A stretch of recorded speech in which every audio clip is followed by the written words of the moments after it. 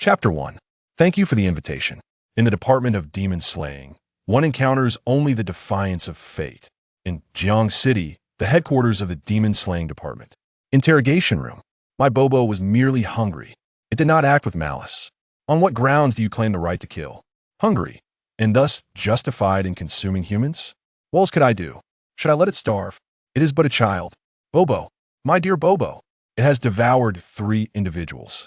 That was their own folly. Who told them to flee upon seeing Bobo? Had they not run, would Bobo have chased them?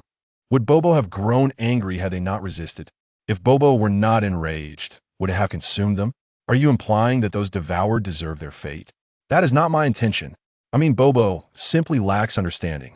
It requires education. It needs affection. You in the Demon Slaying Department are quick to execute demons, displaying a heartless cruelty. Are not the lives of demons lives too? Upon hearing this final statement, it felt as if the convolutions of the cerebral cortex had been instantaneously smoothed and unfurled. Su Wuji had traversed this world of resurrected demons for 22 years. From his rebirth to adulthood, and subsequently joining the Demon Slaying Department, he had come to grasp a singular truth. He inhaled deeply, observing the tears cascading from the demon caretaker before him. With a clenched fist, he struck WQNMD. Are the people of this world truly deranged? He struck me. Help! Gulu Gulu. Emotionless, he exited the interrogation room. Colleagues eavesdropping outside fell silent in fear. Su Wuji was known as the most formidable demon destroyer in Jiangcheng City. His cold-blooded nature instilled trepidation even in the director of the Demon Slaying Department. Every demon suppression mission undertaken by him was met with an iron-fisted resolution. As a result, Su Wuji became the sole legendary figure in the Jiangcheng City Demon Slaying Department, boasting a perfect slaying rate. Of course, did Su Wuji desire such notoriety? Certainly not. This was all due to who among his family understood? This damned world, now overrun by demons. Yet, there are still those who preach love and justice, asserting that the lives of demons are equally valuable. They advocate for peaceful coexistence, for the establishment of a harmonious society and home between demons and humans. Excuse me? May I inquire? The favorite delicacy of demons is none other than humans. How dare you proclaim the need for peaceful coexistence? Have you all been kicked in the head by a mule? The individual being interrogated this time was yet another oddity, having raised a bloodhound at home, which subsequently devoured an entire family of 3 next door. Initially, Su Wuji suspected premeditated murder or vengeance. However, the truth was far simpler. The bloodhound was simply hungry and had ventured out to feast upon its neighbors. Leaving behind a phrase, "The subsequent matters are entrusted to you," Su Wuji returned to his office. Due to his outstanding performance and remarkable capabilities, he had been promoted to the youngest 5th-rank inspector of the Demon Slaying Division, thus acquiring an independent space. Ranks within the Demon Slaying Division: 9th rank, 8th rank, 7th rank, 6th rank, 5th rank, 4th rank, 3rd rank, 2nd rank, 1st rank corresponding positions: trainee, sword bearer, evil subduing officer, demon exterminator, inspector, demon subduing general, prison guard, heavenly punisher, chief of the Demon Slaying Division. Slumped in his reclining chair, Su Wuji gazed vacantly at the ceiling. In his previous life, he was orphaned, having traversed into this world with the intention of living a peaceful existence. However, the lives of demons and monsters are lives too. Should demons and monsters simply perish? Setting aside other matters. No, I truly cannot endure this. The more Su Wuji pondered, the more agitated he became, his frustration mounting. I truly wish to abandon everything, but there are too many peculiarities. I cannot bear it. Just as these thoughts crossed his mind, a series of knocks resounded at the door. A timid voice followed. Excuse me, are you there, leader? Su Wuji composed himself. Enter. The door swung open, revealing a young girl wearing black-framed glasses, clutching a stack of documents, her fingers entwined nervously. With her head bowed, her voice barely audible. Leader. The director sent me to inform you. To visit his office. Su Wuji raised an eyebrow. Is that all? Couldn't you just send a message? Aye. The girl's face flushed crimson, stammering. The director said, I must come personally, stating it's to foster camaraderie among colleagues. Observing her nearly sinking into the floor, Su Wuji sighed helplessly. Very well. Let's go. In the corridor, the girl trailed behind Su Wuji like a startled rabbit, maintaining a cautious distance of 3 steps. Suddenly halting, Su Wuji nearly caused her to collide with him. "What is your name?" he inquired, turning to her. "Ah," she squeaked, startled. "Lin Xiaoyu. I just graduated this year as a 9th-rank demon slayer. Currently, I am a trainee, but I will strive diligently. My blood type is O. My zodiac sign is Pisces. I have 3 hamsters at home, and I usually keep the keys in." "That won't be necessary," Su Wuji interjected, nodding as he continued onward.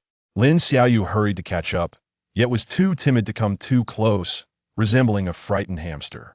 Upon entering the director's office, Zhao Jiangwo was cheerfully savoring his tea. "Wujia, spare me the pleasantries and get to the point," Su Wuji impatiently interrupted. Every time this old man summoned him, it meant another perplexing case was to be handed over. However, it was of little concern, for he had a penchant for tackling such intricate issues. The higher his performance and capabilities, the further he could ascend. Then, to redesign the system of this nonsensical world. Zhao Jiangwo coughed a couple of times, awkwardly setting down his teacup. Ahem. It appears there have been some strange occurrences in the old residential area of Jiangcheng. Strange occurrences? Su Wuji frowned. Are these incidents related to demons? He was solely intrigued by the occurrences involving the supernatural. Lin Xiaoyu suddenly exclaimed in a hushed tone, "Ah, is it that case? The one where 7 people went missing this month?" Zhao Jiangwo cast an approving glance at her. "Precisely. Considering Lin Xiaoyu's background in psychology and your prowess in practical matters, I thought it prudent for you both to collaborate on the investigation. After all, truth be told, you are not particularly adept at interpersonal communication, resorting to physicality after just a few words." Su Wuji narrowed his eyes. "Is that all?" Zhao Jiangwo rubbed his hands together. "Additionally, there are concerns about alarming the perpetrator. Coincidentally, the elderly residents in the old neighborhood are seeking volunteers. Thus, this mission requires you to disguise yourselves as volunteers in the old neighborhood. So, can you expedite this? I'm in a hurry. Therefore, you must pose as siblings to infiltrate." Upon hearing this, Su Wuji nodded, understood. Zhao Jiangwo exhaled, feeling somewhat perplexed afterward. "Wait a moment.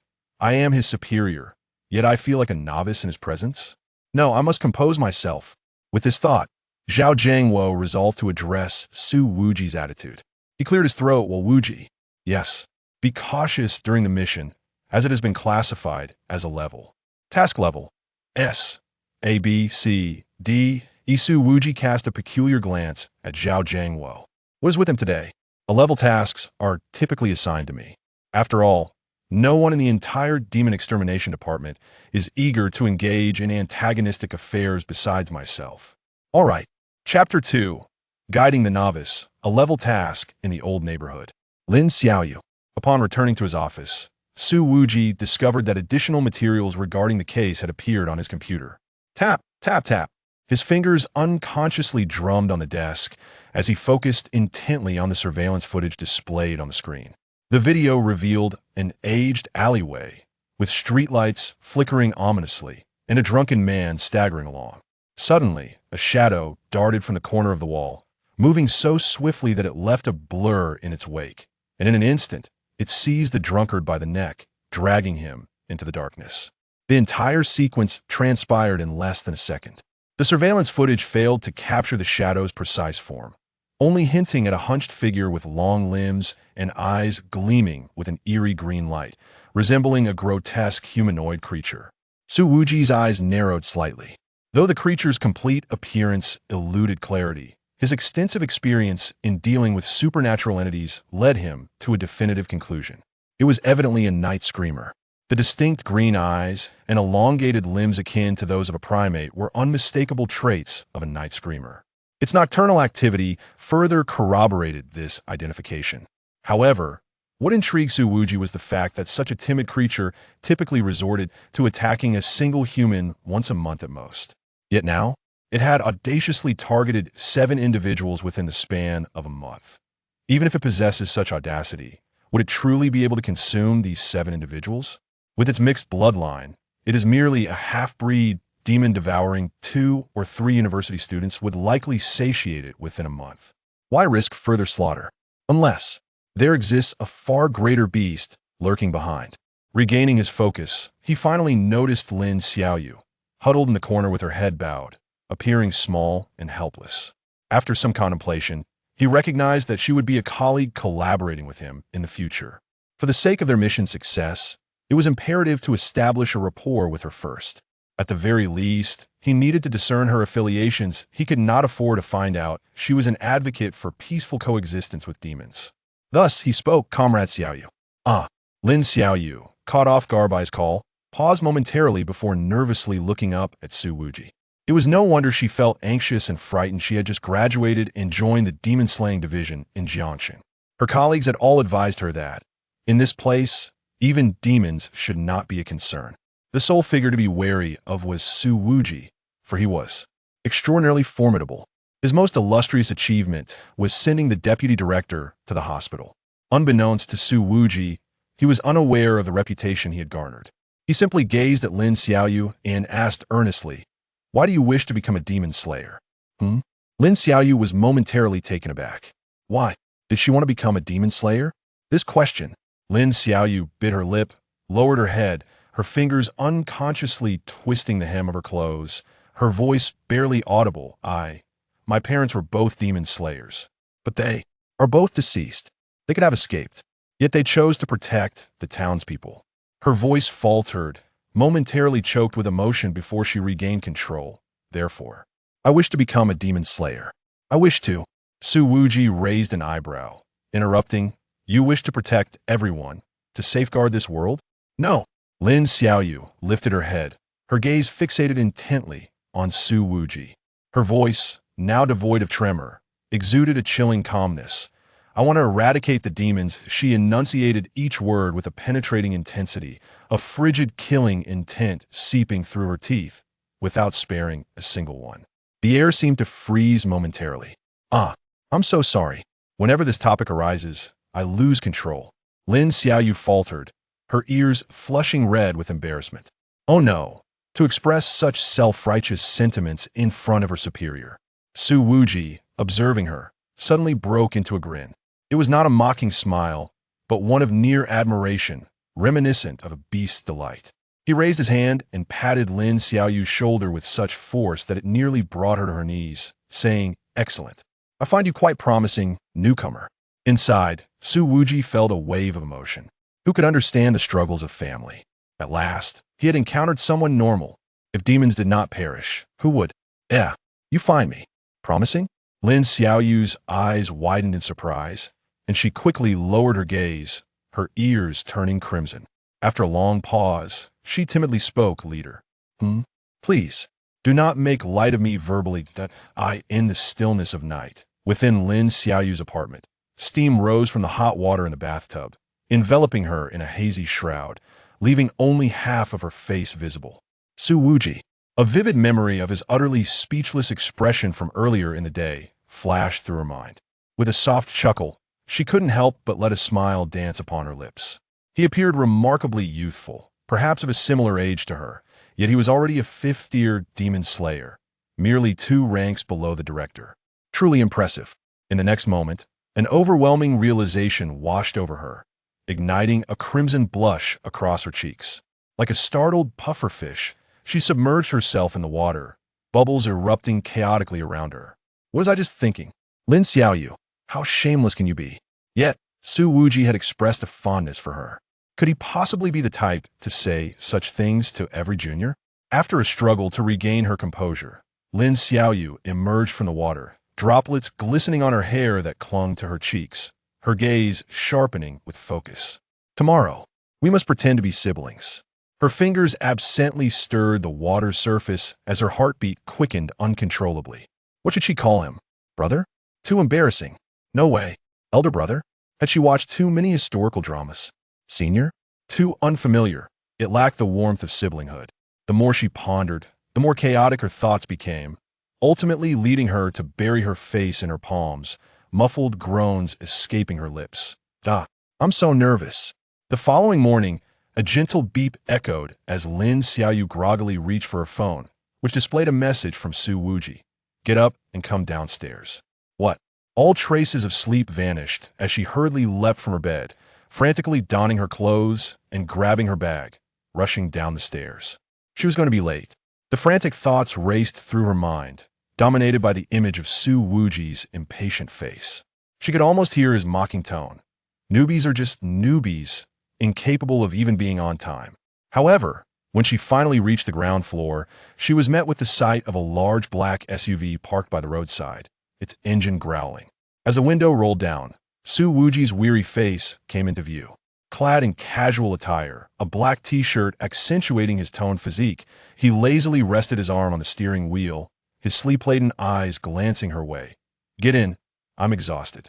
Lin Xiaoyu paused for a moment before quickly opening the door and sliding into the seat, clutching her bag tightly. Buckle up. Huh? Oh. She hastily grabbed the seatbelt and secured it, her heart racing wildly. The vehicle roared to life as Su Wuji deftly maneuvered the steering wheel, the SUV surging forward with power. Stealing a glance at him, Lin Xiaoyu quickly averted her gaze, her fingers nervously twisting the strap of her bag. In a soft voice, she inquired, Sir, how did you know my home address? Su Wuji shot her a sidelong glance, an odd expression crossing his face. On our first meeting, didn't you recite it all? Your home address, height, weight, blood type, zodiac sign, you even mentioned how many hamsters you've had. Lin Xiaoyu could only respond with silence. Chapter 3. Arrival at the old village. Upon arrival, a swift strike was delivered to the village chief's throat. Along the way, Su Wuji elucidated the fundamental circumstances of the old village to Lin Xiaoyu. Originally a quaint settlement on the outskirts of Jiangcheng, this area was designated as a development zone following urban planning adjustments. Consequently, it has languished in this state for over 2 decades. With inadequate infrastructure, the youth have flocked to seek employment elsewhere, leaving behind primarily the elderly and left-behind children. His gaze fixed ahead on the road, he continued. According to the data, among the 7 missing persons, 6 are elderly villagers, while 1 is a migrant laborer from another region. Additionally, there exists a solitary figure recorded by surveillance, a drunken man. Apart from the inebriate, the other 6 vanish from their homes without leaving any signs of struggle. No signs of struggle. Lin Xiaoyu furrowed her brow, contemplating. It could either be that they were subdued instantaneously, or perhaps it was the work of an acquaintance. She had also viewed the surveillance footage, which clearly depicted a creature of monstrous nature. However, if it were indeed an acquaintance, it would imply that someone familiar entered the victim's abode and subsequently allowed the creature to devour them. In this world, humans are permitted to domesticate monsters. Thus, such an extraordinary occurrence is not entirely implausible. Su Wuji nodded in agreement, acknowledging the possibility of an acquaintance employing a monster to commit the crime. Yet, a smirk crept across his lips as he added, laced with significance. The materials indicate that all villagers deny the presence of anyone in the village who tames monsters. Isn't that peculiar? Lin Xiaoyu refrained from responding, choosing instead to close her eyes and organize the existing information in her mind. Su Wuji respected her silence, and their journey continued in quietude. As time progressed, the towering edifices flanking the road gradually dwindled into humble bungalows, culminating in a dilapidated village. At that moment, Lin Xiaoyu opened her eyes, her gaze calm as she peered out the window. In a hushed tone, she mused, if the villagers insist that no one harbors monsters, yet incidents of monstrous attacks persist, then either someone is deceiving us, or, she paused, her eyes turning icy, monsters do not require domestication at all. With one hand on the steering wheel, Su Wuji retrieved a cigarette from his pocket, igniting it as he responded ambiguously. Continue. Lin Xiaoyu inhaled deeply. Monsters possess intelligence, particularly the higher-tiered ones. They are entirely capable of masquerading as humans, blending seamlessly into the village. Even, her voice dwindled to a whisper, they may have already supplanted certain individuals. A grim smile twisted Su Wuji's lips. Astute. He pressed the brake, bringing the off-road vehicle to a halt at the entrance of a somewhat decrepit village. We have arrived. The pair disembarked, observing a weathered stone tablet at the village entrance. Its inscriptions eroded beyond recognition, and tilted precariously in the soil. Lin Xiaoyu instinctively tightened her grip on her backpack straps. The air was thick with the scent of decay, reminiscent of aged wood mingled with damp earth, faintly tinged with a metallic odor. Do not be anxious. Su Wuji, with a cigarette dangling from his lips, squinted as he surveyed the outline of the village. Demons relish in psychological warfare before devouring their prey. The more anxious you become, the more exhilarated they are. I'm not nervous at all, Lin Xiaoyu retorted defiantly, nearly tripping over her own feet. Su Wuji scoffed and strode purposefully towards the village. Lin Xiaoyu's cheeks flushed as she hurried to catch up, whispering so. Wuji, do we have a strategy? Strategy? Su Wuji raised an eyebrow. You studied demon psychology in college, right? Can you, or at least, have a rough idea if the person speaking poses a threat? Lin Xiaoyu pondered for a moment, then nodded with certainty. I can probably ascertain that. At her response, Su Wuji flashed a grin and discarded his cigarette, but, saying, that's all we need. They continued onward. The stone path was overgrown with weeds, and the nearby houses were low and dilapidated. Are you two volunteers? A stooped figure emerged from the depths of an alley. The old man, leaning on a cane, had deep wrinkles on his face that could crush a fly. When he smiled, a few yellowed teeth were revealed. I am Village Chief Zhao Dizhus. I've been eagerly awaiting your arrival. In an instant, Su Wuji transformed his demeanor into one of enthusiastic warmth, stepping forward to grasp the old man's gnarled hand. Greetings, Chief Zhao. My sister and I heard that your village is short on manpower, so we came to lend a hand. Lin Xiaoyu's eyes widened in astonishment. His ability to change expressions so swiftly was a testament to his prowess as a fifth-tier demon slayer. Wonderful, wonderful, Zhao Dizhus exclaimed, slapping his thigh in excitement. The village is filled with elderly folks, and even cleaning a roof could lead to broken bones. Come, follow me to the village committee for a cup of tea. Along the way, Su Wuji casually kicked a pebble and remarked, by the way, Chief, we saw in the news before arriving that things have been rather unsettled here. There seems to be a disturbance with demons. Upon hearing this, Zhao Dizhus trembled, unconsciously rubbing his left wrist with his right hand. Oh, that is already out in the open. His voice quivered. It's truly embarrassing. Our village used to be a model village. We were promised development. Yet it's dragged on for 20 years. The young people have all scattered. Now on top of all this, sigh. Feigning fear, Su Wuji inquired. Chief, have you encountered the demon? At this, Zhao Dizhu swallowed hard and tightened his grip on his cane, his voice shaking. I saw it once. That night, I got up and saw it darting out from old Lee's yard, moving faster than a ghost. Its limbs were unusually long, like a spider, and its eyes were green. At this moment, Lin Xiaoyu stepped forward, her demeanor transformed from initial anxiety to unwavering calmness. Chief, how long have you lived here? Several decades. As they conversed, they soon arrived at the village committee. Zhao Dizhus invited Su Wuji and Lin Xiaoyu to sit down. Please wait here a moment while I prepare some tea for you. Thank you, Chief. Watching Zhao Dizhu's retreating figure, Su Wuji smiled, then turned to Lin Xiaoyu. She understood his intent and nodded earnestly. Her tone was resolute. This person poses a problem. When the term monsters was mentioned, his pupils suddenly constricted and his eyelids trembled slightly, a classic micro-expression of fear. Strangely, however, the corners of his mouth twitched unnaturally for a fleeting moment, as if his muscles were forcibly suppressing some form of excitement. While inviting the two of us for tea, the angle at which his arm extended surpassed the socially acceptable distance. Lin Xiaoyu gestured, stating his palm is always facing upwards. This is a predatory instinctive posture rather than a human gesture of friendliness. Of course, Lin Xiaoyu coldly remarked. The most critical and glaring flaw is that he articulated all the characteristics of a monster perfectly. Huh. Upon hearing this, Su Wuji chuckled, looking at Lin Xiaoyu with satisfaction. Well done. The moment Lin Xiaoyu heard Su Wuji's praise, her face flushed, and she lowered her head, somewhat bashfully replying, I'm not that impressive. Speaking softly, she cautiously lifted her gaze to Su Wuji. Brother Wuji, what is our plan moving forward? Should we lie in wait in the village until the village chief reveals himself? To this, Su Wuji scoffed. You think I ascended to this position in just 2 years by mere chance? Just watch and learn. During their conversation, Zhao Dizhus had brought over the tea. He enthusiastically sat down with them, saying, Come, try our village's tea. It's absolutely delightful. Lin Xiaoyu winked at Su Wuji, sensing something was amiss with the tea. Su Wuji, however, did not glance at her, but smiled at Zhao Dizhus, saying, By the way, village chief, I must commend you on something.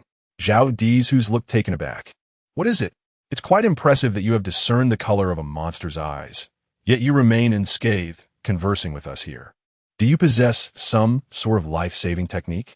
The night-crying demon, being a monster, had seen a frail old man like you, having already attacked one. Why not take another? Zhao Dizhus paused, realizing the gravity of the question. His eyes flickered, and his fingers twitched slightly. It's probably just my good luck.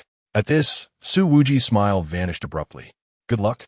His voice turned as cold as shattered ice. What the hell? Before Zhao Dizhus could finish, Su Wuji struck like lightning. Bang! His fingers, like iron claws, seized the village chief's withered neck, lifting the old man and pinning him against the wall. The wall emitted a dull thud, and dust cascaded down. Lin Xiaoyu's eyes widened in shock. No? Huh? Chapter 4. With 3 slaps, the truth is unraveled. Refusal to guide will lead to your demise. Zhao Dizhus was bewildered. Wait, what transpired? He had just laced the tea with poison. Yet before he could act, this so-called volunteer had seized him by the throat and pinned him against the wall. What kind of volunteer is this? You. What do you intend to do? I am your employer. How dare you lay a hand on me? This is against the law. The back of Zhao Dizhus' head collided heavily with the brick wall, stars exploding before his eyes, and a wheezing sound escaped his throat. Upon hearing this, Su Wuji slightly relaxed his grip, his tone dark and menacing. Old fool, are you still pretending? Speak up. Zhao Dizhus' eyes widened in confusion. What should I say? Does he know everything I've done? He is not merely a volunteer. No, I must find a way to escape. I don't know what you're talking about. He struggled to pry Su Wuji's fingers from his throat, his face, resembling withered bark, turning a deep shade of purple.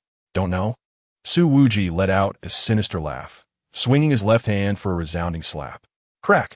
The sharp sound of the slap echoed, causing Zhao Dizhus' head to jerk to the side, his dentures flying from his mouth with a clatter as they hit the ground. Half of his face swelled visibly, blood seeping from the corner of his mouth. Buzz! Zhao Dizhus' mind went blank. Did he just so easily slap me? Su Wuji, after delivering the blow, pressed on. Well, what will you say now? Zhao Dizhus, still dazed, stammered. What? What should I say? Laughable. Your resolve is truly commendable. Su Wuji replied with a mocking tone. Immediately, he swung his hand again for another slap. Crack. Ugh. Speak. I. Crack. Hurry and speak. I genuinely don't know. Crack. Ugh. Lin Xiaoyu stood by, utterly astonished. Is this your so-called solution? First, you let me determine if the other party poses a threat, and then you. Huh? Is this effective? The effectiveness of this method became evident quickly. Just as Su Wuji prepared to deliver the 4th slap, Zhao Dizhus finally broke down in tears. I'll talk. I'll say everything. Su Wuji ceased his assault, fixing his gaze on Zhao Dizhus, waiting for him to divulge everything. Zhao Dizhus, overwhelmed with tears, lamented. But what do you want me to say first? Why are you only slapping and not asking questions? Su Wuji froneth, scolding. What do you mean what to say? Old fool, don't you know what to confess? Zhao Dizhus. This is like facing the Grim Reaper. Realizing the gravity of the situation, Zhao Dizhus surrendered to despair, collapsing to the ground like a deflated balloon, his voice choked. I'll tell you everything. Initially, I never intended to harm anyone. My every intention was for the village, to save this village. Save the village? Su Wuji scoffed. Rescuing by means of demons that consume humans? Zhao Dizhus suddenly lifted his head, a glimmer of sorrow flashing in his murky eyes. Do you think I desire this? For 20 years, the village has been neglected. The youth have all fled. What remains are the frail, the elderly, the invalids. If this continues, the village will truly perish. You were not born here. You cannot fathom the depth of my love for this village. Once, we were a model village. Thus, I yearn to revive it. And then, his fists clenched, his voice choking, 6 months ago, a figure in a black robe approached me, claiming he could help the village prosper if I agreed to let them reside here. Them? Lin Xiaoyu keenly seized upon the keyword. Zhao Daju lowered his head, his voice dwindling to a whisper. They're the night-howling demons. They do not consume the living, only the dead. Su Wuji's gaze sharpened. What do you mean?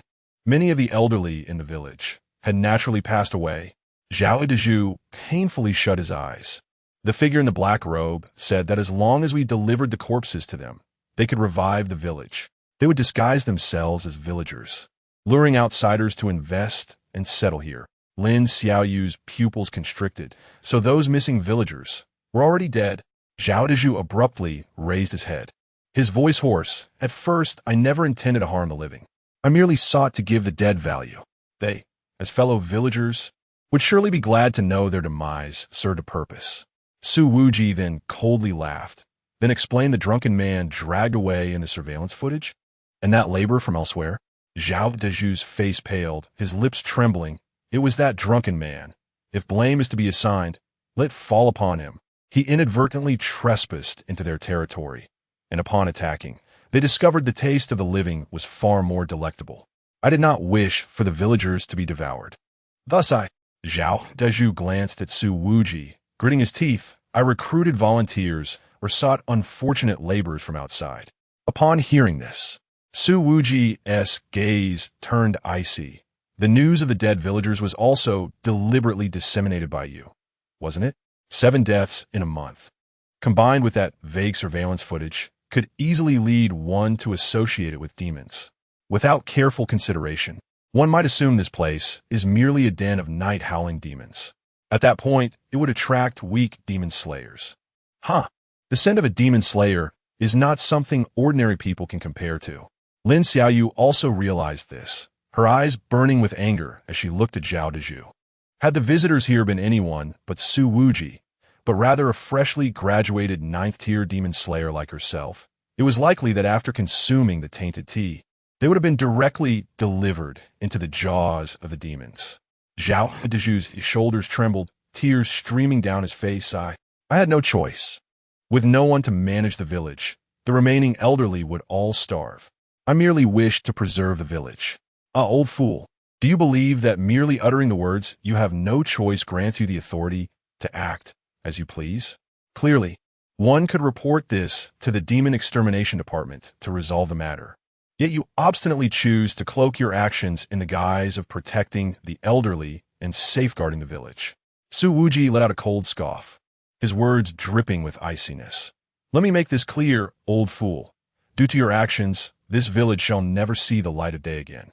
Upon hearing this, Zhao Dizhu collapsed onto the ground, violently coughing, his tears mingling with his snot, his face a portrait of despair. He had lost all hope. Lead the way, Su Wuji commanded coldly, to find that figure in the black robe. Zhao Dizhu raised his head, his eyes filled with terror. And no, he will kill me.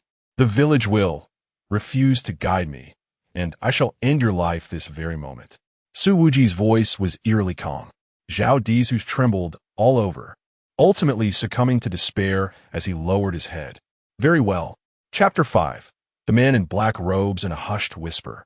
The man in black murmured something unintelligible as time slipped away.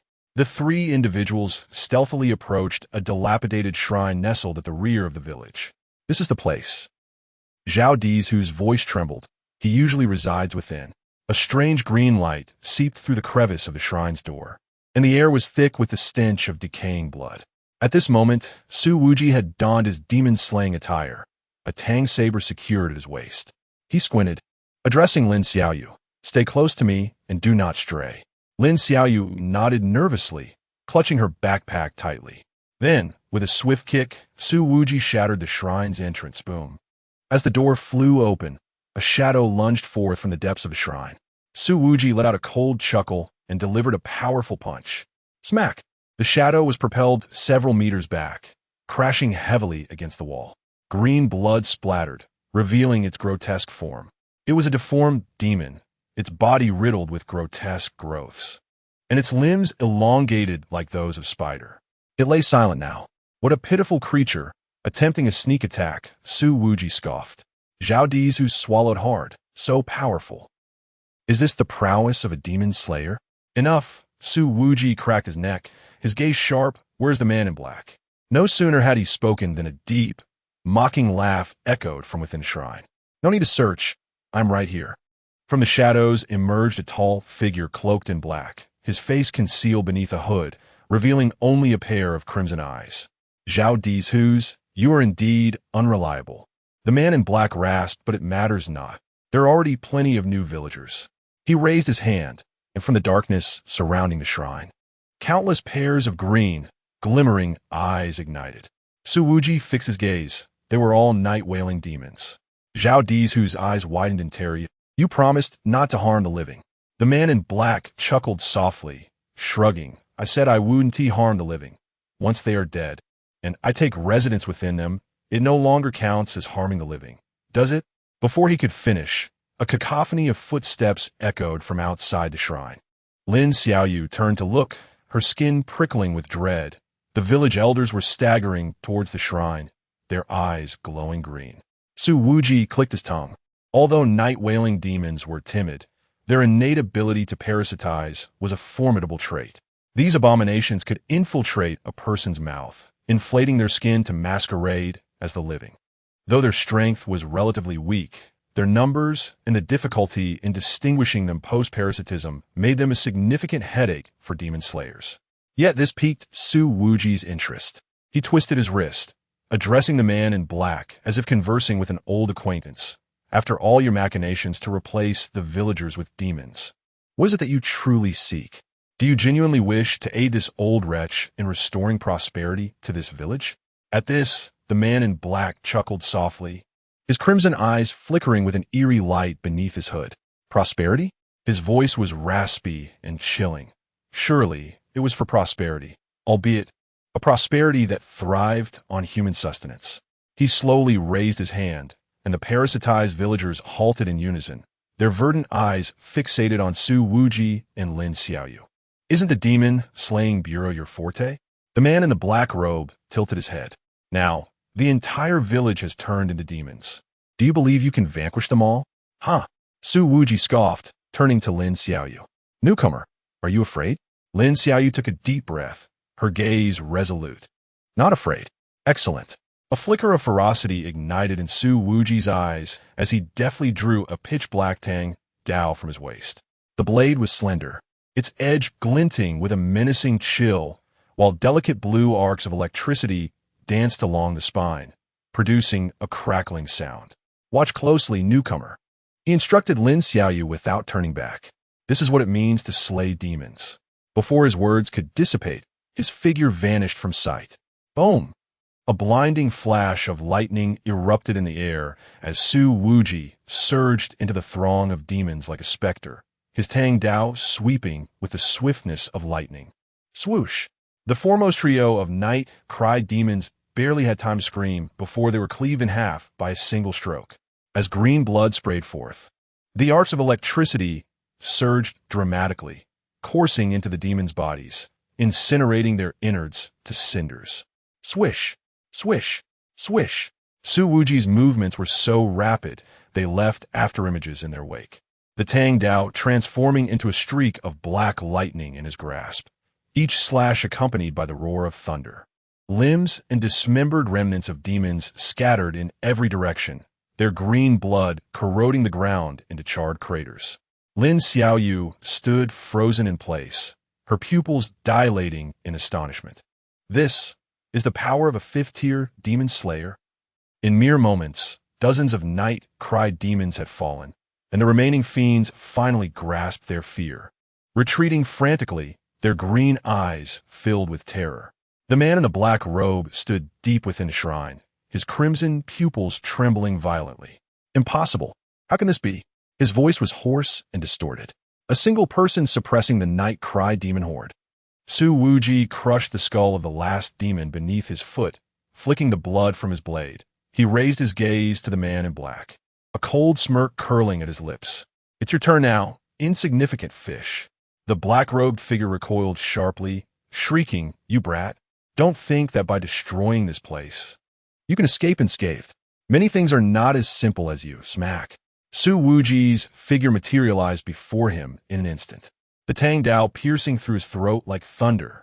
The black-robed man's words were abruptly silenced. He gazed down in disbelief at the blade lodged in his neck. What? You couldn't wait for me to finish? Enough of your babbling, Su Wuji retorted coldly, twisting his wrist, unleashing a cataclysmic surge of lightning from the blade. Boom! The black-robed man's head exploded in an instant, his headless corpse swaying twice before collapsing heavily to the ground. The entire ancestral hall was enveloped in a profound silence. Lin Xiaoyu's breath nearly stilled as she gazed at Su Wuji's figure, her heart pounding like a drum. He was formidable, so much so that he seemed almost beyond human. Su Wuji sheathed his blade and turned towards Zhao Di's hus. The village chief sat slumped on the ground, his face ashen, his lips quivering. Who on earth are you? I am Su Wuji, the 5th rank inspector. He regarded Zhao Di's hus from his elevated position, his gaze frigid. Now, it is time we addressed your predicament. Zhao Di's hus trembled all over, finally succumbing to despair and weeping uncontrollably. I only wished for the village to survive. I never intended to harm anyone. I regret it. I truly regret it. Su Wuji scoffed. I suspect your remorse is born from the realization of your impending demise. Collaborating with demons to harm others. Take heed in your next life. Zhao Di's hus fell silent, his head drooping in hopelessness. Lin Xiaoyu stepped forward and quietly inquired, Leader, what shall we do next? Su Wuji cast a glance at the multitude of demon corpses scattered about, and replied nonchalantly, Notify headquarters to send personnel for the aftermath. He paused momentarily before adding, As for this village, it shall be dealt with according to protocol. A village tainted by demonic transformation will be rife with malevolent energy. If not thoroughly cleansed, it will only allow the demonic aura to spread and attract more fiends. The method of purification is quite straightforward. Dismantle this place and erect either a school, a supermarket, or a military camp. In essence, we must invite human presence to suppress the demonic energy. Chapter 6, Completion of Class A Mission. Behind it lies the Blood Clan evening. Jiangcheng Demon Slayer Agency. In the office of the director. Well. Wuji, I knew I was right about you. Zhao Jiangwo looked at the mission report submitted by Su Wuji with satisfaction. This old residential area had been classified as a Class A difficulty, which deterred many within the agency from taking on this hot potato. Within the ranks of the Demon Slayer Agency, there existed an unspoken understanding. Any task categorized as Class A was either exceedingly challenging or entangled with more complex issues. Knowing full well the inherent risks, why would one willingly take on such a burden? However, since the mission was dispatched from the royal city, it was imperative to comply. Thus, it was only logical to assign it to the most audacious among them. Su Wuji fit this role perfectly. He thrived on challenges, actively seeking them out. For it was through such trials that he could hone his skills, achieve greater accomplishments, ascend to higher echelons, and ultimately shatter the absurd worldview that constrained him. To outsiders, Su Wuji appeared merely as an exceptionally violent individual, intent on outshining them all. After completing his report and preparing to depart, Zhao Jiangwo narrowed his eyes slightly and addressed Su Wuji in a grave tone. This mission is intertwined with a network linked to a demonic race. This clan is a prominent symbol of coexistence between humans and demons. Wuji, this situation may differ from those in the past. The influence of this demonic race is substantial. Over time, they have infiltrated every corner of the human world. Entertainment circles, educational institutions, and so forth. Some have risen to fame, while others hold societal positions even higher than mine. Su Wuji listened impassively, seemingly aware of the identity of this race. Perhaps, when he ultimately dispatched that figure in the black robe, he had already surmised the forces at play. Coldly, he uttered, "The Blood Clan, I presume?" Zhao Jiangwo nodded in affirmation. Upon hearing this, Su Wuji's gaze turned as frigid as ice, yet the corners of his mouth curled into a near-sinister smile. "The Blood Clan?" he echoed, his voice laced with unmasked, murderous intent. "Those creatures donning human skin dare to speak of peaceful coexistence? The original Blood Clan was nothing more than a horde of sinister rodents lurking in the sewers. Regrettably, due to the Na'vi proclamations of those advocating for harmony between humans and demons, the Blood Clan gradually infiltrated the human realm. It seems people have conveniently forgotten the horrific instances when the Blood Clan launched nocturnal assaults on humans, leaving them as mere desiccated husks. Zhao Jiangwo sighed, his fingers drumming on the desk. This is precisely where the issue lies. Unlike other demons, the Blood Clan excels in disguise. The males possess an elfin handsomeness, while the females are breathtakingly beautiful. They even possess the ability to embrace humans, transforming them into their own kind. The most critical point is, Zhao Jiangwo muttered with a headache. Due to the phenomenon of fan enthusiasm and entertainment allure, some followers of the Blood Clan willingly accept the initial embrace, forever forsaking the light. Others, afflicted by adolescent delusions, choose to undergo a painless initial embrace, transforming into mere puppets of the Blood Clan. Though the repercussions remain obscured for now, once hostilities erupt between the Blood Clan and humanity, these individuals who voluntarily embrace their fate will undoubtedly serve as formidable assets for the Blood Clan. Upon hearing this, Su Wuji grasped the implication. He chuckled. Leader, is there someone in the royal city intending to deal with the Blood Clan? Zhao Jiangwo returned the smile. Clever, but we are not at that juncture yet. Next month, the Royal City Council will confirm the implementation of the Blood Clan Rights Protection Act. Our task is to generate some negative pressure before this legislation takes effect. The remaining responsibilities will fall to others. As long as Su Wuji was aware of this information, that sufficed. However, Wuji, if we fail. Su Wuji interjected. I understand.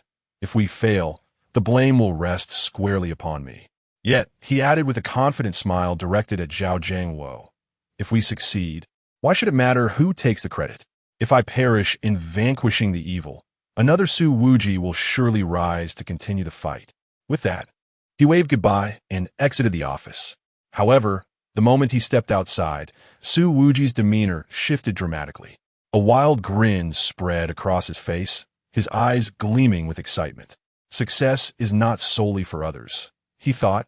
I am not toiling exclusively for the benefit of another. Certainly not to feign a grotesque smile while uttering foolish phrases like, the rest, I leave to you. With someone safeguarding my endeavors, I shall not hesitate to unleash my wrath. Blood Clan, I now have ample reason to act against you. Su Wuji narrowed his eyes slightly. Success shall be mine. Inside the office, Zhao Jiangwo clenched his fists, his gaze complex as he stared at the closed door. Wuji, your presence here is truly an underutilization of your talents. In the next moment, he mused, he is indeed a promising candidate for slaying demons. If he succeeds, I shall summon him to the royal city to serve under my command. A cool voice emerged from the shadows nearby. Zhao Jiangwo's expression shifted to one of reluctant acknowledgement, yet he nodded resolutely. He will succeed. Oh, you are so confident? Yes, for he is unlike anyone else. Wuji is distinct from us. That may not be the case. Let us hope this lad can withstand the Blood Clan's initial onslaught. The Blood Clan seeks to eliminate Su Wuji outright. Sometimes unconventional methods prove far more effective than direct confrontation. Nightfall, atop a luxurious club. The outdoor swimming pool glimmers under the moonlight, its surface reflecting the city's neon lights like a starry river paved with shattered diamonds. A captivating woman languidly leans against the pool's edge, her snow-white arms resting upon the rim, her fingertips gently gliding across the screen of her phone. Her skin appears almost translucent in the moonlight, while her silvery long hair clings damply to her exquisite collarbone, droplets cascading down her flawless jawline to land upon screen. It displays a photograph of Su Wuji from when he first entered the workforce.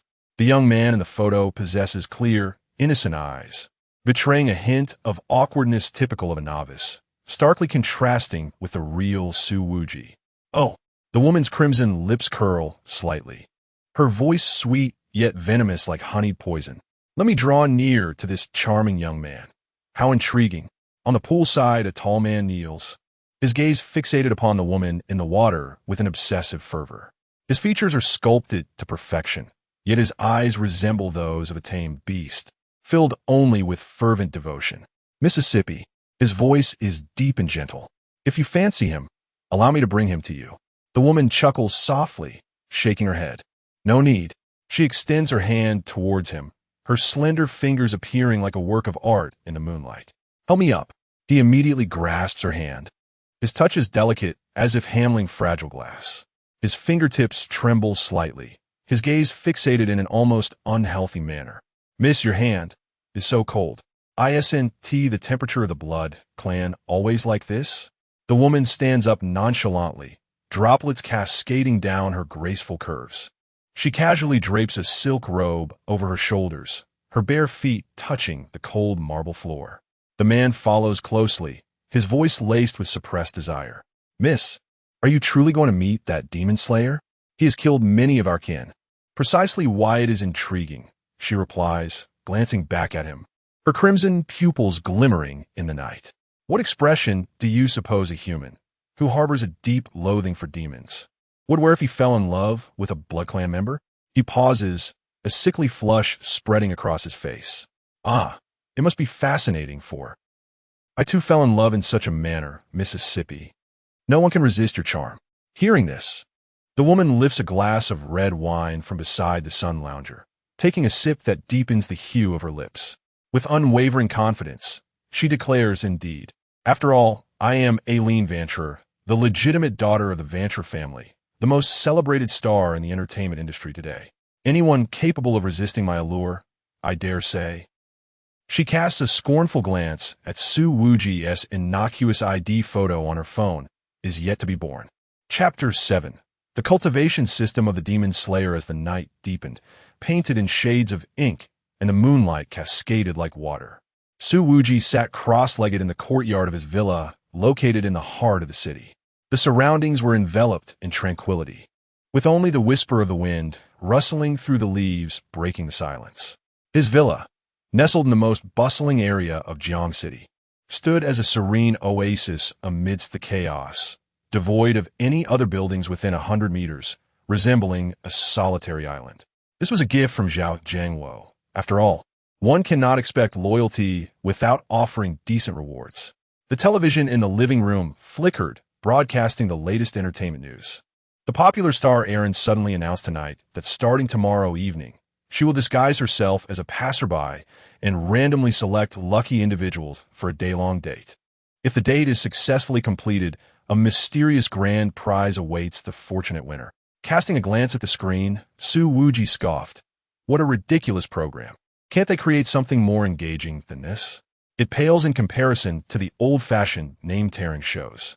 With a flick of his wrist, he turned off the television and rose to stride towards the center of the courtyard. Bathed in moonlight, a pitch-black tang knife lay quietly upon its stand. The blade was long and slender, gleaming with a chilling radiance, while delicate arcs of blue electricity danced along the spine, pulsating with a life of their own. This was the Thunder Prison, Su Wuji's most frequently wielded weapon. The lightning was both simple and brutally effective. Taking a deep breath, he grasped the hilt of the knife. In an instant, the arcs of electricity surged dramatically, wrapping around his arm like a living entity, emitting crackling sounds. Su Wuji's gaze sharpened, as if honed to a blade, and the aura surrounding him became increasingly formidable.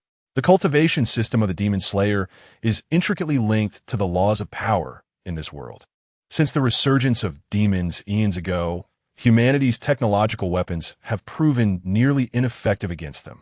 Bullets cannot pierce their scales, missiles cannot shatter their bones, and even nuclear radiation merely serves to bolster certain demons.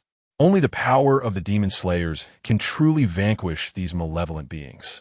Hence, the technological advancement in this world is relatively slow, akin to that of the Earth Su Wuji once inhabited.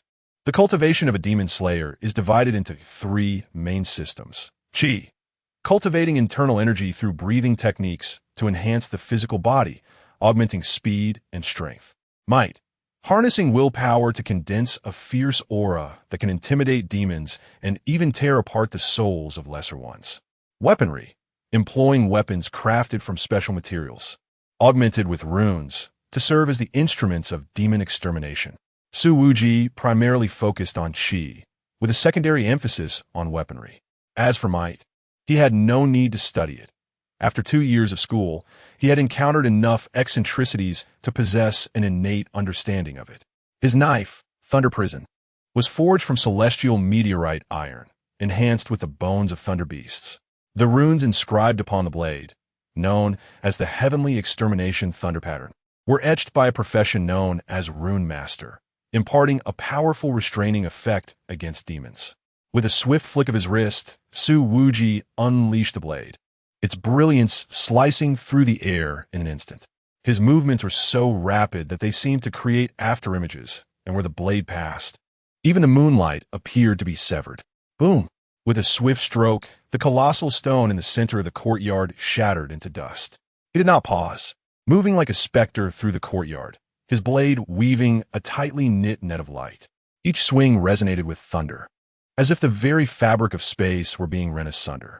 This was Su Wuji's method of cultivation, his breathing technique running incessantly for 24 hours, paired with his swordsmanship. He fought to nurture his combat skills, employing lethality to quell further violence. Time slipped away unnoticed until Su Wuji finally came to a halt. Beads of sweat trickled down his forehead, yet his breathing remained steady. The Thunder Prison returned to its sheath, the arcs of electricity gradually fading. Resembling a slumbering beast of prey. Not fast enough, he murmured to himself, a flicker of dissatisfaction gleaming in his eyes. In his mind, if he could master a single strike capable of eradicating millions of demons in one sweep, he would achieve mastery and begin to construct his envisioned world. Yet today, against that horde of night-crying demons, he had failed to clear them with a single blow. Sigh. Su Wuji sighed. To be unable to instantaneously annihilate even a dozen was a heavy burden indeed. He must practice until dawn, until he could slay 100,000 demons in an instant. The next morning, a long queue formed at the sign-in station of the demon-slaying department. Su Wuji, his face weary, stood at the end of the line, his eyelids drooping, resembling a zombie drained of vitality. He had once again trained throughout the night, his breathing technique active while he fervently wielded his blade until his arms trembled and his veins threatened to burst. Fortunately, thanks to the breathing technique, he was slowly recovering from his exertions.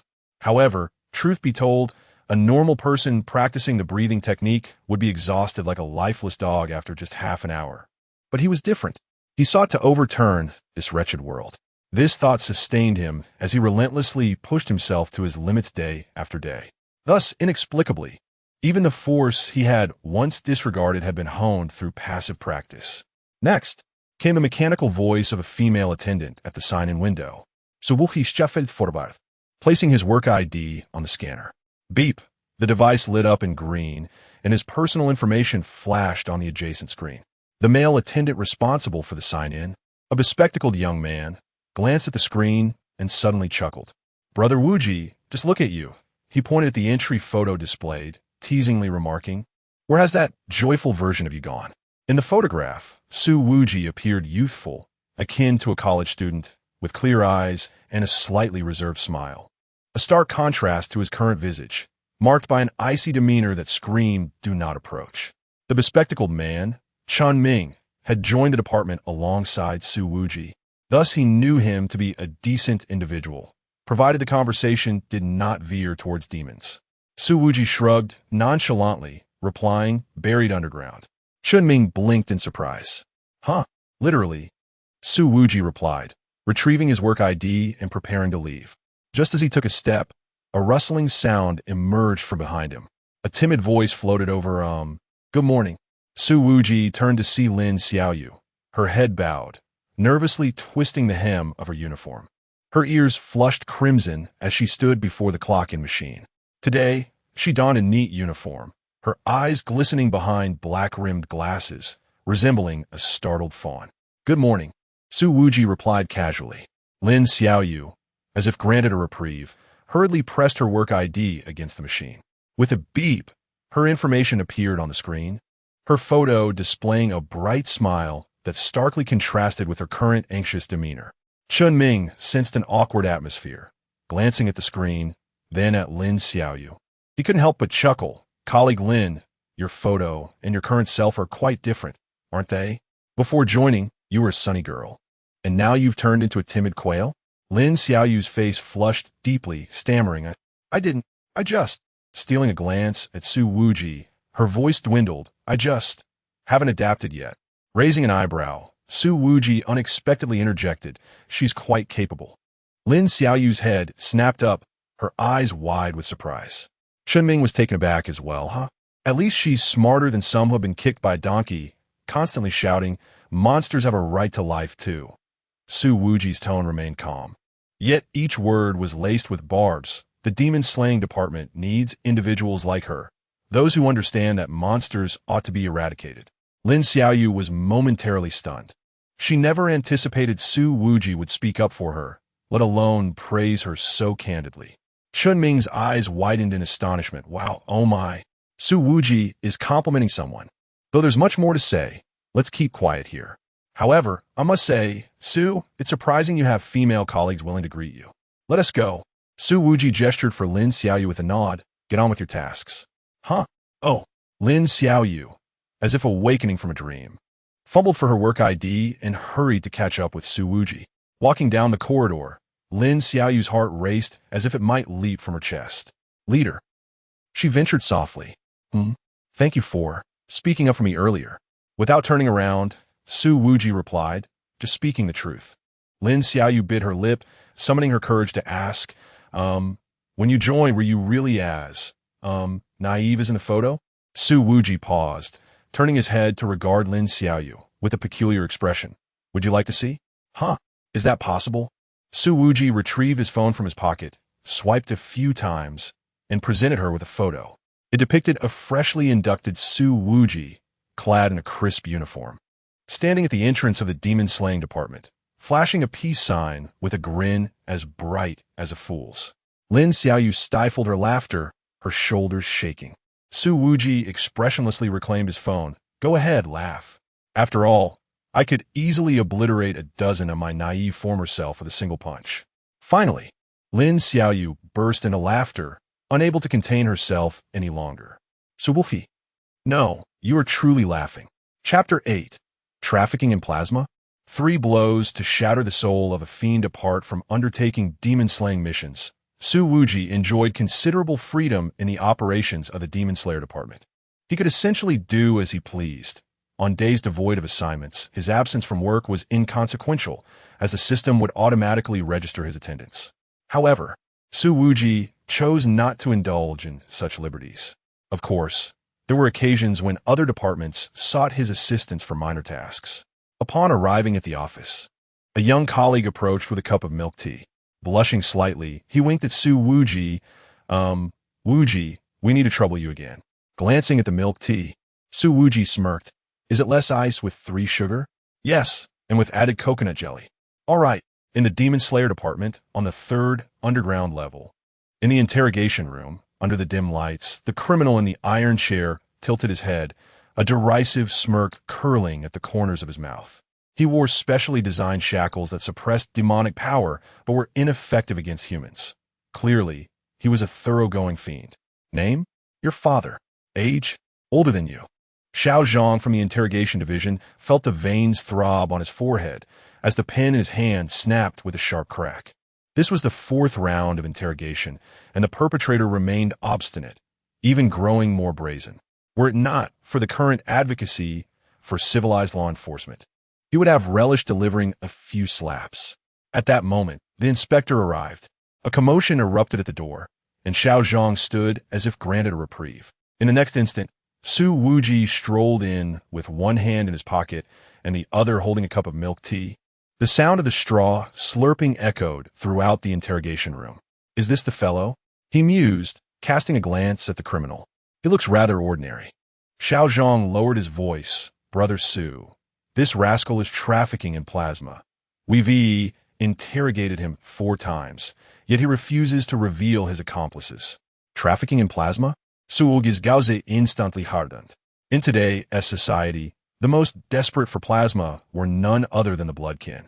The vampires and their progenitors required regular consumption of blood to maintain their abilities.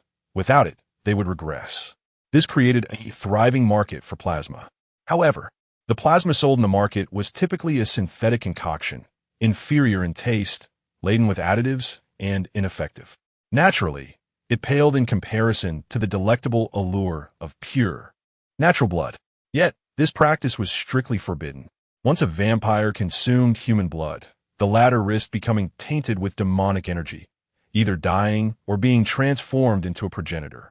Thus, unless the human consented, vampires were prohibited from feeding on human blood through any means. With this thought in mind, Su Wuji pulled out a chair and sat down leisurely, producing his credentials to place on the table. The metallic badge glimmered coldly under the light, the words Fifth Rank Inspector glaringly prominent. Feng Wei, lounging with his legs crossed, wore a mocking smile, his disdainful gaze sweeping over Su Wuji's credentials. What is this? A mere fifth-rank official dares to interrogate me? He deliberately emphasized the words small official, his fingers rhythmically tapping on the table. Let me tell you, I am not someone to be intimidated. Su Wuji remained silent, leisurely retrieving a pack of cigarettes from his pocket, extracting one and lighting it. Amidst the swirling smoke, his gaze was as frigid as ice. Seeing his silence, Feng Wei's arrogance swelled, and he slammed the table with force. Do you know who is behind me? Believe it or not, with one phone call, someone will order you to release me. Su Wuji exhaled a smoke ring and finally spoke. So you are Feng Wei. His voice was eerily calm, unsettling in its tranquility. Do you know? Feng Wei scoffed, interrupting him directly. I know nothing. Do you comprehend? I tell you, I understand nothing. Su Wuji Nadiv. Suddenly turning to the figure standing behind, Xiao Zhang, who was clenching his fists in fury. Go outside and pull the plug. Xiao Zhang was momentarily taken aback, but quickly comprehended, a flicker of excitement flashing in his eyes as he dashed out. Feng Wei furrowed his brow, somewhat bewildered. Pull the plug? You don't mean to cut the power and stop the surveillance, do you? Su Wuji ignored him, leisurely inhaling his cigarette. Feng Wei's expression grew increasingly tense, his voice trembling. I warn you, cutting power in the interrogation room is a violation of protocol. The discipline department of your demon-slaying division is not to be trifled with. Su Wuji remained silent, the glowing tip of his cigarette flickering in the dim interrogation room. Beads of cold sweat formed on Feng Wei's forehead as his tone escalated. Are you deaf? The people behind me are not to be trifled with. Try laying a finger on me. Suddenly, the lights in the entire interrogation room extinguished, plunging everything into darkness, including the red glow of the surveillance equipment. Feng Wei's breath hitched in his throat, and in the next moment his voice was laced with panic. What? What do you want? I warn you, crack. A baton struck him violently across the face, the sound of his nasal bone fracturing ringing clear. Ah! Feng Wei's scream barely escaped as a second blow landed on his mouth, teeth and blood scattering. In the darkness, Su Wuji's voice emerged like a whisper from a malevolent spirit.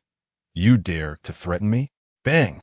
The baton crashed down on Feng Wei's shoulder blade, the sound of splintering bone causing those nearby to shudder. A mere blood trafficker. Do you call for your mother? Crack! Crack! Crack! The baton fell like torrential rain. Feng Wei's screams devolving into muffled whimpers, ultimately reduced to the dull thud of his body hitting the ground. 3 minutes later, click! The lights flicker back on. Xiao Zhang stood at the door, dumbfounded by the scene within the interrogation room. Feng Wei lay crumpled in the corner like a lifeless dog, bloodied and smeared with mucus and tears, while Su Wuji methodically wiped the blood from the baton with a tissue. Now, Su Wuji secured the baton to his waist, crouched down, and grasped Feng Wei's hair. Do you understand now? Feng Wei nodded frantically, crying incoherently. I understand. Do you truly comprehend? Yes, I understand. Understand. Su Wuji released his grip with satisfaction and rose to his feet, beckoning to Xiao Zhang. Record his statement.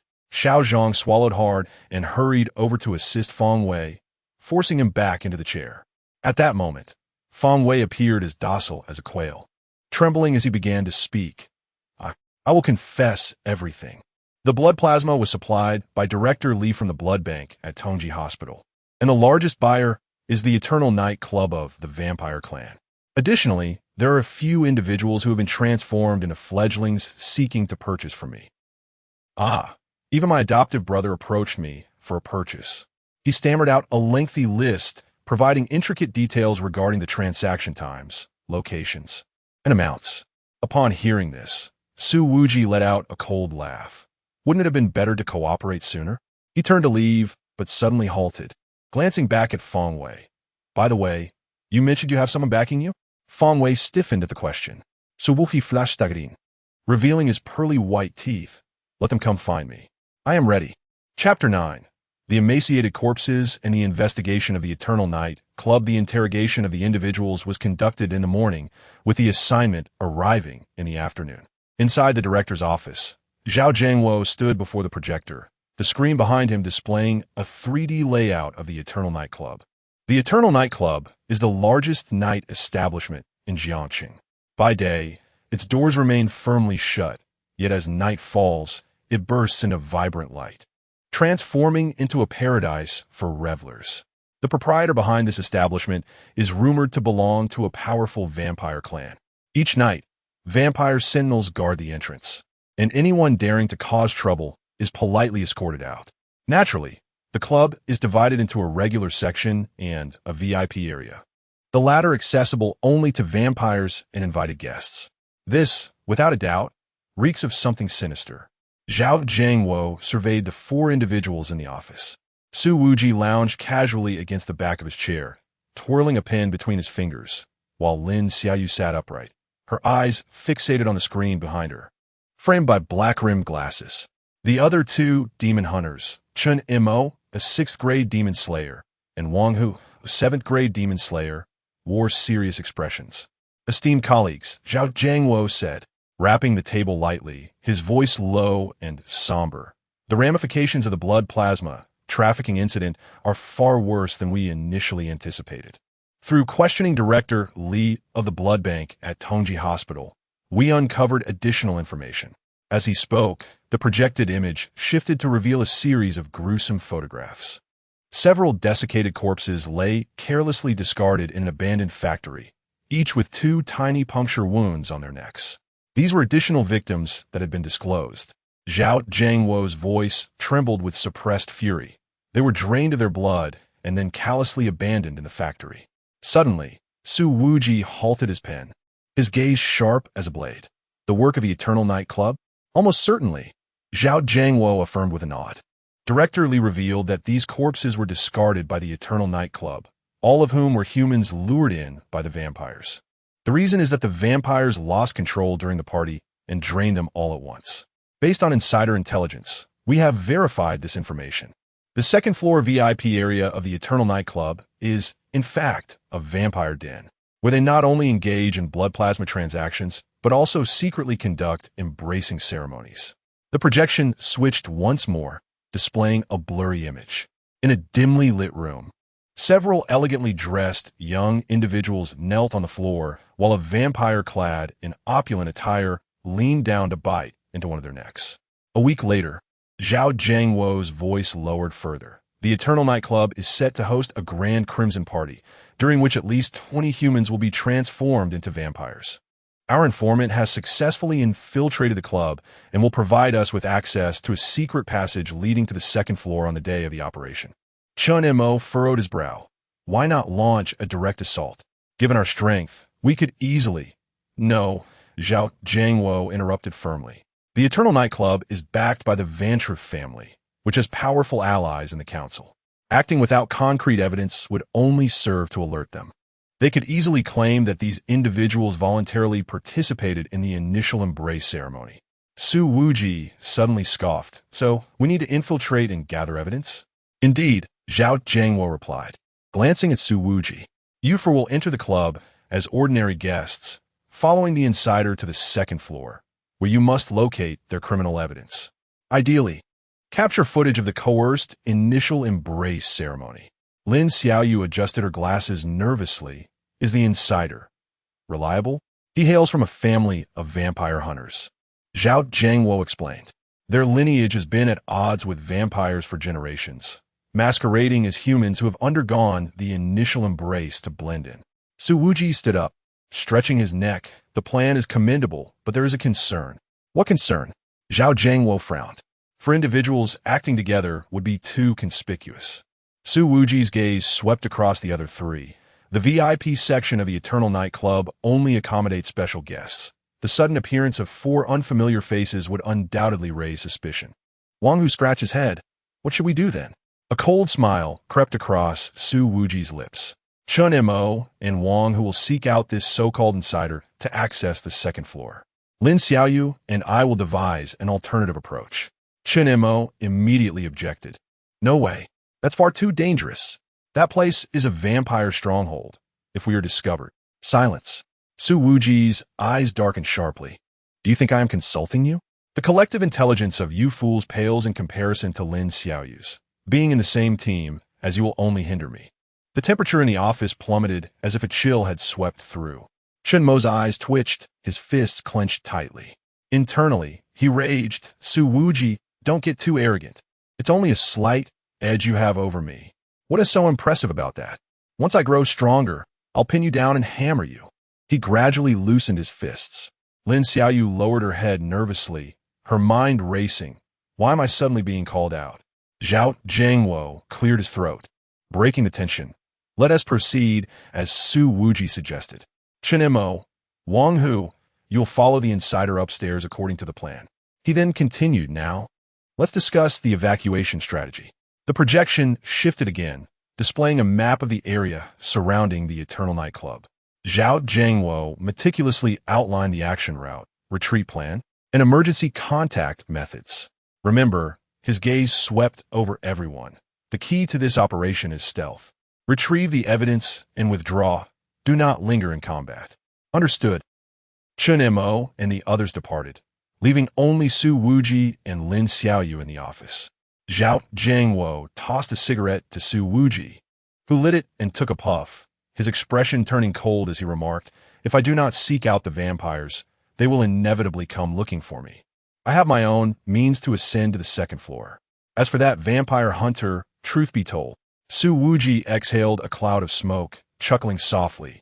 I truly find it hard to believe in this so-called insider. Lin Xiaoyu swallowed, nervously beside him. So this is why you didn't want to follow the insider? Why didn't you mention it earlier? Oh. Lin Xiaoyu lowered her head, perhaps feeling that the actions of those two earlier were rather foolish, fearing they might jeopardize the plan. It makes sense, after all, with Su Wuji's formidable strength. Should anything happen to those two, he might still manage to rescue them. But if misfortune were to befall Su Wuji, then those two, one cannot be certain they wouldn't betray their ally. Zhao Jiangwo understood Su Wuji's concerns and nodded. I comprehend your apprehensions. But the Blood Clan hunters and the vampires are sworn enemies. It is unlikely there would be complications. You mentioned it is unlikely, yet that implies there still exists a possibility. Su Wuji smirked slightly, as if a thought had struck him, and inquired, oh, by the way, is the mastermind behind the Eternal Night Club from the Van Zhao family? Zhao Jiangwo nodded. What of it? Are you familiar with Eileen Van Zhao? Eileen Van Zhao. Zhao Jiangwo furrowed his brow. The legitimate daughter of the Van Zhao family? He suddenly realized, then turned to Su Wuji. Are you suggesting that the first wave of the Blood Clan's offensive will be led by her? How can you be so certain? Su Wuji shrugged. I have my own channels of information. I discovered that the Van Zhao family is in the process of selecting an heir, and Eileen has very few supporters, while her younger brother, Ison Van Zhao, enjoys substantial backing. Therefore, with the premise that her brother is poised to become the next family head, Eileen's supporters, in an effort to narrow the gap, will require a significant achievement. And that achievement, Su Wuji's lips curled into a smirk, will be me. Zhao Jiangwo. He waved his hand. All right, this matter is yours to handle. Su Wuji nodded. Understood. Chapter 10. What kind of game are you playing? The arrival of Aaron Van Troep stepped out of the directoress office. Lin Xiaoyu blinked in surprise. Why was I just dismissed? Could it be that my superiors trust me? The mere thought filled her with an inexplicable sense of astonishment. Su Wuji cast a sidelong glance at Lin Xiaoyu. He had deliberately requested her presence because she had previously collaborated with him on an A-level mission. Thus, one might say she had already embarked on this treacherous journey. A newcomer. Indeed, Lin Xiaoyu immediately looked up, anxiously meeting Su Wuji's gaze. He nodded and inquired, "You grasp the details discussed in the meeting, correct? Do you possess any information regarding Erin and her family?" As a member of the vampire clan stationed in Jiangcheng City, Erin naturally held a real-world identity. However, Su Wuji was not particularly fond of celebrity culture, so he speculated that only avid fans or those who followed such matters might be privy to certain deeper insights. Lin Xiaoyu pondered for a moment. As a homebody who spent her time indoors when not working, she was indeed familiar with the individual. Thus, she spoke up. "Well, I believe I know something. Erin is currently recording a variety show called Help Me Out at Night, which randomly selects lucky audience members for a one-day date with her. But I wonder what use this information has. Help Me Out at Night? Su Wuji Froniv," dismissing it as a frivolous show. However, it sparked a promising idea in his mind. "Do you know the filming location?" Lin Xiaoyu replied, yes. "It's available online through leaked schedules. By the way, how did you think I would know these things?" Su Wuji shrugged in response. "Well, you seem like the type who spends her off hours at home browsing the internet, so you must be quite savvy." Lin Xiaoyu felt a slight twinge of offense at his remark. A few minutes later, she located the leaked schedule for Erin's filming that evening. Su Wuji glanced over it, noting that the location was in the heart of Jiangcheng City. An idea blossomed in his mind as he turned to Lin Xiaoyu. "Newcomer, I have a task for you tonight. We will meet at 8 in the city center." Lin Xiaoyu blinked, sensing that it would not be a pleasant affair. At 7:50, Lin Xiaoyu huddled in the shadows, nervously biting her fingers. Following Su Wuji's instructions, she had changed into casual attire, a black hoodie paired with jeans, presenting herself as an ordinary university student. "Am I late?" She glanced at her watch, the hands indicating 7:55, yet Su Wuji had yet to appear. Just then, a hand unexpectedly rested on her shoulder from behind. "Ah!" Lin Xiaoyu nearly gasped, turning sharply to find herself face-to-face with Su Wuji, his features alarmingly close. Her instinct for evasion had proven woefully inadequate. He released his grip, his tone nonchalant. "If you were a vampire, you would be dead by now." Lin Xiaoyu's face flushed. "I'll be more careful next time." As she spoke, her eyes suddenly widened in astonishment. Before her stood Su Wuji, transformed entirely. He wore a loose, light blue sweatshirt paired with faded jeans and simple canvas shoes. His hair fell softly over his forehead, and he sported a pair of black-framed glasses. Resembling a fresh-faced graduate. "Leader?" Lin Xiaoyu stuttered, nearly failing to recognize him. Su Wuji adjusted his glasses, his gaze still sharp as a blade behind the lenses. "What? Never seen a top student before?" His attire exuded an air of harmlessness, making anyone believe he was a novice who had just stepped into society. Suddenly, Lin Xiaoyu realized, is this a disguise? Of course. Mastering the art of disguise is one of the most crucial skills for a demon slayer, Su Wuji replied, a hint of disdain in his voice. He then closed his eyes, took a deep breath, and when he opened them again, his demeanor had changed dramatically. His gaze became clear and innocent, a shy smile graced his lips, and he even slightly hunched his posture, resembling a fledgling university student. "Xiaoyu," he called softly, his voice tinged with bashfulness and uncertainty. "What a coincidence. You're here too." Lin Xiaoyu stared in disbelief. "No way. Are you kidding me?" In the bustling city center square, illuminated by dazzling neon lights, Lin Xiaoyu followed closely behind Su Wuji, her palms sweating with anxiety. Stealing a glance at her newly minted workplace leader, she mentally criticized. Wow, no wonder he's a fifth-tier demon slayer. His facial expressions changed so swiftly. Su Wuji seemed to sense her gaze, turning his head slightly, his eyes still sparkling with innocence. "Xiaoyu, what's wrong?" "Huh? Oh, nothing." Lin Xiaoyu hurriedly averted her gaze, her ears burning with embarrassment. Just then, the crowd erupted into a chorus of screams. "Aileen! It's Aileen! Oh my goodness! She's even more beautiful than on TV." The two looked up to see a sleek black limousine coming to a halt before the red carpet. The door swung open, revealing a delicate foot in high heels, followed by a graceful figure. Aileen Vanzwa, dressed in a deep red gown, her silver hair cascaded like a waterfall, her skin almost translucent under the lights.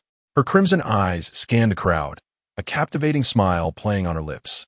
"Ah, thank you all for your enthusiasm." Her voice was incredibly gentle. "Tonight marks the premiere of Night Help, and as per the production team's request, I will select a lucky audience member to join me for a day of dating." The crowd erupted into a frenzy, their screams nearly overwhelming the square. Lin Xiaoyu watched, spellbound, instinctively swallowing hard. She is truly stunning. No wonder she's a vampire. Beauty runs in their blood.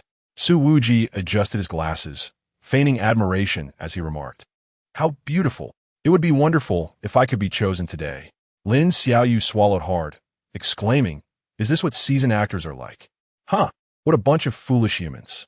A mere provocation turns them into noisy, foolish creatures. TSK, yet where are the quality humans? This raucous behavior is utterly disgusting." As Aaron's gaze wandered through the crowd, it suddenly settled on a corner. There stood a young boy with black-rimmed glasses, awkwardly positioned at the edge of the throng. His eyes clear, yet betraying a hint of social anxiety. Aaron's pupils constricted. Su Wuji? In an instant, she recognized this seemingly harmless university student as the target assigned to her by her family. The very reason she participated in this variety show was for him. How could it be him? A tempest of emotions surged within Aaron. How'd he end up here? Has my plan been discovered? In the photograph, Su Wuji appeared youthful and shy, yet rumors spoke of him as a ruthless character capable of decisive actions. Aaron had initially assumed that the image was merely a fade, but now, the boy before her, whose gaze darted away, unable even to meet hers, was a stark contrast to the fearsome persona depicted in the rumors. Could it be that the rumors were false? Doubt gnawed at Aaron's mind. Was this Su Wuji truly not as vicious as claimed? She discreetly observed Su Wuji, noting how he nervously twisted the hem of his shirt, nearly stumbling due to the jostling of surrounding fans, resembling a lamb lost among wolves. More importantly, Aaron swallowed hard. He was still pure, radiating an enticing aura. How desperately she wished to consume him. A hint of excitement flickered in Aaron's eyes. However, she knew she must not act hastily. It was still uncertain what his intentions were. Time for further probing. Chapter 11. Do you think you've got me figured out? The forthcoming events may not be suitable for children. Aaron swiftly adjusted her expression, presenting her signature sweet smile. So, tonight's fortunate individual is... Her finger danced through the crowd, ultimately landing on an unsuspecting bystander. This gentleman. The chosen man instantly erupted with joy, stumbling toward her amidst the envious gazes of the onlookers. Aaron affectionately linked her arm with his, yet her gaze subtly flickered towards Su Wuji. There, she observed the boy's eyes clouding with disappointment, as if he resented not being selected. Aaron found herself genuinely perplexed. Could it be? Her heart jolted with realization. Was he a fan of mine? Good heavens! The demon slayer secretly harbors admiration for me? Is this true? For reasons unknown, this thought lingered in Aaron's mind. Indeed, no one is flawless. Although the records indicated that Su Wuji had vanquished countless demons and openly declared that all demons deserve death, who exactly was I, Aaron Vanzwa, the future heir of the Vanzwa family, a popular and beloved star? With such immense charm, it would only be natural for Su Wuji to harbor feelings for me. So that explains it. No wonder he appeared here tonight. Witnessing my choice of another must have stirred his sorrowful expression. Aaron Vanzwa, you truly are a temptress. If that is the case, next time, allow me to thoroughly unveil the true face of this so-called demon slayer. Meanwhile, Su Wuji had departed with Lin Xiaoyu to a secluded alley. What a pity, not being selected, he murmured, removing his glasses and casually tossing them into a trash bin. The clarity in his eyes vanished, replaced by a cold, sharp gaze. Leader, Lin Xiaoyu cautiously looked up, her voice barely above a whisper. Aaron has been observing you closely. Before Su Wuji could respond, Lin Xiaoyu furrowed her brow, shaking her head. No, that's not right. Her reaction was quite strange. Suddenly, she lifted her head, a glimmer of sharpness flashing behind her glasses. Leader, Did you notice her micro-expressions when she selected the lucky audience? She explained when she pointed to that bystander, her index finger momentarily stiffened, a classic case of deliberate selection. Lin Xiaoyu spoke rapidly, seemingly entering a state of professional focus. Moreover, her pupils lingered on you for 0.3 seconds, far exceeding the average attention span a human has for a stranger. Most importantly, she lowered her voice. When she turned away, the swing of her skirt was 5 degrees more pronounced than usual. Ah, this is something I know from my experience as a surfing athlete. Su Wuji replied, what I find more concerning is, you noticed all of that? Psychology 101, micro-expressions and lie detection. Lin Xiaoyu adjusted her glasses and remarked, in the entertainment industry, Erin's persona is that of elegantly languid, yet just moments ago, her calf muscles were taut, and the angle of her high heels was maintained at a combat-ready 12 degrees. Clearly, she was on guard against someone. Coupled with my previous observation of Erin scrutinizing you, it indicates that the person she is wary of is indeed you. But what would a vampire be cautious of? The answer is evident, a demon slayer. Thus, Erin is aware that you are a demon slayer. A sudden silence enveloped the alley. Su Wuji fixed his gaze on Lin Xiaoyu for 2 seconds before clicking his tongue. Newcomer, were you merely feigning quail-like timidity back in the square? Lin Xiaoyu instantly faltered, her ears burning as she lowered her head. I was just deeply focused on my analysis. How intriguing, Su Wuji chuckled lightly, turning toward the mouth of the alley. Continue. Lin Xiaoyu quickened her pace to catch up, her voice gradually regaining steadiness. Erin's emotional pivot is quite subtle. Initially, she was tense because she recognized your identity as the demon-slaying machine of the Demon Slayer office, a character reputed for decisiveness and ruthlessness. However, upon witnessing your harmless fade, her micro-expressions underwent a marked transformation. Lin Xiaoyu raised a finger, her gaze sharp. First, her pupils dilated slightly, indicating interest and excitement. Vampires are exceptionally sensitive to the emotional shifts of their prey, particularly a high-ranking vampire like Erin. Instead of suspicion, her first reaction was curiosity upon observing your demeanor, which starkly contrasted with the rumors. She paused, then raised a second finger. Second, the line of her shoulders relaxed for 0.4 seconds, signaling disdain. In that fleeting moment, she thought, Su Wuji is no great shakes. The intelligence from the Demon Slayer office has exaggerated his prowess. Moreover, Lin Xiaoyu's lips curled into a cold smile. She might perceive you as a weakling masquerading as a Demon Slayer or a paper tiger presented by the Demon Slayer office.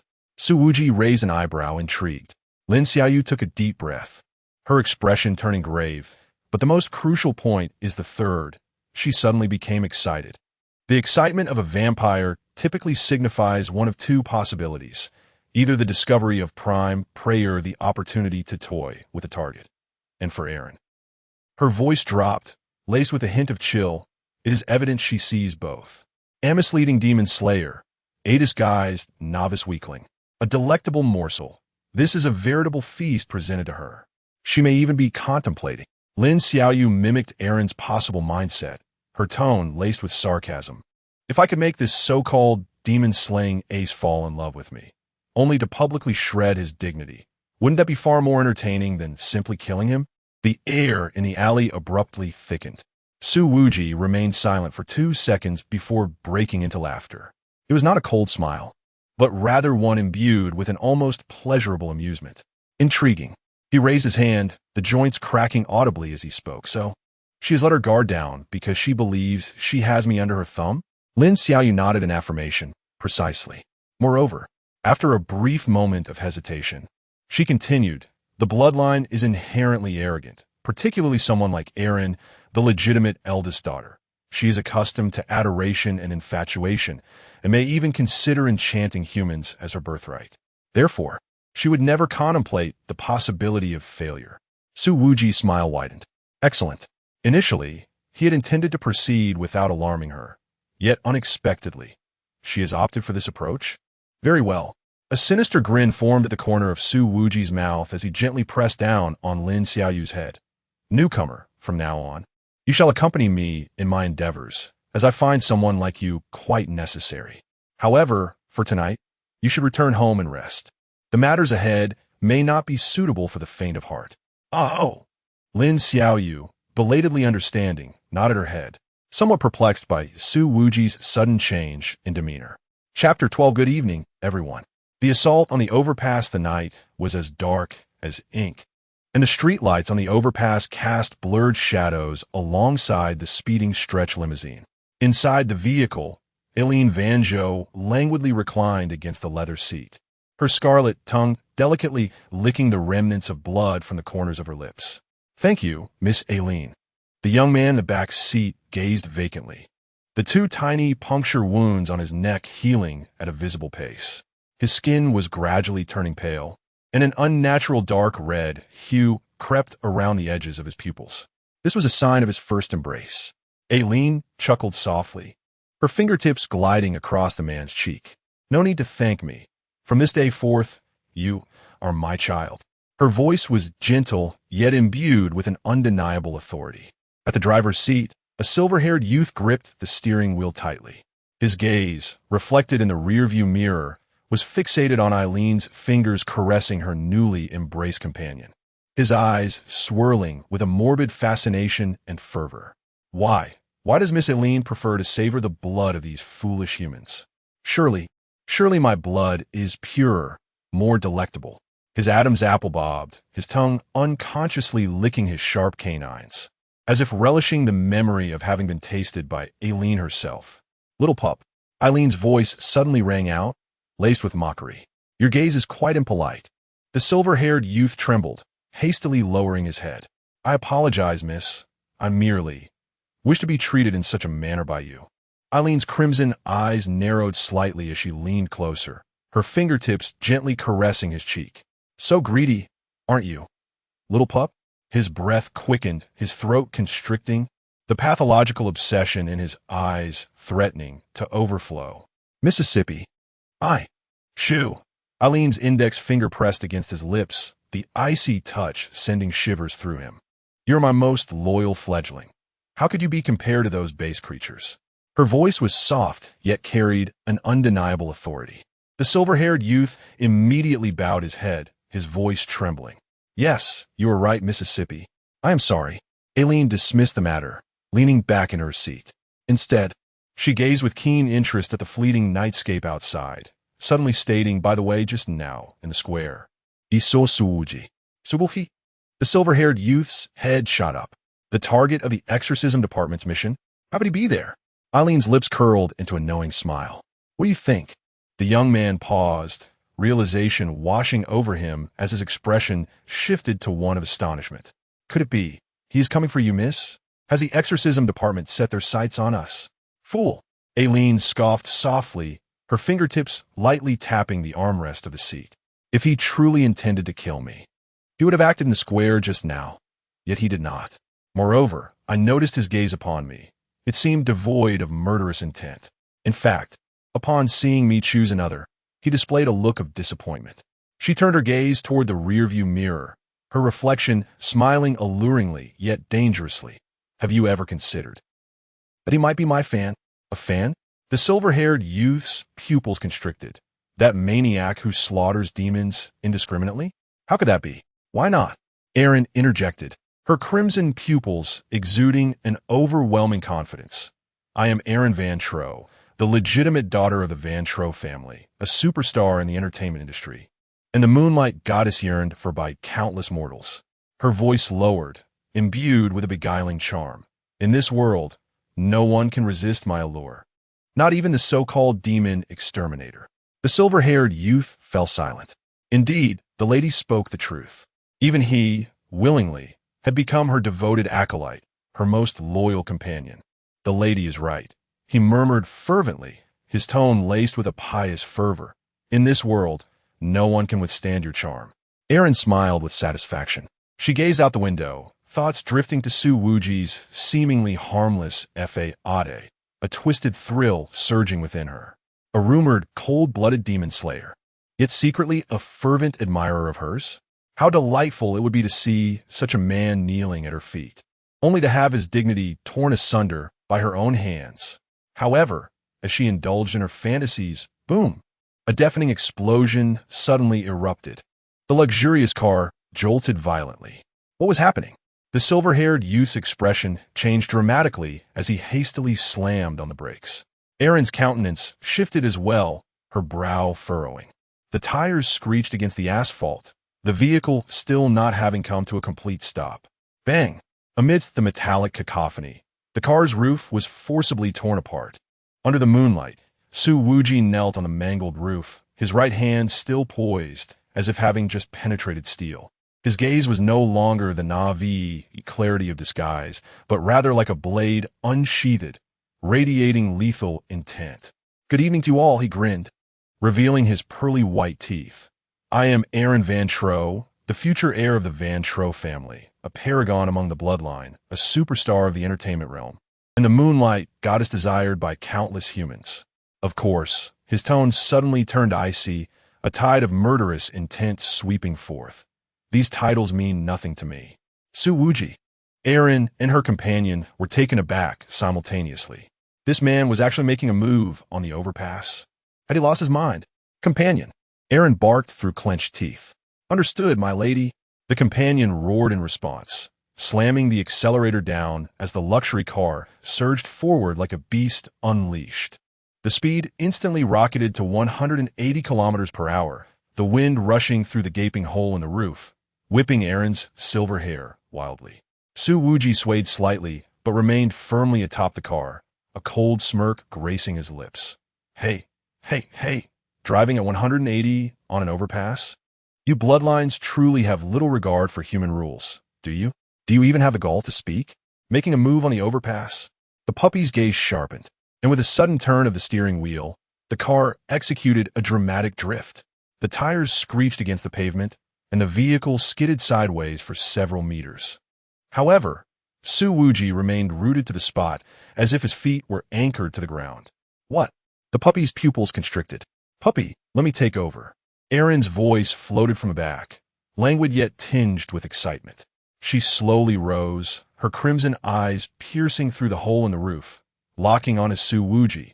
"Inspector Su, stopping a vehicle at this late hour seems rather impolite, does it not?" Su Wuji looked down at her from his elevated position, his gaze frigid. Politeness? To a pack of blood-sucking beasts? Erin's smile faltered for a moment before returning to its usual demeanor. "Ah, it seems the rumors are true. Inspector Su is indeed uncouth. What a pity. I had thought you were one of my admirers." Before her words could fully escape, her figure vanished. In the next instant, Erin reappeared behind Su Wuji, her sharp claws slicing toward his neck like blades. Too slow. Without turning, Su Wuji reached back and seized her wrist with precision. Crack! The sound of shattering bones echoed clearly. Erin cried out in pain, a flicker of astonishment flashing in her eyes. She abruptly withdrew, her broken wrist healing at an astonishing pace. How intriguing. Erin licked her lips, her disdain gradually morphing into excitement. "It seems you are slightly stronger than I had anticipated." "Slightly?" Su Wuji scoffed, his form suddenly exploding into action. Boom! He unleashed a punch that ruptured the air. Erin hastily blocked, yet was still sent flying several meters, crashing heavily against the rear of the car. "Miss!" The puppy's eyes widened in alarm as it prepared to slow down. But Erin shouted, "Keep accelerating. Shake him off." The puppy, with no choice, gripped the steering wheel and sharply turned, sending the vehicle into another drift. Su Wuji staggered momentarily, but used the momentum to leap into the air, delivering a powerful kick toward Erin. She rolled away just in time, but Su Wuji's foot slammed down on the rear of the car, causing the metal to crumple instantly. The deafening rush of wind at 180 miles per hour whipped past their ears. Erin's crimson pupils fixated on Su Wuji. Her teeth clenched as she stared incredulously at the human before her. "No way, this can't be real. I can't shake him off? What kind of physical prowess is this? Most critically, the overpass is teeming with traffic, and he dares to attack me here? Damn it, what a lunatic. He may not care, but I certainly do. I must maintain my online image. It appears I must resolve this swiftly." In the next moment, Erin's crimson pupils narrowed sharply, a cruel smile curling at the corners of her mouth. With a sickening sound of flesh tearing, a pair of enormous crimson bat wings erupted from her back. Under the moonlight, her skin glowed with an eerie pallor, her nails elongating into sharp bone blades, and her silver hair danced without wind. An oppressive aura enveloped the scene, causing the streetlights on the overpass to explode one after another. She soared into the sky like a cannonball, her speed matching that of a swiftly moving automobile.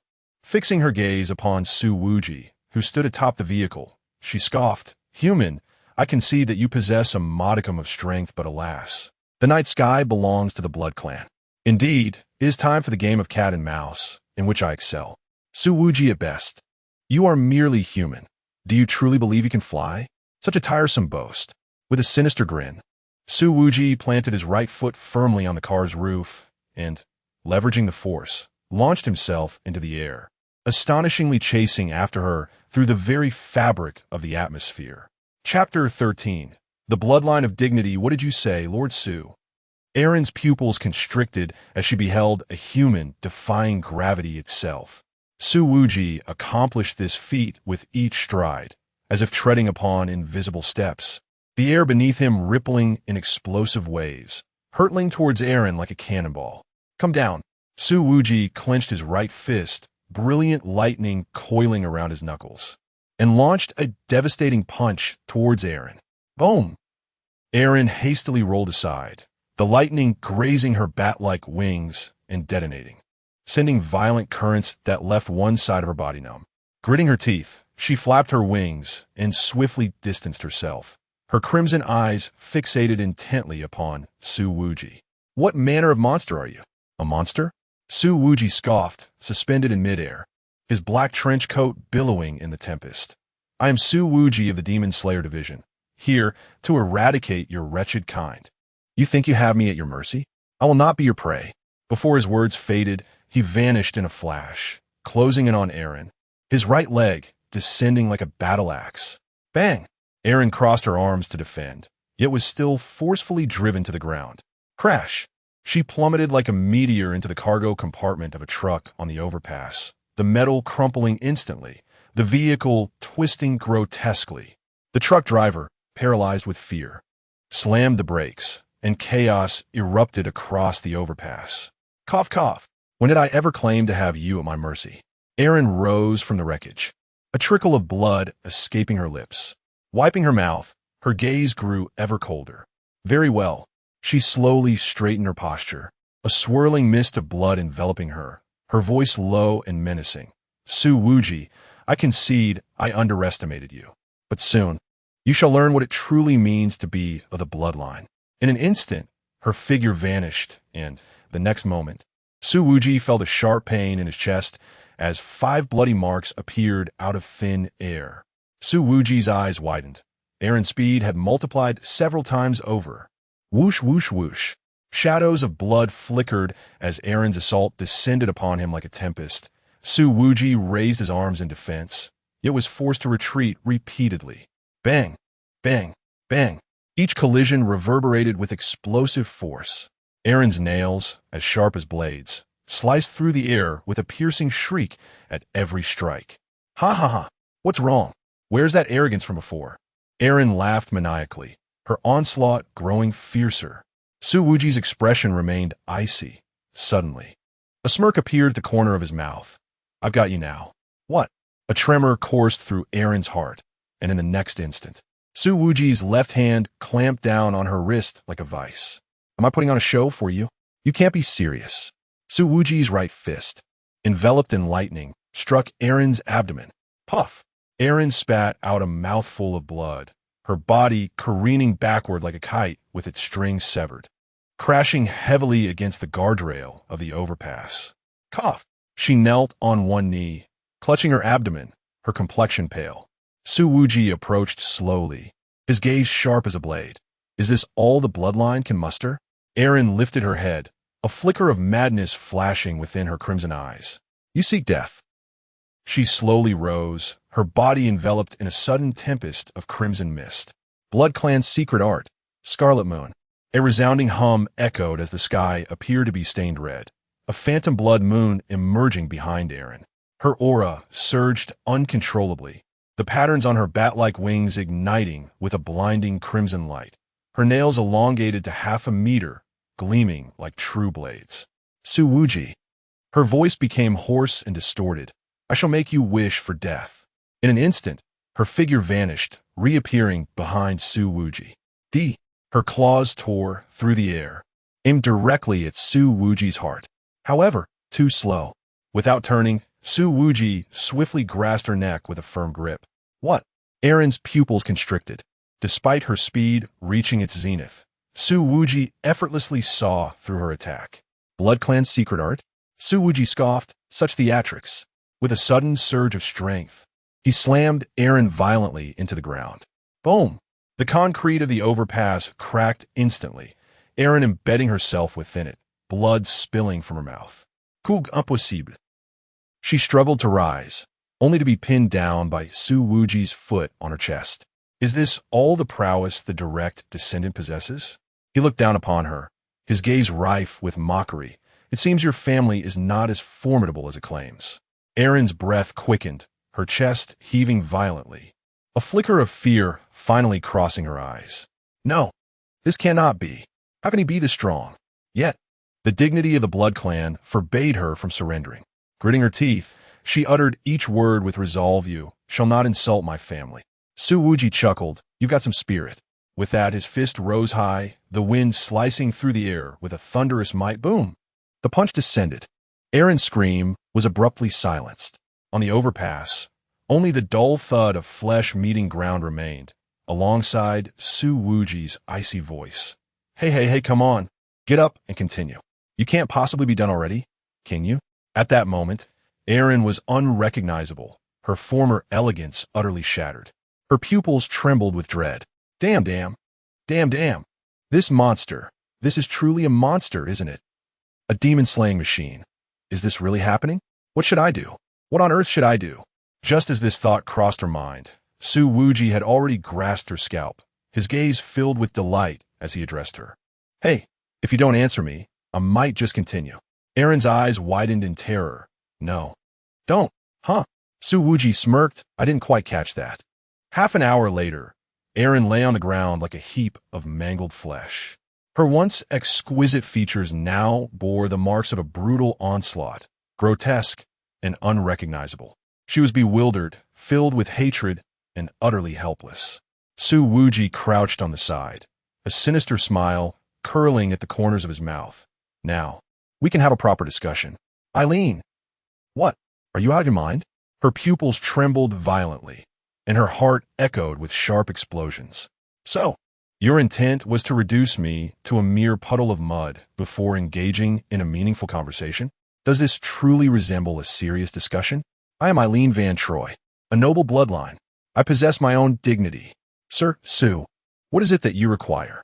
I shall assist in any way I can. Though her body ached in agony, Eileen forced a smile, twitching the corners of her lips. The bloodline's vengeance is a dish best served cold. Once I return and have my fill, it appears I'm still no match for you. A sense of despair washed over Eileen. She was already at her limit today, yet she had been utterly powerless against him. No wonder the elders in my clan told me that upon completing this task, I would surely become the next head of the family. Perhaps the task is simply too formidable. Su Wuji, with unerring directness, interjected. Hey! He lowered his voice, a beguiling curve forming at his lips. Although you are rather inept, I must inquire. Do you wish to become the next head of the family? Chapter 14. My desire to become the family head is overwhelming. Eileen's pupils abruptly contracted. What? The preceding statement could be dismissed as unheard, but the latter. She questioned whether she had misheard, even doubting if she was hallucinating due to the blows she had endured. A demon slayer, a notorious lunatic famed for vanquishing demons, was now inquiring if she aspired to become the family head. W, what are you saying? Her voice was hoarse, laced with disbelief. Su Wuji chuckled softly. I said, his voice resonated like a demon's whisper. I can assist you in ascending to the position of head of the Vantro family. Eileen's breath hitched. Madness, this individual was undoubtedly insane. She fixated on Su Wuji's eyes, striving to discern any hint of jest. Yet, All she found was a chilling certainty, as if his words were not mere folly, but a promise poised to be fulfilled. Why? Her voice trembled slightly. Observing her reaction, Su Wuji smirked, lazily rising to a standing position and looking down upon her. Because within your bloodline, there are individuals more deserving of death than you. His tone was nonchalant, sending a shiver down Eileen's spine. Your brother, Ison Vantro, am I correct? Eileen's pupils quivered violently. How could he know? The power struggles within the Vantro family had never been made public. Even within the blood clan, few were privy to the knowledge that Ison was the designated successor. Yet, Su Wuji appeared to be fully aware, a sardonic smile gracing his lips. You possess greater strength than your brother, yet his supporters outnumber yours, and even he paused. His gaze playful. Your father favors him more, does he not? A sharp pang shot through Eileen's heart. He spoke the truth. She had exerted herself tirelessly to cultivate her image in the entertainment industry, amassing influence in the human realm. She had even personally hunted demon slayers to demonstrate her worth to the family. Yet, despite her efforts, her father's gaze toward Ison was always imbued with more approval than when he looked at her. So, it is quite disheartening, isn't it? Su Wuji's voice pulled her back to reality. You wouldn't want the position of family head to fall to your brother, would you? Eileen's breathing quickened. Accept it? How could she possibly accept that? But why do you wish to help me? She fixed her gaze intently on Su Wuji. You are a demon slayer, and I am of the blood clan. We are supposed to be mortal enemies. Su Wuji laughed. Mortal enemies? It seemed he had heard an amusing joke. Shaking his head, no, my definition of mortal enemy is quite simple. Anyone who obstructs my path becomes my enemy. Demons deserve to perish, provided they stand in my way. He crouched down to meet Eileen's gaze, his eyes sharp as blades. And currently, what hinders my progress is the Eternal Nightclub, your brother, and those lurking in the shadows, feeding on human blood while proclaiming peaceful coexistence. He reached out and gently patted Erin's face, a touch neither harsh nor soft. Yet it rendered her entire being taut. Though somewhat ineffectual, it serves perfectly to assist me with a small task. Erin's throat constricted. She understood. Su Wuji was not aiding her. He was exploiting her. He was leveraging her thirst for power, her jealousy towards her brother, and her identity as a bloodline to rend apart the Vantro family and obliterate the Eternal Nightclub. She was oblivious to the aftermath. Yet even so, her heart raced. A nearly frenzied thought burgeoned within her. If she could indeed ascend to the position of family head, what did it matter if she were being used? She slowly raised her gaze, her crimson pupils locking on Su Wuji's, her voice low yet resolute. What do you want me to do? A slow smile curved Su Wuji's lips. He knew the fish had taken the bait.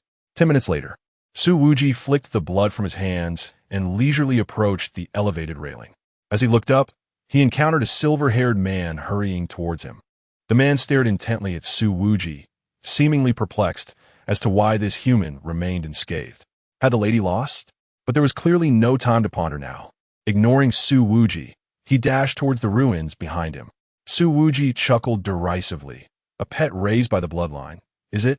He shook his head and retrieved his phone. Dialing a number. Hello, I am executing official duties here at the Jiangcheng elevated road. Calculate the civilian losses and charge them to the Demon Slayer department. Also, manage the public sentiment. It must not leak online. Huh, what matter? Is this confidential information something you need to know? That'll be all.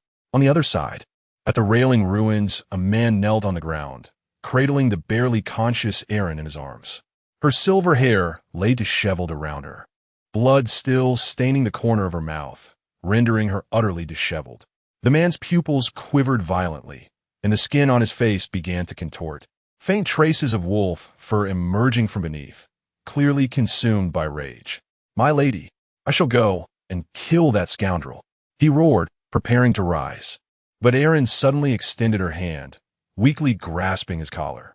Little dog. Her voice was so hoarse it was barely audible, yet the man froze instantly. My lady. Erin struggled to shake her head, her crimson pupils flickering gently. Doesn't he matter anymore? The man gritted his teeth. But you, Erin did not allow him to finish. She applied slight pressure on his collar, drawing him closer, and then tilted her head, her sharp fangs plunging into his neck. Ugh! The man let out a muffled groan, but did not resist. Instead, he obediently bowed his head, permitting her to feed. In the dim light, Erin gradually released her grip on the man's neck, a trace of blood lingering at the corner of her mouth. Yet her gaze was no longer feeble, as her wounds rapidly healed. Then, under the incredulous stare of the little dog, Erin lay on the ground, her eyes lost in the moonlight. She spoke softly, "Little puppy, I understand the anger that resides within you. However, do not provoke Su Wuji. When he speaks of exterminating demons, he truly means it. A madman, a monster, whoever desires this dubious merit may take it." After taking a bath, Lin Xiaoyu retired to bed. Yet, as she closed her eyes and drifted into slumber, she was abruptly jolted awake. Her face flushed, and her pupils trembled in disbelief. No way. Could Su Wuji refrain from uttering such ambiguous statements? What does he mean by needing someone like me? Lin Xiaoyu silently screamed in embarrassment. Furthermore, what was he implying about the inappropriate matters he mentioned? Surely, it couldn't be something lewd? Suddenly, she noticed a notebook resting on the bedside table. With a blink, she decided to pick it up and peruse its contents. Inscribed within was a simple phrase: "Congratulations on finding a job. Your next objective is to find friends." Seeing this, Lin Xiaoyu couldn't help but smile shyly before jotting down her response. "Thank you for your concern. As for friends, Su Wuji, my superior, counts as one, doesn't he?" With that, she closed her eyes and surrendered to a peaceful slumber, for tomorrow would bring another day of work. Chapter 15. The Cat Demon Incident. The excluded Lin Xiaoyu early the next morning in the logistics department's archives. Lin Xiaoyu stood on her tiptoes, attempting to place a hefty stack of documents onto the top shelf. Her cheeks flushed slightly from the exertion, and her black-framed glasses had slipped down to the tip of her nose, rendering her both flustered and endearing. "This wretched shelf is designed against humanity," she muttered quietly, when suddenly her foot slipped. Just as she was about to tumble headfirst, a large hand firmly supported her back. Thank you." Lin Xiaoyu, still shaken, turned her head to find herself face to face with a familiar visage. Su Wuji looked down at her, an eyebrow raised in mild surprise. "Hello, El Leader." Lin Xiaoyu's face instantly turned crimson as she hurriedly adjusted her glasses, only to have the documents in her arms cascade to the floor with a loud clatter. Su Wuji sighed, bending down to assist her in gathering the scattered papers. "Do you often handle things so clumsily?" "And no, I'm a bit nervous." Lin Xiaoyu mumbled, her voice dwindling. She was at a loss as to why her limbs seemed to act independently whenever she encountered Su Wuji. He returned the documents to her embrace and stated directly, "I have made the necessary arrangements.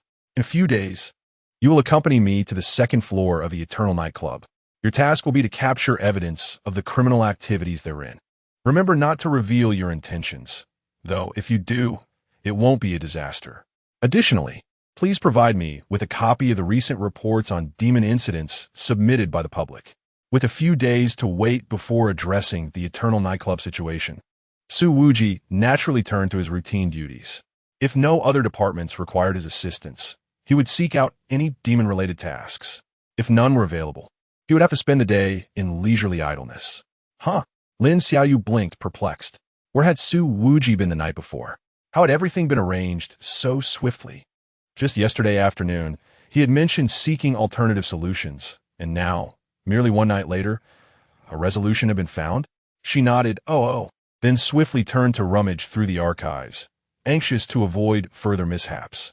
A few minutes later, Lin Xiaoyu returned, clutching a stack of documents, and handed them to Su Wuji. "Leader, here are the demon incident reports from the past week. 7 in total.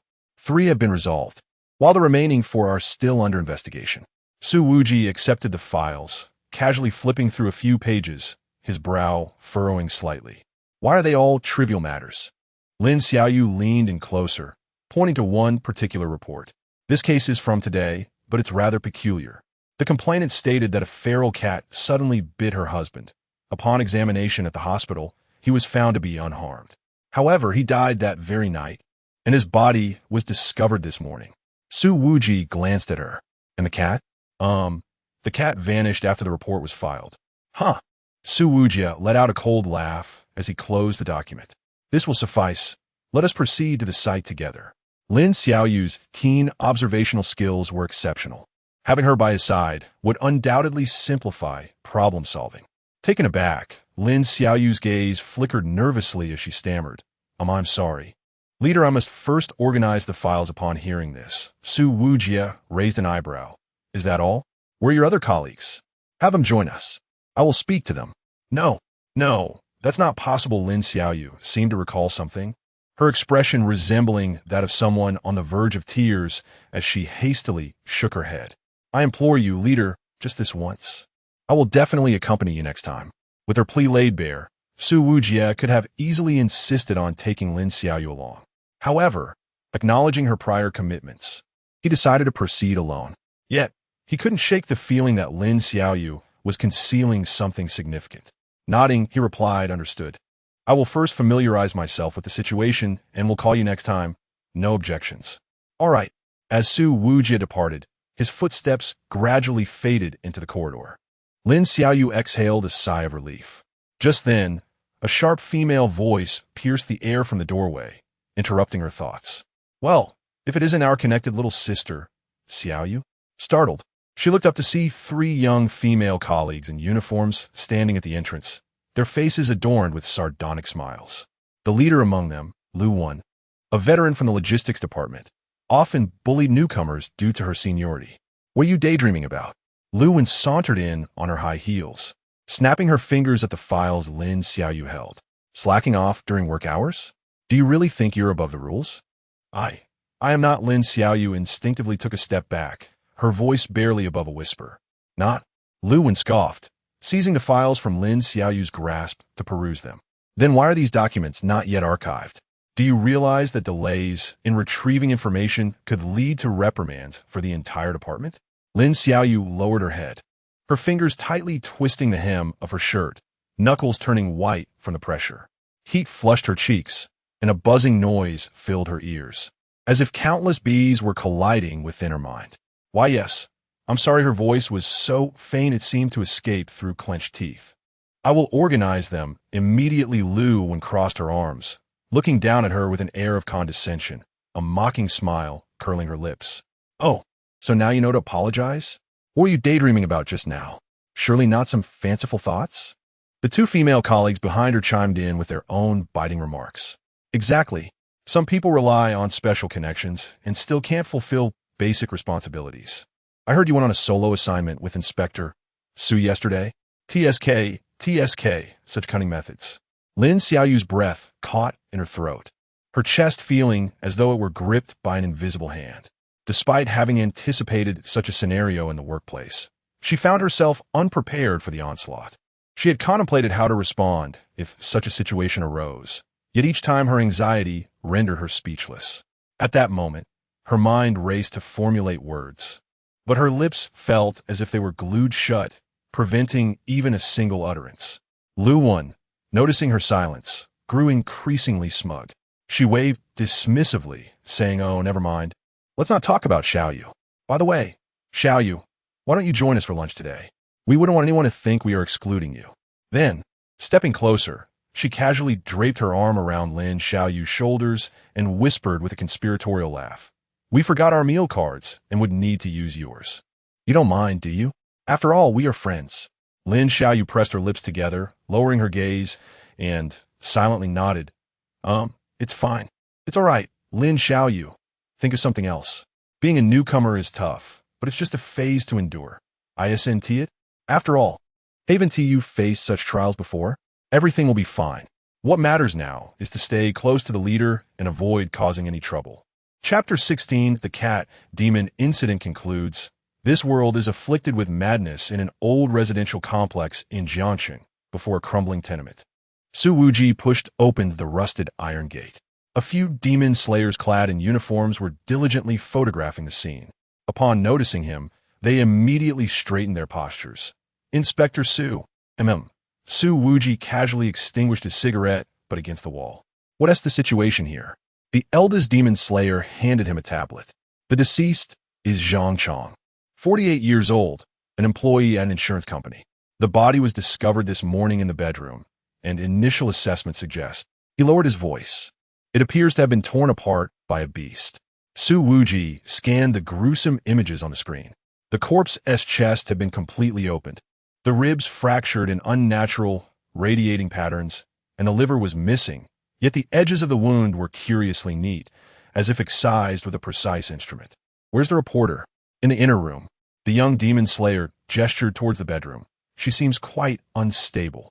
Before he could finish, a dull thud resonated from the inner room. Su Wuji swiftly entered, only to find a disheveled woman violently ramming her head against the wall, while two female demon slayers struggled to restrain her. Ms. Li, calm down. It's coming. It's coming again. Li Xiaolan's eyes were vacant, fresh claw marks oozing blood from her neck. Upon seeing Su Wuji's uniform, she suddenly surged with remarkable strength, lunging towards him. Leader, save me. The black cat. My grandmother has turned into a black cat to claim lives. Su Wuji firmly pressed down on her shoulder. Her touch was chilling, devoid of warmth. He squinted at the wounds on her neck, 3 parallel claw marks exposing bone, with edges tinged in an eerie dark hue. Tell me about that cat. Li Xiaolan's pupils constricted sharply. Oh, we don't keep cats at home. But ever since my grandmother passed away, there's been a black cat scratching at the door in the middle of the night. She suddenly clutched Su Wuji's collar. Jiangcheng said I was hearing things, but just the day before yesterday, he was bitten by that cat. He went to the hospital and was told he was fine, but this morning, he has gone. She trembled, beginning to ramble incoherently. Su Wuji furrowed his brow and turned to the others. Has the demon energy detection been conducted? Yes. The technician at the door raised his instrument. Strong positive reaction, but he frowned in confusion. The fluctuation curve doesn't match that of common cat demons. Doesn't he match? It's not a wild cat demon. Su Wuji nodded, then exited the inner room to place a call. During this time, Li Xiaolan appeared exceedingly anxious and fearful, seemingly perplexed by the new leader's abrupt departure. After a considerable interval, Su Wuji re-entered, his demeanor markedly cold. Approaching Li Xiaolan, he inquired in a chilling tone, "Why do you believe it is your grandmother seeking vengeance?" This is because... Li Xiaolan lowered her head, trembling as she spoke. We didn't treat her well while she was alive. So surely, she has returned to exact retribution upon us. Su Wuji inquired further. How long has it been since your mother-in-law passed away? Li Xiaolan's eyes flickered, her voice dwindling. She died approximately 3 months ago. Su Wuji locked his gaze onto hers, abruptly asking, the insurance your husband purchased. The beneficiary is you, correct? Insurance? The surrounding demon hunters were momentarily taken aback. Li Xiaolan stiffened, her fingers instinctively twisting the fabric of her clothes. Yes. But that is quite normal, isn't it? Between a couple. Normal? Su Wuji interrupted with a cold laugh. Then explain why the insurance was acquired a month after your mother-in-law's death, and the sum insured amounts to 5 million? Li Xiaolan's complexion drained of color, her lips trembling. This is merely a coincidence. Coincidence? Su Wuji produced a document from his pocket, throwing it before her. This is a record I just retrieved from the insurance company. Your husband's policy was purchased on the 30th day following your mother-in-law's demise. And the very next day after the policy took effect, he was accidentally bitten by a cat. He leaned closer, his voice chilling, coincidentally. That cat only bit your husband while ignoring you, who was at home every day. Li Xiaolan's breathing quickened, beads of sweat forming on her forehead. I do not comprehend what you are implying. Su Wuji straightened up, addressing the demon hunters nearby, examined her phone and computer. No, you cannot do this. Li Xiaolan sprang to her feet, attempting to intervene, but was restrained by 2 female demon hunters. The technician swiftly operated the equipment, and moments later, he raised his head. Inspector Su, we have discovered something. Her search history includes how to divide all assets after divorce, what to do if the husband disagrees with divorce, how to tame a cat demon, and how to disguise a cat demon's murder as an accident. Su Wuji's gaze turned icy.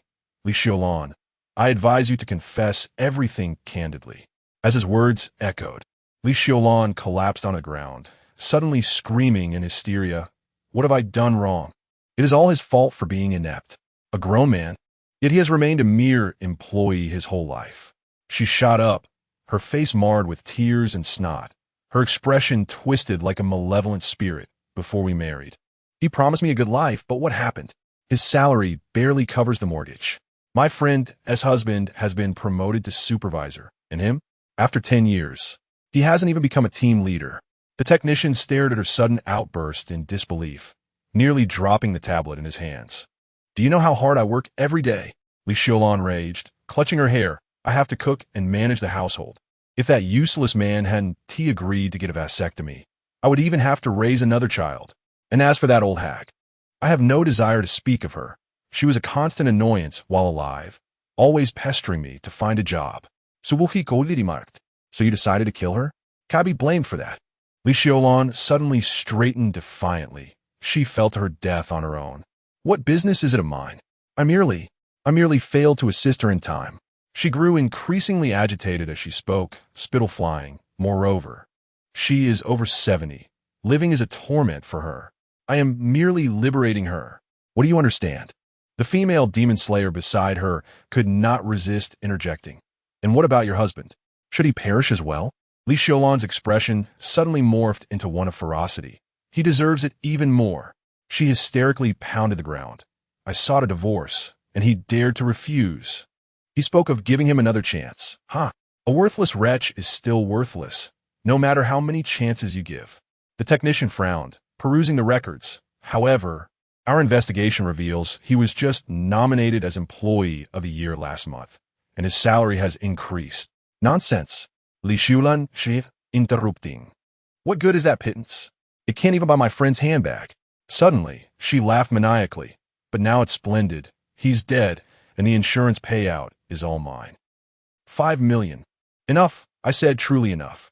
Su Wuji's fists clenched, cracking ominously. So you deliberately raise a cat demon to kill? What of it? So what? Li Xiaolan suddenly shouted defiantly. I've researched the law online. A demon killing is merely classified as an accident. If anyone is to blame, it is the Demon Slayer Bureau for failing to manage the demons. She suddenly lunged to grasp Su Wuji's leg. Boss, you must help me. I can give you 1 million. No, 2 million. Don't all men love money? Damn it. Su Wuji reacted instinctively, kicking her away. Li Xiaolan crashed against the wall, yet continued to cackle maniacally. What can you do if you capture me? I have a certificate for depression. The judge will surely impose a light sentence. My friend said that nowadays, killing a husband can lead to medical parole. At that moment, the technician spoke coldly. You are correct, but there is a new regulation. If one deliberately raises a demon to kill or assists a demon in killing, the penalty is immediate execution. Li Xiaolan was stunned. No, that can't be. It is indeed true. No, you are deceiving me. You are envious of me. You all deserve to die. Bang. Su Wuji slammed the door shut, trapping her frenzied screams within. In the corridor, he lit a cigarette, inhaling deeply. Damn it, this is more disgusting than the demons. He was truly exasperated. His good mood had been ruined early in the day. Indeed, the minds of people in this world were clearly disturbed. He exhaled a plume of white smoke, his gaze troubled, hoping that upon his return, no fool would dare provoke him. Chapter 17. The cafeteria riot. As noon approached, Lin Xiaoyu was busy in the logistics department. After completing her tasks in the archives, she still had reports to fill out on the computer. These were, of course, the responsibilities of Lu Wen and her companions. Yet they had all been handed over to her. Sigh. Lin Xiaoyu rubbed her eyes, uncertain if she would finish everything today. She had gone out with her superiors and had no idea how their tasks were progressing. She could only hope they were not displeased. Just as she contemplated this, Lu Wen and her companions arrived at Lin Xiaoyu's workstation, their expressions warm and inviting. Oh.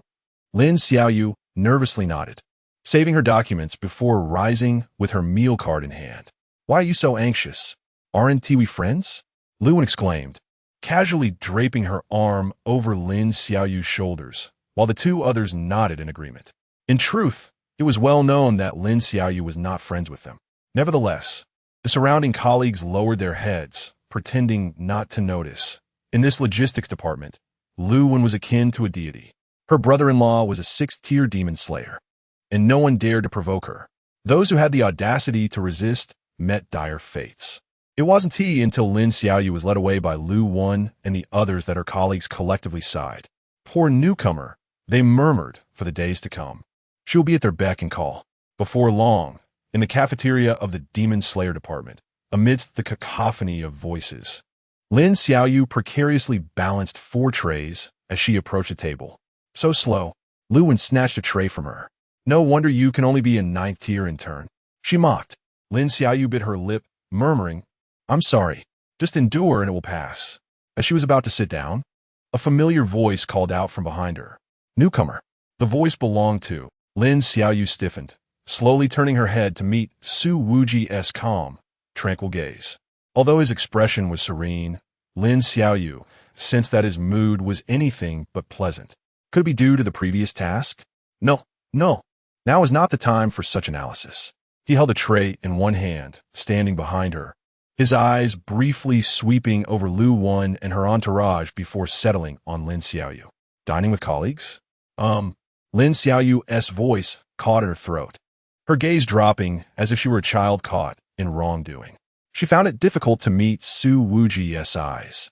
If there was anyone she least wanted to witness her humiliation, it was undoubtedly him. He was so astute. Would he discover something? If he did, what would he say? What would he do? How would he react? The most pressing concern was, would he despise this timid side of her? Seeing Lin Xiaoyu remain silent, Su Wuji nodded slightly. Very well. With that, he walked away. Lin Xiaoyu felt an immense wave of relief wash over her. Lu Wen and her companions also relaxed for a moment. But in the next instant, suddenly, Su Wuji's footsteps came to an abrupt halt. He slowly turned around, his gaze slicing through the air like a blade as it swept over Lu Wen and her companions, ultimately resting upon the meal card held by Lin Xiaoyu. Lin Xiaoyu, he spoke, his voice low yet resonant enough to silence the entire cafeteria. Why do you carry 4 trays by yourself? A palpable tension filled the air, thick and oppressive. The onlookers dared not meet his gaze. While it could be argued that Lu Wen, with her connections to an influential brother-in-law, might exert her power over newcomers, Su Wuji was another matter entirely. A reckless figure who could brazenly defy authority. The dynamics were clear to all present. Time seemed to freeze in the cafeteria. Lin Xiaoyu's fingers trembled violently, causing the meal card to clatter to the floor. Instinctively, she bent down to retrieve it, only to be yanked back by Lu Wen's grip on her arm. The leader is addressing you, Xiaoyu, Lu Wen remarked with a feigned smile. Explain yourself. After all, we are good friends, are we not? Lin Xiaoyu's lips quivered, her throat constricted as if gripped by an invisible hand, rendering her utterly speechless. Su Wuji's eyes turned frigid. He methodically placed the trays on a nearby table, then flexed his wrist, the joints cracking ominously. Just moments ago, the incident involving the cat demon had left him irritable, and he was in dire need of an outlet for his frustration. I will count to 3. Su Wuji's voice was eerily calm. Release her. Lu Wen's expression shifted, but recalling her brother-in-law's formidable connections, she mustered her courage. Su Inspector, this is a matter pertaining to our logistics department. Aren't you overstepping your bounds? 3. Lu Wen scoffed, tightening her grip on Lin Xiaoyu. What does the Demon Extermination Department now regulate just among colleagues? 2. Su Wuji unfastened the top button of his uniform. Lu Wen's lackeys sensed the shift in the atmosphere and discreetly loosened their hold on Lin Xiaoyu's clothing. 1. At the precise moment the final number echoed through the air, bang, Su Wuji kicked the dining table in front of him with force. Stainless steel trays, food, and soup splattered through the air. Lu Wen screamed, releasing Lin Xiaoyu as she recoiled, but was nevertheless splashed with scalding broth. Su Wuji, are you insane? Lu Wen exclaimed, frantically wiping the vegetable bits from her face, her voice shrill like a cat whose tail had been stepped on. Do you even know who my brother-in-law is? He is a 6th rank. Su Wuji did not allow her to finish. He seized Lu Wen by the collar, lifting her as effortlessly as one might a chick, before slamming her down onto the cafeteria's serving counter. Crash! Plates and utensils shattered across the floor, and Lu Wen's back collided with the metal surface, distorting her face in pain. Your brother-in-law? Su Wuji is native. Tell him to come here. I'll take him on as well. Silence enveloped the cafeteria, each individual holding their breath. One daring soul discreetly pulled out a phone to record the chaos, only to be firmly restrained by a companion. Are you out of your mind? Are you really going to film Su Wuji's scandal? Do you want to get yourself killed? Oh, how true. Lu Wen's two followers had already cowered in the corner, one of them so weak-kneed that she collapsed onto the floor. Su Wuji released Lu Wen's collar, and with a sudden transformation of his right hand into a claw, he forcefully pressed her head against the serving counter. Bang! Lu Wen's nasal bone made intimate contact with the stainless steel surface, and blood gushed forth from her nostrils in an instant. Ah! Su, the inspector. Please. No more. If you continue, I might die. I had no idea she was under your protection. Lu Wen's face was smeared with blood, tears, and snot mingling together as she trembled, clutching Su Wuji's sleeve, her voice quivering with desperation. Su, Inspector. I was wrong. I truly understand my mistake. Su Wuji let out a cold chuckle, tightening his grip, and yanked her hair to lift her. What exactly did you do wrong? Lu Wen's lips trembled. I should not have bullied Lin Xiaoyu. I shouldn't have taken advantage of her. And also, I shouldn't have abused my sister-in-law's connections to bully others in the logistics department. Su Wuji's gaze turned even colder. Your sister-in-law? The 6th grade demon slayer, right? Very well, summon him here at once. Lu Wen's face turned ashen, shaking her head frantically. No, that's unnecessary. I promise I will never trouble Lin Xiaoyu again. I swear. The cafeteria fell into a profound silence, everyone holding their breath. Su Wuji scrutinized her for a few seconds before suddenly releasing his grip. Lu Wen slid down like a puddle of mud, clutching her nose and trembling. Get out. Lu Wen felt as if she had been granted amnesty, scrambling backward, her followers rushing to assist her, the three of them stumbling out of the cafeteria. Su Wuji shook off the bloodstains from his hand and turned to approach Lin Xiaoyu. Lin Xiaoyu remained rooted in place, her black-framed glasses askew, appearing as if she were petrified. She watched as Su Wuji approached, her heart racing so fast it felt as though it might leap from her chest. Su Wuji raised his hand and firmly pressed down on her head, the force nearly causing her neck to retract. Listen carefully, his voice, though not loud, sliced through the entire cafeteria like a blade. Lin Xiaoyu, I will protect you. Everyone swallowed hard, nodding in agreement. After speaking, he released her, glancing at Lin Xiaoyu. Eat. Lin Xiaoyu. Oh. In a fluster, she hastily picked up her tray, her ears flushed crimson. Su Wuji had already stridden toward an empty seat. The cafeteria remained silent for 2 seconds before erupting into low murmurs. Wow. The inspector openly defending someone? What is Lin Xiaoyu's background? Oh. She is just a newcomer who recently joined, and she was taken along by Su Wuji for an A-level mission. Hiss! A-level. I'll have to steer clear of her from now on. Lin Xiaoyu lowered her head, jogging to catch up with Su Wuji, her heart still pounding. Stealing a glance at Su Wuji's profile, she noticed his displeasure as he poked at the braised pork on his plate. TSK, this meat, isn't tender enough. Boss, she ventured quietly. Silence. A mere thank you will suffice. Su Wuji curled his lips in disdain. Next time you're bullied, simply invoke my name. He produced a cigarette, igniting it, and inhaled deeply. However, should I catch sight of you being a punching bag once more? The ember at his fingertips flickered ominously as Su Wuji glared at Lin Xiaoyu. I shall personally administer a beating. Lin Xiaoyu pressed her lips together, suddenly feeling a warmth swell in her eyes. She lowered her head, took a bite of her meal, and a subtle smile crept upon her lips. Indeed. Chapter 18. Lin Xiaoyu's profile, tenfold gravity training room after lunch. Su Wuji had returned to his office. Suddenly, something crossed his mind. He rummaged through a document on his desk and pulled out a file. To his surprise, it contained information about Lin Xiaoyu. This had been delivered by Zhao Jiangwo in the past 2 days, but due to a lack of time, he had not yet perused it. As he scanned the contents, a playful glint appeared in his eyes. Lin Xiaoyu, 9th rank demon slayer, proficient in chi, momentum, and weaponry. Both parents were demon slayers. All perished in the demon festival incident 7 years ago. Personality, timid and sensitive under normal circumstances, harboring a profound hatred and aversion towards demons. Warning: this individual possesses multiple dangerous personalities. Please monitor closely. Trigger conditions are unknown. Known combat rating: 5th rank Demon Slayer, as Su Wuji read. A light chuckle escaped him. How intriguing. Previously, he had been perplexed as to why Zhao Jiangwo assigned a newcomer to accompany him on an A-grade mission. However, the reason was now clear. At that moment, his phone chimed with a new message. He glanced at it.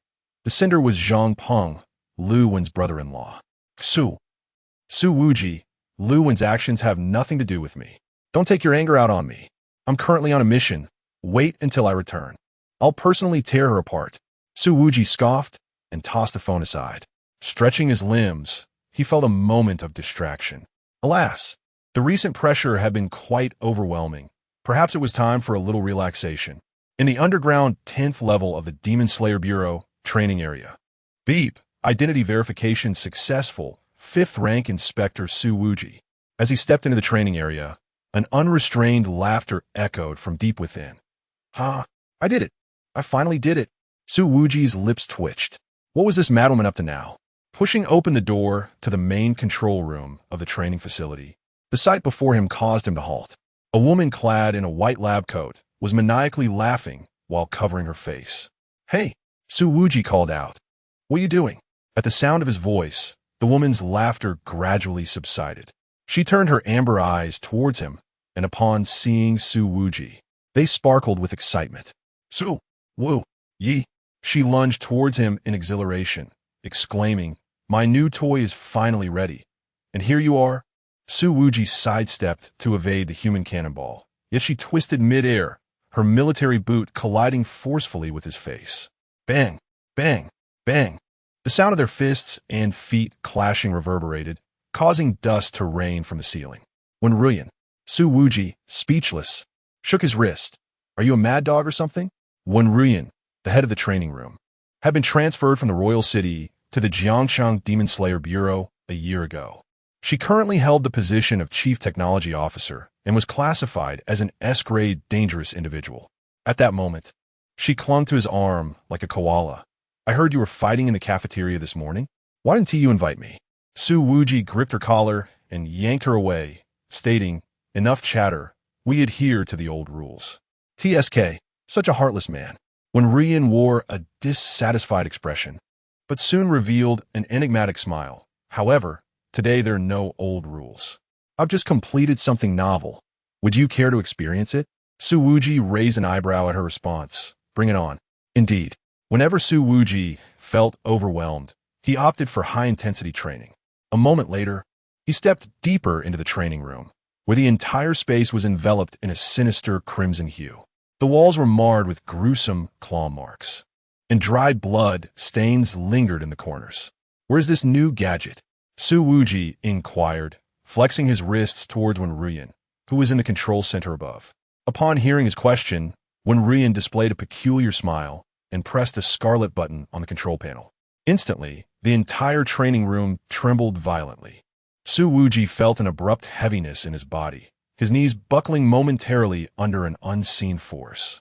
Welcome to Hell Mode 2.0. The previous one, 0, was too easy for you, so I devoted myself to creating 2.0 indeed. You shall witness a marvel in the annals of technology. Her voice echoed through the speakers. I have finally completed the gravity chamber, starting with a baseline gravity 10 times normal, and it will randomly reverse the direction of gravity. Additionally, I prepare my special mechanical puppets for you. Of course, this level of difficulty should be just right for you, darling. Before her words finished echoing, the ceiling suddenly cracked open and 10 pitch-black mechanical puppets plummeted to the ground. These puppets were colossal, their joints entwined with tangible malevolent energy, and their ocular sensors glowed ominously. Life form detected.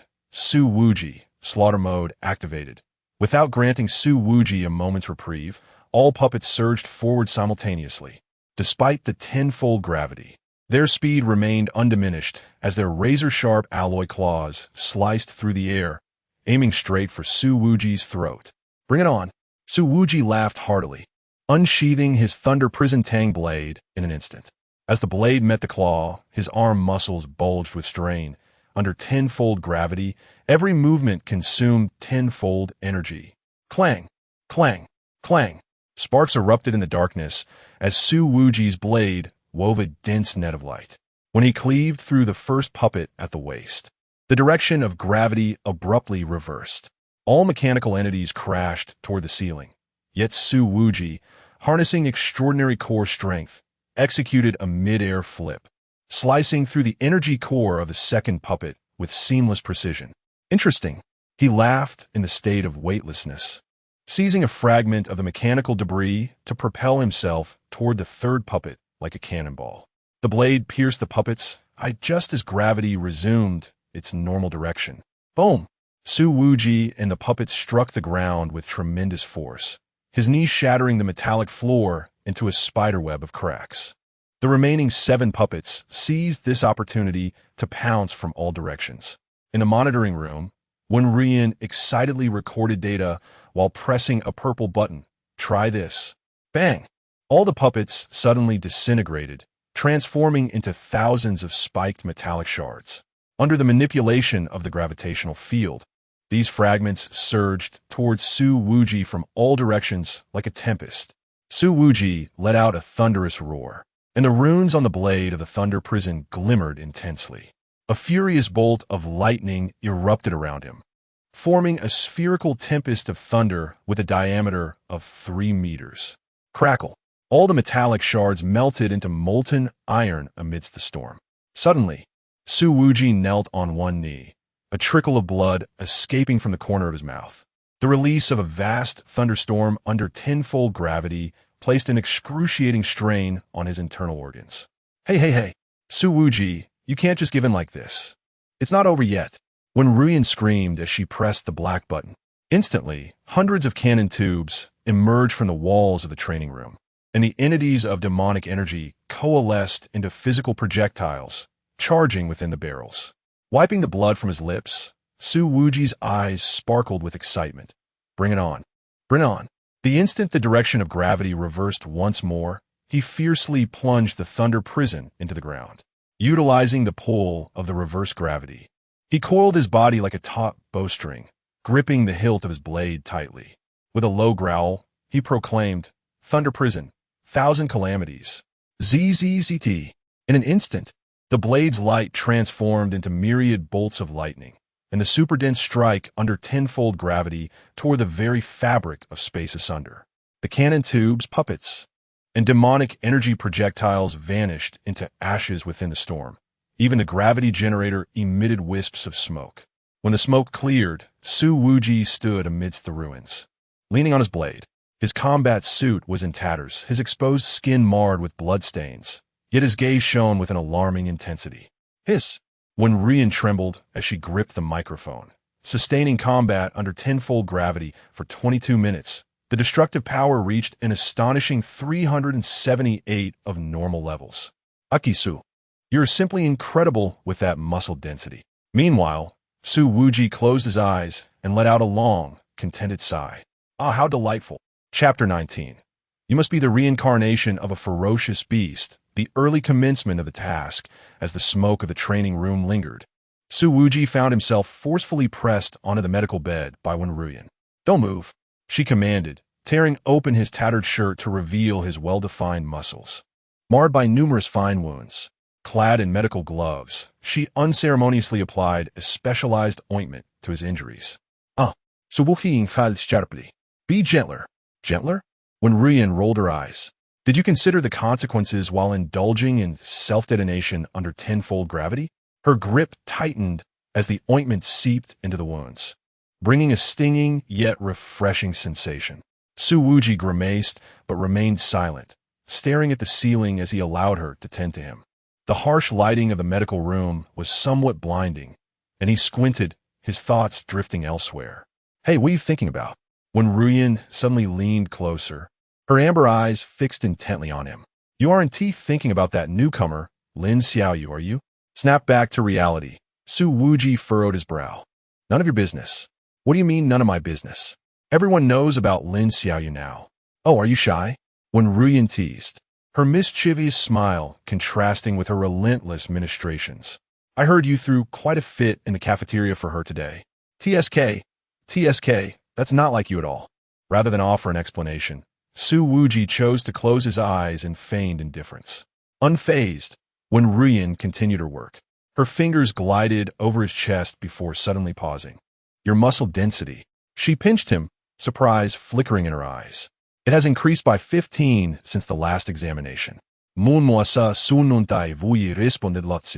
you understand what this implies? When Ruyan's tone shifted to seriousness. A typical demon slayer would have collapsed under the strain of muscle density at your level due to skeletal limitations. Yet here you are, not only unscathed but also lively. She picked up a nearby scanner and pressed a button against his chest.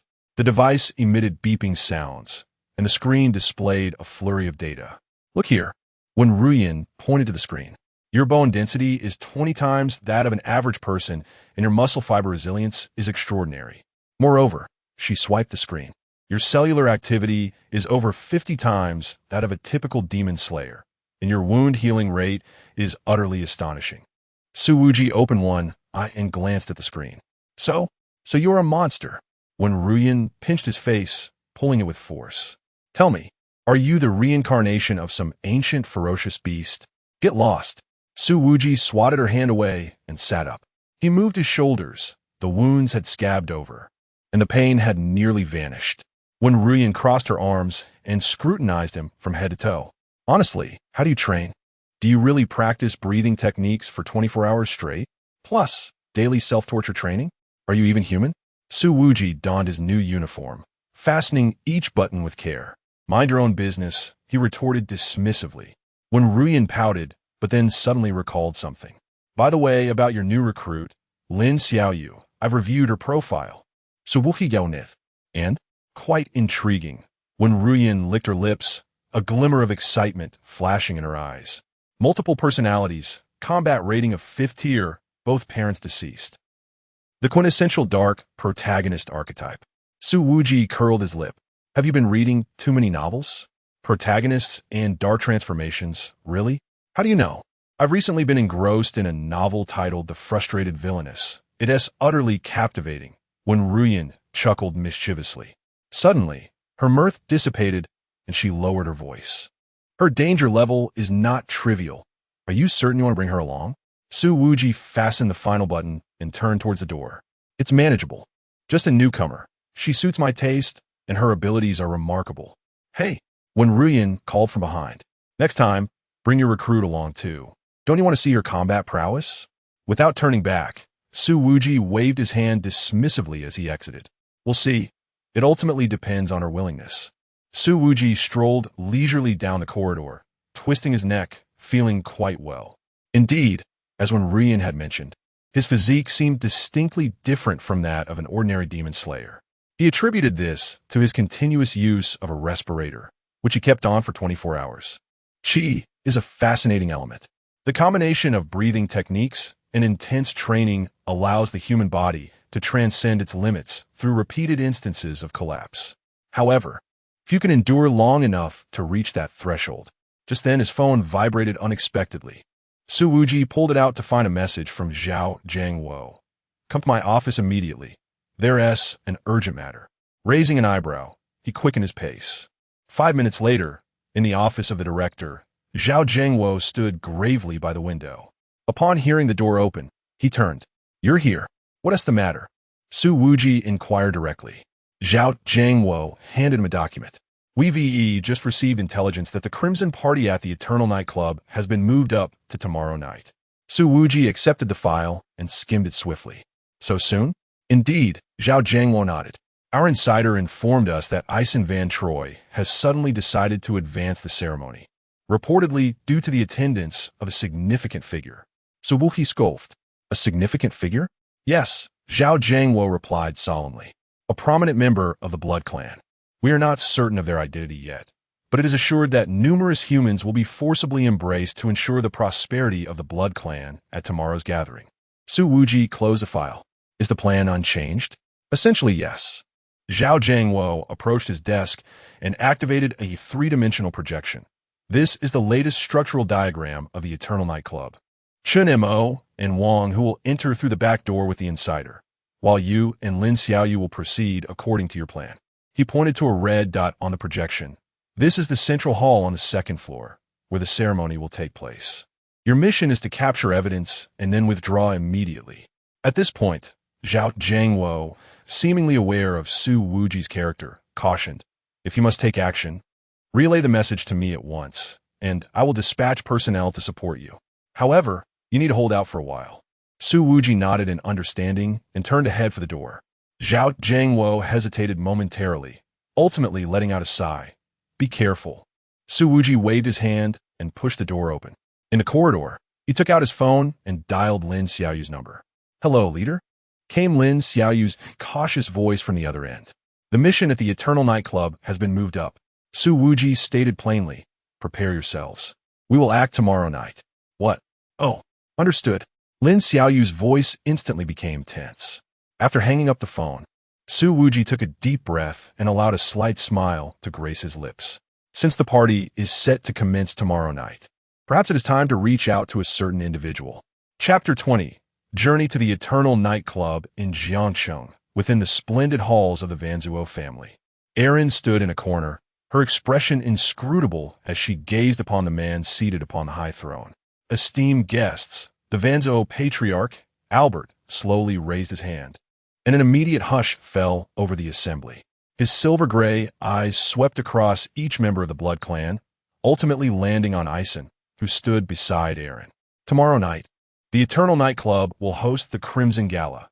At that time, we shall secure a new cadre of formidable allies. The elders of our clan will also grace us with their presence. Therefore, his voice resonated with an undeniable authority. This party must not falter. Then, he turned his gaze to Ison, his expression unusually gentle. Ison has always been in charge of the club's affairs, and I have every confidence in him. You should learn from Ison. The establishment of the Eternal Nightclub has solidified our family's standing in the human realm, elevating the Vanzuo family's status within the blood clan. Thunderous applause ensued. Ison bowed with a smile, while Erin watched the scene unfold, nearly overcome with nausea. Why was this so? After years of fierce competition in the entertainment industry, she had secured countless initial embraces for the family. Yet all she received from her father was a dismissive remark. Meanwhile, Ison merely needed to establish a sordid underground club to be exalted to the pedestal of reverence. It was utterly unjust. As the meeting concluded, the blood clan members bowed and dispersed. Erin turned to leave, but was halted by a figure blocking her path. "Sister." Ison leaned against the column, his demeanor gentle as he inquired, "Will you be attending this year's gala?" "I will," Erin replied, causing Ison to raise an eyebrow in surprise. He had merely asked out of casual curiosity, especially since Erin had previously ignored him completely. Was there some ulterior motive behind her words? However, Ison quickly dismissed his doubts as he noticed Erin's cold smirk, dripping with sarcasm. With Feng Wei and Station Master Li captured by the Demon Slayer Division for interrogation, I can assure you that your gala will be infiltrated by a few unwelcome guests. I truly look forward to witnessing just how chaotic your party will become. With that, she pivoted and departed. Ison observed the retreating figure of his sister, a mocking smile curling at the corners of his mouth. How amusing! Did she truly think he was unaware of such matters? Alas, dear sister, you are destined to be nothing more than a stepping stone for my ascent to the patriarchal throne. 4. The informant within the Demon Slayer Division is none other than one of my own. Tomorrow night, I shall demonstrate to the Demon Slayer Division that the skies of Jiangcheng belong to our blood clan.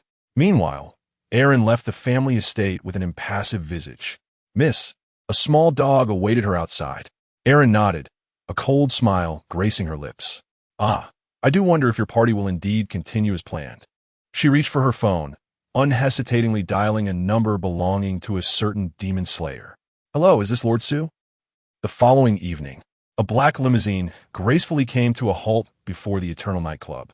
As the car door swung open, Erin Vantra stepped out, her long, graceful legs emerging elegantly. Her crimson eyes swept across the entrance of the venue, a cold smirk playing at the corners of her lips. "Miss, everything is arranged," a small dog said respectfully from behind her, his voice low. Erin nodded slightly, her gaze scanning the crowd, not far away before she strode towards the club's entrance. Meanwhile, at the opposite entrance of the venue, Lin Xiaoyu tugged nervously at her backpack straps. "Leader, are we really going in this way?" Her eyes, hidden behind thick black frames, flickered with unease. Su Wuji glanced at her, his tone indifferent. "Are you afraid?" "No, not at all." Lin Xiaoyu quickly shook her head, her voice trembling slightly. "I just feel that the atmosphere here is a bit eerie." Su Wuji chuckled softly, ruffling her hair. "Stay close to me and don't look around." The two had disguised themselves for this occasion. Su Wuji donned a sleek black suit, his hair slicked back, accentuated by a pair of golden-rimmed glasses. He appeared refined and distinguished, a stark contrast to his usual cold demeanor. Lin Xiaoyu wore a beige dress, her long hair cascading over her shoulders, presenting herself as a well-mannered heiress, a backpack slung over her shoulder. "Remember, we are guests invited by Aaron to the party," Su Wuji reminded her in a hushed voice. Aaron had briefed him on the entire agenda for the Crimson Party the previous night. Naturally, the vampire guests would have unrestricted access. In contrast, humans needed to present an invitation bearing the vampire emblem to enter. He had acquired such an invitation from Aaron. Taking a deep breath, Lin Xiaoyu nodded. At the entrance, two guards clad in black uniforms blocked their path.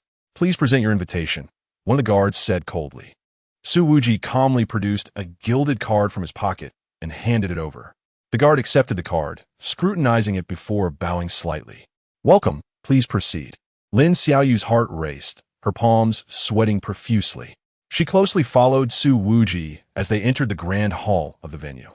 Upon stepping inside, the rich scent of perfume mingled with a faint metallic tang of blood enveloped them. The dimly lit hall was illuminated by crystal chandeliers casting an eerie red glow. Groups of elegantly dressed vampires mingled, raising their glasses in conversation, while servers weaved through the crowd carrying tall goblets filled with crimson liquid. "Is this place all vampires?" Lin Xiaoyu whispered, instinctively clutching the hem of Su Wuji's clothing. Su Wuji surveyed the surroundings, his expression stern. "Not entirely, but humans are scarce."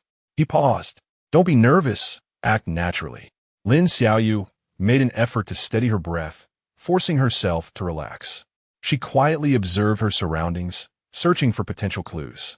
Just then, a familiar figure emerged from the crowd, striding directly towards them. Aaron Vantra. She wore a dark red gown, her lips slightly upturned, each step radiating an intoxicating allure. Her gaze fixated on Su Wuji, and a flicker of unease passed through her eyes. Lin Xiaoyu noticed that Aaron's fingers tightened ever so slightly for a brief moment. She was clearly anxious. This revelation made Lin Xiaoyu's heart skip a beat. Could it be that even a vampire could feel fear? Fear of whom? She swallowed hard and glanced at Su Wuji beside her. Goodness, is she afraid of Su Wuji? What on earth is happening? Aaron halted before Su Wuji and spoke softly. "Sir Su, the party is about to commence. Please follow me with your companions." Su Wuji smiled and nodded. "I am quite looking forward to the gathering hosted by Miss Aaron's family. If possible, I would truly like to meet the mastermind behind it." Aaron chuckled lightly. "You will certainly have that opportunity." Lin Xiaoyu felt a chill run down her spine, perplexed by the unfolding situation. At the entrance of the second floor stood 4 vampire guards, even more imposing than those below. Upon seeing Aaron, they immediately bowed, yet they cast several scrutinizing glances at Su Wuji while inspecting the invitation. "A newcomer?" One of the guards frowned. "I haven't seen him before." Aaron's expression turned icy at this remark as she scolded. "What is this? Are you going to question my guests as well?" The guard's Adam's apple bobbed nervously, and he promptly stepped aside to clear the path. Chapter 21. The Scarlet Soiree, Lin Xiaoyu's second persona. The lighting on the second floor was notably dimmer, and the air was saturated with a sickly, sweet fragrance. Dozens of genuine leather sofas were arranged in a circular formation, with a massive round stage at the center. Most unsettling were the numerous iron cages suspended from the ceiling, each containing a human with a vacant expression. This was the VIP area on the second floor. Eileen's voice was barely above a whisper. "Follow me. I have a designated area."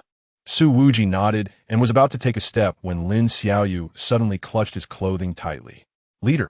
Lin Xiaoyu, seemed to have witnessed something unbelievable.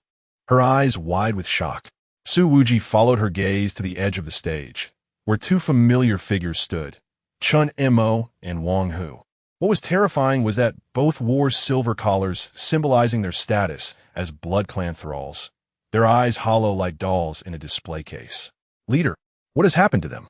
Lin Xiaoyu's lips trembled, her voice barely audible. Su Wuji's smile remained unchanged, for he had anticipated trouble. Yet, to avoid alarming the enemy, he had allowed these two fools to serve as bait for the moment. He gently squeezed Lin Xiaoyu's palm, speaking in a tone only they could hear. "It's nothing to worry about. We will rescue them later. Just relax. I am here." Lin Xiaoyu swallowed hard, but Su Wuji's words provided her with a sense of reassurance. However, he noticed something peculiar. He cast a strange glance at the large backpack Lin Xiaoyu carried. "Don't you think your backpack is somewhat incongruous with your attire?" She had been carrying a sizable backpack when they were at the old estate, and now she had it again. Lin Xiaoyu blinked and her cheeks flushed. I'm sorry, but if there is to be a battle today, I must bring this with me." "Oh." Su Wuji's interest was piqued by her reply, but it was clearly not the appropriate moment for inquiries. Upon entering a private, transparent room, Su Wuji swirled the contents of his goblet, the crimson liquid shimmering with an enchanting luster under the light. He could indulge in a sip of the ordinary wine. Taking a delicate sip, his gaze traversed the glass walls, surveying the entire second-floor hall. Each room resembled an exquisite cage. Adorned Blood Clan members languidly reclined on their sofas, while the humans beside them wore vacant expressions, each adorned with silver collars, akin to tame pets. In the most prestigious room, a tall figure sat. It was a man with silver-gray hair cascading to his waist, possessing a beauty that bordered on the supernatural. His skin was pale as snow, glimmering with a chilling sheen in the dim light.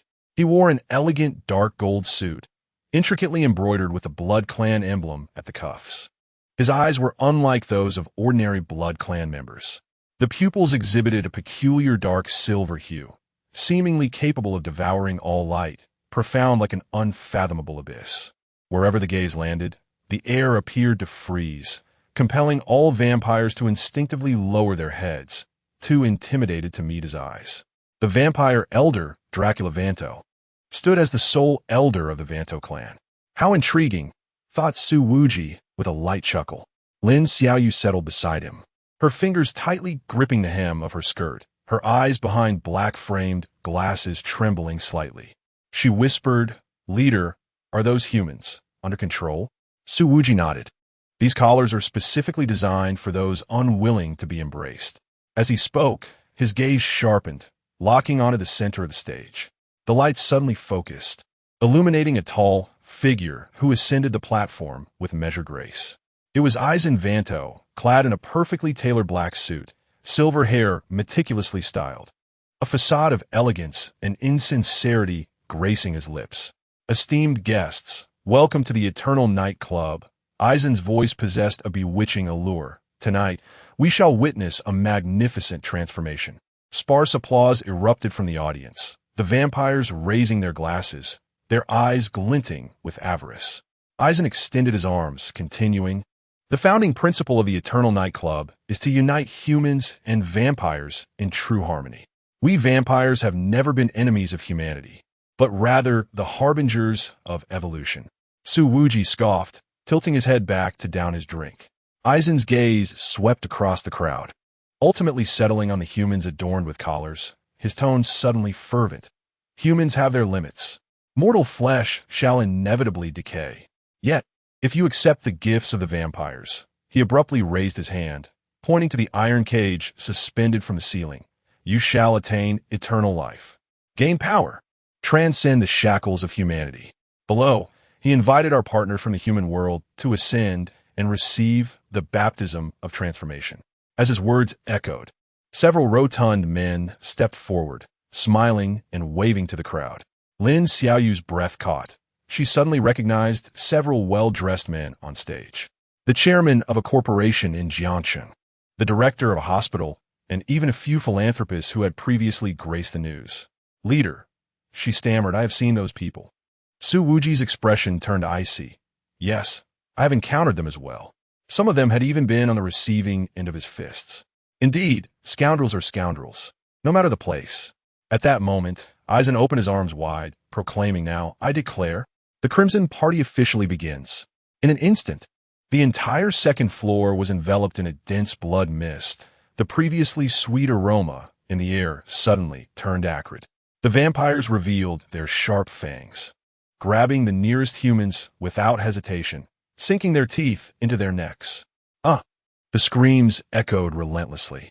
Lin Xiaoyu's pupils abruptly constricted as she witnessed a Blood Clan maiden sink her fangs into the neck of a young boy in the adjacent room. The boy's expression shifted from a dazed stupor to agonizing pain, ultimately contorting into a twisted ecstasy. Thud, thud, blood, ecstasy, screams, and shrieks. A cascade of grotesque, yet beautiful imagery bombarded Lin Xiaoyu's mind in an instant. Her pupils suddenly shrank to the size of pinpricks before widening dramatically. Her breath quickened, and her fingers pressed firmly against her chest, until a voice echoed in the recesses of her mind. "Ah, it seems it's another visit from us. Is it recorded?" Su Wuji's gaze remained fixed on the bloody spectacle at the center, his tone icy. "Ah, of course. Leader," a voice sweet enough to verge on the grotesque, came from beside her. Su Wuji whirled around abruptly.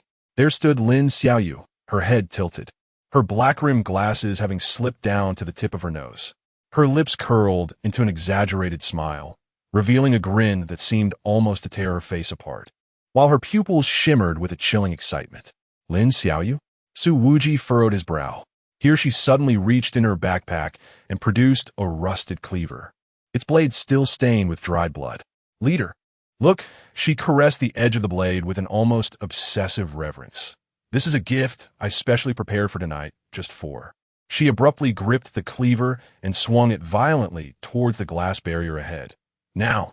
Crash! In that moment, as the cleaver sliced through the air, Lin Xiaoyu shattered the glass and charged forth.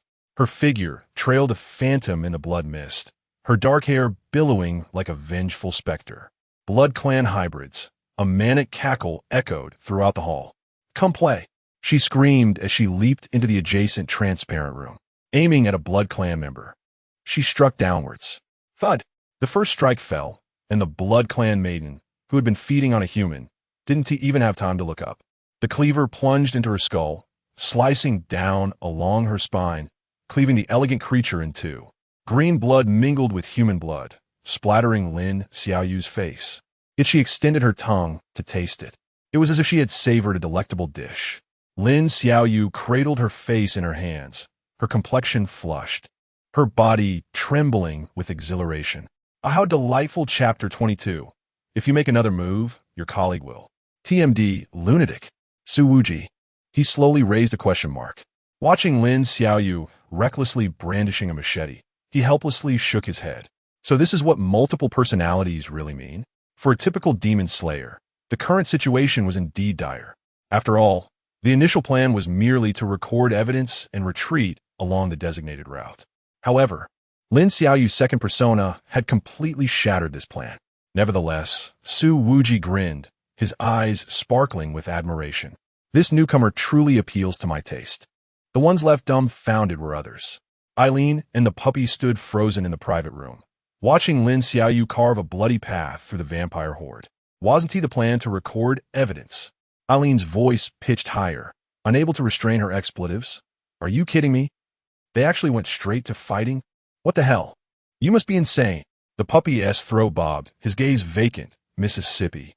Have we been deceived? Eileen abruptly turned to Su Wuji, only to find him leisurely unbuttoning his suit, revealing a snug black combat outfit beneath. A hint of amusement danced at the corners of his mouth, as if the gruesome slaughter before him was merely an exhilarating circus performance. Su Wuji, Eileen nearly shouted in despair. Has your colleague lost her mind?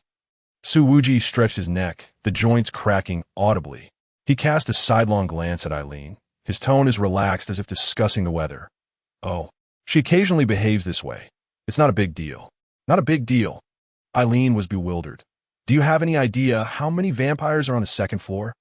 There are at least 20 guards, not to mention. Her words abruptly halted. For at that moment, Eisen Vantra in the center of the stage had suddenly turned, his brutal pupils locking onto Eileen with fierce intensity. His expression twisted for an instant before erupting into a deafening roar. Eileen, you dare conspire with the Demon Slayers? The original plan was flawless, and the insider had long been assimilated into the first embrace. But how could Eileen, his own sister, bring in two individuals who posed a problem? Huh. You actually act as a treacherous demon. The entire second floor fell silent for a second. Every vampire turned in unison. Hundreds of crimson eyes fixating on Eileen like spotlights. The oppressive atmosphere thickened the air. Eileen's complexion turned ashen. She opened her mouth, but only meaningless syllables escaped. In the end, she could only force a bitter smile towards Su Wuji, her voice trembling. It's over. We're all going to die here. Su Wuji, upon hearing this, curled his lip in disdain. Trash is just trash. He swiftly drew the Thunder Prison Tang knife from his waist, the blue arcs of electricity crackling ominously. Die here? What a joke. Before his words could fade, his figure vanished from the spot. Boom! A blinding flash of lightning tore through the blood mist as Su Wuji crashed into the throng of the Blood Clan like a cannonball. With a sweep of his hand, three heads soared into the air, green blood gushing forth like a fountain. I am Su Wuji, the fifth-ranked inspector of the demon-slaying department. His voice resounded like thunder, echoing throughout the second floor. For colluding with demons and harming humanity, I hereby sentence you. Blood Clan. The flash of his blade was as swift as lightning, cleaving through another row of Blood Clan adversaries. Death penalty. The entire second floor of the Eternal Nightclub erupted into chaos. Su Wuji, it's that lunatic from the demon-slaying department. Kill him. Protect the Elder. Blood Clan guards surged from all directions, their speed surpassing that of ordinary mortals. Claws extending into deadly blades, fangs glinting ominously in the light. Yet, Su Wuji was even swifter. Bang, bang, bang. Each of his punches carried the weight of thunder, each kick capable of shattering the ribcage of a Blood Clan member. The lightning in his hands transformed into the scythe of death, leaving a trail of carnage in his wake. A Blood Clan guard attempted a sneak attack from behind, claws aimed at Su Wuji's heart. Without turning around, Su Wuji retaliated with a swift slice, slicing through the guard's arm at the shoulder. He followed up with a spinning kick, sending the guard flying several meters, crashing through multiple sofas. Is this all you've got? He sneered, shaking the green blood from his blade. In stark contrast, Lin Xiaoyu's combat style was a whirlwind of chaos. She flitted through the Blood Clan like a frenzied butterfly. Of course, if butterflies wielded blood-stained cleavers. Her laughter was sweet, yet spine-chilling. As her cleaver carved through the air, "Come on, don't hide." A burly Blood Clan man charged at her, only to be met with an upward slash that severed his jaw. The cleaver pierced through his chin, directly splitting open his skull. "Oh, the sensation is exquisite," Lin Xiaoyu purred, her eyes half closed in delight, before bouncing toward her next target. Eisen Vantra stood at the center of the stage, his expression dark enough to drip with malice. He suddenly gestured emphatically. "Activate the barrier. Do not let them escape." With a hum, crimson runes illuminated the entire second floor, intricate patterns appearing on the walls, floor, and ceiling. The air thickened, and everyone's reactions and speed appeared to slow. However, this had no effect on Su Wuji. His lightning continued to weave effortlessly through the Blood Clan. Eisen muttered curses under his breath. That monster. Meanwhile, Lin Xiaoyu seemed to be affected. She tilted her head, black hair plastered against her blood-soaked face. Why do I suddenly feel strange? Just then, she stumbled, her cleaver clattering to the ground. Several Blood Clan members rejoiced and rushed toward her. Yet in the next moment, Lin Xiaoyu revealed a mischievous grin. Gotcha with a flick of her finger. The cleaver soared from the ground, gutting the nearest Blood Clan member. Simultaneously, her sleeve slipped out a short dagger, piercing the eye socket of another bloodsucker with precision. Clearly, no one had anticipated that merely two demon slayers could have fought their way to this point. Aileen and the puppy huddled in the corner, witnessing this massacre with wide eyes. The puppy swallowed hard and inquired, "Miss, what shall we do?" The bloodsuckers already believe we are in collusion with the demon slayers. Although, in truth, that was indeed the case. Aileen remained silent, her gaze fixed intently on the highest booth where Elder Dracula sat, observing everything with cold indifference from his silver-gray eyes, as if the carnage before him was of no concern. Why does the Elder not intervene?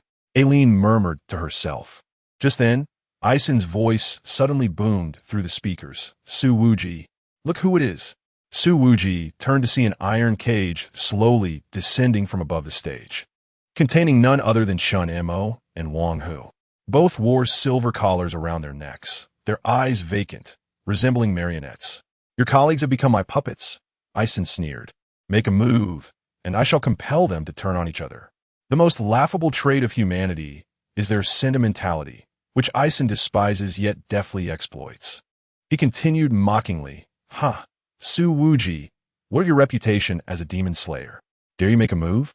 Then, Su Wuji cast a glance and retorted with a cold sneer, to openly torture the enforcers of the demon-slaying agency, the Vantra family. It seems you have reached your end today. Chun Mo, Wang Hu, I will avenge your deaths. Chun Mo and Wang Hu in a state of unconsciousness with that. Su Wuji raised his blade and charged at Aisen, shouting die. Aisen was taken aback, his pupils dilating in shock. Damn it, this crazy fool. Chapter 23. Elder, save me. Aisen never imagined that Su Wuji would charge at him with a blade in hand. In that instant, as he gazed at his adversary, thoughts of his bloodline's dignity, the arduous journey he had undertaken to reach this point, and the glorious future of becoming the head of his family flooded his mind. Thus, he realized, I cannot die. Elder, save me. Aisen's desperate scream nearly shattered the cacophony within the establishment. His pupils dilated in terror as he watched Su Wuji's thunderous blade cleave through the air, aimed directly at his throat. The paralyzing fear of death left him utterly rigid, banishing any thoughts of controlling Chun Mo or Wang Hu from his mind. Just as the blade was about to sever Aisen's head, a long, sorrowful sigh resonated from above. A crimson barrier materialized out of thin air, blocking Su Wuji's advance. The blade struck the barrier, igniting a shower of dazzling sparks. Dracula Vantra rose slowly, his silver-gray hair moving as if stirred by an unseen wind. His eyes, deep and frigid like an abyss, fixated on Su Wuji. Young one, cease your actions. Upon witnessing this, Aisen's tense body immediately slumped in relief. He gasped for breath, euphoria sweeping over him as he realized he had been saved by the Elder. However, in the next moment, a sinister smile abruptly spread across Su Wuji's lips. Aisen's heart raced, a chill racing up his spine. Oh dear, is there no one here? Young man, a chilling voice echoed from behind Aisen. His pupils contracted to the size of pinpricks. He turned stiffly, only to behold a blood-soaked visage. Lin Xiaoyu, her head tilted, had long lost her black-framed glasses, and her crimson eyes sparkled with a morbid excitement. In her hand, a rusted cleaver dripped with green blood. With a swift motion, the cleaver pierced through Aisen's chest without resistance. Aisen looked down at the blade protruding from his torso, his expression frozen in disbelief. How could this be? The Elder had intervened, yet he still faced his demise. Well done, newcomer. Su Wuji's laughter rang out. Thank you, Leader Lin Xiaoyu exclaimed, eagerly licking her lips. With a twist of her wrist, she violently twisted the cleaver within Aisen's body. With a sickening sound, Aisen Vantra, the pride of the Vantra family and the master of the Eternal Night Club, collapsed to the ground like a lump of clay, utterly silenced. The entire second floor fell into a profound silence. All the bloodkin stared in disbelief at the scene unfolding before them. Aisen was dead, slain by a human girl wielding a decrepit cleaver as if she were butchering a chicken. Aisen! A heart-wrenching roar suddenly erupted. Albert Van Trott plunged down from the platform, his face contorted, and his silver-gray hair billowed like a furious lion. Rebellion. Rebellion. Eren, the people you brought have slain Aisen. Your own brother. You wretched daughter. Eren stood frozen, staring blankly at Aisen's lifeless body. An unprecedented impulse surged within her heart. Indeed, Aisen was dead. That brother, favored by their father since childhood. The scoundrel who had snatched away everything that rightfully belonged to her was truly gone. And now, the only one left with a rightful claim to the family headship was her father. Erin suddenly lifted her head, a flicker of resolve flashing in her crimson eyes. You have grown old. Her voice was soft, yet it silenced the entire gathering once more. Now is the era of the young. Before her words could fully dissipate, Erin abruptly raised her hand. Attack. Boom! The walls of the gathering place exploded, and dozens of figures burst through the rubble, clad uniformly in dark red uniforms. Each bore Erin's personal crest upon their chests. They were her loyal guards, a force that had long been lying in wait. Kill. The civil war among the bloodlines erupted instantaneously. Albert stood frozen, his expression shifting from rage to confusion, ultimately transforming into profound despair. He trembled as he pointed at Erin. You ungrateful daughter. Erin let out a cold laugh, her fingertips elongating as she charged toward Albert.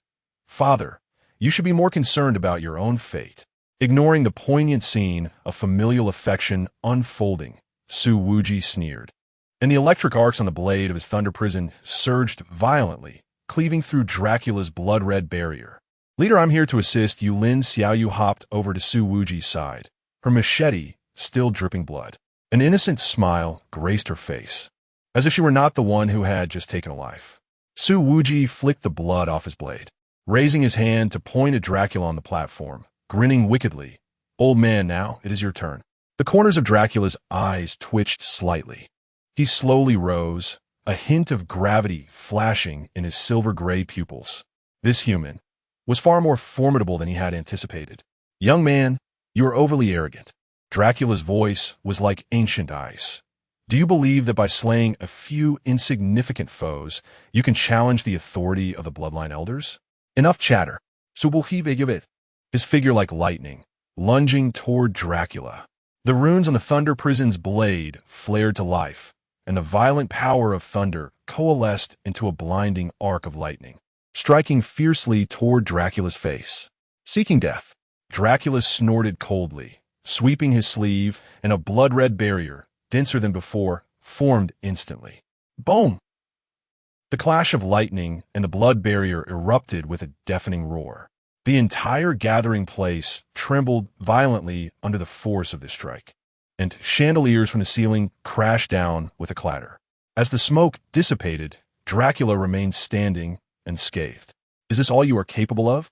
He regarded Su Wuji with disdain, slowly raising his right hand. Allow me to demonstrate what true power entails. With a buzzing sound, a blood-red orb materialized in the palm of Dracula's hand, within which countless tormented souls seemed to wail in agony. The terrifying surge of energy distorted the very air around him. Blood hell, soul devour.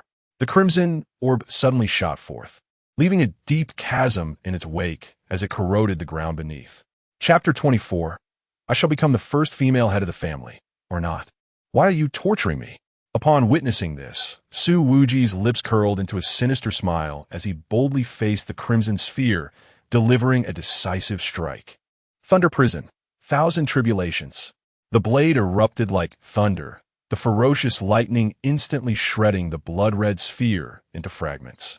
Dracula's pupils constricted, and before he could react, Su Wuji had already pierced through the swirling blood mist, his blade aimed directly at his throat. Arrogance, Dracula bellowed, his silver-gray hair rising as if stirred by an unseen wind, his hands clasping together fiercely. A torrent of crimson surged from his palms, transforming into a grotesque giant serpent that lunged at Su Wuji. Boom!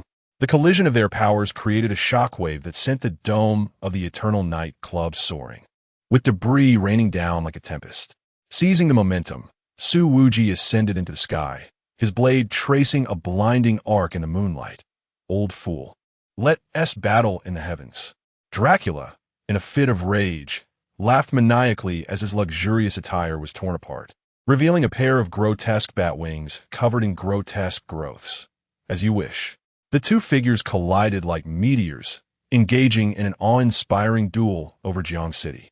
Lin Xiaoyu rushed to the edge of the ruins, her excitement evident as she gazed upward. In the moonlight, Dracula's true form was fully unveiled. His once handsome visage was now marred by grayish scales, his mouth torn back to the roots of his ears, revealing menacing fangs. His silver-gray pupils had transformed into slits, and the veins on his bat wings writhed as if alive. So this is the true visage of the vampire elder? Quite hideous indeed. Su Wuji scoffed, realizing the noblest of the Dracula lineage was, in essence, such a grotesque creature. Humph. It is an honor for you to witness my true form. Prepare to meet your demise. The battle in the skies had reached a fever pitch. As Dracula flapped his wings, a rain of foul blood fell, each droplet corroding the air with a sizzling sound. Su Wuji, stepping upon the thunder, weaved through the blood rain, each swing of his blade igniting brilliant arcs of electricity. Blood hell, wailing souls. Suddenly, Dracula opened his gaping maw, countless vengeful spirits surging forth from his throat, manifesting as ghastly faces that obscured the heavens, lunging towards Su Wuji. These souls were the remnants of humans he had consumed, now emitting chilling wails. In Su Wuji's eyes, the lightning surged intensely, the runes on his blade illuminating in succession. Thunder prison, heavenly punishment. Where the blade passed, the very fabric of space cracked, and the furious thunder transformed into a massive net, shredding the vengeful spirits to pieces. Impossible. Dracula finally revealed a look of astonishment. This is a spatial rift? What nonsense is this? How old are you? And yet your strikes can tear the fabric of space. He abruptly flapped his wings to retreat, only to see Su Wuji suddenly release the hilt of his sword, forming a peculiar hand sign with both hands. Old fool, allow me to demonstrate true chi. Suddenly, dense blue patterns emerged across Su Wuji's body, representing the power of lightning compressed to its utmost limit. He inhaled deeply, his chest visibly expanding at a rapid pace. Thunder roar cannon. Boom! A bolt of lightning with a diameter exceeding 10 meters erupted from Su Wuji's mouth, evaporating the clouds in its wake. The hastily conjured crimson barrier of Dracula shattered like paper, half of his bat wing instantaneously vaporizing. Dracula emitted a scream that was far from human, his remaining wing flapping frantically in a desperate attempt to flee. His pupils trembled. No, is this a human technique? What is it that you are unleashing from your mouth? Just as this thought crossed his mind, Su Wuji's speed surpassed that of Dracula's hasty escape. He stepped onto the lightning and arrived in an instant, seizing the remnants of Dracula's bat wing. Trying to escape? With a ripping sound, Dracula's last wing was violently torn away. Green blood gushed forth like a waterfall, and this elder of the Blood Clan descended like a kite with severed strings. On the ground, Lin Xiaoyu's eyes widened in alarm. "Watch out behind you, leader," she cried. Suddenly, the falling Dracula's body twisted and contorted, his spine cracked, piercing through his skin, transforming into a bone tail lined with barbs that swung towards Su Wuji's back. A mere parlor trick. Without turning his head, Su Wuji's lightning prison blade struck upward from below. At the moment the blade collided with the bone tail, blinding lightning surged along the tail, enveloping Dracula entirely. Dracula writhed violently within the lightning, scales flaking off in large patches. In a frenzy, he bit his tongue, spewing forth a mouthful of essence. With blood as a sacrifice, summon my kin. The incantation remained unfinished. Su Wuji's blade had already plunged into his gaping mouth. "What are you babbling about?" Dracula exclaimed. "This isn't how it goes." With a thrust, the blade pierced through the back of his skull, and the lightning erupted within Dracula's cranium. In an instant, the elder of the Blood Clan expanded into a sphere, ultimately exploding with a resounding boom, scattering blood, mist across the sky. Beneath the moonlight, Su Wuji flicked the green blood from his blade and gently descended upon the ruins of the Eternal Night Club. He surveyed his surroundings, his gaze sweeping over the shattered remnants of the club and the exhilarated Lin Xiaoyu, flushed with excitement. Finally, his eyes settled on Erin, who had already concluded her battle. Exhausted, she gazed at the former head of the family, now lying on the ground with a face full of unyielding regret. Her voice trembled, a quiver she was unaware of, as she said, "Father, you have lost." Erin slowly raised her hand, suddenly engulfed by a surreal sensation. Once upon a time, she had been the invisible girl hiding in the corners of the family. Regardless of her accomplishments in the entertainment industry or the benefits she brought to the family, her father's gaze had always been fixed solely on Isun, simply because she was a woman. The traditions of the blood clan must not be broken, her father had always told her. The position of the head of the family can only belong to your brother. Erin had often pondered whether her life would have been different had she not been a woman. And now, a distorted smile slowly crept across Erin's lips. At this moment, that stubborn old man had finally fallen at her feet. The Eternal Nightclub has been reduced to ruins, and Isun lies in pieces. Those who once opposed her among the clan elders are either dead or grievously injured. From this night forth, the Vantrox family shall welcome its first female head. She inhaled deeply, savoring the sweet taste of impending power. Years of forbearance, scheming, and even the willingness to collaborate with a madman like Su Wuji, all for this moment. A soft chuckle escaped her lips, imbued with a frenzied sense of liberation. Finally, suddenly, a crisp metallic clink resonated. A perplexed expression crossed Erin's face as she glanced down at her wrist. A pair of specially designed silver handcuffs was firmly affixed to it. Bewildered, she blinked and followed the chain to its other end. Su Wuji, cigarette in mouth, casually waved the handcuff key. Erin Vantrox, you are hereby arrested for leading a criminal organization, willfully consuming narcotics, illegal detention, and endangering human safety. His tone was as relaxed as if he were discussing the evening's supper, a mischievous smirk lingering at the corners of his mouth. Erin's mind went blank. She opened her mouth, but only uttered a few nonsensical syllables. "WH. What?" I said. Su Wuji leaned closer to her ear, enunciating each word deliberately. "You are under arrest." "No." Erin's voice suddenly rose, her exquisite features contorting in disbelief. "Su Wuji, have you lost your mind? We were supposed to collaborate." "Collaborate?" Su Wuji scoffed, flicking the ash from his cigarette nonchalantly. "What did I ever say I would collaborate with you? I only mentioned helping you ascend to the position of head. I never promised you immunity." Erin's pupils constricted sharply, her chest tightening as if gripped by an invisible hand. It struck her like a bolt of lightning. She had made a fatal error in naively believing this lunatic would honor their agreement. Fury surged within her. "You liar! What about my position as head? Answer me." Shaking with rage, Erin burst into tears, her cries echoing loudly. Su Wuji merely shrugged. "Isn't this precisely where I'm taking you?" Moments later, they arrived at the vacant Vantrox estate. Su Wuji guided Erin to the empty seat of the family head. She sat down, momentarily feeling as though life was returning to her. Yet, Su Wuji pulled her up again. "All right, that's enough.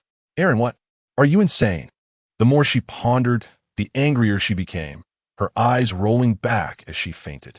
Chapter 25. The Conclusion of Events. A prohibition on office romance outside the Eternal Nightclub. The piercing sirens of the Demon Extermination Bureau shattered the tranquility of the night. Dozens of black vehicles emblazoned with the Bureau's insignia surrounded the entire building, while fully armed demon slayers swiftly secured the area, erecting barriers. Chenemo and Wang Hu, supported by 2 medical personnel, staggered out the door, silver collars around their necks, their expressions dazed as if just awoken from slumber. "Brother Chun, are you all right?" A young demon slayer rushed forward, concern etched on his face. Chunimo opened his mouth, voice laced with confusion. What has happened to us?" "You were controlled by the Blood Clan," the young slayer exclaimed, excitement bubbling in his tone. "It was Inspector Su who saved you." Wang, who touched the collar around his neck, utterly bewildered. "What? Weren't we following the insider upstairs? How do we end up in a cage?" "Insider?" A nearby female demon slayer scoffed. "That individual has long been a lapdog of the Blood Clan." The two exchanged glances, cold sweat beading on their foreheads as they grasped the gravity of their near fate as prey for the Blood Clan. Not far away, beside a specially designed prison vehicle, Eileen lay despondently on the metallic floor, her limbs shackled by custom restraints. Through the iron bars of the vehicle's roof, she glimpsed a pale, waning moon. Her silver hair clung disheveled to her face. Betrayed by her family, abandoned by the elders, reduced to a captive. Everything had transpired so swiftly that she scarcely had time to react. The most ironic twist was that the one who had confined her to this prison vehicle was none other than Su Wuji, whom she had personally brought into the club. Su Wuji. Eileen muttered his name through gritted teeth, only to suddenly break into a bitter smile. She should have anticipated it. How could that man genuinely assist her? Now, not only had she failed to secure the position of the clan leader, but she had also lost her freedom. The director is here. A voice rang out, and the scene fell silent. Jiangcheng strode forward, his expression as dark as stormy waters. Upon seeing the pool of congealed green blood and severed limbs at the club's entrance, his eyes twitched violently. Was this all the doing of Su Wuji? A demon slayer responsible for the scene analysis wiped the sweat from his brow. Most of it, yes, but some was also Lin Xiaoyu. Zhao Jiangwo inhaled sharply. He was aware of Su Wuji's prowess, but he had not anticipated such devastation. The second floor of the Eternal Night Club lay in ruins. Bodies of the Blood Clan piled like mountains. Where's Su Wuji? Zhao Jiangwo surveyed the surroundings. Reporting director. A female demon slayer stood at attention. Inspector Su said he was hungry and took Lin Xiaoyu to eat. Zhao Jiangwo. Is there even an appetite at a time like this? He rubbed his temples, helplessly waving his hand. All right, disband. We shall inquire in detail with Su Wuji tomorrow. Meanwhile, on the streets of Jiangcheng, Su Wuji walked expressionlessly along the sidewalk, his right arm tightly embraced by Lin Xiaoyu, who nearly hung from him, her dark hair flecked with remnants of drying blood. Leader, you're incredibly fierce today. Lin Xiaoyu gazed up, her eyes sparkling like stars. That strike. Whoosh. It sliced right down on that Blood Clan's crown. So impressive. Su Wuji demand saident. His arm twitching without moving. At this moment, he realized that this was Lin Xiaoyu's second persona. She was loquacious, exuberant, and exhibited a pronounced propensity for violence. A stark contrast to her usual timid demeanor. Leader, I'm hungry. Lin Xiaoyu suddenly leaned closer, her eyes fluttering. Shall we go for barbecue? I know a place that's absolutely delicious. Su Wuji glanced down at her. In the moonlight, the girl's cheeks were flushed with an unusual hue. Her lips stretched into an exaggerated grin, and her eyes sparkled with a somewhat unsettling brilliance. Indeed, this person was certainly not Lin Xiaoyu. He nodded. Which place? Yay! Lin Xiaoyu cheered, tugging him forward.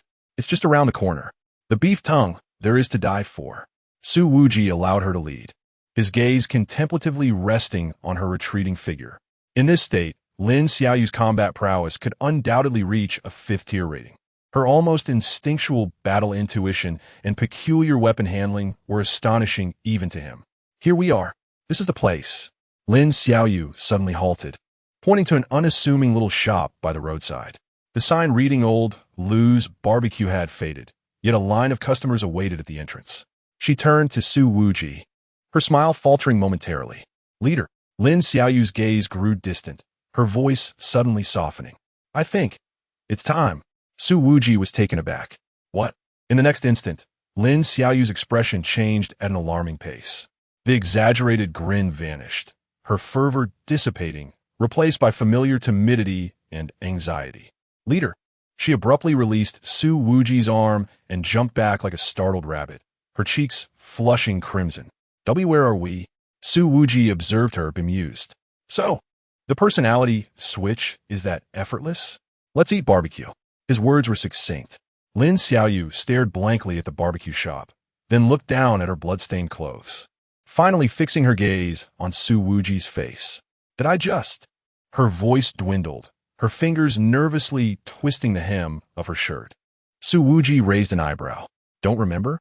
Lin Xiaoyu shook her head, her ears turning scarlet. Then don't dwell on it. Su Wuji turned towards the barbecue shop. Let's eat.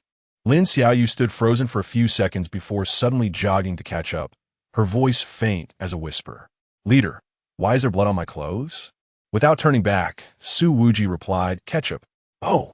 The young girl obediently nodded, unable to resist sneaking a glance at her sleeve. Why is the ketchup green?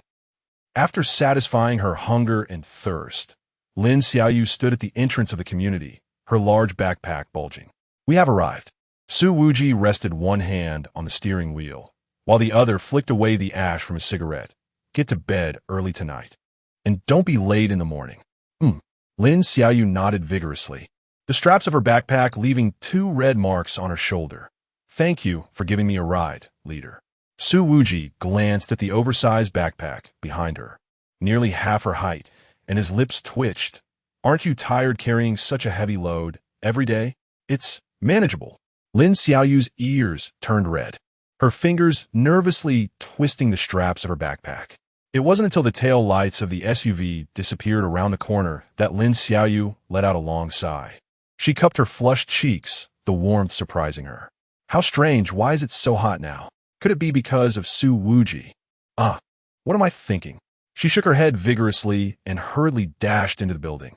The hot water cascaded over her body, and the bathroom mirror gradually fogged up. Lin Xiaoyu focused on the blurred reflection and suddenly reached out to draw a smiley face. Xiao Shui performed well today.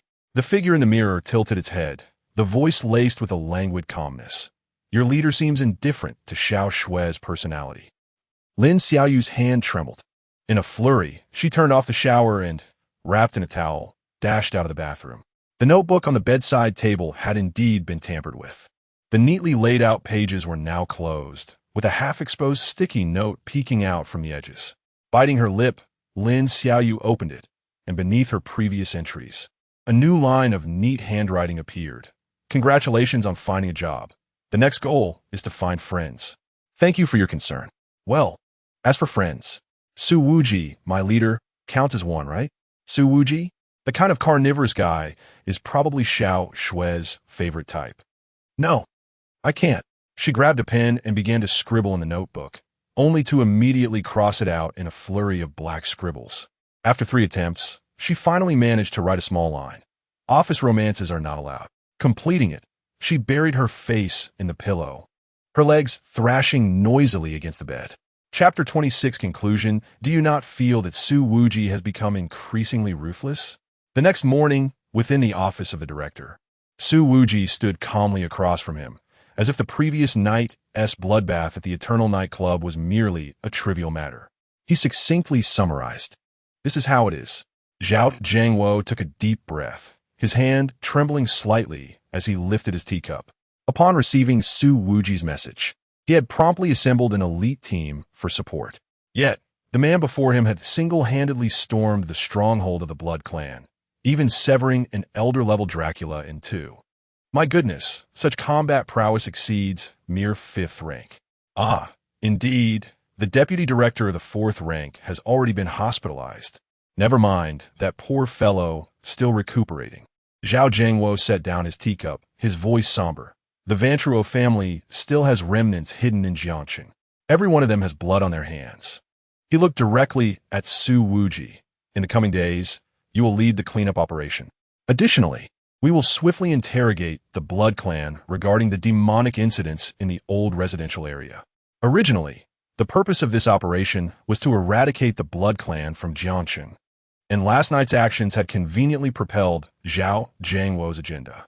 Moreover, the footage captured by Lin Xiaoyu was more than sufficient for the Demon Slayer Division to take action against the Blood Clan. Even the Royal City Council would find it difficult to refute. With the Blood Clan Rights Protection Act yet to be enacted, it is the wisest choice to expedite the cleanup while we can.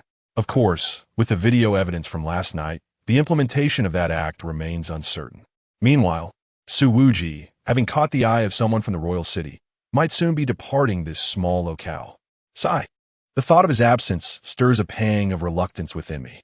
Su Wuji sensed something peculiar in Zhao Jiangwo's demeanor this morning. The way he had been looking at him felt somewhat off. He quickly acknowledged with a nod and turned to leave. Such operations to eliminate remnants were indeed his forte. Naturally, executing such purges also required capable hands. Beyond the basic roles, he needed a few adaptable individuals to assist with cover and act as decoys. So, you sought us out? Chen Mo pointed to himself, then to Wang Hu. Is it not true that you considered us too dim-witted to be of any assistance? Now you come to find us. Too late. Su Wuji maintained a stoic expression and nodded. Is that so? A mere 6th-rank demon slayer dares to challenge me. A 5th rank? It appears I've been too amiable, allowing you. Chun Mo interjected, but on the other hand, let's not forget. Cleaning up the Blood Clan is a shared responsibility. Serving the public is my duty. You agree, don't you, Wang Hu? Wang Hu scratched his head, having never intended to refuse Su Wuji. As they spoke, Chun Mo and Wang Hu noticed Lin Xiaoyu, who had been quietly shrinking beside Su Wuji all this time.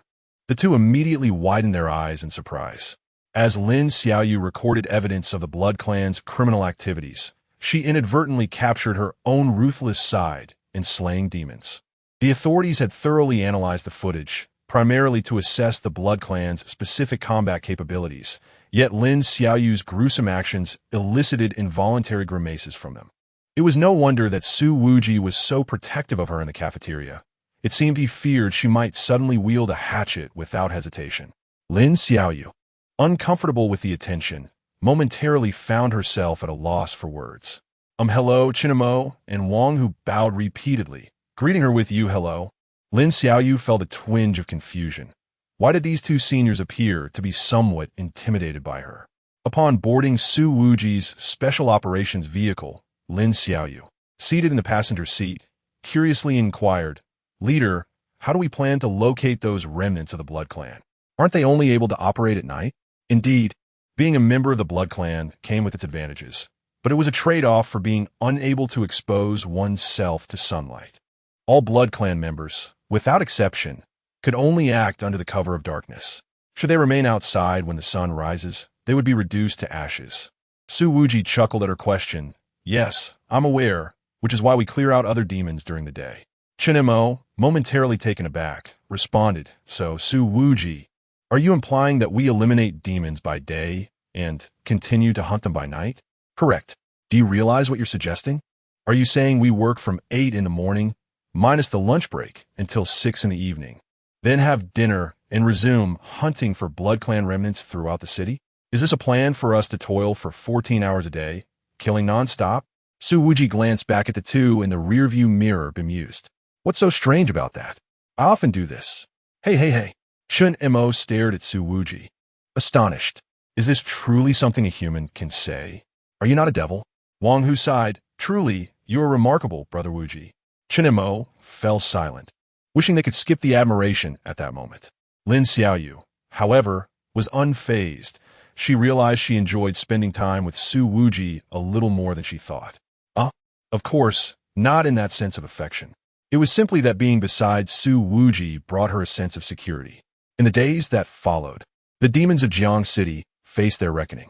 By day, Su Wuji led the charge against ghouls, serpent demons, and night-calling fiends, any demon visible to the naked eye. By night, they hunted the remnants of the Blood Clan. The underground world of Jiangcheng City was rife with fear. Demons either fled or faced extermination. The reputation of the Demon Extermination Office reached its zenith, and Su Wuji's name became a nightmare for the demons of Jiangcheng City.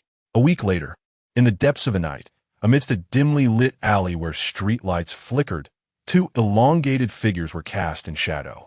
A golden-haired vampire greedily drained the blood of the hapless human cradled in his arms, his fangs deeply embedded in the neck, with a satisfied gulp reverberating as his throat convulsed. Gulp, gulp. The man in his embrace had long since lost consciousness, his complexion as pale as parchment, his arms hanging limply. I say, the golden-haired vampire suddenly lifted his head, crimson remnants staining the corners of his mouth. He licked his lips and glanced at his companion nearby. Do you not think that Su Wuji has grown increasingly ruthless of late? His companion, a raven-haired vampire, elegantly dabbed at the corners of his mouth, appearing somewhat perplexed at the remark. What do you mean? Well, it is said that he has been hunting down demons relentlessly this past week. The golden-haired vampire lowered his voice, a flicker of fear crossing his gaze.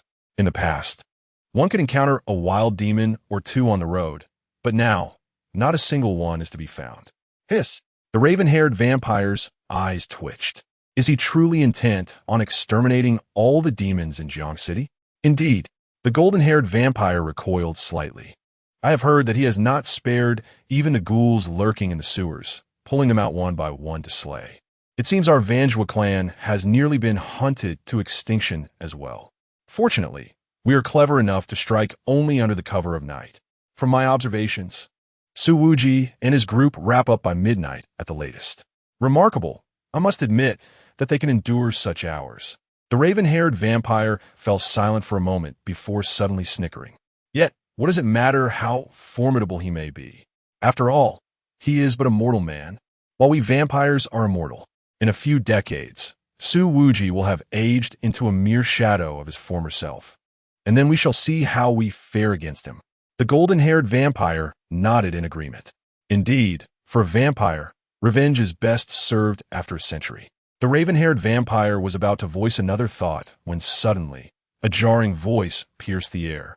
"Good evening, gentlemen. Enjoying breakfast, are we?" Both vampires tensed, their bodies rigid as they turned to face the alley's entrance, their pupils shaking in terror.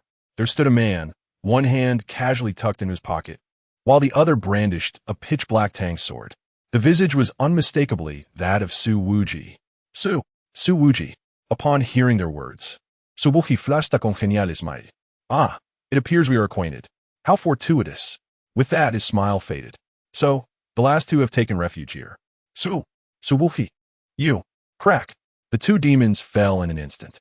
Su Wuji sheathed his tang sword, casting a glance at the unconscious human on the ground before retrieving his phone to dial the emergency number for the demon-slaying department. "Hello. This is a call from a small alley in the eastern district of Jiangcheng. There's an ordinary person attacked by a vampire. Please send someone to handle it." After hanging up, he gazed up at the night sky, pulling out a cigarette and lighting it with satisfaction. He inhaled deeply, slowly exhaling a plume of smoke. Turning to the three sentinels stationed at the alley's mouth, he grinned and said, "Time to call it a night." At the alley's entrance, Chen Mo finally allowed a smile to grace his expression. "Ah, this damned overtime is finally over." Chapter 27, Vacation. A new task begins in the headquarters of the Demon Slayer Department in Jiangcheng. Zhao Jiangwo's office was enveloped in a peculiar tension as a teacup hovered mid-air. "You wish to take a vacation?" Zhao Jiangwo's eyes widened in disbelief, as if he had just heard an absurd tale. Standing before the desk, Su Wuji casually placed his hands in his pockets, exuding an air of nonchalance. "Yes, the matter with the Blood Clan has reached a conclusion, and the second wave of attacks will not commence until around the time the Blood Clan Rights Act is published. I believe it is only reasonable to take a break during this interval." Zhao Jiangwo set down the teacup, his fingers drumming against the table, his brow furrowing deeper. "You? On vacation? Su Wuji, do you have any idea what your current nickname is?" "The Demon Slaughtering Machine." Su Wuji shrugged, a smirk playing on his lips. "Better than the Crusher." Zhao Jiangwo was nearly driven to laughter by his exasperation.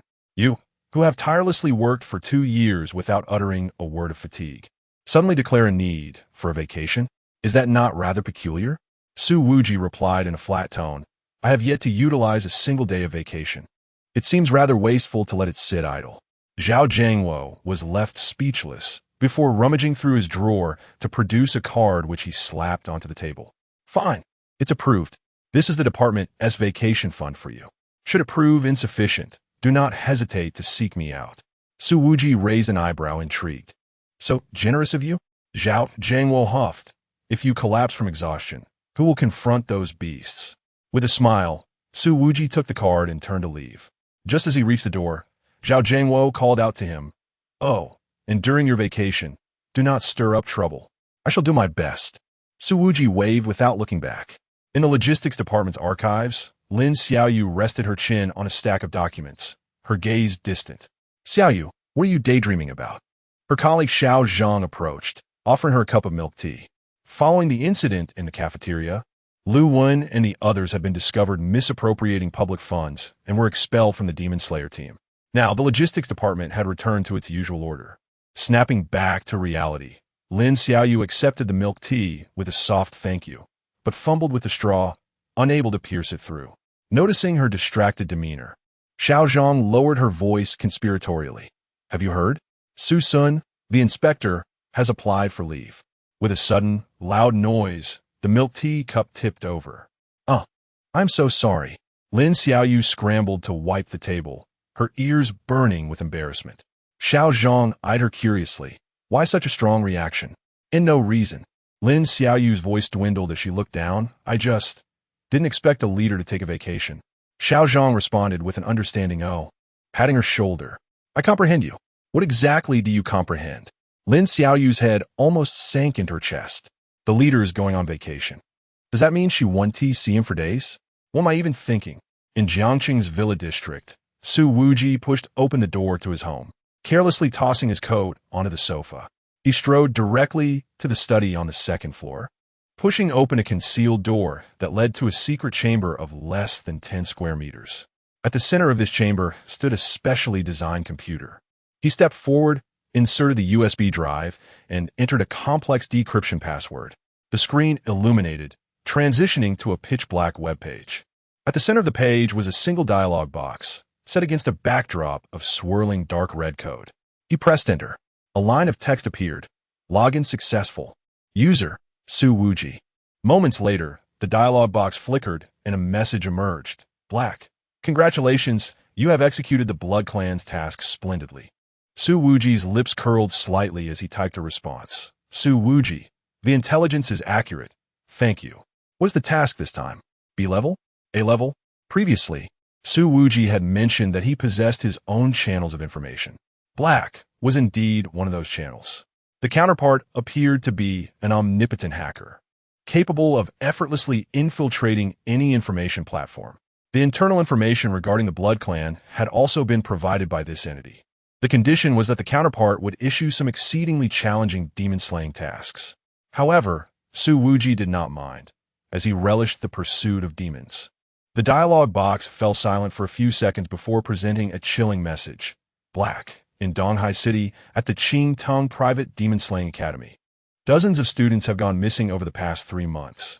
The institution publicly claimed it was a collective transfer, yet their parents have received no further information, and, subsequently, they ceased to inquire about their children's disappearances. Su Wuji, have they abandoned the children?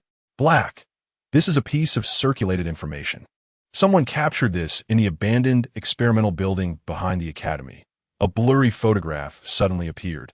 In the image, a girl in a school uniform knelt on the ground, her neck ensnared by a viscous black substance, and her face was melting away. Su Wuji's pupils instantly chilled. Su Wuji, is this a skinning demon? Black, no. It is far worse. This is a heart-corroding demon, a creature that feeds on human emotions. It first erodes the prey's mind, then gradually consumes their flesh and blood, ultimately donning the victim's skin to continue the hunt. Black, pay attention to the Academy's principal, Zhou Yongyan. He is a demon in disguise. The entire upper echelon of the Academy has been infiltrated, but I am unclear about who exactly has been replaced. Moreover, it seems they are conducting some sort of ritual, the specifics of which remain unknown. Su Wuji inhaled deeply. Su Wuji, what are the task requirements? Black, here, is the situation. Although they are troublesome, they are not without weaknesses. If a king is born among the heart-corroding demons in this area, eliminating the king will cause the remaining demons to dissipate. Your task is to eradicate all the heart-corroding demons. However, there is a problem. First, I am uncertain if a king has been born. Second, I have hacked into the Donghai City Demon Slaying Division, but the materials within are alarmingly mundane, as if they are entirely unaware of the heart-corroding demons hiding within the Academy. Suji, you understand? You mean to say that the Demon Slaying Division also has issues? Do you need me to investigate? I understand your intention. I have arranged your identity. That of Teacher Su, who should have commenced teaching 6 months ago, but has been on medical leave due to a leg injury. With all your fabricated information documented in the campus archives. Furthermore, I must remind you that the heart-eating demon possesses the ability to read human emotions. Should you reveal any intent to kill, the other party will be able to sense it. Your happiness, sorrow, and anger will be transparent to them. Additionally, I have gathered information indicating that the principal associated with this heart-eating demon has consumed many souls and possesses at least Lord-level strength. Thus, this task is rated A. I am aware of the considerable difficulty, so I will provide you with 2 pieces of crucial intelligence free of charge. Oh, And I have also prepared the clothing and identification documents you will require, which will be delivered tomorrow. Gazing at the computer screen before him, Su Wuji hesitated not a moment longer. He typed out a message. I accept this task, but you must create an identity for one more person. Black who? My colleague, named Lin Xiaoyu. After sending the message, Su Wuji closed his laptop and subsequently dialed Zhao Zhangwo's number. Hello, please grant Lin Xiaoyu a leave of absence. In the director's office, Zhao Zhangwo, taken aback by Su Wuji's sudden call, responded in confusion. Chapter 28, Journey to Donghai City. The Exorcism Bureau has issues the following afternoon. A plane departed from Jiangcheng bound for Donghai. Within the luxurious cabin, Lin Xiaoyu cautiously turned her head, her gaze falling upon Su Wuji, who sat beside her. Clad in a pristine uniform, his gold-rimmed glasses perched on his prominent nose, he typed gently on his laptop. The azure glow of the screen illuminating the sharp contours of his face, rendering him an elite with an air of scholarly disarray. Lin Xiaoyu felt her heart race involuntarily, her fingers twisting the hem of her clothing, hesitating to speak. That. She finally mustered her courage, her voice barely above a whisper. Su Wuji adjusted his glasses and turned to face her. What's the matter? Her cheeks flushed deeper as she lowered her gaze, her voice scarcely escaping her lips. Leader, why did you call me to take a vacation together? And, are we really going to Donghai? Her mind spiraled into a whirlwind of thoughts. Was Su Wuji taking her out for leisure? But why her specifically? Could it be that he had feelings for her? How perplexing. Her thoughts drifted further, imagining the two of them strolling along the beach at sunset, Su Wuji gently taking her hand. Oh, Su Wuji's voice shattered her reverie. There's an additional mission. Demons have appeared in the Exorcism Academy, and we need to disguise ourselves as faculty to infiltrate and eliminate all the demons. Lin Xiaoyu's expression froze, as though doused with cold water. She bowed her head, her shoulders slumping slightly, responding weakly. Oh. Su Wuji glanced at her, the corners of his mouth twitching imperceptibly before he sighed. Don't be so disheartened. Donghai City is renowned for its seafood. We can complete our mission while enjoying the cuisine and the seaside scenery, can't we? Instantly, Lin Xiaoyu's eyes sparkled. Like a light bulb ignited. She abruptly lifted her head, excitedly gazing out the window, as if she could already envision the azure sea and delectable crabs. Her mood soared from the depths to the heights, a smile unconsciously spreading across her face. Seeing her elation, Su Wuji couldn't help but chuckle softly before returning to the information on his computer. To be honest, he had never been a teacher, but disguise was a fundamental skill for exorcists, and he had to quickly cultivate the persona of an educator. Furthermore, as demons could sense their emotional fluctuations, he needed to suppress his own aura, ensuring not a hint of a flaw escaped. As time ticked by, the plane glided steadily through the clouds. Lin Xiaoyu, having reveled in her excitement for a time, gradually succumbed to fatigue and unknowingly leaned against her seat, eventually resting her head gently on Su Wuji's shoulder. He cast a sidelong glance at her, but didn't push her away, merely shaking his head in resignation before refocusing on his materials. 3 hours later, the plane began its descent at Donghai City's airport. Su Wuji gently shook Lin Xiaoyu's shoulder. Teacher Lin, we have arrived. Lin Xiaoyu groggily opened her eyes, greeted by the gentle smile of Su Wuji.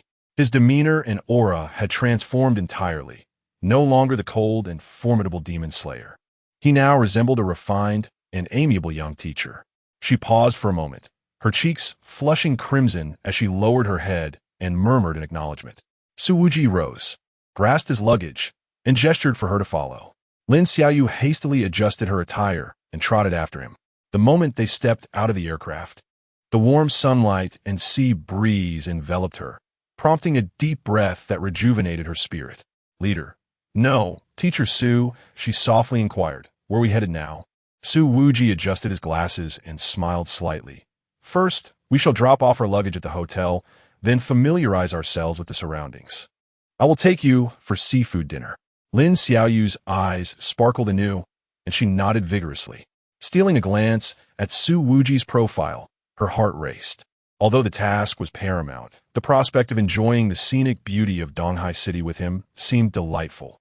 Of course, this does not imply that I have feelings for my superior. It's merely, I should not dwell on it. After depositing their belongings, Su Wuji's first destination was the demon-slaying bureau of Donghai City. He adjusted his gold-rimmed glasses and stepped into the lobby, with Lin Xiaoyu closely following his lead. "Leader, why do we need to visit the demon-slaying bureau first?" she whispered, her eyes discreetly surveying the surroundings. Without turning, Su Wuji replied calmly, "To observe the peaceful era here." His gaze fixated on the public notice window to the right of the hall, where records of demon-related incidents from the past 3 months were posted. A few individuals, mostly ordinary citizens seeking safety information, stood in front of the window. Su Wuji approached and quickly scanned the bulletin board. Indeed, the records consisted solely of trivial disturbances caused by minor demons: a weasel stealing chickens, a ghost frightening children, and a cat demon pilfering fish from the market. Yet, there was no trace of the heart-eating demon. Not even in the section awaiting processing was there any mention of the missing students from Jiangcheng Private Demon Slaying Academy. "Sir, may I assist you?" A kindly middle-aged male staff member, dressed in a neat uniform with a nameplate Wang Ming, inquired with a smile. Su Wuji adjusted his glasses and offered a courteous smile in return. "I would like to understand the recent demon activities in Donghai City. It appears quite peaceful at the moment." Wang Ming maintained his smile. "Indeed, our Donghai City has always had excellent public safety, with very few demon incidents, leaving the citizens quite at ease." He pointed to the bulletin board.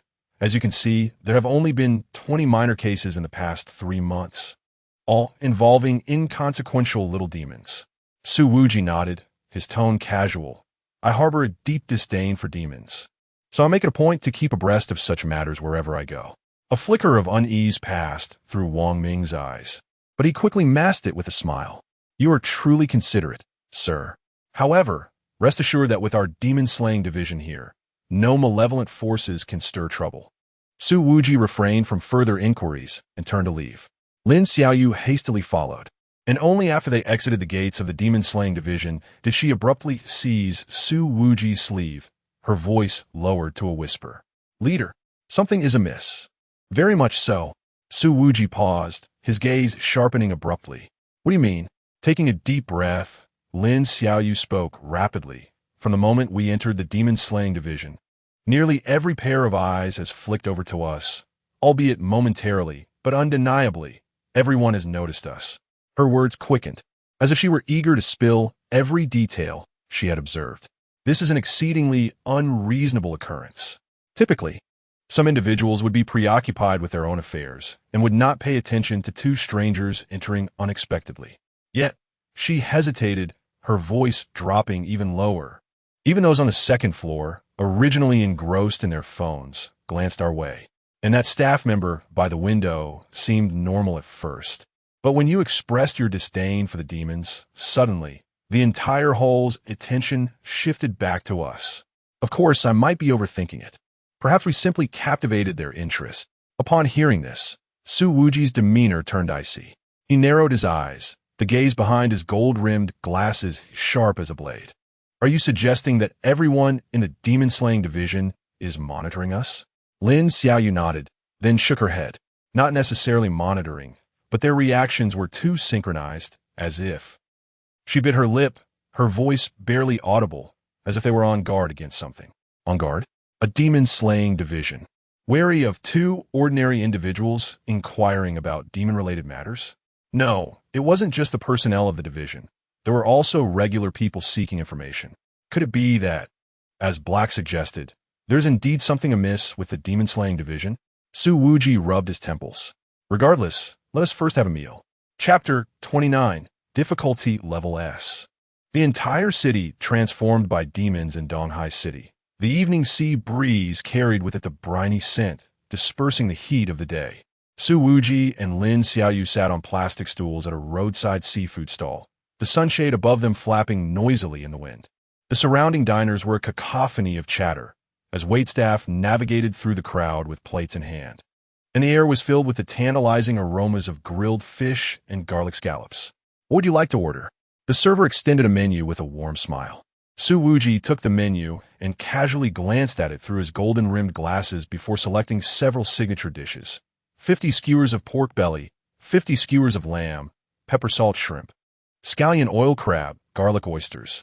He paused and handed the menu to Lin Xiaoyu.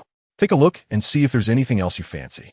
Lin Xiaoyu accepted the menu, her eyes lighting up, the tension from the demon extermination department seemingly forgotten for the moment. She quietly added, also, let us have a portion of stir-fried clams and seafood fried noodles. Oh, and this garlic grilled eggplant. After speaking, she furtively glanced at Su Wuji, as if afraid she had ordered too much. Su Wuji chuckled softly. All right, that will do.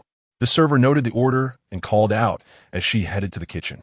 Lin Xiaoyu cradled her teacup, sipping delicately, her gaze occasionally drifting towards the flickering neon lights across the street, appearing somewhat anxious yet tinged with excitement. I can't believe we actually get to enjoy the sea breeze while having fun, even though we have a mission to attend to. It feels quite pleasant, she mused. Meanwhile, Su Wuji leaned back in his chair, his fingers lightly tapping the table, his expression contemplative. What was truly amiss with the demon extermination department? The reaction of the staff member Wang Ming, the synchronized glances from the entire department, even the seemingly casual stares from ordinary citizens. This was no mere coincidence. Demons could disguise themselves as humans. But could it be that the entire populace of the city was comprised of demons? As he pondered, the owner shouted, "The dishes are here." Piping hot seafood began to arrive at their table, with golden, crispy pepper salt shrimp, fragrant scallion crab, and sizzling garlic oysters. Su Wuji nodded and turned to Lin Xiaoyu. Let us eat. As they conversed, he noticed Lin Xiaoyu's expression had become somewhat rigid. Sensing the unease, Su Wuji leaned in and asked, what is wrong? Lin Xiaoyu did not respond. Her fingers trembled slightly, and her chopsticks clattered onto the table. Her eyes darted around in a panic before she suddenly lowered her head, as if wishing to shrink away entirely. Su Wuji fronet, Lin Xiaoyu? Leader. Her voice was barely above a whisper, trembling slightly. Everyone is watching us. Su Wuji's pupils contracted in shock. What? Lin Xiaoyu clutched her clothing tightly, her voice dropping even lower. I am very sensitive to subtle details. In just these few minutes, every passerby, whether from this corner or the opposite side, has been looking at us, and only at our table. At her words, a thunderous silence enveloped them. Su Wuji's spine suddenly tensed, a chilling sensation creeping from his feet to the top of his head. Everyone, he discreetly surveyed his surroundings. The street vendor selling candied chestnuts stirred his iron pot, yet his gaze subtly flickered toward them. A group of students waiting at the bus stop, seemingly engaged in laughter, had their eyes fixed unwaveringly upon them. Even the homeless man, smoking at the distant alleyway, was staring intently through the swirling smoke. It was as if they were a pack of hidden observers within the crowd, silently and conspicuously watching their prey intruding upon their territory. Su Wuji's breath momentarily halted. This situation resembled one in which, while working in a familiar place, a stranger suddenly appeared, prompting everyone to instinctively glance over. However, the troubling aspect of the current scenario was that he and Lin Xiaoyu were the strangers, while the entire city of Donghai seemed to be a united front of acquaintances. Such a situation had occurred before in the Exorcism Bureau. Could it be that the entirety of Donghai City? Su Wuji felt a prickling sensation on his scalp, unwilling to contemplate further. He slowly set down his chopsticks, his gaze from behind his golden-rimmed glasses as frigid as ice. Lin Xiaoyu, he spoke in a low and calm voice. From this moment on, do not exhibit any abnormal behavior. Eat and speak as you normally would. But remember, we are being watched. As he spoke, he gently pressed down on Lin Xiaoyu's head, exclaiming in a normal tone, Teacher Lin, social anxiety is a condition. If it remains untreated, what will happen on your first day at work tomorrow? The students will surely find it amusing. I brought you here for dinner to help with your affliction. Lin Xiaoyu's panic was palpable. If his suspicions were correct, after he said that, those gazes should gradually withdraw. Indeed, just as Su Wuji had anticipated, once he finished speaking, the peculiar stares all vanished. This further caused Su Wuji's eyelid to twitch. Damn it, this task is far beyond an A level. Hockey black, you rascal. This situation clearly indicated a need to forge a king. Upon entering the hotel room, Su Wuji swiftly drew the curtains, inspecting every corner of the room to ensure everything was in order before loosening his tie. As he did so, he glanced at Lin Xiaoyu, who sat at the edge of the bed with her back to him. I understand this may be difficult for you to accept, but for the sake of safety, it is most prudent for us to share a room. In the eyes of those creatures, who may no longer be human, we are merely a pair of ordinary, he began, but Lin Xiaoyu abruptly interrupted. Please, don't say any more.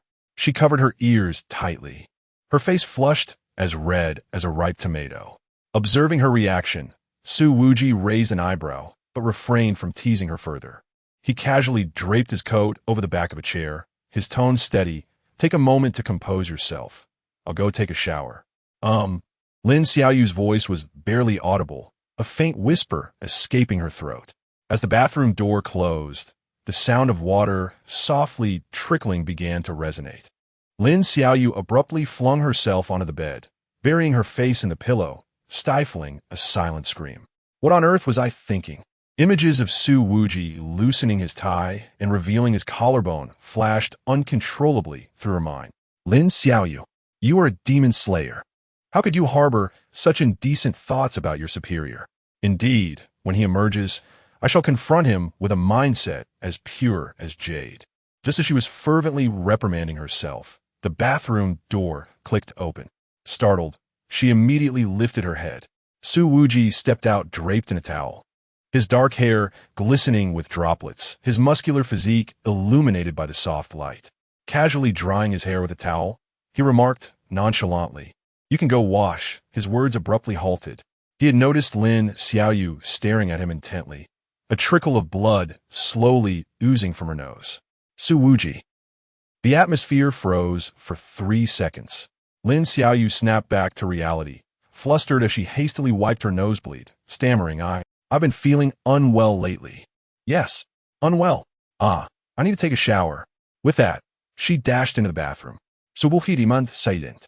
What was this sudden wave of embarrassment washing over him? Chapter 30. Entering the Demon-Slaying Academy. Filled with monsters on the following morning, Su Wuji and Lin Xiaoyu stood by the roadside, hailing a taxi. Driver, please take us to the Jiangcheng Private Demon-Slaying Academy. Su Wuji opened the car door, gesturing for Lin Xiaoyu to enter first. You two are teachers?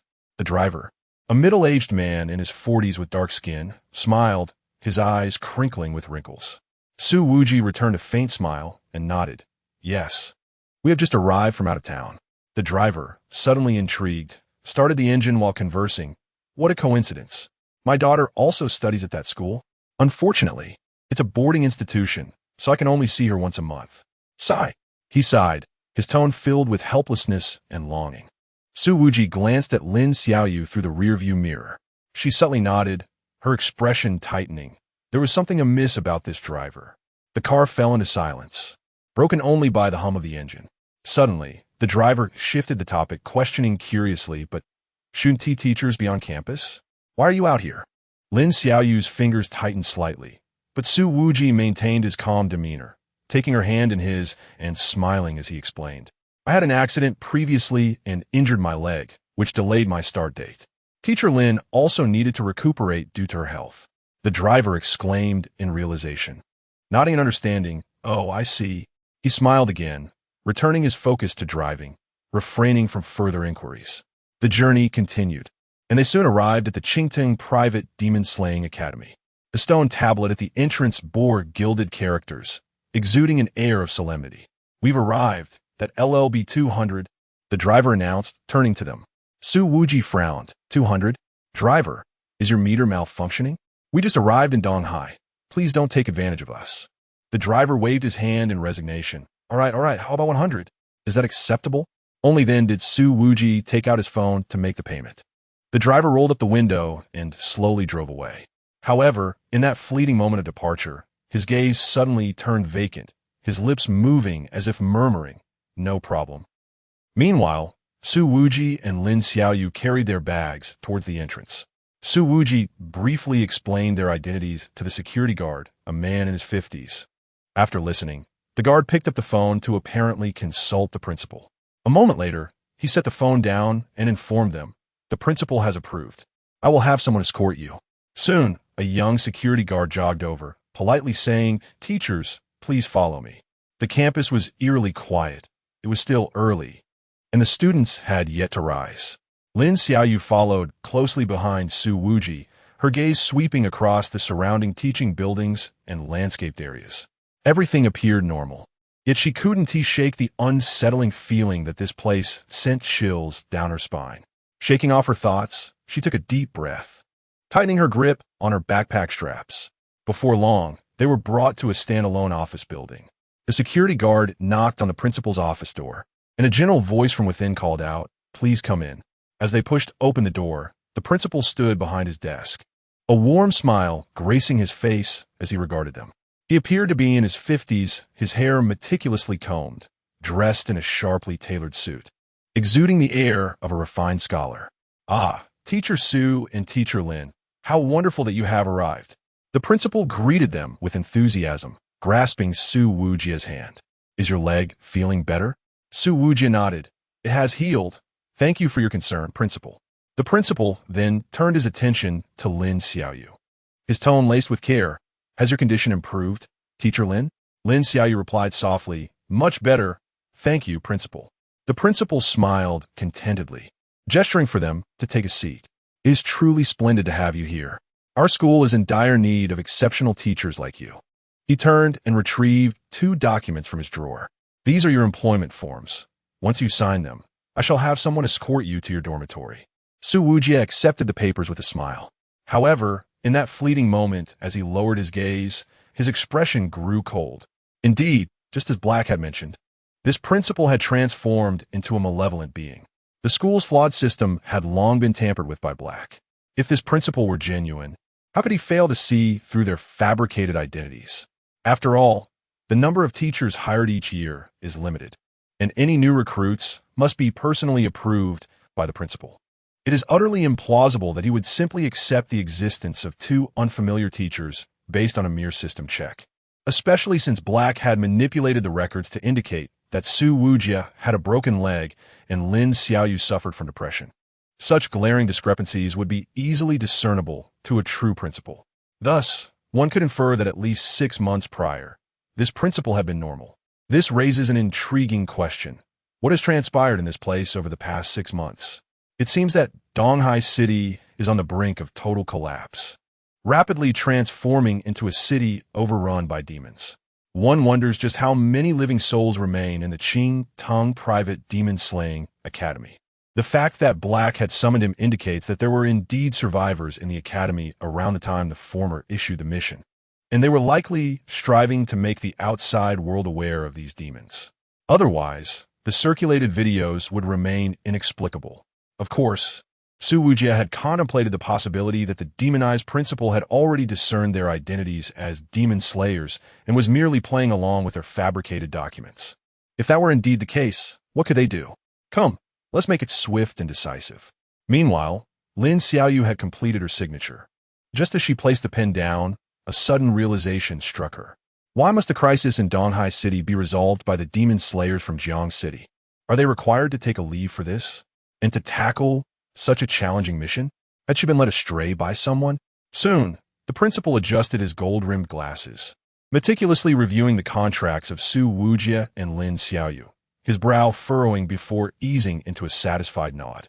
He called out towards the door, "Teacher Liu, could you please escort the 2 new teachers to their dormitories first, and then help them familiarize themselves with the campus?"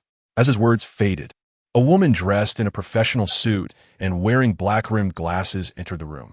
She appeared to be just over 30, with a delicate countenance. Yet her gaze held a hint of sharpness. "You two, follow me," Teacher Liu stated in a neutral tone, pausing for a brief moment as her eyes swept over Su Wuji. Su Wuji shrugged and stood up to follow her. Lin Xiaoyu hurriedly took a couple of steps to keep pace with Su Wuji. However, as she glanced at Teacher Liu, a flicker of confusion crossed her mind. Why did it seem as though this woman recognized Su Wuji? Chapter 31. The Facade of Normalcy. Seeking the living teacher, Liu accompanied Su Wuji and Lin Xiaoyu throughout the morning. During this time, the other party exhibited no peculiar behavior. The campus was meticulously organized, equipped with comprehensive facilities, and appeared entirely normal. Occasionally, they encountered students greeting Teacher Lu, all seemingly typical in demeanor. Next, I shall take you to the final destination, Teacher Lu remarked, adjusting his glasses. The teaching building. Su Wuji nodded, his gaze drifting towards Lin Xiaoyu beside him. She remained quietly trailing behind, her focused eyes glimmering behind her black-framed glasses. Since exiting the principal's office, Lin Xiaoyu had been diligently observing every detail of the campus. She had committed the layout to memory, constructing a rudimentary 3D model in her mind.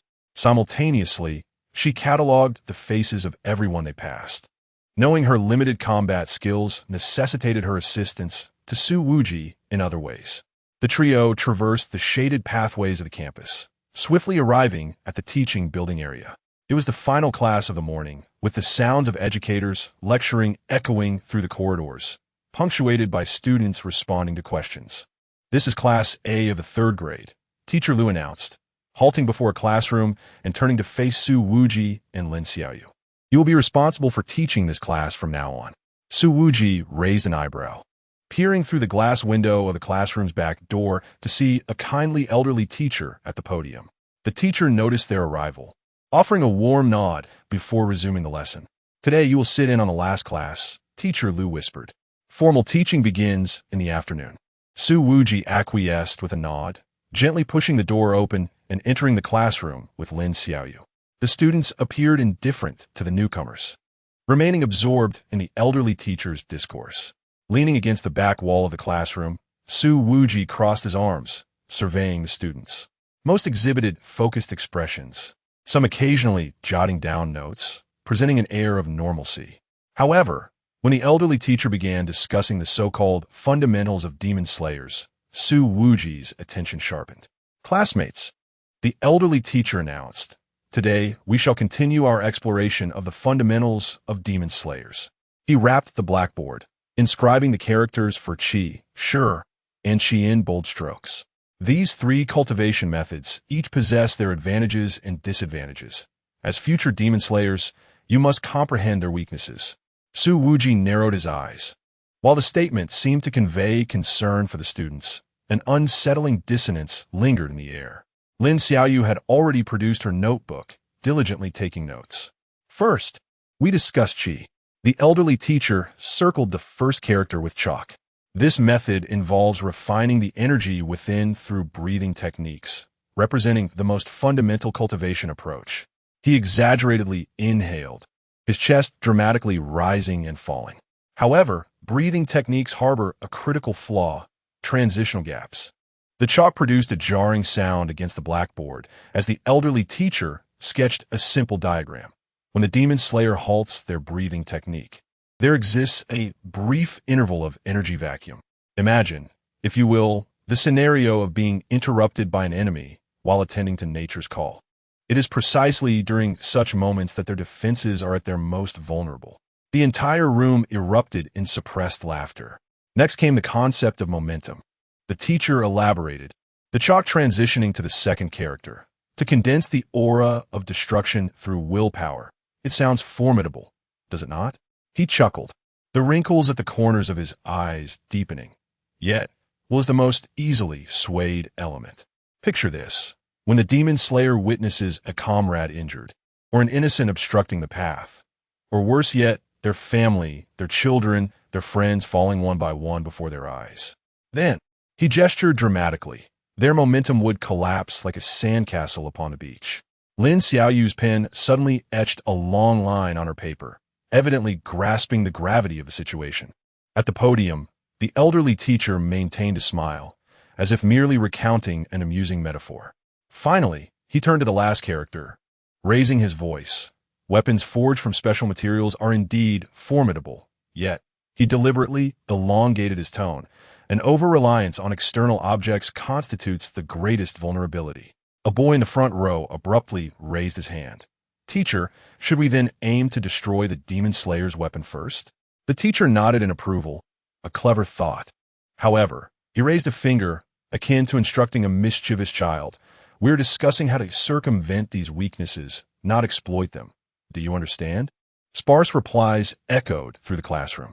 Sunlight streamed through the gaps in the curtains, casting slender beams upon the floor. Su Wuji's fingers unconsciously tapped away. Each word from the elderly teacher danced precariously along the edge of a red line. On the surface, it was education, yet beneath lay a poignant truth. More alarming was the unsettling intensity in the gazes of most students in the classroom. They were recording with an unsettling seriousness. During Su Wuji's own time at the Demon Slaying Academy, there had not been so many studious students. Something felt amiss. Most crucially, it seemed the old man was less focused on elucidating the weaknesses of the Demon Slayer and more inclined towards instructing how to annihilate them. Overall, Su Wuji observed the teacher's expression, confirming his suspicions. Before the lesson concluded, he had already taken Lin Xiaoyu by the hand and departed. Teacher Lu glanced at Su Wuji, contemplated for a moment, but chose not to follow. Outside the teaching building, Su Wuji extracted a cigarette and lit it with satisfaction. He exhaled a plume of white smoke, lifting his head with a grin. Ah, this damned place is truly surreal. It's outrageous. Demons masquerading as teachers, instructing little demons on how to slay demon slayers. It was a first for him. What do these creatures, donned in human skins, intend? To replace humanity and forge a city of demons? Truly exaggerated. The difficulty of this task was now evident to Su Wuji. It would undoubtedly be at least S rank. Black. It seems that 2 pieces of free information are insufficient. I require 10, remarked Lin Xiaoyu, while gripping her notebook and pursing her lips, expressed her thoughts. Leader, that teacher Lu appears to be acquainted with you. Su Wuji was momentarily taken aback. Acquainted with me? How peculiar. I do not recall knowing her. Furthermore, isn't she a monster? Could it be that my reputation has already spread within the demon community? Regardless, the fact that they were humans in this place was no longer a secret. He waved his hand dismissively. It's fine. Let us observe whether she exhibits any strange behavior in the coming days. Lin Xiaoyu nodded and then inquired, was that old teacher a monster as well? Indeed. And are those students also? Well, it is uncertain if they all are. Su Wuji noted that some students appeared to be exceptionally diligent, yet that did not necessarily imply they were demons, nor could he conclude that others were not. After all, even among humans, there exist diligent students. Why would demons be devoid of such? By the way, how intent are you on eliminating demon slayers? You've arranged everything so meticulously. However, a slight smirk played upon Su Wuji's lips. He had now formulated a fundamental strategy. In this place, their objective was not to seek out monsters, but rather to identify the living. Chapter 32, Lesson 1. On how to exterminate demons thoroughly, the afternoon sun cast its warm glow over Class A of the 3rd grade. At the last row of desks, a girl with a high ponytail gripped her pen tightly, her notebook filled with a frenzy of distorted handwriting. My name is Xia Lin, an ordinary student at the Jiangcheng Private Demon Slaying Academy. However, my classmates and teachers may no longer be human.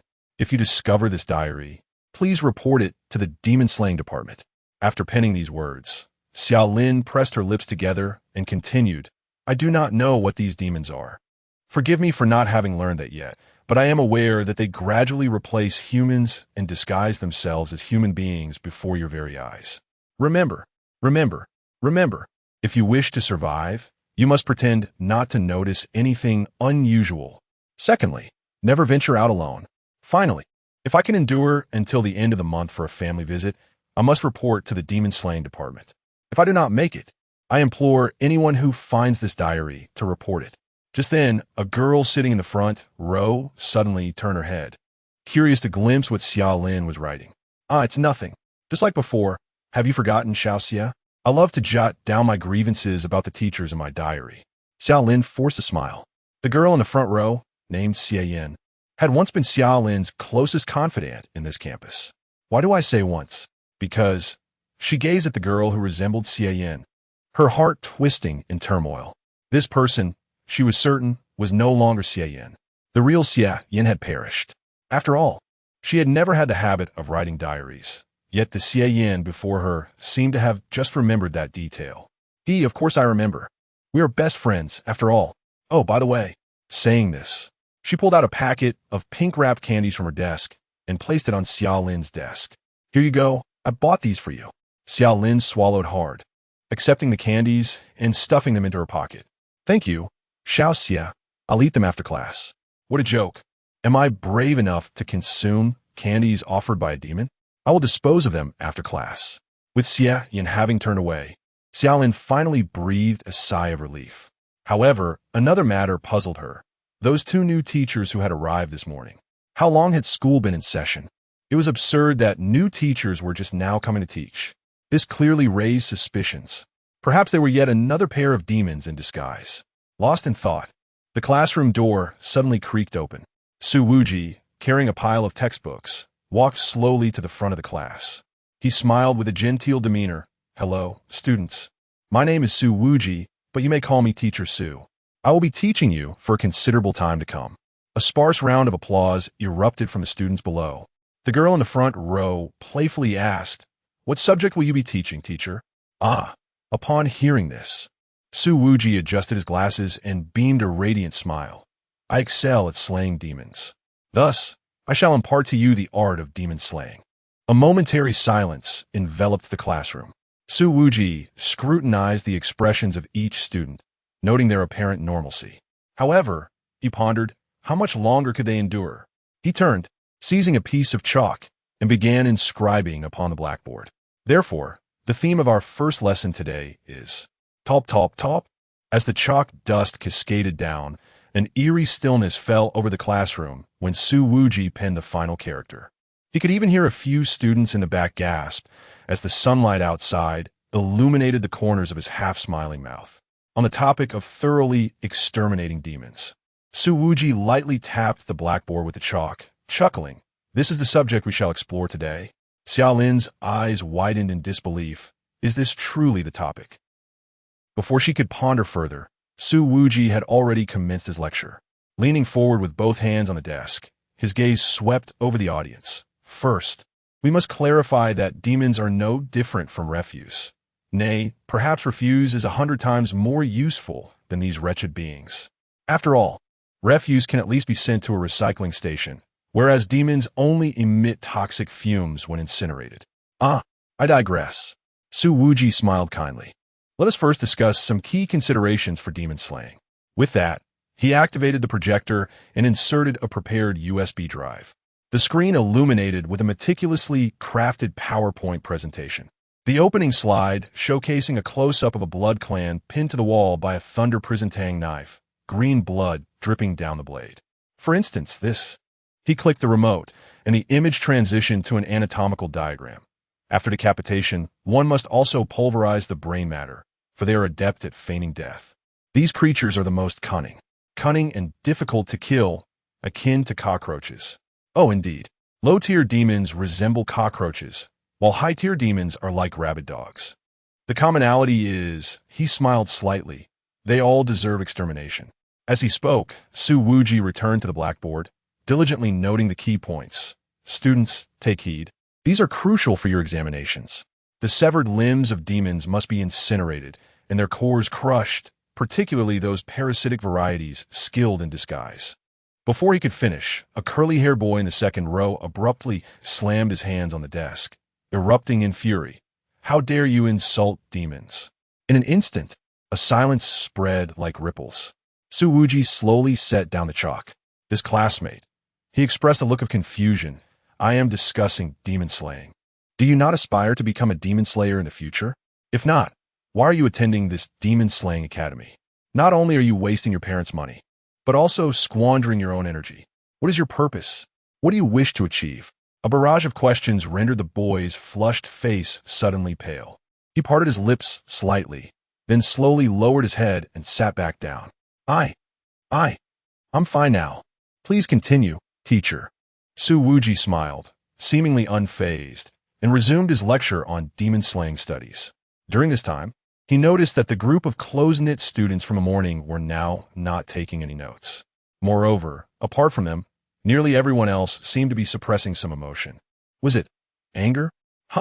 This heart-eating demon is indeed peculiar.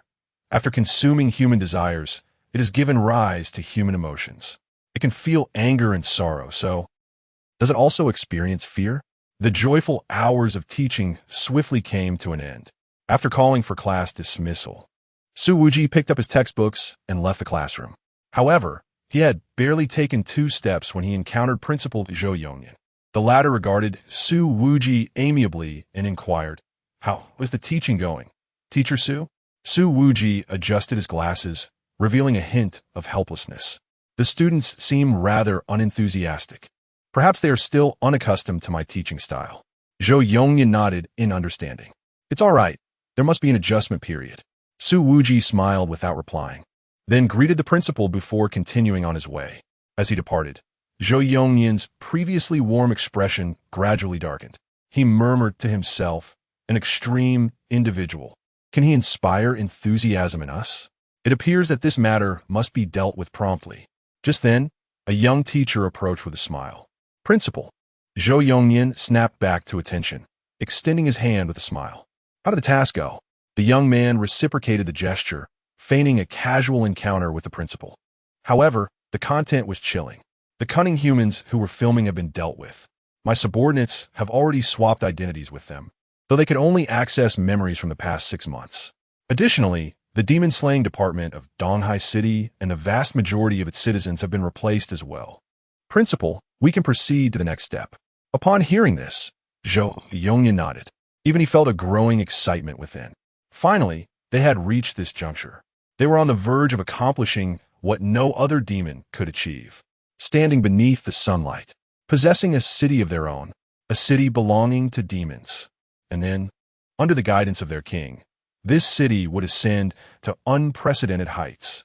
That day is not far off. Thus, to ensure the smooth progression of their plan, they must not allow any unforeseen incidents to arise. Chapter 33. Finding Survivors, a city besieged and corroded by malevolent beings. In truth, Su Wuji was reluctant to believe that such a fantastical event could transpire without a whisper of rumor circulating.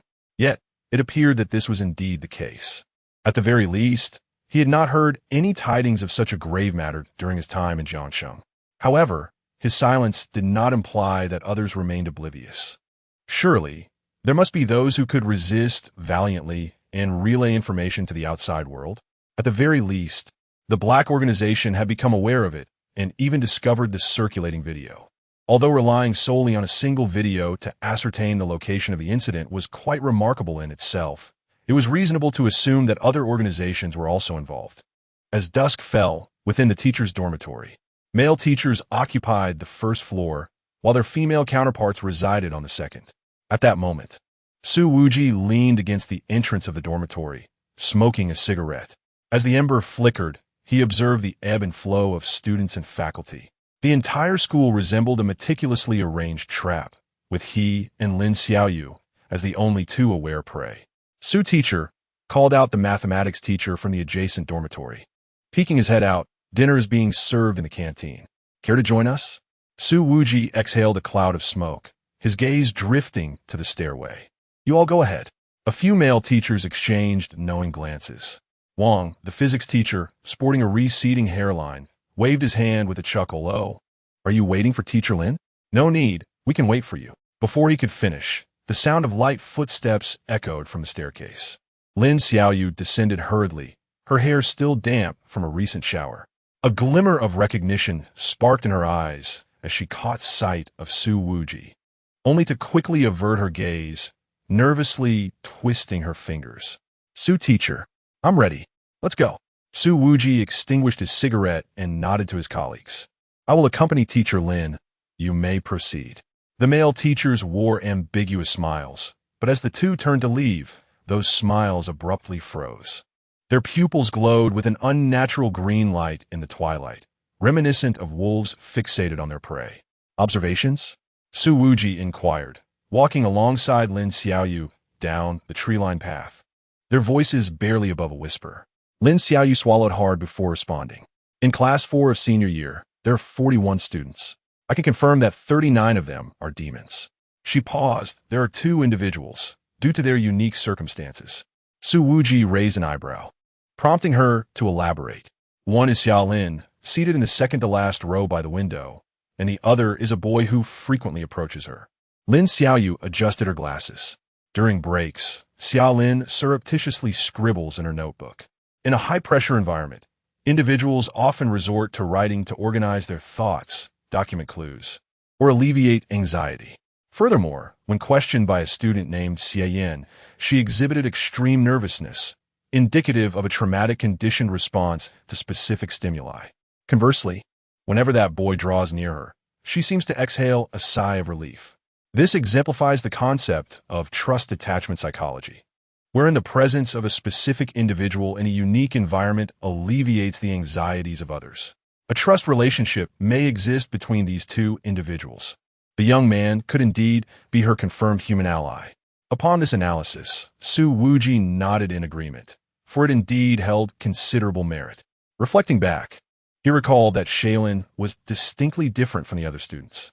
Upon hearing his theories regarding demon slaying, her eyes did not betray any semblance of anger. The clamor of the cafeteria grew closer. Su Wuji squinted. As long as a single survivor could be confirmed, the remaining survivors might not necessitate an exhaustive search. As soon as he stepped into the cafeteria, Lin Xiaoyu grasped his sleeve tightly. Following her gaze, he noticed a girl with a high ponytail seated by the window, nibbling delicately on a steamed bun. Opposite her sat a young man, their lips moving in hushed conversation, clearly engaged in some clandestine dialogue. Should we approach them? Lin Xiaoyu's voice trembled slightly. Su Wuji surveyed the surroundings. The students queuing at the food counter appeared chaotic, yet their glances were evidently fixated on them. It was now apparent that the demons were aware of him and Lin Xiaoyu's humanity. Thus, if they recklessly approached Shaylin and her companion, it would amount to revealing that Shaylin and her associate were also human. In the absence of clarity regarding the current situation, refraining from contact equated to safeguarding their identities. Therefore, the decision was to engage, but not at this moment. It would be best to wait for them to seek them out. Meanwhile, Shaylin was conversing with Fong Ming, whom she had already identified as human. Among the two new teachers, it was certain that Su was indeed human. As Shaylin ate, she quietly shared her thoughts. Fong Ming nodded in agreement, as he had also perceived this. From the initial discovery of anomalies to the present, he had discerned that this group of demons masquerading as humans was exceedingly arrogant, believing that humans or demon slayers were mere fools, while they considered themselves the most noble and intelligent beings. There had never been any inclination to belittle the demons. Thus, after Su Wuji's declaration regarding demon slaying, Fong Ming was certain of Su Wuji's authenticity. As for Lin Xiaoyu, they found it difficult to ascertain her true nature, especially since her teaching revolved around psychology, making it challenging to glean any insights. However, the evident exchange between her and Su Wuji suggested that she too was human. Consequently, Fong Ming pondered, with a glimmer of anticipation in Shaylin's eyes. Might we be able to enlist Su's assistance in reporting this to the authorities? Although Qingtung Private Demon Slaying Academy enforced a monthly boarding system for both students and faculty, the restrictions on teachers were comparatively lenient. As long as they could exit the academy, they could report to the Demon Slaying Division. To be candid, they still possessed several video recordings of the demons engaging in cannibalism. Presenting this evidence could undoubtedly summon the demon slayers to their aid. Fong Ming had contemplated this possibility as well and was now teetering on the edge of enthusiasm. Yet, a thread of fear lingered within him. Disguised in ignorance as he was, he could still sit here, savoring a warm meal. Yet, should his true nature be discovered, he would inevitably meet the same fate as those classmates filming the scene, consumed, only to be resurrected the following day. The thought filled him with dread. What if Mr. Su and the others were human today, only to be replaced the very moment they stepped out of the cafeteria? Wouldn't that be tantamount to self-destruction? Thus, he remained silent. Xiaolin's eyes reflected disappointment. Fong Ming, she called out several times, but his silence persisted. Clenching her fists, she gritted her teeth, stood up, and fixed her gaze on him. In a hushed tone, she declared, "If you refuse to speak, I shall go alone." Fong Ming wrestled with his inner turmoil, yearning to suggest they go together, yet lacking the courage to voice it. He sighed, lifting his gaze to meet hers, offering a token objection. Xiaolin. Should we not wait a little longer? After all, we have a family visiting day at the end of the month. Upon hearing this, Xiaolin immediately shook her head. She harbored an ominous premonition that if they delayed, she would never reach that family visiting day. In fact, it was uncertain if such a day would even come to pass. Seeing her reaction, Fang Ming felt a sense of relief wash over him. I'm sorry, Xiaolin. His eyes were laden with complexity. He longed to bring this calamity to a close, yet he was unwilling to place himself in peril. But was that not a natural inclination? I did not wish to perish. I wished to survive, to reunite with my family. Strangely enough, the more he pondered, the greater his fear grew, causing his body to involuntarily shiver. Chapter 34. Survivor's Stronghold, a diary after dinner. Ah, these creatures, for all their faults, certainly excel in the culinary arts. Su Wuji and Lin Xiaoyu walked side by side along the shaded path of the campus. The former stretched languidly, seemingly indifferent to his surroundings in the heart of a demon stronghold. Lin Xiaoyu adjusted her black-framed glasses, uncertain whether to comment on Su Wuji's nonchalance. Perhaps it was best to regard him as blissfully unaware. At that moment, hurried footsteps echoed from behind them. Teacher Su, Teacher Lin, a girl with a ponytail dashed toward them, breathless, clutching a leather-bound diary tightly to her chest. Her school uniform appeared slightly disheveled, and her eyes betrayed an unsettling weariness and vigilance not typical for her age. Exchanging a glance with Lin Xiaoyu, Su Wuji slowly turned around. Xiaolin? He inquired with a gentle smile. What brings you here? Ah, how intriguing. He had just been contemplating her presence when she sought them out. But what a boy. Had he not accompanied her? Xiaolin scanned the surroundings, then lowered her voice. What if I told you that everyone on campus is not human, but rather demons? Would you believe me? The air grew thick with tension. Huh. After a few moments of silence, Su Wuji chuckled lightly. He removed his gold-rimmed glasses, folding them neatly and placing them in his pocket. When he lifted his gaze once more, his demeanor shifted from that of a refined scholar to that of a drawn blade, his eyes sharp enough to cause Xiaolin to instinctively take a step back. 10 minutes later, the trio arrived at the basement of an abandoned laboratory building. As they pushed open the rusted iron door, a musty, damp odor assaulted their senses. Under the dim light, a group of students huddled in a corner, their expressions shifting to anxiety upon seeing Xiaolin enter with company. Do not be afraid. These two teachers are trustworthy, Xiaolin reassured them, then produced the diary from her bosom. This is class leader Li Ming's diary. He was the first to notice the abnormalities in the school, but regrettably, he perished while attempting to film a video of the demons. As she spoke, the expressions of Xiaolin and the remaining survivors turned profoundly sorrowful. Lin Xiaoyu took the diary and began to peruse its contents swiftly.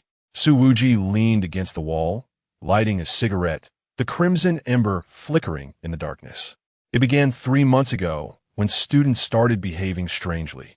Xiaolin activated her phone and played a video. Watch this. Professor Zhang suddenly convulsed her in class, and then the video displayed the elderly professor, his eyes rolling back, mouth stretching grotesquely as something writhed beneath his skin. The footage shook violently, accompanied by the screams of students as the videographer fled in panic. We have documented that at least 80 of the faculty and students have been replaced. Xiaolin's voice trembled. They appear normal during the day, attending classes, but occasionally they congregate in the gymnasium at night. We managed to capture it on tape. She retrieved another video. Under the moonlight, hundreds of individuals knelt on the ground, and in the center stood a girl clad in a school uniform. Her abdomen split open, countless tendrils extending to pierce the crowns of those surrounding her. Strangely, the hundreds present exhibited no signs of anguish. Instead, their faces were adorned with fervent devotion and zeal. Regrettably, due to the night and the distance, the girl's features remained obscured. As she watched, Su Wuji suddenly spoke. They're delivering some special substance to the entity at the center. His gaze revealed an enigmatic significance. Jiangcheng was not known for an abundance of heart-eating demons. Thus his knowledge of such beings was limited to online searches. The information he found was consistent with what Black had conveyed. Essentially, heart-eating demons are a species that thrive in colonies, displacing the indigenous inhabitants of a region, much like a cuckoo taking over a nest. Currently, Donghai City finds itself in such a predicament, having been nearly overrun. The remaining inhabitants would soon enter the next phase, known as the selection of the king. The heart-eating demons would designate the most suitable entity to become their king. Once this king is born, the area would transform into a veritable demon city. It is pertinent to mention the classification of demons. From lowest to highest, they are categorized as common demons, malevolent demons, illusory demons, generals, lords, monarchs, calamities, sources of natural disasters, annihilation. However, this does not imply that the ranks of demon slayers correspond directly to these demon classifications. For instance, to confront a lord-level demon, one would require no fewer than 10 demon slayers of 5th rank or higher. If the demon's intellect is akin to that of a bloodline creature, the challenge would likely be even greater. Thus, one can imagine the extraordinary combat prowess of these demons. The process of selecting a king among heart-eating demons differs from that of other demon species. Most demon races determine their strongest through consumption and slaughter to establish dominance over a territory. In contrast, heart-eating demons first select a candidate for kingship, and each of them delivers a unique substance to the candidate, enabling their evolution into a king. However, the nature of this substance remains undisclosed online. Meanwhile, Xiao Lin grasped at the lifeline. "Teacher, do you know about this demon? That's wonderful. If you could help us contact the demon slaying department, we would all." "Oh, you mean that?" Su Wuji interjected, his voice chillingly calm. "The demon slaying department may have already succumbed." "No, not may have. It should have already fallen." Xiao Lin's complexion turned ashen at once. Even more alarmingly, Su Wuji extinguished his cigarette. "This city may have already." As his words hung in the air, she asked, "What shall we do?"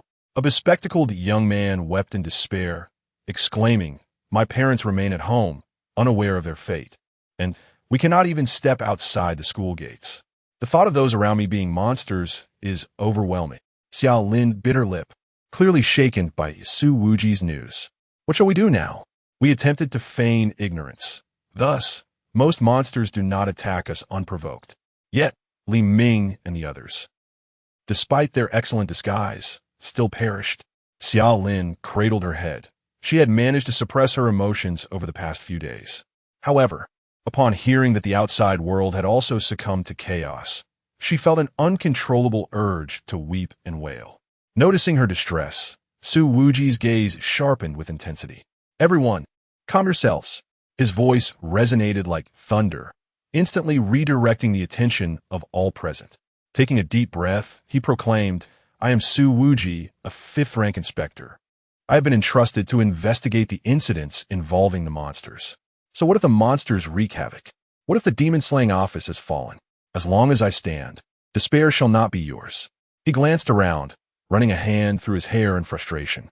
Although the number of survivors is fewer than anticipated, and the difficulty of this task is somewhat elevated, the crowd was captivated by Su Wuji's words, their eyes gleaming with hope. "A 5th-rank inspector. This is marvelous. We are saved." Xiao Lin's earlier gloom began to lift. Yet, a voice of despair echoed, "It is futile. What can a single demon slayer accomplish? The demon-slaying office has crumbled. What difference can one individual make?" The bespectacled young man wiped away his tears and sorrowfully made his way outside. "Zhang Jun, where are you going?" Xiao Lin called out anxiously. Zhang Jun responded, his voice trembling with fear, "I must return. If I delay further, they will question my whereabouts. And I truly have no excuse this time." The others soon followed suit, having come to the realization that Su Wuji was an appointed individual here to address the crisis, which lifted their spirits considerably. Xiao Lin too felt a surge of happiness and said, "I must inform Feng Ming. He will surely be delighted to hear this news." Su Wuji raised an eyebrow. "Feng Ming? Your classmate? Why didn't he accompany you?" Xiao Lin's demeanor dimmed slightly as she replied, "Indeed, but no matter. I shall find him and discuss this matter." With that, she waved goodbye and departed. Su Wuji shrugged, then turned his gaze towards Lin Xiaoyu, who had been intently studying a notebook since the beginning. He approached her, asking, "Have you discerned anything?" However, after a few glances, Su Wuji lost interest. It was merely filled with words and doodles, causing him a headache. Meanwhile, Lin Xiaoyu's focus remained alarmingly intense. Muttering to himself, "No, that's not right. This is also incorrect." Su Wuji blinked and lifted the other person, making his way towards the exit. Lin Xiaoyu came to her senses, gazing up at Su Wuji with a somewhat dazed and innocent expression. "Leader, what are you doing?" she asked. "I wish to return to the dormitory. I feel a bit fatigued and wish to rest." Chapter 35. Fang Ming is dead. Xiao Lin exuberantly dashed out of the secret base, eager to share the joyous news with Fang Ming. However, she had not run far when she turned the corner of the teaching building and spotted a familiar figure. It was Fang Ming, seemingly heading towards their survivor's base. A familiar smile graced his lips, and his gait mirrored the memories etched in her mind. Fang, just as she uttered his name, an icy chill crept up Xiao Lin's neck. Instinctively, she took a half-step back, a strange sensation washing over her. "Xiao Lin?" Fang Ming halted before her, tilting his head slightly. "I was just about to look for you." Sunlight filtered through the leaves, casting dappled shadows across his face. Xiao Lin gazed into his eyes, feeling an uncanny coincidence. How fortuitous! She strained to keep her voice steady. "What do you need me for?" Fang Ming naturally reached out, intending to place a hand on her shoulder. Yet Xiao Lin recoiled as if struck by electricity. His arm froze mid-air, a flicker of confusion passing through his eyes. "I've come to the realization that I want to join you in finding Teacher Su and the others." Fang Ming retracted his hand, his smile unwavering. Rather than waiting for the family visitation day, it would be wiser to seek them out sooner. Xiao Lin's pupils dilated slightly. "Well, that I've thought about it, and I believe it's best not to inform Teacher Su and the others. After all, I worry that if they turn into monsters, it would be akin to walking into a trap." She forced a smile, diverting the conversation. "By the way, do you recall our trip to the seaside last summer? You nearly drowned while retrieving my hairpin that was swept away by the waves." Fang Ming chuckled instantly. "Of course I remember. I didn't think much of it then. I never anticipated the consequences would be so dire." A heaviness settled in Xiao Lin's heart. She had never been to the seaside. Yes, her nails dug deeply into her palms. "Fang Ming, I suddenly feel a bit weary. I think I'll head back to the dormitory." Fang Ming nodded. "Rest well." Only after Xiao Lin turned to leave did his expression gradually grow cold. He murmured in confusion, "How strange I performed so convincingly. How did she figure out crack?" His huff, Xiao Lin nearly sprinted back to her dormitory. When she closed the door, she realized her back was drenched in cold sweat. After a long moment, she finally composed herself, sliding down against the door until she crouched down, hugging her knees, and began to weep softly. In the teacher's dormitory, Su Wuji lay on his back in bed, confirming that all was well. He took out his phone and dialed Zhao Jiangwo's number. "The number you dialed is not in service area." Su Wuji grimaced and pulled out another phone. This was their internal device, impervious to signal jamming. "Beep beep, hello?" Zhao Jiangwo's voice was unmistakably weary. "At this hour, what trouble have you found yourself in?" "I am in Donghai City," Su Wuji replied bluntly. "This place has been nearly overrun by a demon known as the Heart Eater." A sound of a chair toppling overcame from the other end of the line. "What? You're on vacation, aren't you? Why are you in Donghai?" "An unforeseen circumstance has arisen. I can assure you that the Qingting Private Demon-Slaying Academy in Donghai has fallen, and it is likely that the Donghai Demon-Slaying Department has met the same fate. More gravely, the entire city may be lost." Su Wuji sat up, peering through a gap in the curtains of the campus outside. "I am currently disguised as a teacher, infiltrating this private academy." After a brief silence, Zhao Jiangwo's voice regained its composure. "This is serious. What is the situation with the Heart Eater?" "It can read memories, absorb emotions, and perfectly mimic humans," Su Wuji said, retrieving a pack of cigarettes from the bedside and placing one between his lips. "It has few weaknesses, but I do know of one. If we eliminate the monarch-level Heart Eater in this area, all the other Heart Eaters will perish as well." Zhao Jiangwo's face displayed a flicker of shock. "Wait, let me get this straight. You took a leave and went to Donghai. Now the Donghai Demon-Slaying Department has been overrun, and there may not be a single living soul left in the entire city.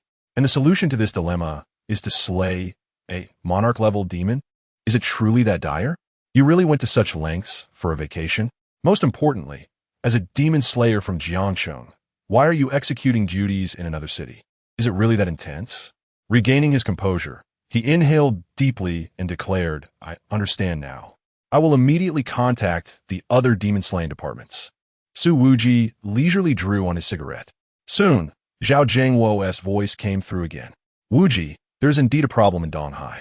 What do you mean? The demon-slaying departments in the 3 surrounding cities have already dispatched reinforcements to Donghai.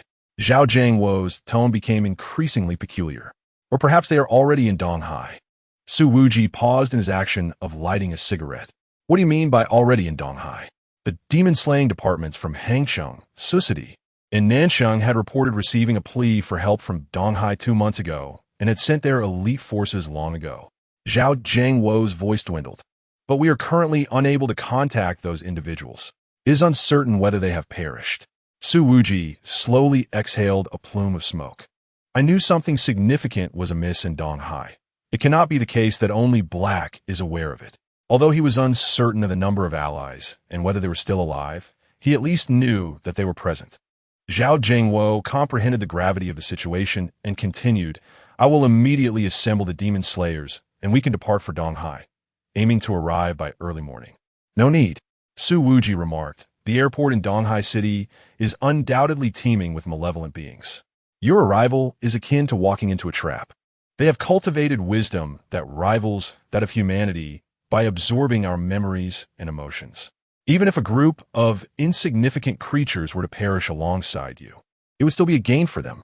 Su Wuji was reminded of the elderly professor who had been instructing the little demons on how to deal with demon slayers during the day. Zhao Jiangwo furrowed his brow and asked, What shall we do then? Su Wuji replied, Await my notification. I have a premonition that they are about to commence the selection of kings. At that time, all hard-eating demons will rally to protect their monarch. And that will be your opportune moment. Even if you decide to come, you must deploy military helicopters for a separate flight. Zhao Jiangwo took a deep breath. Comprehending the situation, he hung up the phone, suddenly realizing, Wait a minute, why does it seem as though I am the subordinate of Su Wuji? Chapter 36. The Night Assault of the Demonic Beasts, Anatomy of the Demons in the Deep of Night, in Jiangcheng City. After concluding a phone call with Zhao Jiangwo, Su Wuji succumbed to a peaceful slumber. He lay upon his bed, breathing evenly. Suddenly, a faint sound of weeping pierced through the stillness of the night. Help me. Su Laosher, save me. The voice came intermittently, as if it originated from a distant realm, yet whispered directly into his ear. A barely perceptible furrow formed upon Su Wuji's brow, yet his breathing remained undisturbed. The sobs gradually grew clearer, mingled with a chilling wail. Why? Won't you save me? Creaking softly, the balcony door swung open, and the night breeze gently stirred the curtains. A pale silhouette stood silently at the threshold, her long hair cascading down, obscuring her visage. In the moonlight, her form appeared ethereal, floating 3 inches above the ground.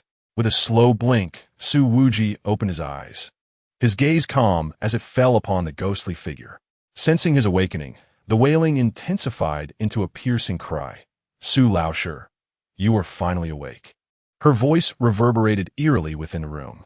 The figure began to glide forward, moving with an unnatural grace. 1 step, 2 steps, drawing ever closer to the bed. Su Wuji remained motionless, merely observing her. Encouraged, the specter surged forward. Why won't you save me? When she was but half a meter from the bed, she suddenly lifted her head, her hair parting to reveal a face ghastly pale, eyes like hollow sockets, a mouth torn to the ears, and a tongue forked like a serpent, dangling to her chest. She opened her cavernous mouth and emitted a horrific scream. Ah! 1 second, 2 seconds, 3 seconds. An eerie silence enveloped the room. The spectral figure froze, for the man upon the bed neither screamed nor fled. Instead, he regarded her with a look of bemusement. Is that all? Su Wuji slowly sat up, flexing his wrists. In the dead of night, playing tricks like this? Are you out of your mind? The apparition? Before she could comprehend, Su Wuji seized her long hair, yanking it downwards with great force. Bang! Her face crashed against the bed frame. The sound of her nasal bones fracturing echoed sharply. She let out a heart-wrenching scream, struggling to break free, only to discover that Su Wuji's grip was as unyielding as iron. Enjoying scaring others, are we? Su Wuji sneered, raising his other hand high, smack. A resounding slap struck the ghostly figure's face, sending her crashing against the wall. The specter crumpled to the floor, clutching her face and trembling. Why you are not afraid. Su Wuji stepped off the bed, his bare feet meeting the cool floor, advancing step by step. A mere little demon dares to play tricks before me? His fist crackled ominously. You are courting death. Finally realizing the peril of her situation, the specter turned to flee. However, Su Wuji was swifter. With a single, decisive stride, he surged forward and seized the ankle of the white silhouette, flinging her like a sack. Bang, bang, bang. The white silhouette was mercilessly slammed against the floor, the walls, and the ceiling, causing the entire room to tremble. Stop! The anguished cries of the white silhouette grew fainter, her form beginning to contort and distort. Unfazed, Su Wuji became increasingly fervent in his assault. You dare to scare me in the dead of night? If I don't beat you into your true form today, I'll write my name backwards. Spare me, spare me. The white silhouette's voice had devolved into desperate pleas. Yet Su Wuji showed no signs of relenting. Bang! Another powerful blow landed, and her body suddenly deflated like a balloon, ultimately transforming into a writhing mass of black mist. Within the mist, a grotesque creature, no larger than a palm and resembling a bat, curled up and trembled. Indeed, the heart-eating demon? Su Wuji raised an eyebrow. Stepping on it. You, in such a pitiful state, dare to frighten me? Well. So these creatures have finally dropped the pretense and come to confront me in the middle of the night? The heart-eating demon quaked, begging for mercy. My lord, please spare me. I was merely following orders. Orders from whom? Su Wuji applied slight pressure with his foot. It is our leader, currently known among humans as Zhou Yongnian. A couple of firm presses, and it divulged everything. Su Wuji scoffed. That old fool sent such a useless creature? The heart-eating demon was on the verge of tears. They said, although you are powerful, you are still human. And humans fear ghosts. Su Wuji released his foot, but as the heart-eating demon attempted to flee, he swiftly captured it. In the dead of night, playing tricks. His gaze suddenly turned perilous. I have conceived a more fitting way to handle this. Heart-eating demon. The following morning, Su Wuji stretched luxuriously, rising from bed with a refreshed spirit. The audacious heart-eating demon had revealed its true form under his relentless onslaught, after which he promptly sealed it in a specially crafted containment bottle, intending to use it as a teaching prop that day. Dissecting demons. Su Wuji adjusted his tie in front of the mirror, a sinister smile curling at the corners of his mouth. I hope those demons appreciate this lesson. I wonder how Lin Xiaoyu fared with that diary. I wonder if she has deduced anything. At the Demon Slaying Academy, on the 3rd floor of the teaching building, Su Wuji entered the classroom, the previously noisy atmosphere silencing instantly. Dozens of eyes fixated on him, or more accurately, on the writhing black bottle in his hand. Su Wuji could distinctly observe that more than half of the students displayed peculiar expressions. Good morning, classmates. He placed the bottle on the podium, donning a friendly smile. Today, we will delve into the study of demon dissection. The students exchanged glances, unsure of how to respond. Excellent. Su Wuji nodded in satisfaction as he poured out the heart-eroding demon from a vial. The creature, upon gaining its freedom, immediately attempted to flee, but was swiftly grasped by the nape of its neck and lifted. Today, our dissection subject is the heart-eroding demon. A collective gasp filled the classroom. Wait, are you really going to dissect a demon in front of us? Or the heart-eroding demon? First, we must understand the physiological structure of the heart-eroding demon. Su Wuji gently tapped the creature's head with a scalpel, eliciting a high-pitched wail from it. Their demon core is located between the 3rd and 4th ribs, appearing a dark purple. As he elaborated, the scalpel slowly descended. The heart-eroding demon struggled violently, its 6 claws flailing in the air. Yet it could not escape the iron grip of Su Wuji's hand. Stop! A furious roar erupted from the back of the classroom. A burly boy rose abruptly, his eyes aflame. This is cruelty. Su Wuji raised an eyebrow at the student. You seem to have a kind heart.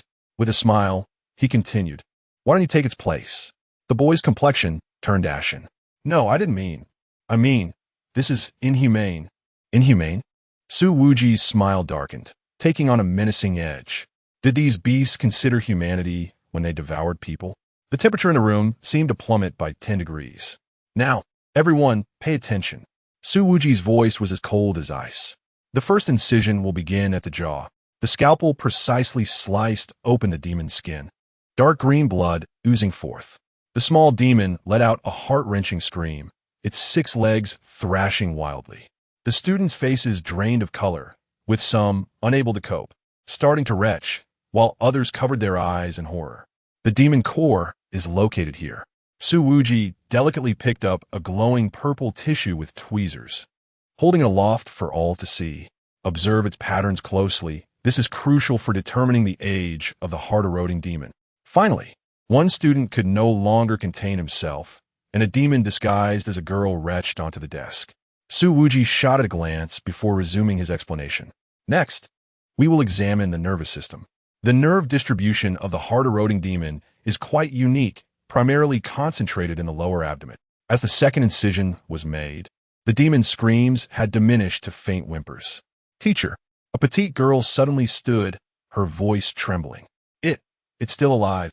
Su Wuji turned to the quaking girl, gently asking, and so? This is too cruel. Tears welled in her eyes. Can't we spare it? Cruel? Su Wuji sneered. This is the Demon Slaying Academy, and soon you will all become demon slayers. Thus, it is imperative to remember the weaknesses and anatomy of these creatures. If you are unwilling to learn, you may leave. The girl was momentarily at a loss for words, retracting her neck and returning to her seat. The final step. Su Wuji's scalpel hovered above the heart of the heart-eating demon, observing its reaction. The blade gradually pierced through, eliciting a final sharp shriek from the demon, after which it lay utterly still. The classroom fell into a deathly silence. Su Wuji discarded the dissected heart-eating demon into the trash bin, removed his gloves, and surveyed the classroom. Have you all taken notes? The students below mechanically nodded, some of their hands still trembling. Excellent. Su Wuji revealed a radiant smile. The heart-eating demons absorbed human emotions, thus naturally possessing fear. However, what puzzled Su Wuji was that, despite his treatment of their kind, none had dared to rush forward just moments ago. Truly strange. Shortly after exiting the classroom, a voice suddenly reached him. Teacher Su. Su Wuji turned to look. He saw Xia Lin with reddened eyes, choked with emotion. Fong Ming is dead. He has already been replaced by a demon. Su Wuji's gaze instantly hardened. Fong Ming dead? Why such sudden news? Soon after, another piece of information reached Su Wuji's ears. The boy with glasses named Jiangcheng has also died. Chapter 37. Having discerned the murderous patterns of the heart-eating demons, it is time to take action. As midday arrived, Su Wuji, Lin Xiaoyu, and Xia Lin, along with other survivors, gathered together for a meal. Lin Xiaoyu continued to peruse the diary while eating, her focus unwavering. Xia Lin appeared disinterested, lacking appetite for the food before her. Meanwhile, Su Wuji was enveloped in silence, his mind a whirlwind of thoughts. What is the situation here? Fong Ming passed away yesterday, as did the bespectacled boy, yet the rest remained unharmed. Was there a commonality between these two? He began to recollect Jiangcheng, the boy with glasses. Suddenly, a realization struck him. Lin Xiaoyu closed the diary, her gaze behind the black-rimmed glasses no longer timid, but rather imbued with a cold, sharp clarity. She lifted her head, her voice calm, yet imbued with undeniable certainty. I have comprehended the murder pattern of the heart-eating demon.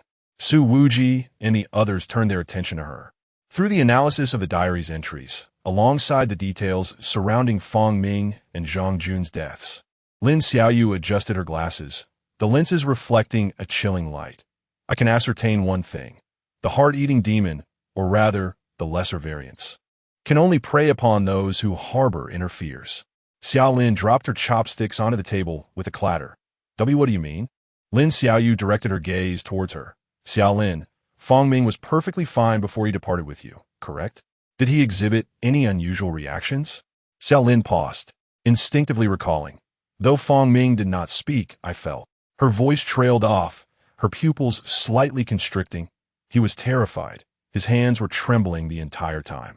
I thought he was merely cold. Lin Xiaoyu nodded, then turned to Su Wuji.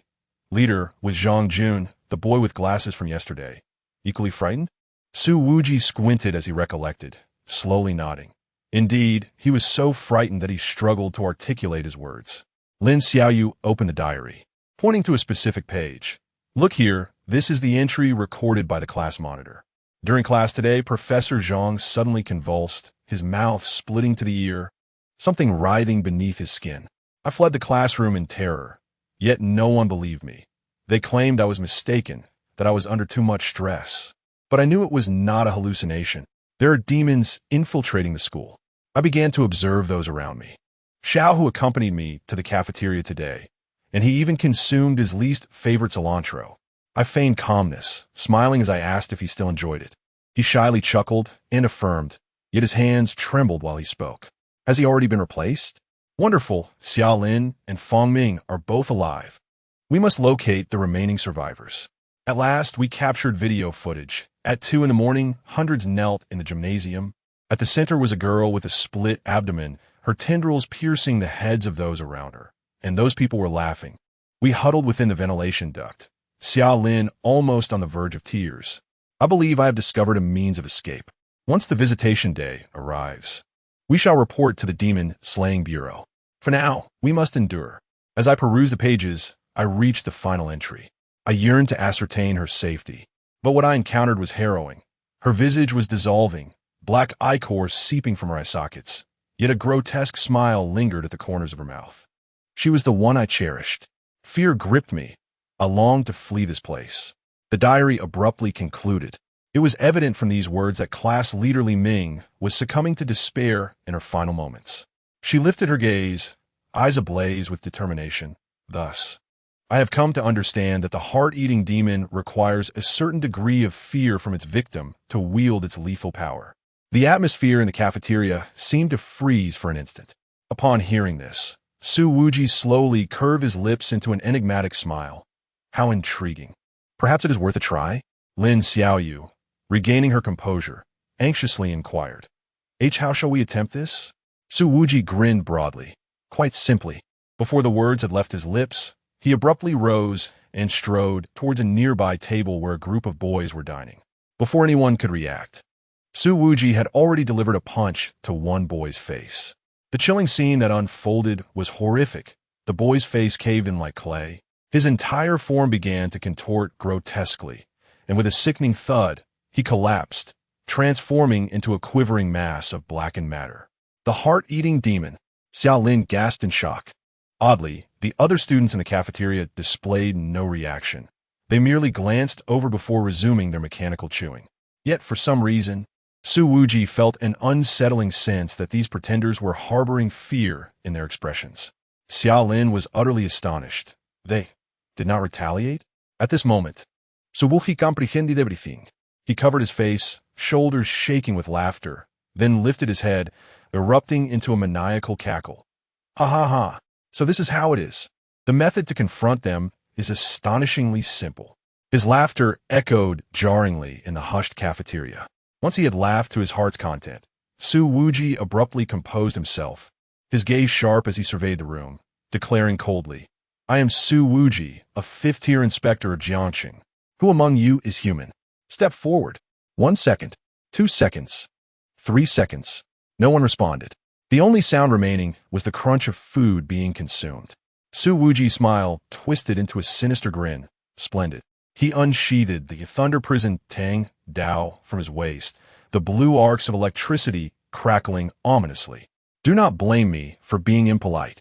With a thunderous boom, the moment the lightning erupted, the cafeteria descended into chaos akin to hell.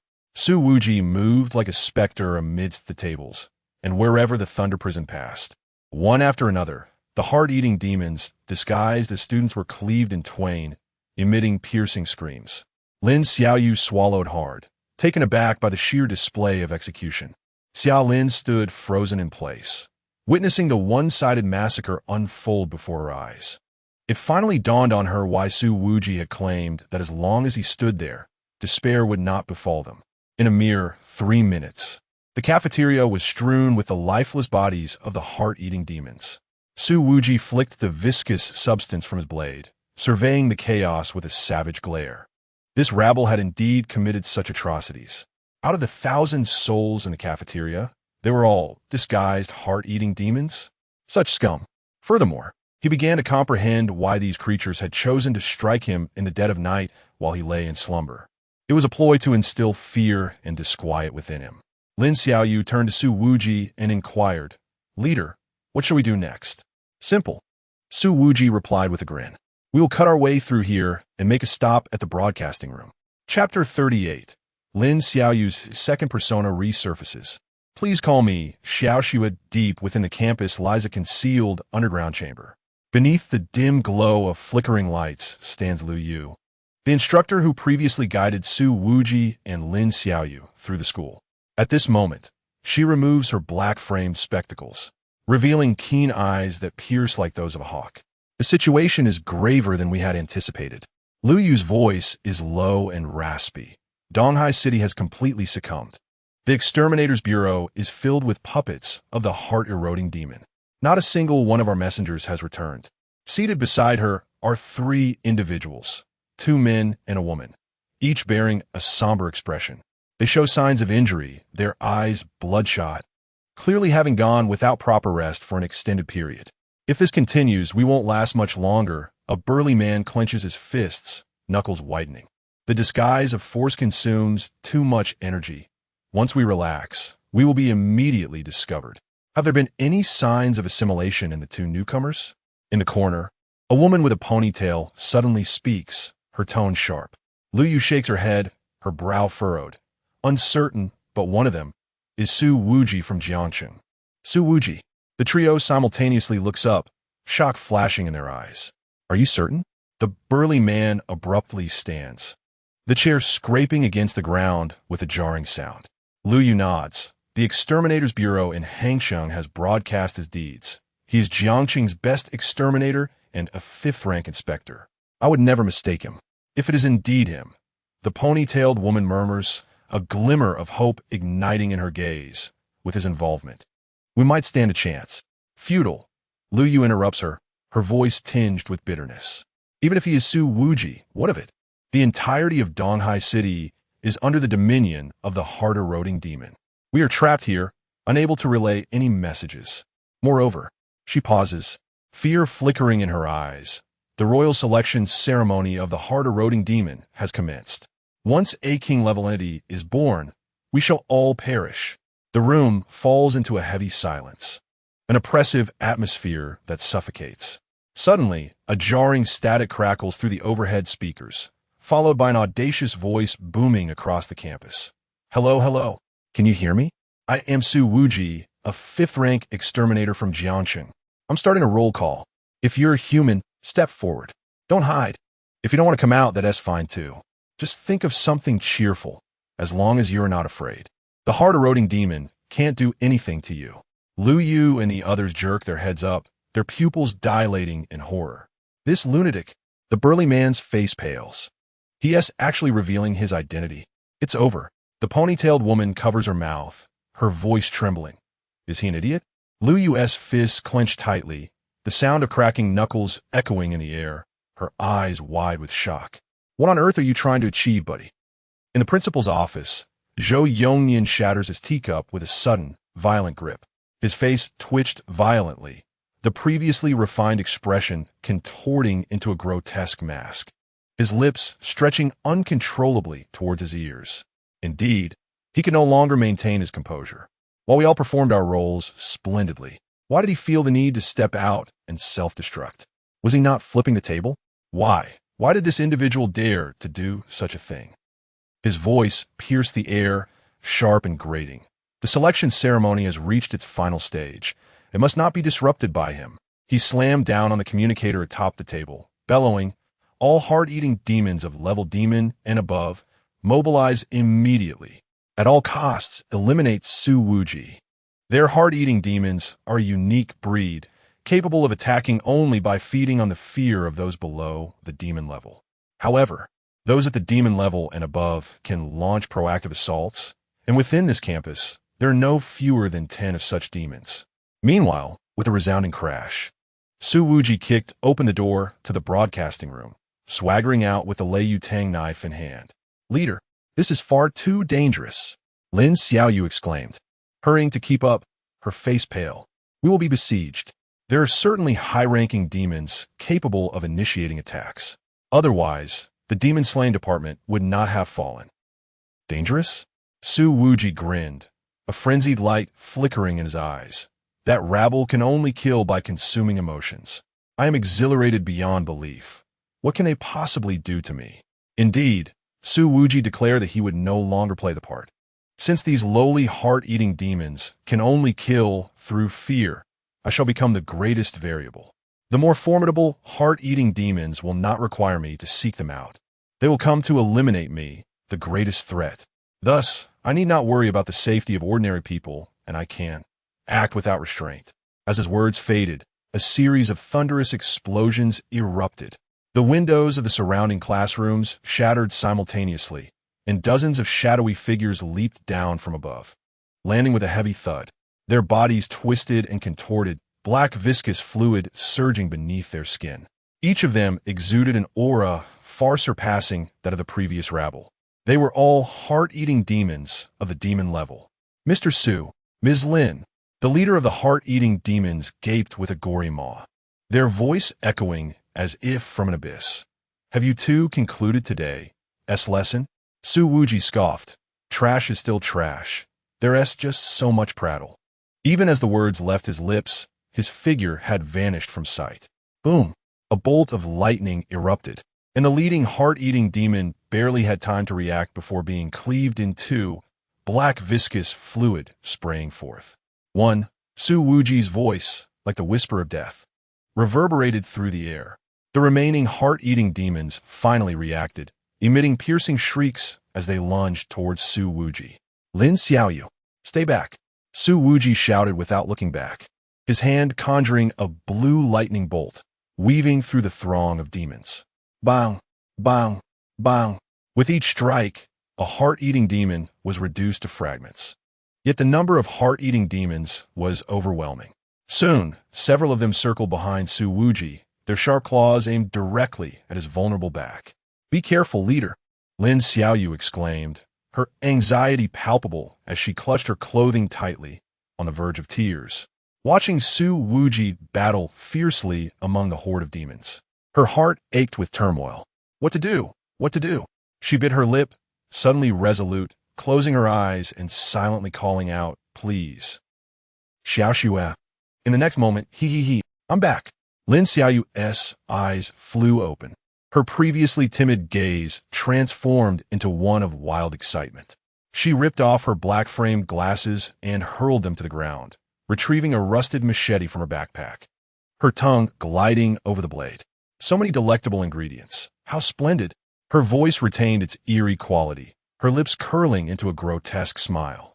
With a swift motion, the machete sliced through the air, cleaving a heart-eating demon, which had been poised to ambush Su Wuji, in half. "Xiaoyu? No. Who are you?" Su Wuji caught a glimpse of this scene from the corner of his eye, his brow slightly raised. The second personality had returned? "Call me Xiao Xue, dear leader Lin Xiaoyu." "No." Now, she was Xiao Xue, tilted her head, displaying a sickly grin. "Let us play a fruit-cutting game together, just like last time." Squeeze having spoken, she darted into the throng of demons like a bolt of black lightning. "Puchi! Puchi!" With each swing of the machete, black slime splattered in all directions. Xiao Xue's movements were erratic yet astonishingly swift, each strike landing precisely on the heart-eating demon's vital points. "Ha ha ha! A little more, just a little more." She laughed maniacally. Her face splattered with black goo, yet she remained unfazed. Observing the spectacle, Su Wuji couldn't help but smile slightly. How intriguing. He ceased holding back, and the electric arcs on his thunder prison tang Tao surged dramatically. Boom! A thick pillar of lightning descended from the heavens, incinerating 3 heart-eating demons into charred remnants. The duo became relentless machines of slaughter, wreaking havoc among the demons. Finally, the heart-eating demons began to feel fear. Retreat! Retreat! One of them screamed in a desperate attempt to flee. Want to escape? Xiaoxue's figure flickered before it. The machete pressed against its neck. The game isn't over yet. With a swift motion, another heart-eating demon fell. In a mere 5 minutes, dozens of these demon-level creatures were annihilated. The ground was littered with black slime and twisted remnants. Xiaoxue, still unsatisfied, licked the slime from her machete and turned to Su Wuji. Leader, how did I perform? Su Wuji sheathed his thunder prison and scrutinized her. Lin Xiaoyu's second personality? Were you also involved with the Blood Clan incident? Bingo. Little Snow made a gun gesture and winked. That coward calls me or the others every time danger approaches. How utterly disappointing. She skipped over to Su Wuji and suddenly leaned close to his face. However, you are even more handsome than last time. Would you care to join me for a date here? Su Wuji, with an impassive expression, pushed her face away. I'm not interested. Oh, how cold. Little Snow pouted, but quickly regained her excitement. Then let us hunt more demons. I know where the principal's office is. Su Wuji raised an eyebrow. You do? Of course. Little Snow twirled around, her machete spinning in her hand. That coward may be useless, but her memory is exceptional. She has memorized the entire layout of the school. Lead the way. Su Wuji replied succinctly. At your command, my leader. Little Snow performed an exaggerated bow and skipped ahead. Chapter 39. The Puppet Master. Director of the East Sea Demon Slayer Division. Chen Tianxiong. Bang. The door to the principal's office was forcefully kicked open by Su Wuji, splintering wood scattering across the floor. However, the room was devoid of any presence, with only the curtains fluttering in the wind. TSK. He fled rather swiftly. Su Wuji chuckled coldly, evidently aware that he stood no chance against them. On the other side, Xiaoxue leapt gracefully onto the desk like a cat. She leaned down to sniff, and suddenly broke into a grin, her scarlet tongue licking her lips. He fled in quite a panic, the scent of fear, simply delectable. Su Wuji raised an eyebrow in astonishment. You can smell emotions? Of course. Xiaoxue cradled her face in her hands, her eyes narrowing in a sickly manner. Fear, despair, collapse. These scents are akin to rotting strawberry jam. The thicker they are, the more thrilling they become. She abruptly drew a cleaver, its tip gliding across the surface of the desk. I revel in watching my prey tremble, and then with one swift stroke, huffed, I pierced their throats. Su Wuji regarded her for a couple of seconds before suddenly laughing. Not bad. I appreciate you. Only individuals like you are worthy of being my allies. At that moment, the sound of hurried footsteps echoed from behind. Shaolin burst in with over 20 surviving students, each wielding standard weapons from the Demon Slayer Academy, such as alloy staffs, runic daggers, and even peachwood swords. It was only natural, considering this was indeed the Demon Slayer Academy. Shaolin gasped for breath. Inspector Su, as you instructed, we have spread the philosophy of fearless is invincible among the survivors. Everyone is now a reserve demon slayer, eager to fight alongside you. Xiaoxue tilted her head, scrutinizing the group. Leader, what is the purpose of bringing along this bunch of dead weight? I could single-handedly take down 10 heart-eating demons. They would struggle to slay even one. Shaolin blushed, unable to refute her. However, Su Wuji waved his hand dismissively. There are ways to utilize numbers. He surveyed the crowd. Now, we shall break out of the campus. Xiaoxue, can you track the principal's scent? Absolutely. Xiaoxue bounced over to the window, inhaling deeply. He is heading east. Then let us proceed. Moments later, as they burst out of the teaching building, the campus had transformed into a battlefield. The heart-eating demons no longer concealed themselves. They tore through human flesh, revealing their viscous black bodies, surging from all directions. Without hesitation, Su Wuji transformed into a bolt of blue lightning, cleaving through the demons in his path. Xiaoxue, resembling a swirling vortex of darkness, swung her cleaver. leaving trails of slime in her wake. Xiaolin and the others formed a circular formation, back to back. A trembling boy raised his peachwood sword, and as the heart-eating demon lunged at him, he suddenly shouted, "I am not afraid of you." To his astonishment, the blade truly pierced the demon's chest, splattering black blood everywhere. "It works. It truly works," he exclaimed excitedly. Indeed, lower-tier heart-eating demons pose no threat to those devoid of fear. 10 minutes later, they arrived at the school gate. On the street, more citizens, eroded by despair, mechanically congregated. Su Wuji let out a cold laugh, and with a swift thrust of his weapon, a torrent of violent electricity erupted in a fan-like explosion, instantly clearing a 30-meter path ahead. Soon after, he noticed a container truck parked by the roadside, its keys still inserted in the ignition. Perhaps it was driven here by one of the transformed fiends. "Get in," he commanded, kicking open the door and leaping into the driver's seat. Xiao Xue, like a cat, darted into the passenger's seat, while the others scrambled into the container. As the engine roared to life, the truck sped rapidly towards the east. Meanwhile, on the west side of the campus, before the broadcast room, Lu Yu and her companions gazed in shock at the scattered corpses of the heart-eating demons lying on the ground, their voices trembling. All the work of Su Wuji? The girl with the ponytail nudged a corpse with her foot, her throat dry. So many demon-level beings. Dead? Is this truly within the capability of a mere human? Ah, the annual Best Demon Slayer indeed lives up to the title, one remarked, referring to him as the annual champion, who was known for disrupting their environment. Yet now, they felt a genuine sense of relief that this champion had come to Donghai. Lu Yu took a deep breath, suppressing the panic that had initially gripped her. I thought I was doomed, but instead, hope has been rekindled. She swiftly drew a talisman, flicking her fingertip to ignite the paper, which spontaneously combusted into a wisp of green smoke spiraling upwards. Force of pursuit. The smoke suddenly coalesced into a fine line, pointing directly towards the eastern side of the campus, precisely where Su Wuji was located. Found him. Lu Yu's eyes sparkled with determination. It is indeed Su Wuji's doing. Moreover, I can sense the presence of my companions. What a coincidence! All in the same direction. She turned to the three behind her, her voice resonating with conviction. Friends, the opportunity lies before us. My vision confirms that we still have allies outside. Shall we remain holed up here? At her words, the burly man clenched his fists and laughed heartily. I've been itching to break free. The ponytailed girl nodded in agreement. Let us charge out and reunite with the main force. At the very least, we must escape this signal jamming zone. Elsewhere, at the pinnacle of the Donghai Demon-Slaying Bureau, in the blood-stained ceremonial hall, Zhou Yongnian, or rather, the heart-eating demon lord that had usurped Zhou's form, was frantically tearing at its own hair. Its left arm had transformed into a tentacle, twitching and slamming against the ground. Useless. All of you are useless. It roared. How can so many demons fail to stop a few humans? What a farce. With all the demons in Donghai, you should be able to at least delay them for a while, right? Most infuriating is how these humans are like tenacious gum, relentlessly pursuing us, cursing under its breath. It looked up in frustration.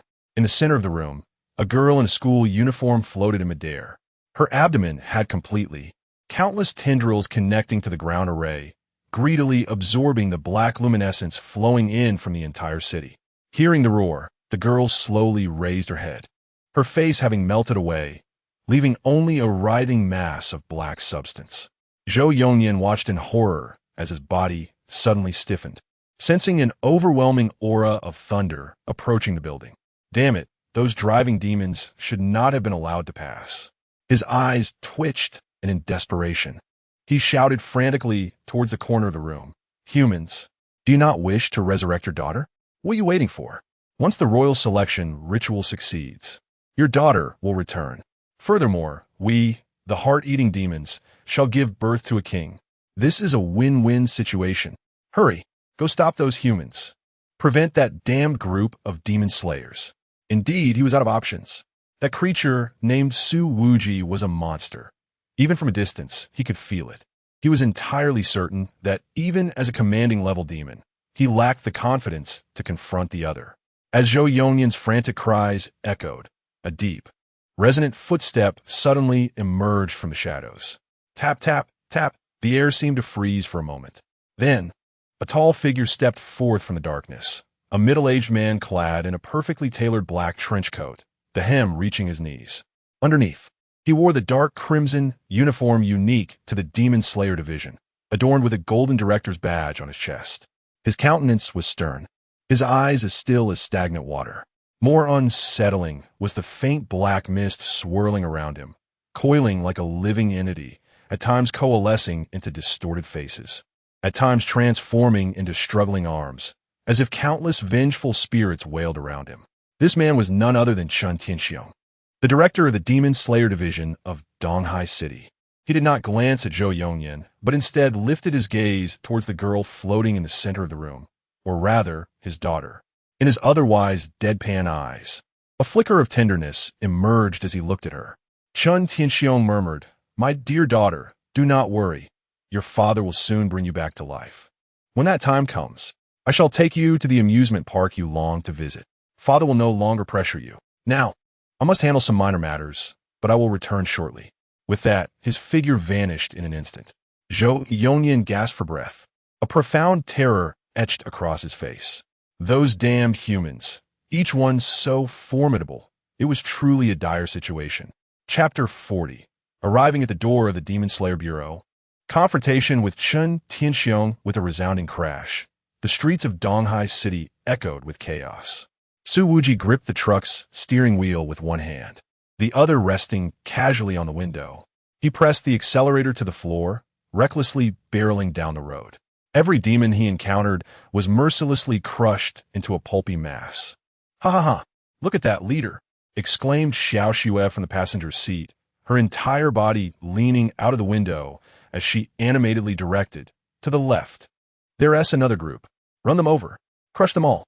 Inside the container, Shaylin and over 20 survivors clung tightly to the support poles, their faces paling as they glimpsed the horrific scene outside. Countless heart-eating demons surged forth from shops, alleyways, and even sewers, clawing and gnashing their teeth as they lunged at the truck, only to be ruthlessly flattened. Ugh! One boy finally succumbed, doubling over to vomit to the side. "Madmen. These two are definitely madmen," Shaylin murmured, her gaze fixated on yet another heart-eating demon obliterated beneath the truck's wheels. Black slime splattered against the windshield, only to be violently swept away by the wipers. At the intersection ahead, a heart-eating demon clad in a school uniform suddenly halted. Having absorbed the memories of some overly dramatic teenager, it struck a pose reminiscent of anime, one hand in its pocket while the other adjusted an imaginary cap. Coldly, it declared, "A mere steel contraption dares to act insolently before my presence. Idiot, get out of the way," screamed its companion in terror. "Humph. You expect me to cower from its radiance? What nonsense!" The pretentious heart-eating demon arrogantly raised its chin, but in the next moment, crash! The truck rolled over its body without faltering, causing the vehicle to jolt violently. Su Wuji paused briefly, frowning. The road authorities in Donghai City are quite incompetent. Why is the speed bump so high? Xiao Xue erupted in laughter. As they drew closer to the Demon Slayer Bureau, the density of the heart-eating demons increased. It was as if they were compelled by some unseen force, recklessly hurling themselves at the truck.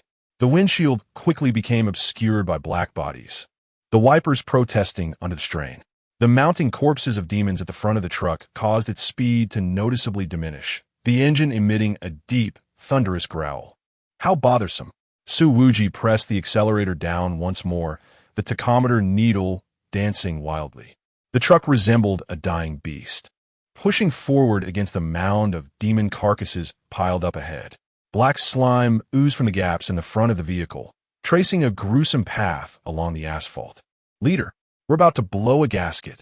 Xiao Xue suddenly pointed at the dashboard, her voice brimming with excitement. Oblivious, Su Wuji violently urged the truck onward. It was not until the engine let out a final, mournful wail before sputtering to a complete stop that he reluctantly released the accelerator, saying, "We've arrived. Disembark." Upon receiving the command, Xiao Xue kicked the door open and shouted, "That was exhilarating.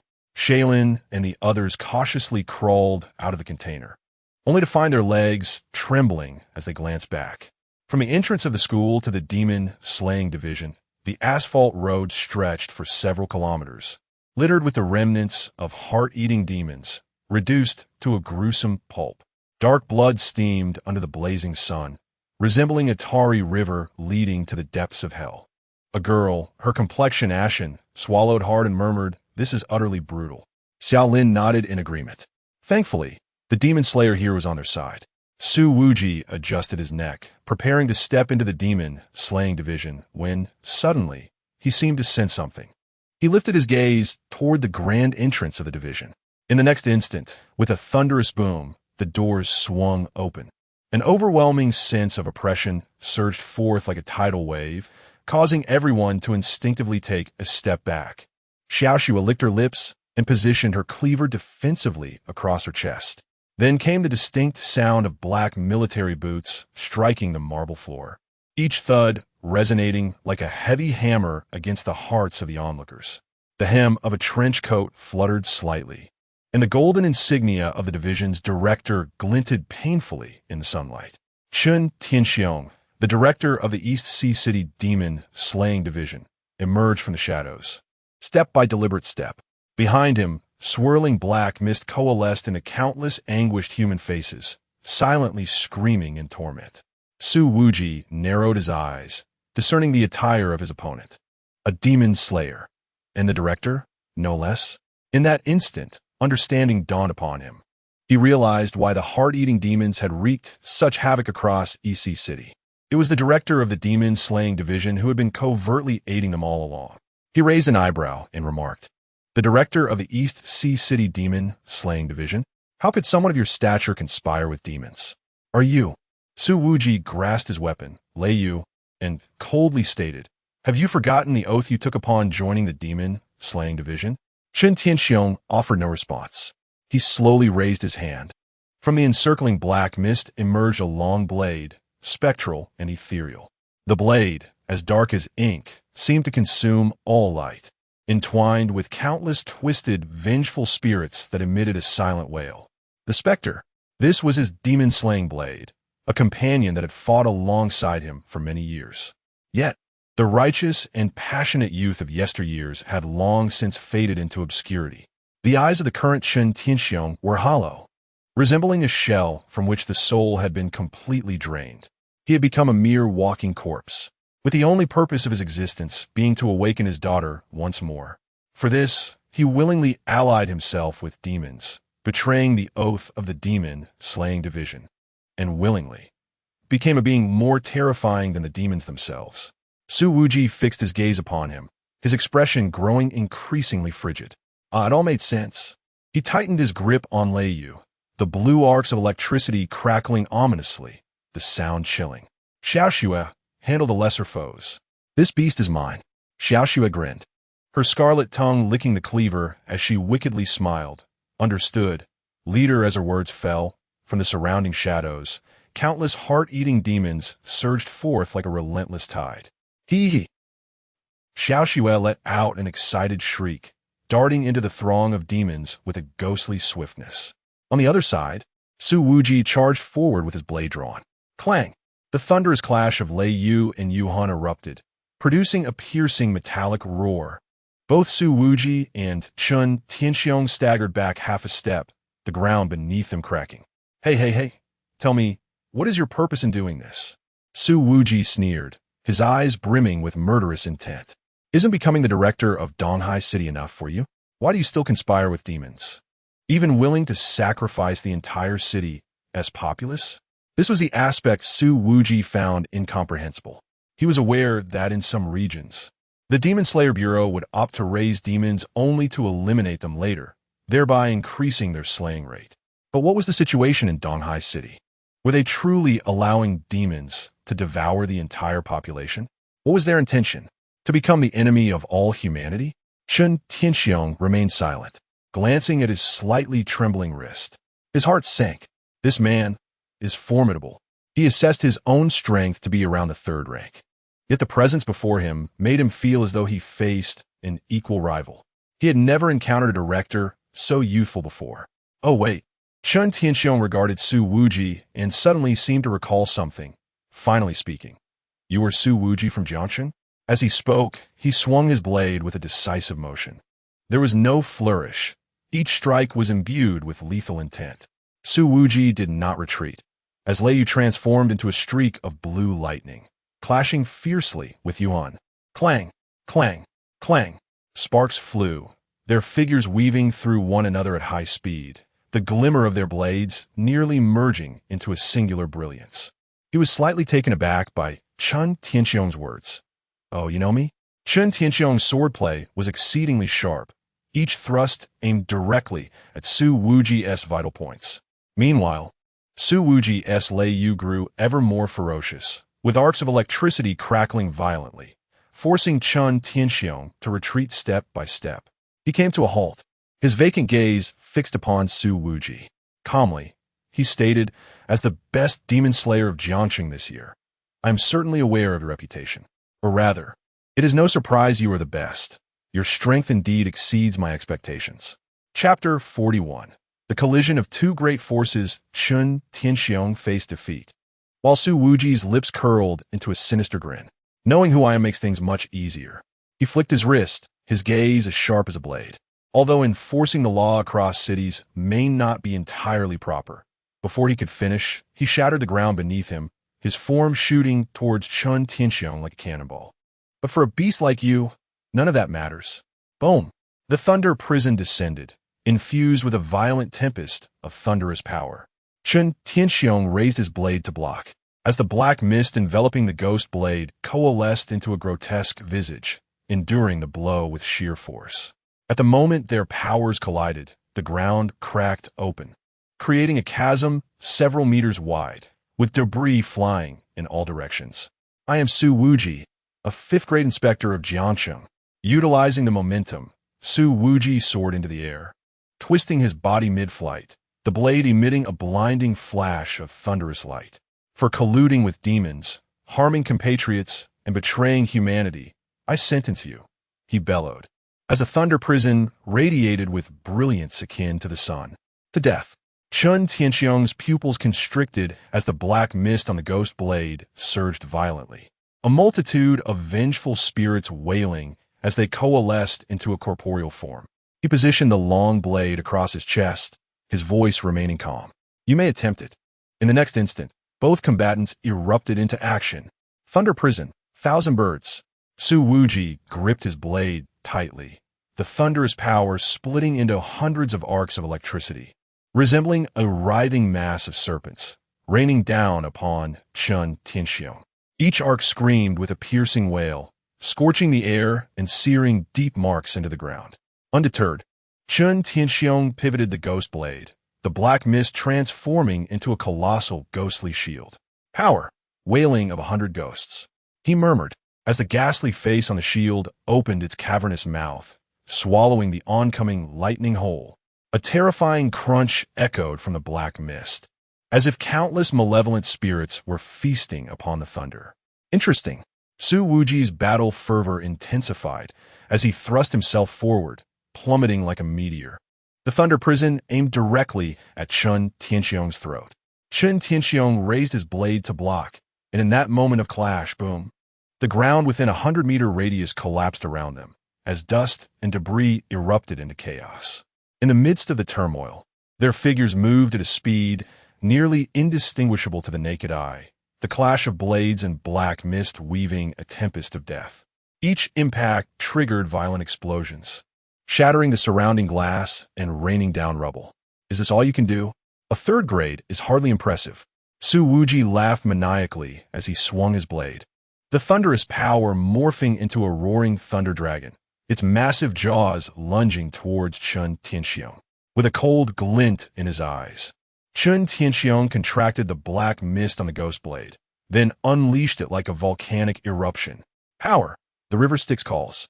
In the blink of an eye, countless pale, ghostly hands emerged from the mist, tearing the thunder dragon to shreds. Seizing the opportunity, Chen Tianxiong surged forward, the ghost blade aiming straight for Su Wuji's heart. Su Wuji sidestepped, the the blade narrowly grazing his clothing and drawing forth a splash of crimson. TSK. He licked his lips, undeterred. Instead, he seized Chun Tianxiong's wrist, grinning malevolently. Got you. The arc of lightning atop the thunder prison surged violently, coursing into Chun Tianxiong's body at the point of contact between the two. Crackling sounds echoed as Chun Tianxiong's body convulsed violently, the black mist being torn apart by the electric light. Yet, a fierce glint suddenly flickered in his eyes. The vengeful spirits entwined around the ghost blade climbed back along the electric arc and latched onto Su Wuji's arm. Hiss!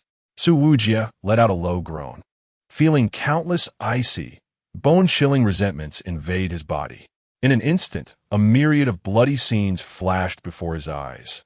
The anguished cries of humans being devoured, demons tearing flesh, and the contorted faces of various individuals mourning over the corpses of their loved ones. This move was called Heart Devour. Chun Tianxiong's voice resonated like a harbinger from the depths of hell.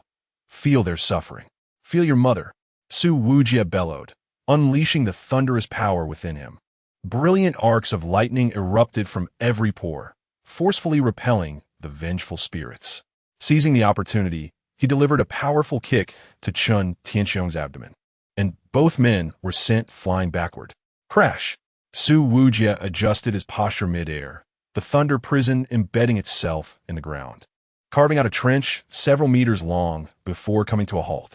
He looked up to meet Chun Tianxiong's gaze, their eyes locked in a fervent standoff. The warm-up had concluded. Su Wuji cracked his neck, and the arc of lightning atop the thunder prison shifted from blue to purple, a terrifying pressure warping the surrounding air. Let me show you what true thunderous power is. He leaped into the air, raising the thunder prison high above his head, and dense thunderclouds materialized in the sky. Thunder prison, divine retribution. Boom! A purple bolt of lightning, as thick as a barrel, descended from the heavens, striking directly atop Chun Tianxiong's head. In a panic, Chun Tianxiong raised his blade in defense, but the moment the black mist collided with the lightning, the ground beneath him collapsed, and he was forcibly smashed into a pit several meters deep. As the dust settled, a shadow suddenly shot out from the depths of the pit. Chun Tianxiong's coat was tattered, revealing a body marred by countless wounds, yet his gaze remained eerily vacant. Destiny, grave of 10,000 souls.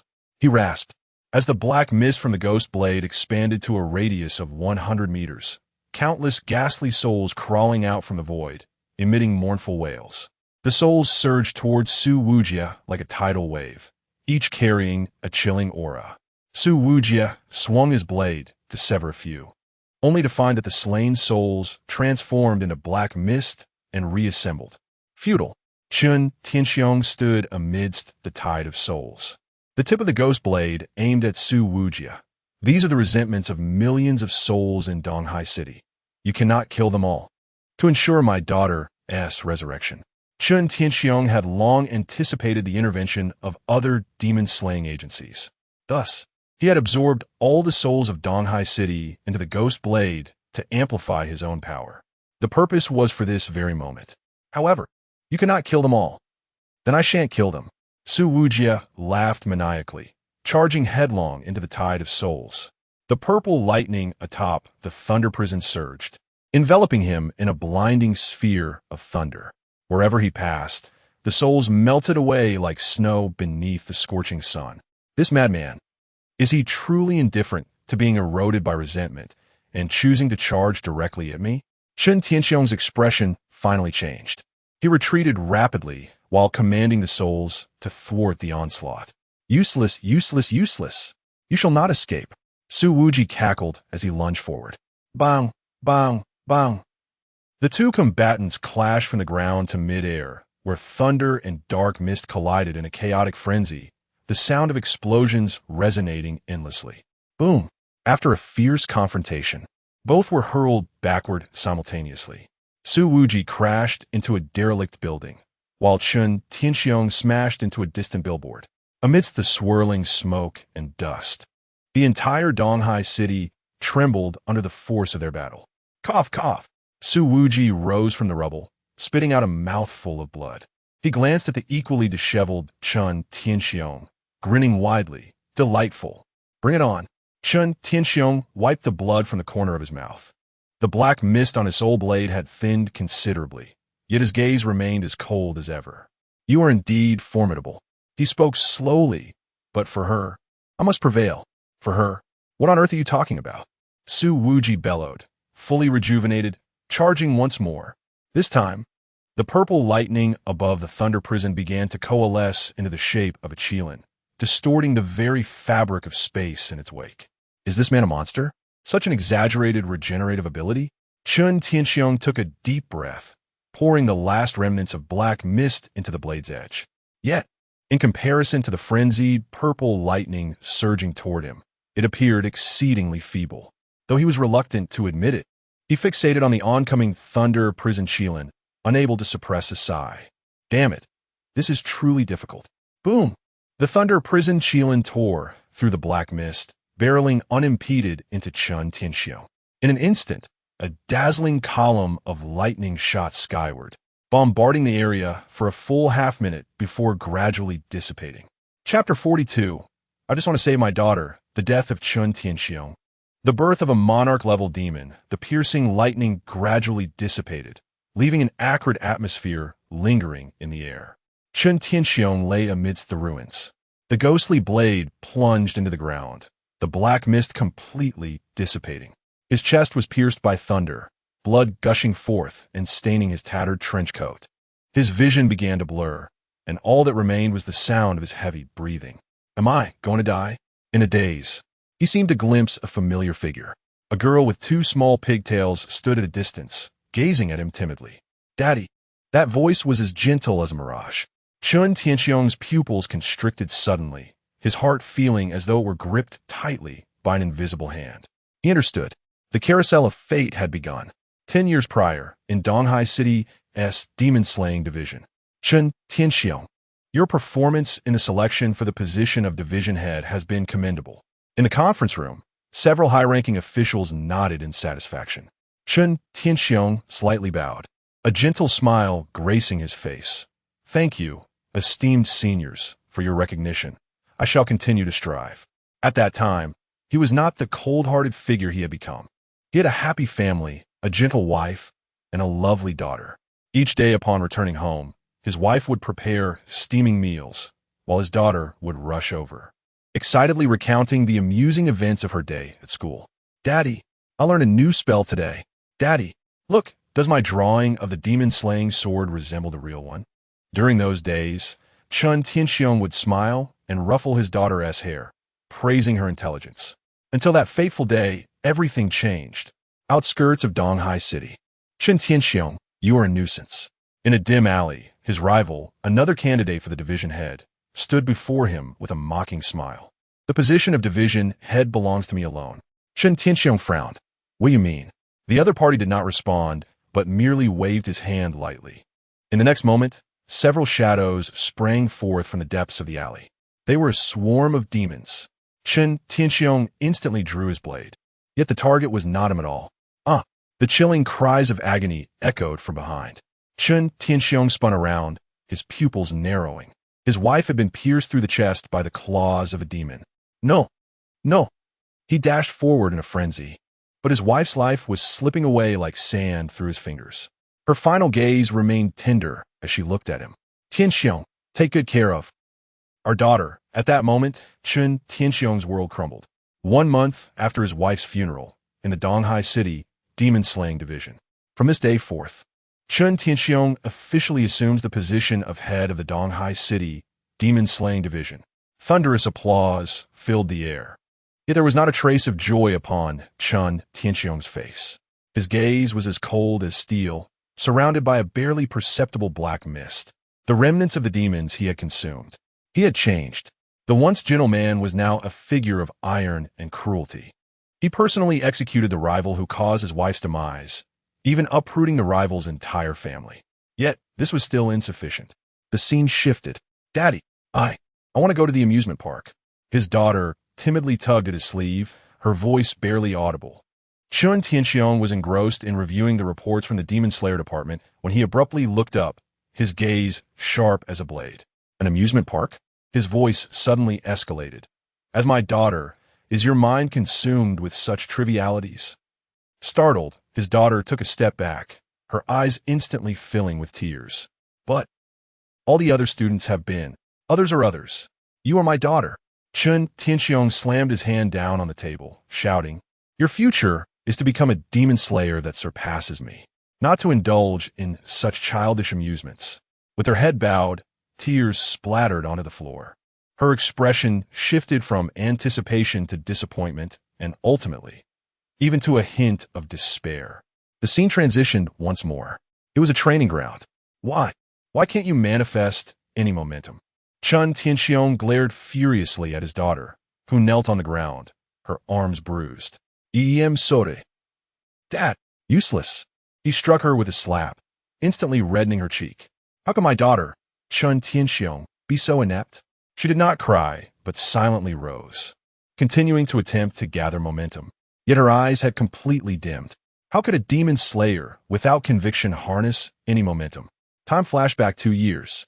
After his daughter expressed her desire to abandon her path as a demon slayer, an enraged Chen Tianxiong confined her to her room and ordered her to reflect. You will stay here and contemplate. Come out only when you've come to your senses. He slammed the door shut, locking her inside. He then turned away to attend to duties at the Demon Slayer department. This was also the day his world spiraled into despair. He would forever remember that sunset, crimson as blood. Shortly after his return to the Demon Slayer department, a subordinate rushed in, pale and frantic. Director, it's bad. What's wrong with my daughter? Chen Tianxiong frowned. Has she realized her mistake? Trembling, the subordinate knelt, his voice quivering with sorrow. Your daughter, she, jumped from the building. A deafening silence enveloped Chen Tianxiong as his pupils constricted to the size of pinpricks. His mind went blank. The world, in that moment, fell into complete stillness. As the memories began to fade, Chen Tianxiong's vision grew increasingly blurred. He lay amidst the ruins, aware that death was imminent. Yet, within him, a flicker of resolve lingered, preventing him from departing just yet. Step by step, Su Wuji approached Chen Tianxiong, pressing the thunder prison against his brow, preparing to deliver the final blow. And at last, Chen Tianxiong found his voice. His breath was feeble, and his gaze, lost in a daze, fell upon Su Wuji, or rather, upon the demon extermination department behind him. In a hoarse voice, he murmured, I merely wish to resurrect my daughter. Su Wuji furrowed his brow. It was I who caused her death. Thus, I allied with the heart-eating demon. If I can sacrifice the power of fear, then I shall have my daughter return to life, even if she may no longer be herself. The price of becoming a king is steep. The terror of a few cannot summon a monarch-level heart-eating demon. Only the fears of an entire city will suffice. Su Wuji tightened his grip on the thunder prison and coldly retorted, You killed your daughter, and now you have the entire city bear your sins? He chuckled softly. Indeed, I have lost my sanity. As Chen Tianxiong's vision blurred and his breath grew weaker, it seemed he was speaking more to himself than to Su Wuji. Slaying demons. Yet sometimes, humans are far more terrifying than demons. Even you are merely fighting with fervor at present. Once you grasp the darkness of this world, you will understand how laughable and pitiable your actions are in the eyes of certain individuals. And when you lose the one thing or person you cherish most in this world, you too shall become like me. At this juncture, Chen Tianxiong gazed towards the horizon, as if he could once again see his daughter standing afar, reaching out her hand. Daddy, let us go to the amusement park. Tears finally cascaded down his cheeks. I am so sorry. Upon uttering this phrase, the light in Chen Tianxiong's eyes faded completely. He had perished. Yet the ordeal was not over. Su Wuji felt a twitch at the corner of his eye. Following Chen Tianxiong's gaze, he turned his head, cursing under his breath. Damn it, this is outrageous. Before him loomed a figure in the heavens, exuding a terrifying aura. A monarch-level demon had come into existence. Chapter 43. Battle with the monarch-level demon. Reinforcements arrive in the vast expanse of the sky. The atmosphere shifted ominously.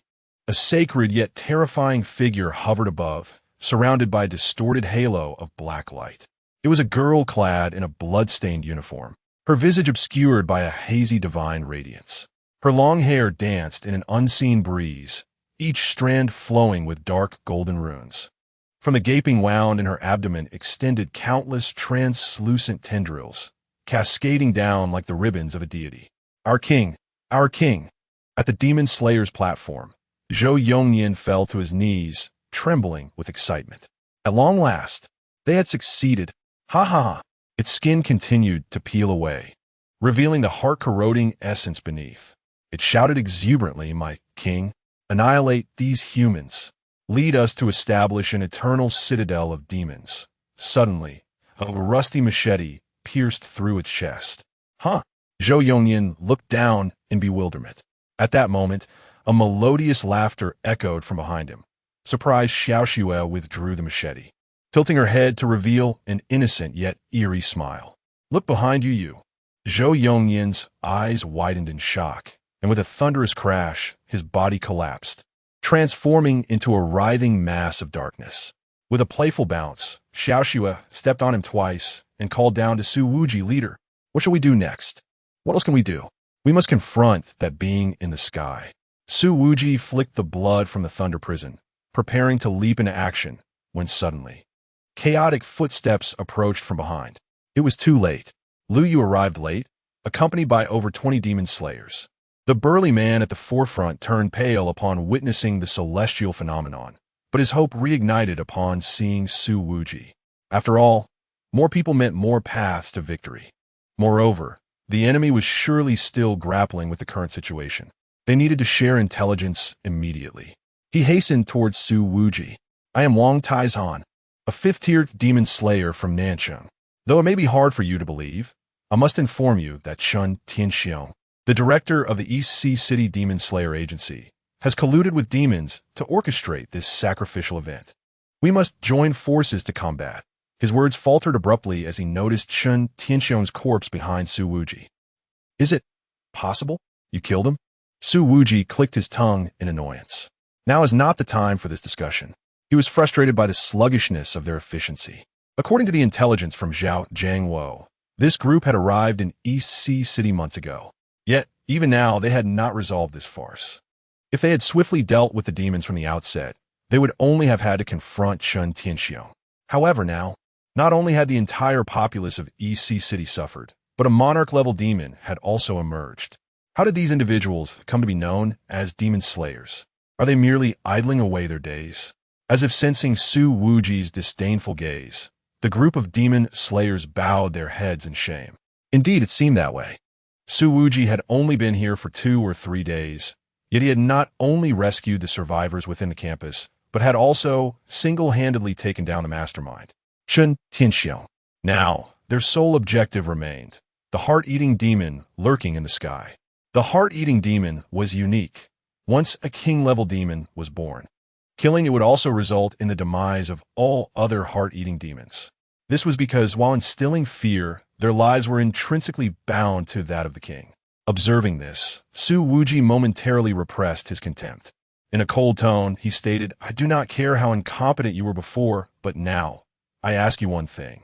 He gestured towards the demon in the sky and declared, "I intend to slay that demon. Who among you will join me?" Upon hearing Su Wuji's words, the others swallowed hard. The mere presence of a king-level demon made their legs tremble. However, they quickly clenched their teeth, their resolve gradually solidifying. Enough is enough. Wang Taizhan was the first to step forward, his fists cracking with determination. "I've endured these demons masquerading as humans long enough. Count me in." Lu Yu adjusted his glasses. "I'm in too. I will join." Over 20 demon slayers rose to their feet, their faces still pale. Yet the fire of battle ignited in their eyes. Su Wuji, witnessing this, finally retracted his disdainful expression, a subtle smile forming at the corners of his mouth. "Good." He nodded, his voice deep and resonant. "Then let us cease the idle chatter." In the next moment, he suddenly lifted his head, his gaze sharp as a blade piercing the heavens above at the heart-eating demon, and bellowed, "Charge!" Boom! Before his words finished echoing, Su Wuji's figure shot upwards like a cannonball, transforming into a streak of lightning that rent the sky, aimed directly at the demon. "Follow him," Wang Taizhan roared. Every muscle in his body taut, the ground beneath him erupting as he surged forth like a raging bull. Lu Yu, with a talisman clutched at his fingertips, became a fleeting shadow, trailing closely behind. The other demon slayers unleashed their powers, intertwining sword energies, talismans, and fist winds, cascading towards the heart-eating demon in the sky. The demon, appearing as a young girl, slowly lowered her head, her countenance enveloped in divine radiance, remaining calm as though gazing down upon mere ants. "Umangs." So foolish. Her voice was ethereal and frigid, akin to a sound from beyond the stars. As her words fell, she gently lifted her hand, her fingertip pointing. Buzz. In an instant, the space warped. A pitch-black barrier materialized from thin air, and all incoming attacks collided against it, vanishing without a trace. As if a cow had plunged into the sea, leaving not even a ripple. What? Wang Tieshan's pupils constricted. His full-force punch could not even breach the opponent's defense. "Do not stop. Continue." The voice of Su Wuji echoed from the heights, his hands gripping a blade. As the violet lightning of the Thunder Prison violently coalesced and struck the barrier with tremendous force. The resounding explosion reverberated, finally revealing a slight crack in the shield. What is this? How can there be such a disparity among fifth-tier practitioners? Your attack proves effective, yet mine does not. Effective. Lu Yu's eyes brightened, and she immediately formed a hand seal and recited an incantation. Force, heavenly fire. Scorching flames surged from her palm, transforming into a fire dragon that burrowed into the fissure. The other demon hunters seized the opportunity, unleashing their lethal techniques. 1,000 tons, mountain splitter, sky ripper. Countless assaults converged at a single point, and, at last, crack. The barrier shattered completely. "We have succeeded," someone exclaimed in exhilaration. Yet, the girl remained expressionless, merely letting out a soft sigh, as if lamenting something. Futile. In the next moment, her figure abruptly vanished. "Beware!" Su Wuji warned sharply, but it was too late. With a swift thrust, a crystalline tendril pierced the chest of a demon hunter who didn't even have time to scream. His body shriveled at a visible rate, ultimately becoming a desiccated corpse. Oldly, Wang Tieshan's eyes widened in horror, but before he could rush over, another demon hunter was ensnared by a tendril, instantly drained of life. "Scatter. Do not cluster together," Su Wuji bellowed, swinging his blade to sever the approaching tendril. Lightning erupted, and the tendril was cut, yet the severed end rapidly regenerated, returning to its former state in an instant. "How can we possibly fight this?" Someone cried out in despair. The figure of the heart-eating demon king reemerged, gazing down upon the crowd from above, her voice indifferent. "Fear is the finest nourishment." She spread her arms wide, and countless tendrils emerged from the void, descending like a net from the heavens. "It is over." Someone collapsed to the ground, their eyes filled with despair.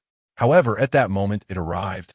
A smirk crept onto Su Wuji's lips as he lifted his gaze to the horizon. Before the crowd could react, the next second, boom, boom, boom. The deafening roar of engines tore through the sky. A swarm of armed helicopters cut through the clouds. On either side of the cabin, fully armed demon hunters brandished their weapons, exuding an aura of lethal intent. Indeed, Su Wuji had summoned Jiangcheng long before noon. At last, they had arrived. Demon, you are indeed mistaken. However, we demon hunters are not few in number either. He gripped the Thunder Prison, the blade's tip aimed at the sky where the heart-eating demon king loomed. The second round begins. Shatter. Chapter 44.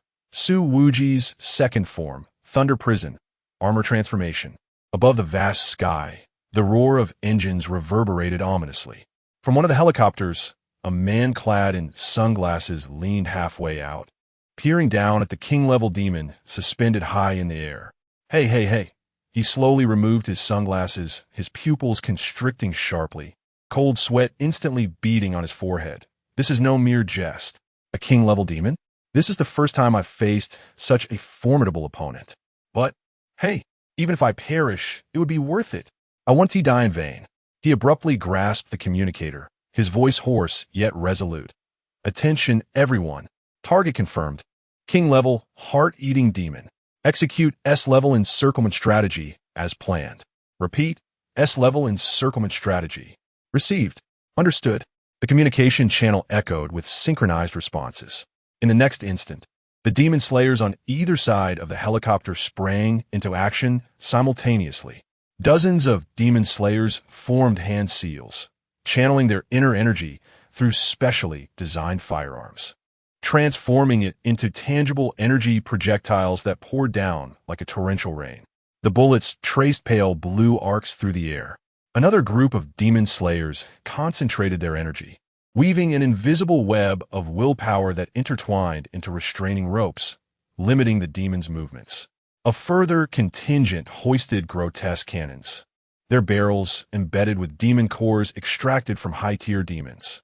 As the triggers were pulled, the energy of the demon cores was instantaneously unleashed, erupting into crimson beams of energy that hurtled towards the target.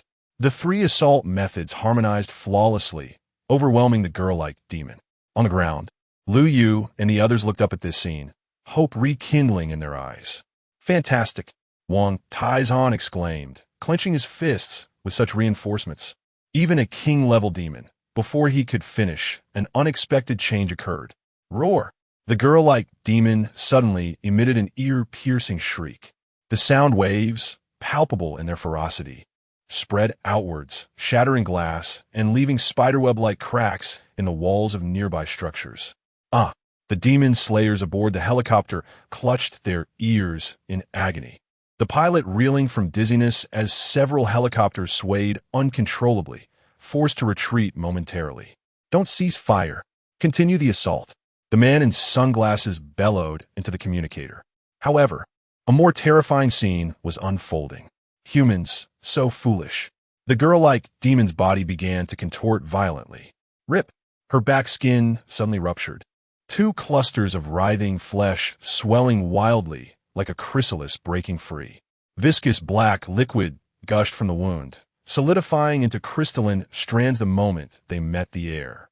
Those strands intertwined, gradually forming a pair of enormous, flesh wings. When fully unfurled, the wings spanned an impressive 10 meters, exhibiting a sickly, pearlescent white hue. Beneath the translucent membrane, a dense network of blood vessels pulsated grotesquely. More horrifyingly, each wing membrane was embedded with dozens of scarlet eyes, their pupils rotating at varying frequencies, all fixated intently on the crowd below. What manner of creature is this? A demon slayer's legs turned to jelly, and the talisman in his hand fell with a thud to the ground. Before an answer could be uttered, as the fleshly wings fully unfurled, every eye blinked simultaneously. A hum resonated. A blinding brilliance erupted from each pupil, rippling like waves and instantly enveloping the entire battlefield. As the radiant halo swept across, the world seemed to freeze for a fleeting second. Then, horror struck. How beautiful! One demon slayer suddenly wore a blissful smile, his gaze growing vacant. I must follow her. Mother! Another, tears streaming down his face, relinquished his weapon. Those demon slayers, illuminated by the light, stood frozen in place. A strange smile etched upon their faces. Their pupils dilated rapidly, blood vessels spider webbing across the whites of their eyes, and their lips curled upward uncontrollably. Most terrifying of all, others began to undergo grotesque transformations. Bulging, writhing lumps formed beneath their skin, and pristine white tendrils pierced through flesh, wriggling as if newly birthed limbs. Their expressions turned vacant, standing dazed and immobile. Stay alert. Do not be deceived. The man in sunglasses bellowed. But it was too late. A helicopter abruptly altered its course. The pilot's gaze vacant, a bizarre smile gracing his lips as it plummeted toward the ground. No. Boom! The explosion illuminated half the sky in a fiery glow. Like a deity, the demon hovered in midair, her indifferent gaze surveying all of humanity below. She spoke softly, foolish mortals. You shall all become my sustenance. In the chaotic battlefield, Lin Xiaoyu's second persona, Xiao Xue, bounced over to Su Wuji, the machete slung over her shoulder. Tilting her head, she inquired, "Leader, this monster has a second form 2 reinforcement is useless. What shall we do?" Su Wuji smirked, his gaze unwavering as it remained fixed on the demon in the sky. "I never expected the reinforcements to resolve the battle." His summoning of so many had, in truth, two purposes. First, to rally them for shared achievements, as he would carry them to victory. Second, to demonstrate just how formidable he, Su Wuji, truly was. Xiaoxiu blinked innocently. "So, what shall we do?" He chuckled. "It's quite simple. I shall evolve as well." After all, he slowly tightened his grip on the thunder abyss, the purple lightning along the blade intensifying. "If the enemy possesses a second form, do I not have one as well?" As his words fell, Su Wuji's aura underwent a dramatic transformation. Boom! Centered around him, a tempest of thunderous power erupted. His body began to undergo astonishing changes. Muscles expanded at a visible rate. Ancient lightning patterns surfaced upon his skin, each line coursing with liquid electricity. Most astonishing of all were his eyes, which transformed from jet black to a dazzling cerulean, as if a tempest brewed within. Once upon a time, before Su Wuji embarked on the 24-hour breathing technique, he had inquired with his teacher at the demon-slaying academy, what would happen if the breathing technique operated continuously for 24 hours? The teacher responded with unwavering certainty that such a thing was utterly impossible. Undeterred, Su Wuji pressed further. But what if it were possible? The teacher, with a grave expression, remarked, that individual would inevitably become the strongest human. Su Wuji, struck by inspiration, posed another question. What if one were to practice the breathing technique while also holding their breath? He vividly recalled the teacher's serious demeanor. Theoretically, if the energy generated by the breathing technique is not cycled, it would surge chaotically throughout the body, causing the cells to become agitated and volatile, striving for explosion. Yet, due to this very reason, the power would be incessantly compressed, and once unleashed, its might would multiply exponentially.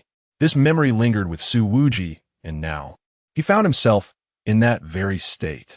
Before the arrival of the supporting troops, he had activated the breathing technique and held his breath for an extended period. Indeed, the energy compressed within him had reached a terrifying magnitude. The advantage of dual cultivation allowed the essence and vessel to merge seamlessly. Thus, in his second form, Su Wuji felt the surging power within him, a sinister smile curling at the corners of his mouth. He gripped the thunder prison tightly, and the blade quivered violently, emitting a piercing hum. Open! Boom!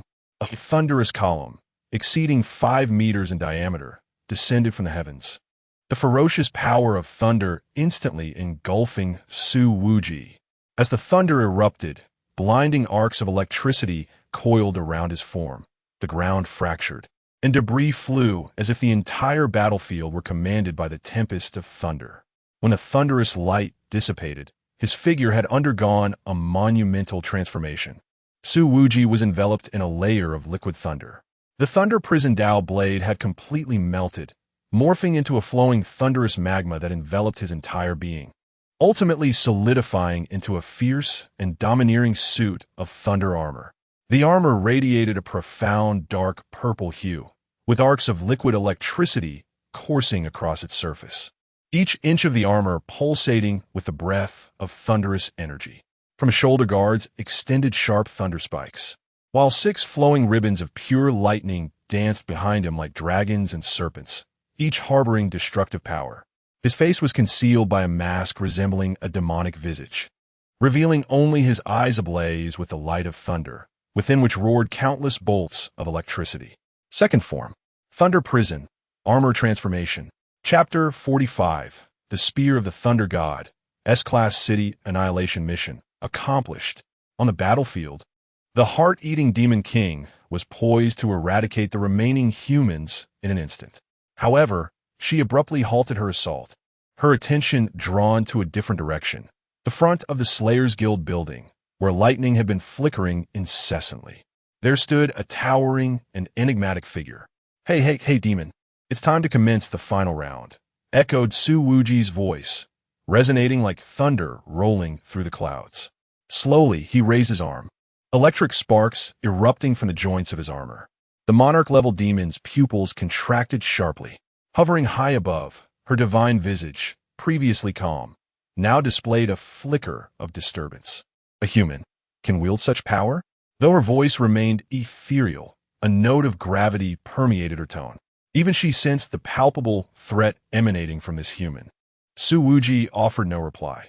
He merely bent his knees slightly. Boom! The ground collapsed instantaneously.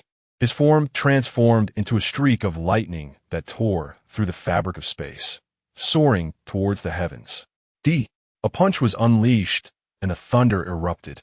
The monarch-level demon hastily raised her hand, crystalline tendrils intertwining to form a shield, but at the moment of contact, bang! The shield shattered. The tendrils disintegrated into fragments. Her body was violently propelled hundreds of meters away, crashing through several skyscrapers before barely stabilizing herself. How could this be? She gazed down at her shattered arm, the divine light rapidly mending the wound. Yet her eyes were no longer indifferent, but filled with astonishment. How could she be so easily overwhelmed? This is impossible. Below, the previously despondent slayers were transfixed by the spectacle. Wang Tieshan's mouth hung agape, large enough to fit a fist. I can't believe it. Lu Yu's glasses slipped to the tip of his nose, forgotten. Is this truly a human? Not a comrade. What is this form you possess? We are mere mortals. And what are you? What is this ability? Have you taken something? Roar. Seemingly humiliated by her own vulnerability, the heart-eating demon king emitted a deafening shriek, her wings thrashing violently, unleashing a tempestuous gale. She hovered in the air, her divine light oscillating violently, her previously expressionless face contorting into a grimace, disbelief flooding her eyes. Human, how dare you? Her voice, now devoid of its ethereal quality, resonated with twisted fury. Su Wuji let out a cold laugh, the electric aura of his thunderous armor intensifying.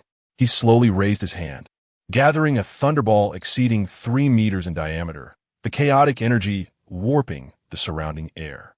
So much needless chatter. With a sudden motion, he hurled the thunderball. It sliced through the air, creating a rift in space, leaving a dark trail in its wake. The heart-eating demon king's pupils constricted, every eye on her wings swiveling to focus on the thunderball. Divine light, annihilation. She let out a piercing scream, and, in unison, all the eyes erupted with blinding white light. A robust beam of light thunderously shot forth, colliding violently with the thunderball. Boom! It was as if the heavens and earth were cleaved by a dazzling blade of light, the shockwave from the explosion sweeping across the entire EC city, shattering countless windows and fracturing the ground into a web of cracks. Before the smoke could dissipate, a bolt of lightning suddenly tore through the haze.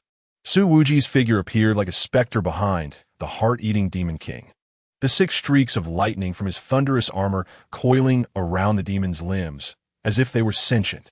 Get away! The heart-eating demon king roared, the eyes on her flesh wings spinning frantically, countless beams of white light shooting forth in an attempt to repel Su Wuji. Yet too slow. Su Wuji's voice resonated like the whisper of death, his figure flickering amidst the white light, each appearance deftly evading the attacks, while simultaneously closing the distance to the heart-eating demon king. Lunda Prisen, Laosen Yun. He clenched his fists, the power of thunder in his armor instantaneously converging into his right fist, striking fiercely at the base of the heart-eating demon king's flesh wing. Bang! The punch landed solidly on the base of her flesh wing, the violent power of thunder piercing through her body. The heart-eating demon king let out a chilling wail, one side of her flesh wing shattered, countless eyes bursting and a viscous black liquid spraying forth. Her body plummeted like a kite severed from its string, crashing heavily into a tall building. Rumble! The entire structure collapsed under the impact, dust billowing into the sky. But it was not over yet. Su Wuji's figure followed closely behind, diving downwards, the lightning on his armor intensifying, resembling a falling, thunderous meteor. Amidst the dust, the heart-eating demon king struggled to rise, her divine radiance dimmed considerably, her once flawless face now marred with cracks, black liquid seeping from the fissures. What? She looked up at the descending Su Wuji, her voice twisted with rage. Why must you obstruct us? Do we demons not have the right to exist? She howled in desperation, her divine radiance completely shattering, revealing the writhing, distorted form beneath. A monster composed of countless human faces, each one crying in anguish. We also wish to have a home. Thousands of faces screamed in unison. Is it not true that our lives as demons do not matter? Buzzing. A wave of sanctity spread forth, and every person who heard these words felt an inexplicable surge within. Indeed, she speaks so rightly. Human lives are lives. Do demon lives not count? The heart-eating demon can absorb human emotions to augment its own power. The heart-eating demon king, moreover, can incite the emotions of living beings, even confounding and controlling them. Each individual harbors emotions, and within every heart lies compassion, and thus, if this compassion could be magnified infinitely, then the heart-eating demon king chuckled inwardly, then she could turn the tables. Yet, the compassion for these demons, what on earth are you speaking of? Su Wuji demanding different. And in an instant, his thunder fist collided with the bewildered face of the heart-eating demon king. What? This creature possesses no heart. Boom! The thunder erupted, and the demon king's visage was brutally shattered by the force of the blow. The demon emitted a piercing scream of agony. Yet in a chilling display, even in such a grievous state, the wounds on the heart-eating demon king began to regenerate at a visible pace, fresh flesh writhing to cover the scars. Futile. The demon king laughed maniacally, divine radiance surging. I am the monarch born from the terror of an entire city. As long as there exists a shred of fear, I am immortal and indestructible. With a splatter, she transformed into a pool of black water before reappearing at the other end of the sky. She spread her arms wide, and suddenly the entire East Sea city trembled violently. The ground split open, and countless tendrils of black mist rose from the fissures, emanating the residual fear of the swallowed citizens. The dark fog surged like rivers returning to the sea, frantically pouring into the heart-eating demon king's form. Her body began to swell and contort, grotesque faces emerging beneath her skin, each one silently screaming. Do you see? The voice of the heart-eating demon king had morphed into a cacophony of hundreds, hollow and frenzied. This is the essence of humanity. Cowardice, fear, despair. You demon slayers proclaim to protect humanity, yet their deepest fears have become my finest sustenance. Perhaps out of desperation, the heart-eating demon king no longer wished to maintain her initial sacred form. Her stature had inflated to 10 meters tall, and from her back sprouted 6 arms formed of writhing tentacles, each entwined with different negative emotions: anger, jealousy, greed. Now, it is your turn to feel this terror. With that declaration, the 6 colossal arms descended simultaneously, each strike bearing the weight of a mountain. Beware. The faces of Wang Taizhan and the others turned pale as they hastily scattered to evade the onslaught. Boom! Boom! Boom! The ground was cratered, leaving several gaping holes, and the shockwaves sent all nearby demon slayers flying. Ha ha! Flee! Fear! The demon cackled maniacally, her 6 arms swinging ever faster, reducing the entire block to rubble in an instant. Amidst the smoke and dust, a streak of lightning surged upward. Lu Yu and the others recognized it was Su Wuji. They gasped in astonishment. It's Su Wuji. Has he lost his mind? The opponent feasts on fear and is indestructible. This is beyond our capacity to confront. Su Wuji paid no heed to their shock, hovering in midair, 6 tendrils of lightning unfurling like wings.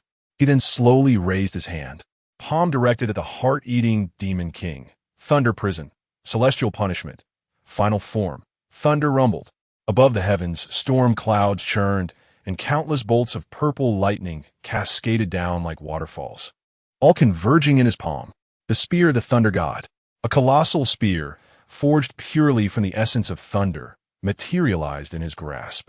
Its shaft entwined with destructive energy that warped the very fabric of space itself. Why, oh why, must you, a mere human, persist in thwarting me. The heart-eating demon king shrieked in a frenzy, pushed to the brink by Su Wuji. In a desperate gesture, she clasped her hands together, a surge of divine radiance erupting forth as countless tendrils wove into a vast net, striving to counter this impending strike. Yet Su Wuji merely scoffed, retracting his arm and hurling the spear of the thunder god with the force of a javelin. Annihilation. Boom!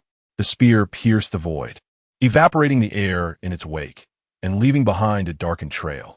The tendril net was torn asunder like fragile parchment, as the thunder goddess spear unimpededly plunged into the chest of the heart-eating demon king.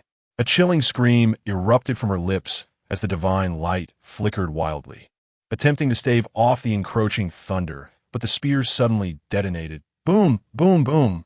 A thunderous mushroom cloud, a kilometer in diameter, ascended skyward.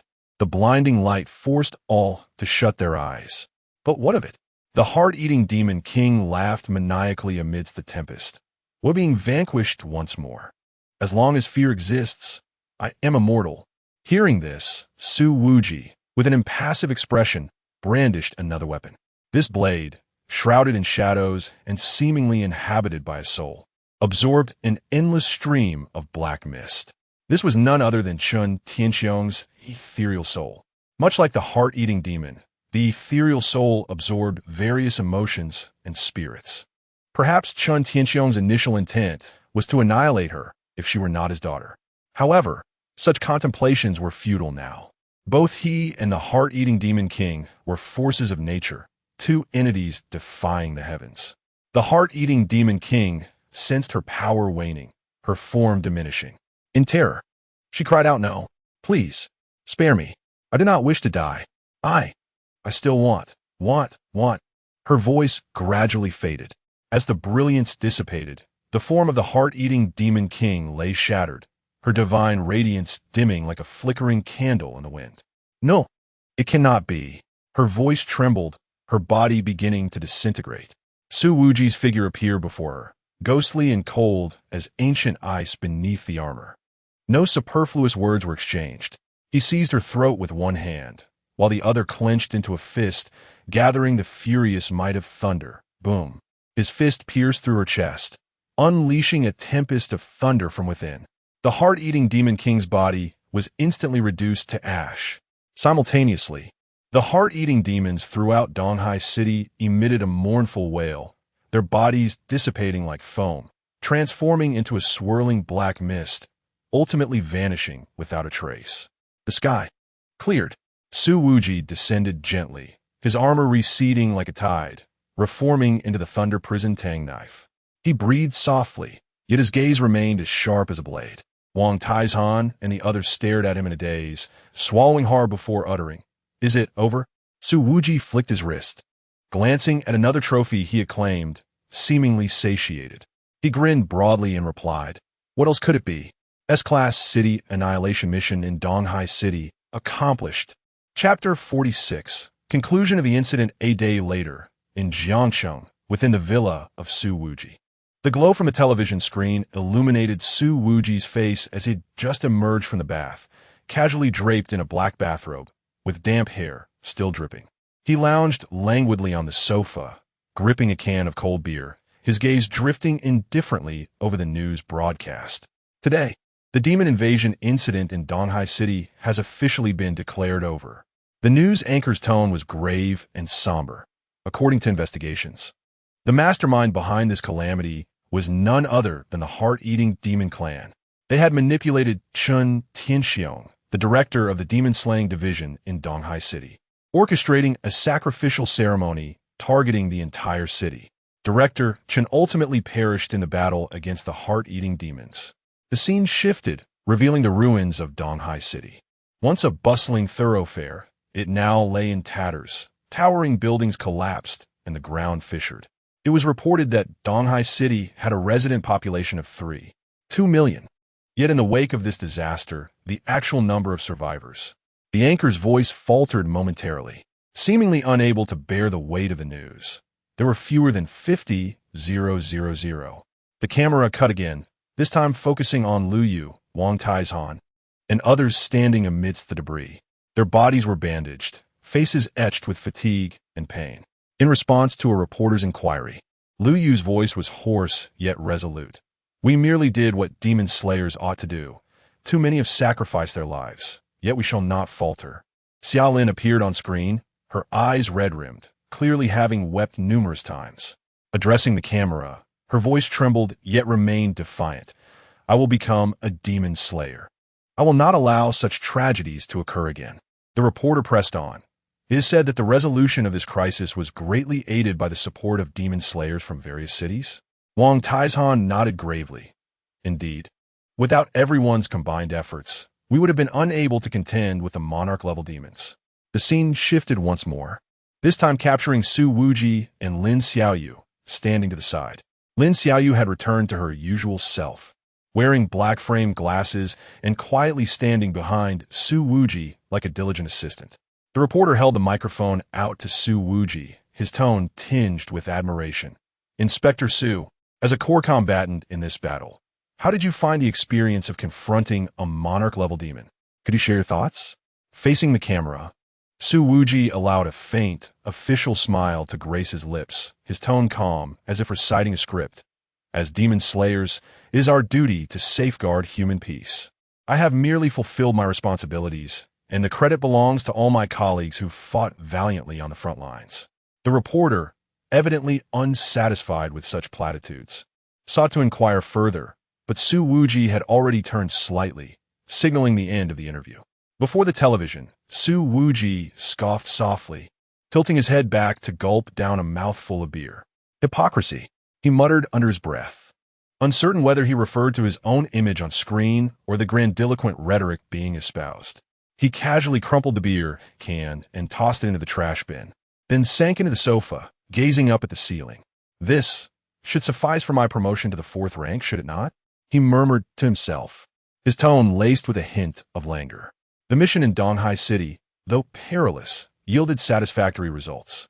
He personally vanquished a monarch-level demon, nearly annihilated the heart-eating demon clan, and unveiled Chun Tianxiong's conspiracy.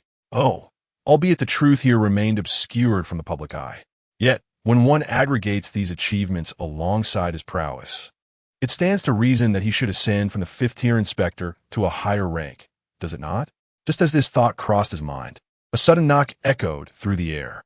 A weak voice from outside called out, "Leader, it's me. I brought lunch." Su Wuji responded with a nonchalant "oh," and gestured in a particular direction. In a swift motion, a long knife, seemingly animated by its own spirit, flew to the door, its hilt pressing against the doorknob. With a click, the door swung open, revealing Lin Xiaoyu standing outside, cradling a large paper bag from which the enticing aromas of fried chicken and beer wafted.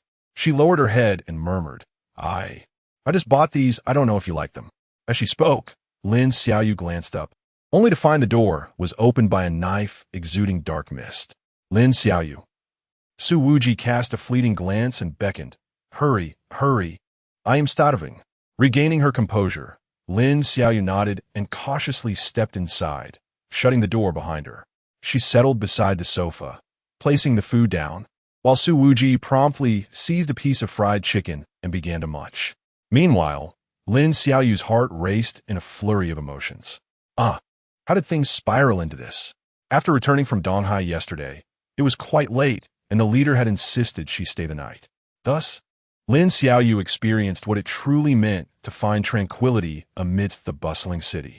This place is overwhelmingly vast. The leader possesses such formidable strength, yet the salary of a demon slayer is hardly extravagant.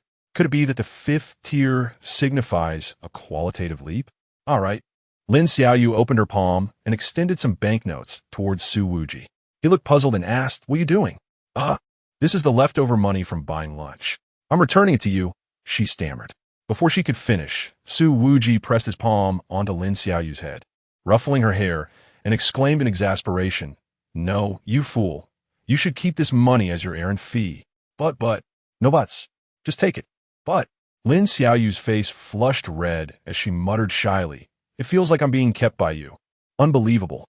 He grasped the nape of Lin Xiaoyu's neck, compelling her to meet his gaze, and seriously inquired, Have you been watching too many films? Initially, Su Wuji had merely spoken offhandedly. However, to his surprise, Lin Xiaoyu shyly averted her eyes. Su Wuji? Ultimately, he insisted that Lin Xiaoyu accept the money. As time passed, the news continued to air in the background, yet Su Wuji had lost interest. He cast a fleeting glance at Lin Xiaoyu, who was discreetly observing him, and suddenly inquired, "Have you watched the news?" Lin Xiaoyu was taken aback for a moment before nodding. "Yes, I have. What are your thoughts?" Lin Xiaoyu bit her lip, her voice barely above a whisper. "Many people have died. It's very sad." Merely taking another bite of fried chicken. After a brief hesitation, Lin Xiaoyu added softly, "But the leadership is quite impressive." Su Wuji let out a scoff. "That's obvious. But you too are capable. You were the one who discerned the attack patterns of the heart-eating demon in this mission." Lin Xiaoyu's face flushed crimson as she hurriedly waved her hands. "No, that's not true. I can't do it at all. It's Xiao Xue who is remarkable. She could defeat many demons."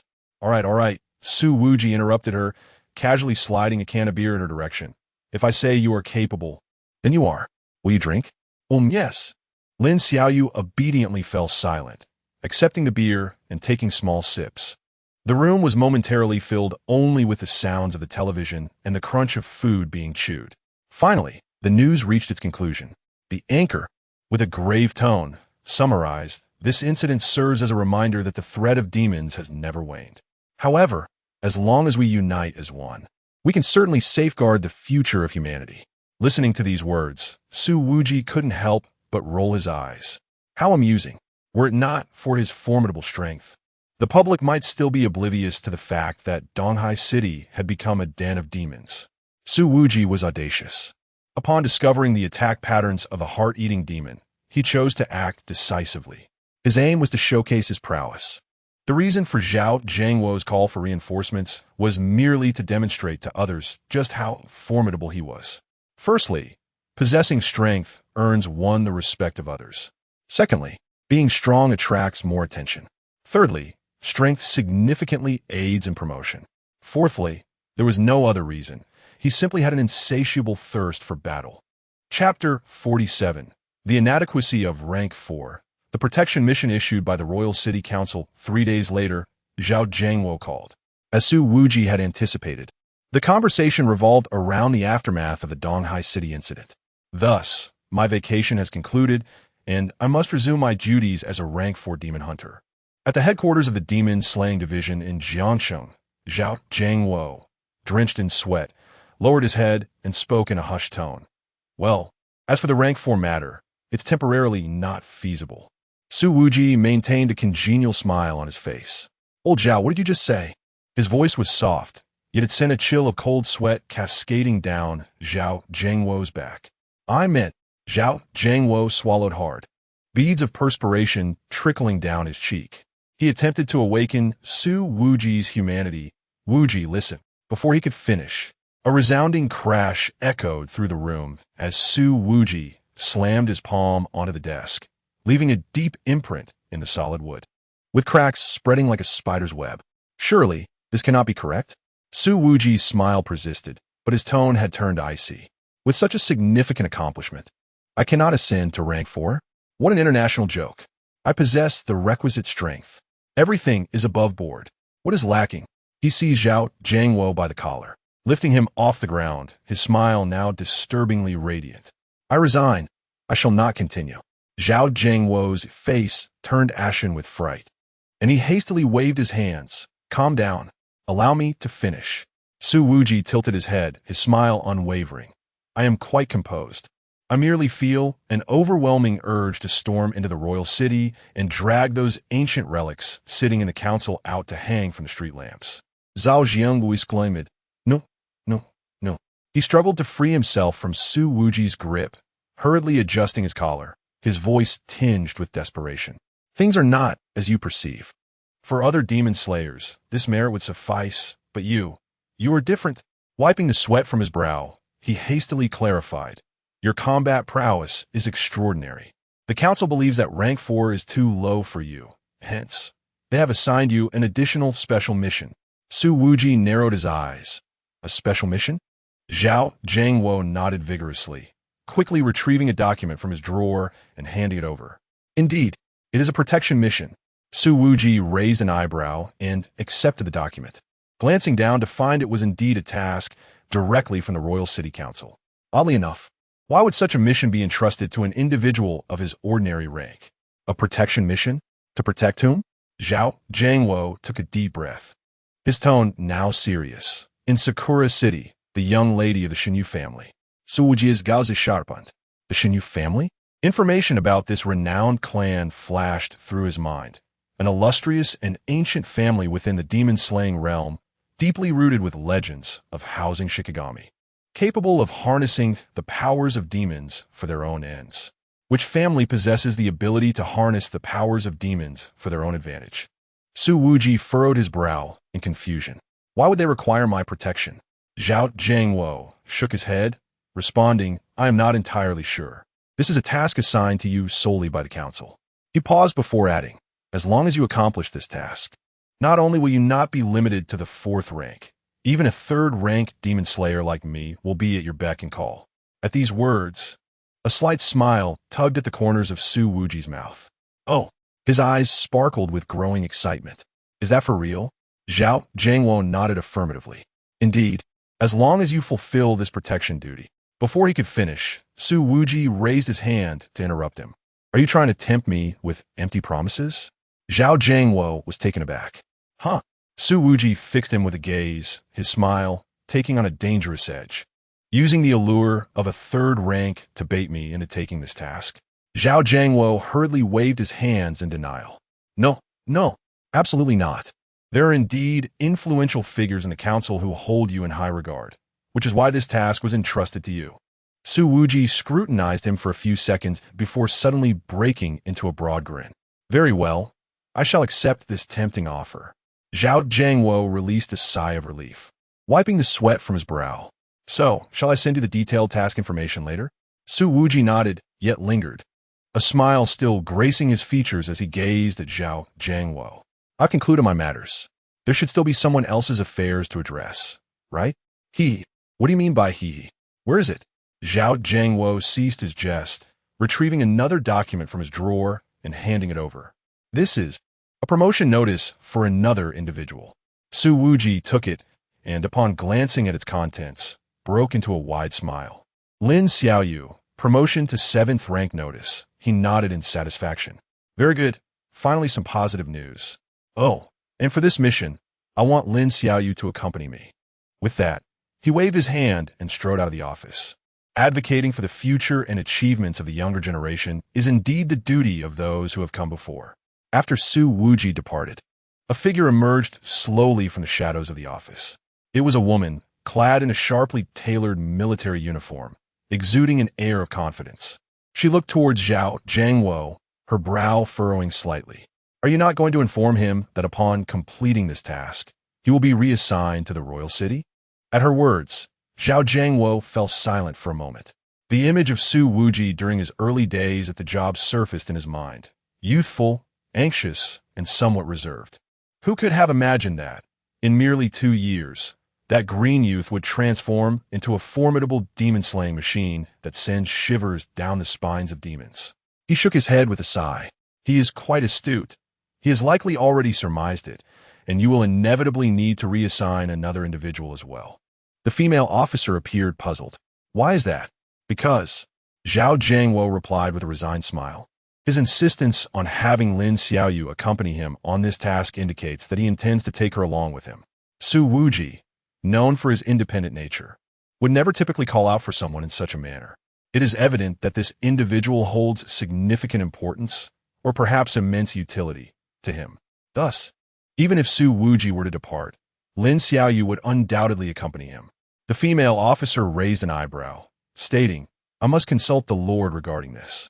Your Lord will surely acquiesce, for there exists no other like Su Wuji, the slayer of demons, she continued.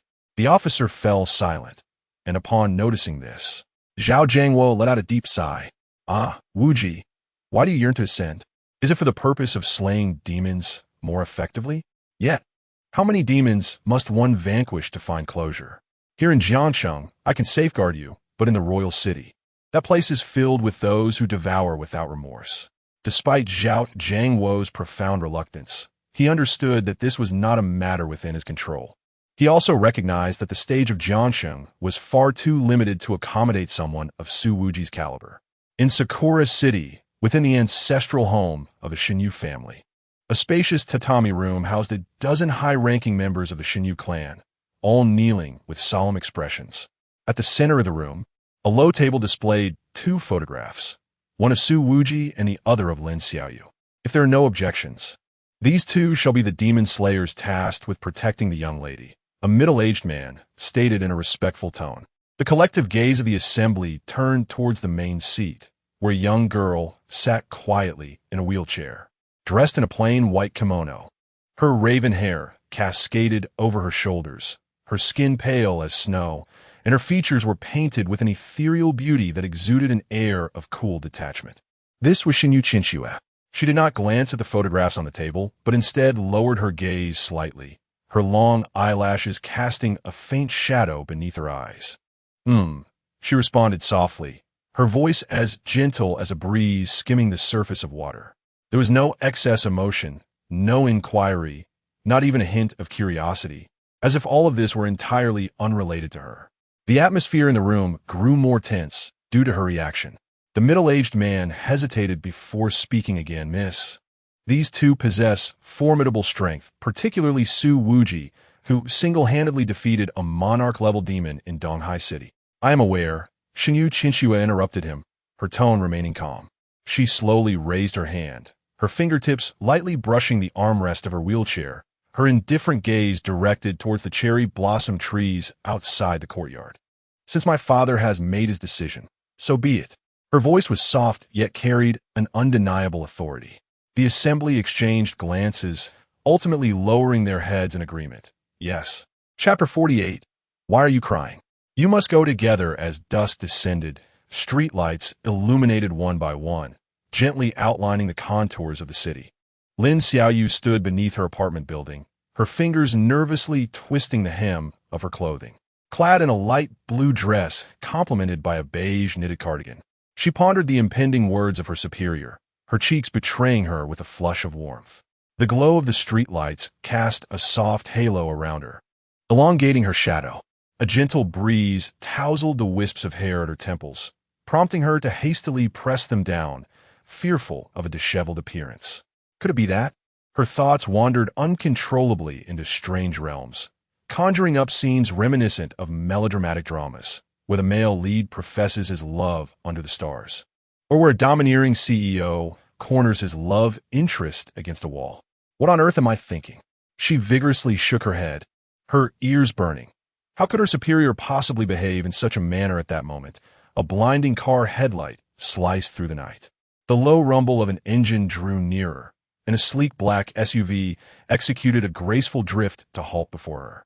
The window rolled down, revealing Su Wuji, his chiseled features starkly defined in the glow. Today, he was unusually dressed in a simple black t-shirt, which accentuated his broad shoulders. Get in, he commanded succinctly, his tone as authoritative as ever. Huh? Oh. Flustered, Lin Xiaoyu rushed to open the car door, but her nerves betrayed her. She failed to open it on the first attempt. Mortified, she wished for a crack in the ground to swallow her whole. With a deep breath, she finally managed to clamber inside on her second try. The interior was infused with a subtle blend of leather and mint. As she cautiously fastened her seatbelt, her heart raced wildly, akin to an anxious little rabbit. Here, Su Wuji said, one hand firmly on the steering wheel while the other retrieved a folder from the glove compartment, handing it to her. Take a look. Huh? Lin Xiaoyu was taken aback. It was not what she had imagined. Blushing, she opened the folder, and upon reading the contents, her entire being froze. Promotion notice, Comrade Lin Xiaoyu, due to outstanding performance in the S-level mission in Donghai City, has been reviewed by the Council and is hereby promoted to the rank of 7th Tier Demon Slayer. I'm being promoted to 7th Tier? Her voice barely rose above a whisper, her fingers trembling involuntarily. Su Wuji glanced at her, a hint of a smile playing at the corners of his mouth. Of course, you've completed one A-level and one S-level mission, and you've discerned the attack patterns of the heart-eating demon. Such achievements merit your promotion. Lin Xiaoyu stared blankly at the document, her eyes suddenly glistening with unshed tears. In the A-level mission, she had merely provided a few pieces of intelligence, while in the S-level mission, it was Su Wuji who had valiantly turned the tide. What she had done felt trivial and insignificant surely. Her superior had intervened on her behalf. Overwhelmed by this realization, tears cascaded down her cheeks, landing heavily on the document. Oh, she sobbed, her tears flowing like a string of pearls set free. Hey. Su Wuji was momentarily taken aback. Why are you crying?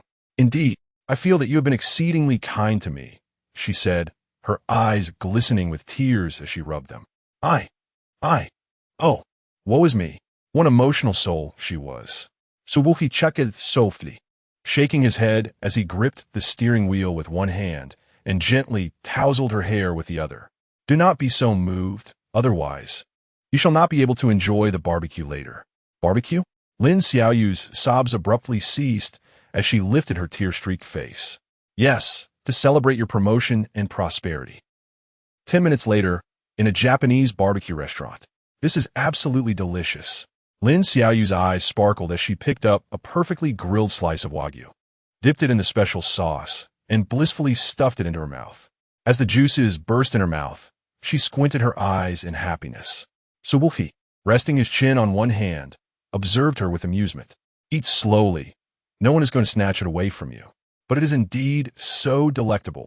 Lin Xiaoyu murmured, grabbing another piece of meat and placing it on the grill, where it sizzled upon contact with the scorching iron plate, releasing an enticing aroma.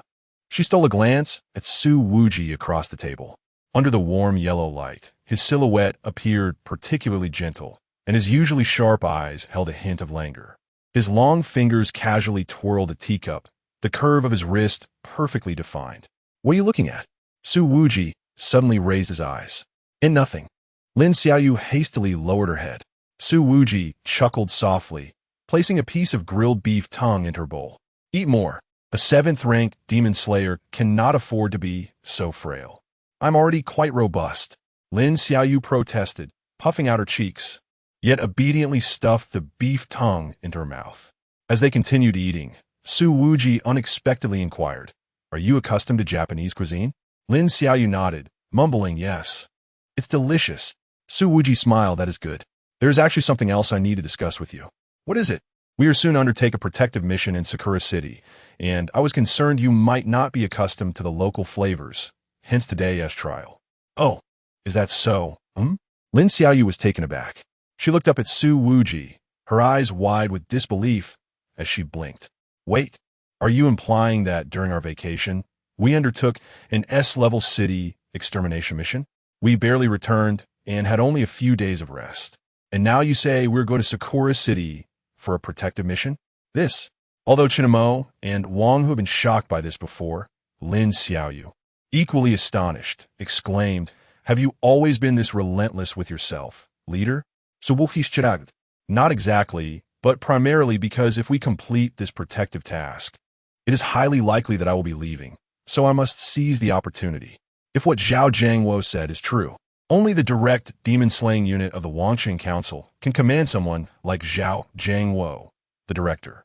A moment's contemplation allows Su Wuji to discern the underlying motives at play.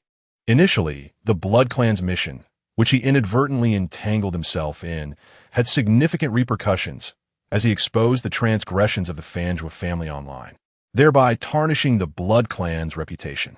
Consequently, he inevitably became a thorn in their side. Thus, the factions within Wangchang intent on eradicating the Blood Clan would naturally seek to engage him. Moreover, his demonstrated prowess in slaying king-level demons in Donghai City provided them with reassurance of his formidable capabilities, albeit they required a justifiable rationale to act. Hence, the task of safeguarding the young lady of the Guardian Yu family was entrusted to him. It is worth noting that this is a mission directly assigned by the Council, typically executed by the Council's demon-slaying team. The fact that he was specifically chosen for this task indicated that, should Su Wuji's conjecture prove accurate. His completion of this mission would indeed lead him to Jiangcheng, marking an unconventional ascent in his career. Upon hearing this, Lin Xiaoyu's expression abruptly stiffened, her fingers unconsciously gripping the hem of her clothing. So, is he truly being promoted? Her voice faltered, her throat feeling constricted. Does this mean he'll be reassigned? Su Wuji nodded. Lin Xiaoyu's countenance became frozen. She fixated on the now cooling slices of meat in her bowl, suddenly finding the once aromatic grilled meat utterly flavorless. Congratulations, leader. She mechanically lifted her cup and gulped down a large sip of cold barley tea, feeling it slide down her throat. Her fingers tightened around her thigh beneath the table, fearful that a moment's lapse would betray her emotions. It is profoundly disheartening. Yet, Lin Xiaoyu herself could not fathom the source of her sorrow. After all, she and Su Wuji had only known each other for a mere half-month, having completed official duties together on only 2 occasions. Despite the difficulty of the tasks, she genuinely believed Su Wuji to be an admirable person. Perhaps it was simply the sense of security she felt in his presence, as if he were capable of surmounting any obstacle. As long as he was there, every challenge seemed surmountable. Ultimately, it was simply heart-wrenching. The promotion banquet concluded in a hushed silence. After settling the bill, they stepped outside. As the night breeze blew, Lin Xiaoyu gazed at Su Wuji's retreating figure, her eyes reddening. She followed closely behind him, reaching out to grasp his clothing. Leader, Lin Xiaoyu's voice quivered with emotion. I don't want to see you go. You applied for my promotion, took me on missions, treated me to grilled meat. I have yet to invite you for a proper meal. As they approached the all-terrain vehicle, Su Wuji suddenly turned around, unable to bear her lament any longer. He gently placed a hand on her head, gazing intently at her while sighing. What are you crying about? Listen, not only am I leaving, but you will also be reassigned with me. Lin Xiaoyu's sobs abruptly ceased. She tilted her face upward, tears still glistening on her lashes. What? I made a request, she said. Su Wuji opened the car door and gently ushered her inside before moving to the driver's seat. I'm taking you to the capital. To the capital? Are you being promoted? And I get to come along? Lin Xiaoyu repeated in a daze. Is this even permissible? Does it comply with the rules? Su Wuji grasped the steering wheel and smirked. Rules are established by people. Conveniently, those who set the rules are right above us. The car roared to life. Lin Xiaoyu gazed at Su Wuji's profile, her heart fluttering. As she continued to stare, her cheeks flushed crimson, and she shrank into her seat in the passenger side. Oh my goodness! How embarrassing! Chapter 49. Intelligence of the Shinju family and the multitude of personalities in the stillness of the night at the Jiangcheng villa. Su Wuji pushed open the hidden door of the study and strode purposefully toward the specially designed computer. After inserting a USB drive, the screen illuminated with a familiar black dialog box. Login successful, user, Su Wuji. He flexed his fingers and began to strike the keyboard with fervor. Su Wuji. Black. Get your ass out here. The dialog box fell silent for 3 agonizing seconds before a flurry of crying emoticons appeared. Winky face. Black. I'm so sorry. I'm so sorry. I'm so sorry. Black, I was wrong. I truly was wrong. QEQ Black. The intelligence on the heart-eating demon was significantly flawed this time. How about I compensate you with 10 pieces of information for free? Su Wuji let out a cold snicker, his fingers dancing like shadows across the keyboard. Su Wuji. 10? Are you attempting to insult me? Su Wuji. 20 pieces. If you offer 1 less, I swear I'll come through the internet to chop you up.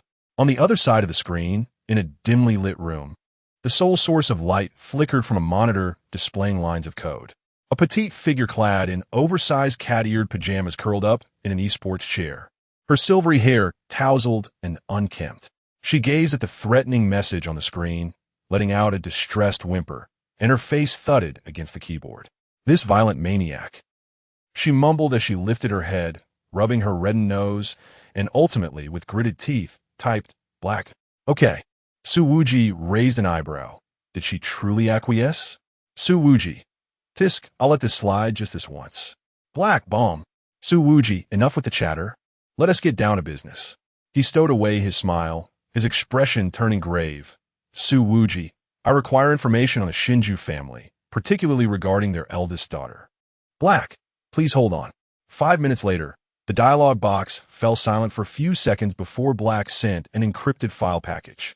Black involves 2 pieces of information, already decrypted. Su Wuji glanced at the contents. Shinju family classified document. The Shinju family is one of the oldest demon-slaying families in Sakura City, having served the deities for generations and possessing secret arts to manipulate demonic forces. They maintain a close relationship with the Royal City Council, with each head of the family historically serving as an advisor, even influencing certain decisions made by the Demon-Slaying Bureau. Through bloodline techniques, the Shinju family integrates demonic genes into their members' bodies, granting them a semi-demonic constitution, thus enabling contracts with specific demons. Contractors must nourish their shikigami with their own blood, a costly exchange that shortens their lifespan, yet allows them to gain certain demonic abilities. Aside from the last piece of information, most of the content was readily available through internal records. Su Wuji sought details pertinent to his current mission. He continued to read on. This time, the protection target is Xinyu Qianxue personal profile. Basic information: age, 19 years, identity, current heiress of the Xinyu family, contractee of the Shikigami Yukiana. There is little information available about Xinyu Qianxue. In fact, the name had never crossed his ears until today. He continued to read. The introduction noted her congenital frailty, a history of minor ailments since childhood, and her paralysis from the waist down since the age of 16, now reliant solely on a wheelchair for mobility. Alas, what a pitiable child. Is there any additional information? He scanned further down. At last, he found a few crucial pieces of information. A bounty of 1 billion has been placed on Xinyu Qianxue's life in the dark web. The employer remains unknown, but all assassins have mysteriously perished. This year marks the Xinyu family's triennial deity worship ceremony, and Xinyu Qianxue has been chosen as the Divine Maiden, required to enter the Forbidden Ground alone to complete the ritual on her 20th birthday. Su Wuji pieced it together. The need for a protection detail arose due to the bounty on Xinyu Qianxue's life. However, does the daughter of the Xinyu clan warrant the involvement of the council? It seems. Su Wuji's gaze fixated on the deity worship ceremony. This event is undoubtedly of great significance. He immediately typed, Su Wuji, investigate this deity worship ceremony. Black, well, I've tried, but decrypting it poses some difficulty. I'll get back to you later. Su Wuji, Norus. Black, that exhausts the quota for the 3 pieces of intelligence. Su Wuji. He withdrew a USB drive.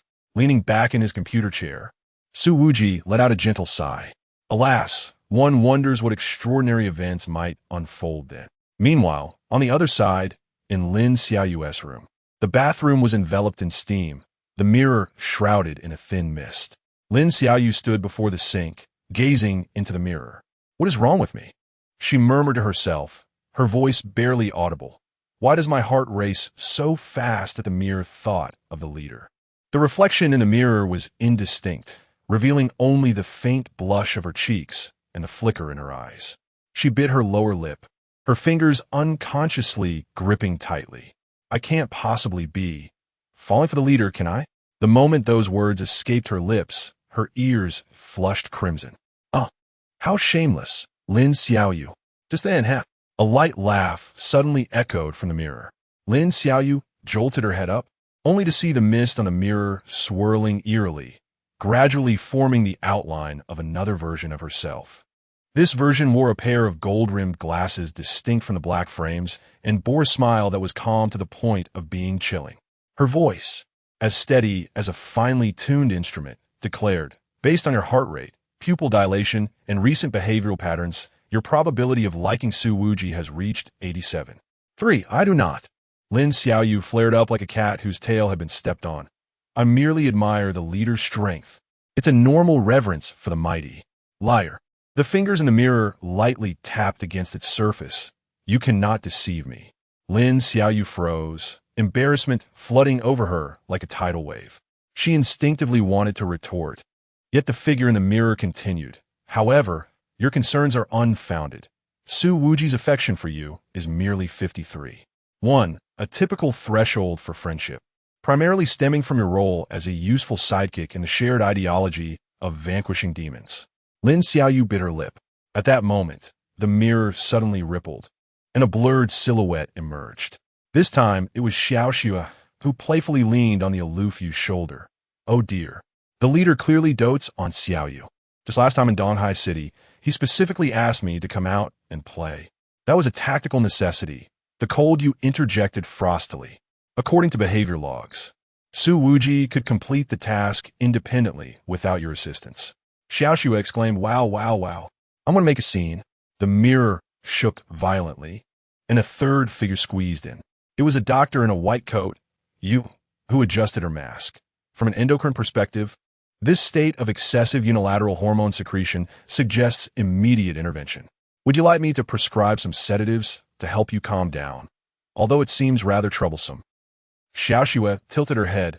No, we just need to watch a movie like usual. Enough, all of you. Lin Xiaoyu finally succumbed to her embarrassment and covered her ears. With a crack, the mirror suddenly shattered into a web of fractures.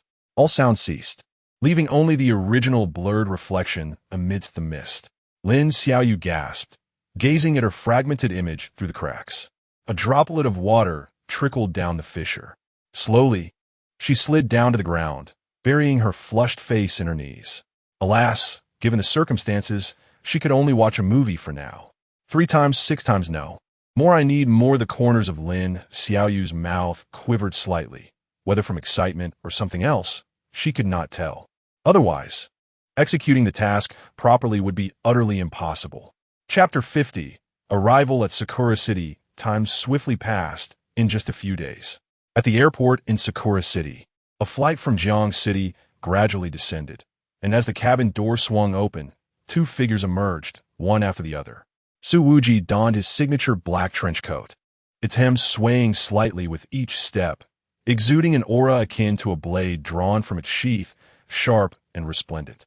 Following closely behind him was Lin Xiaoyu, dressed in light casual attire and carrying a backpack.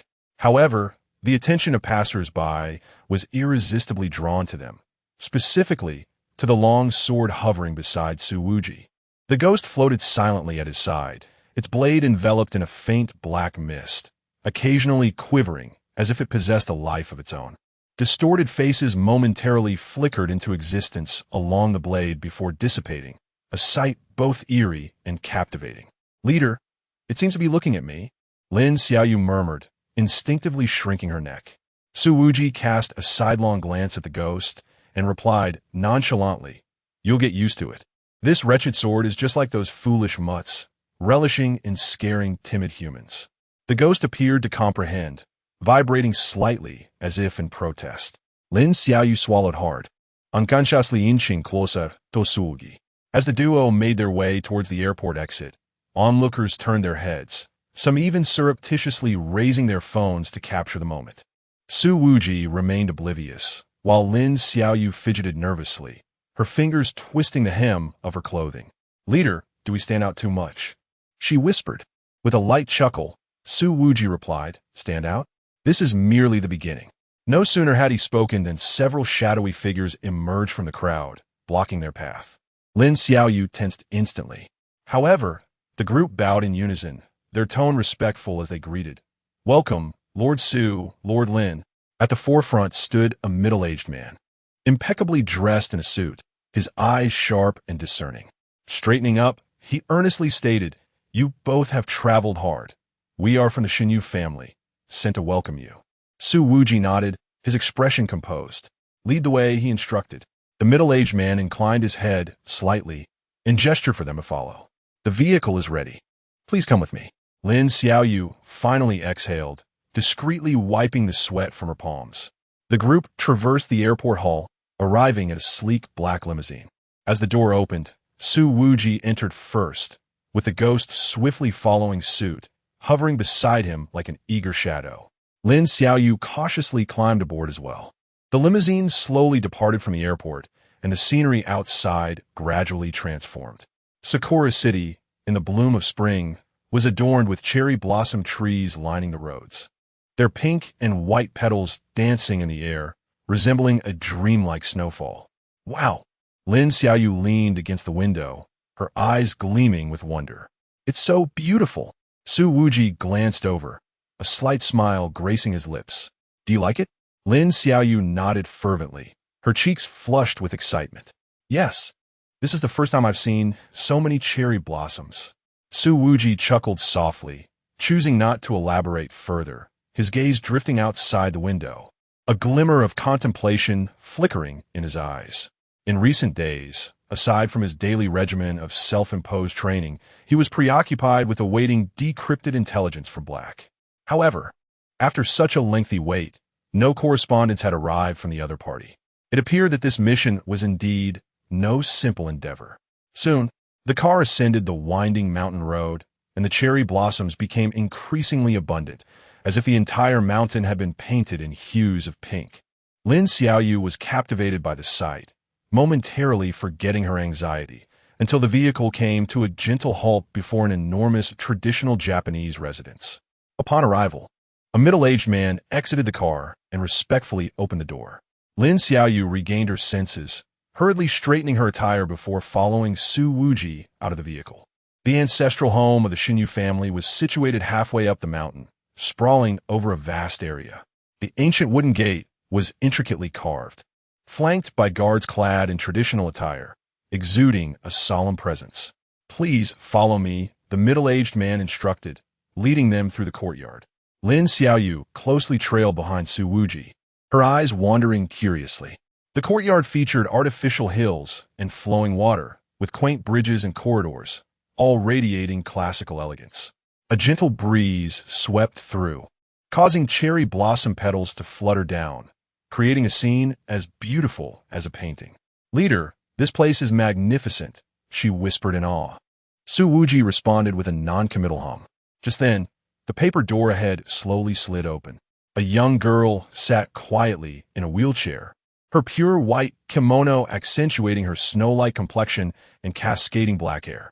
Her features were exquisite, yet her gaze held an aloof chill, as if she were detached from the world around her. This was the very target of protection, Xinyu Qinxue. She lifted her eyes to meet Su Wuji's, her expression indifferent, her voice as soft as a breeze across water. Welcome, Inspector Su. Su Wuji gazed at her intently, a faint smile playing at the corners of his lips. Miss Xinyu, it is a pleasure to finally meet you.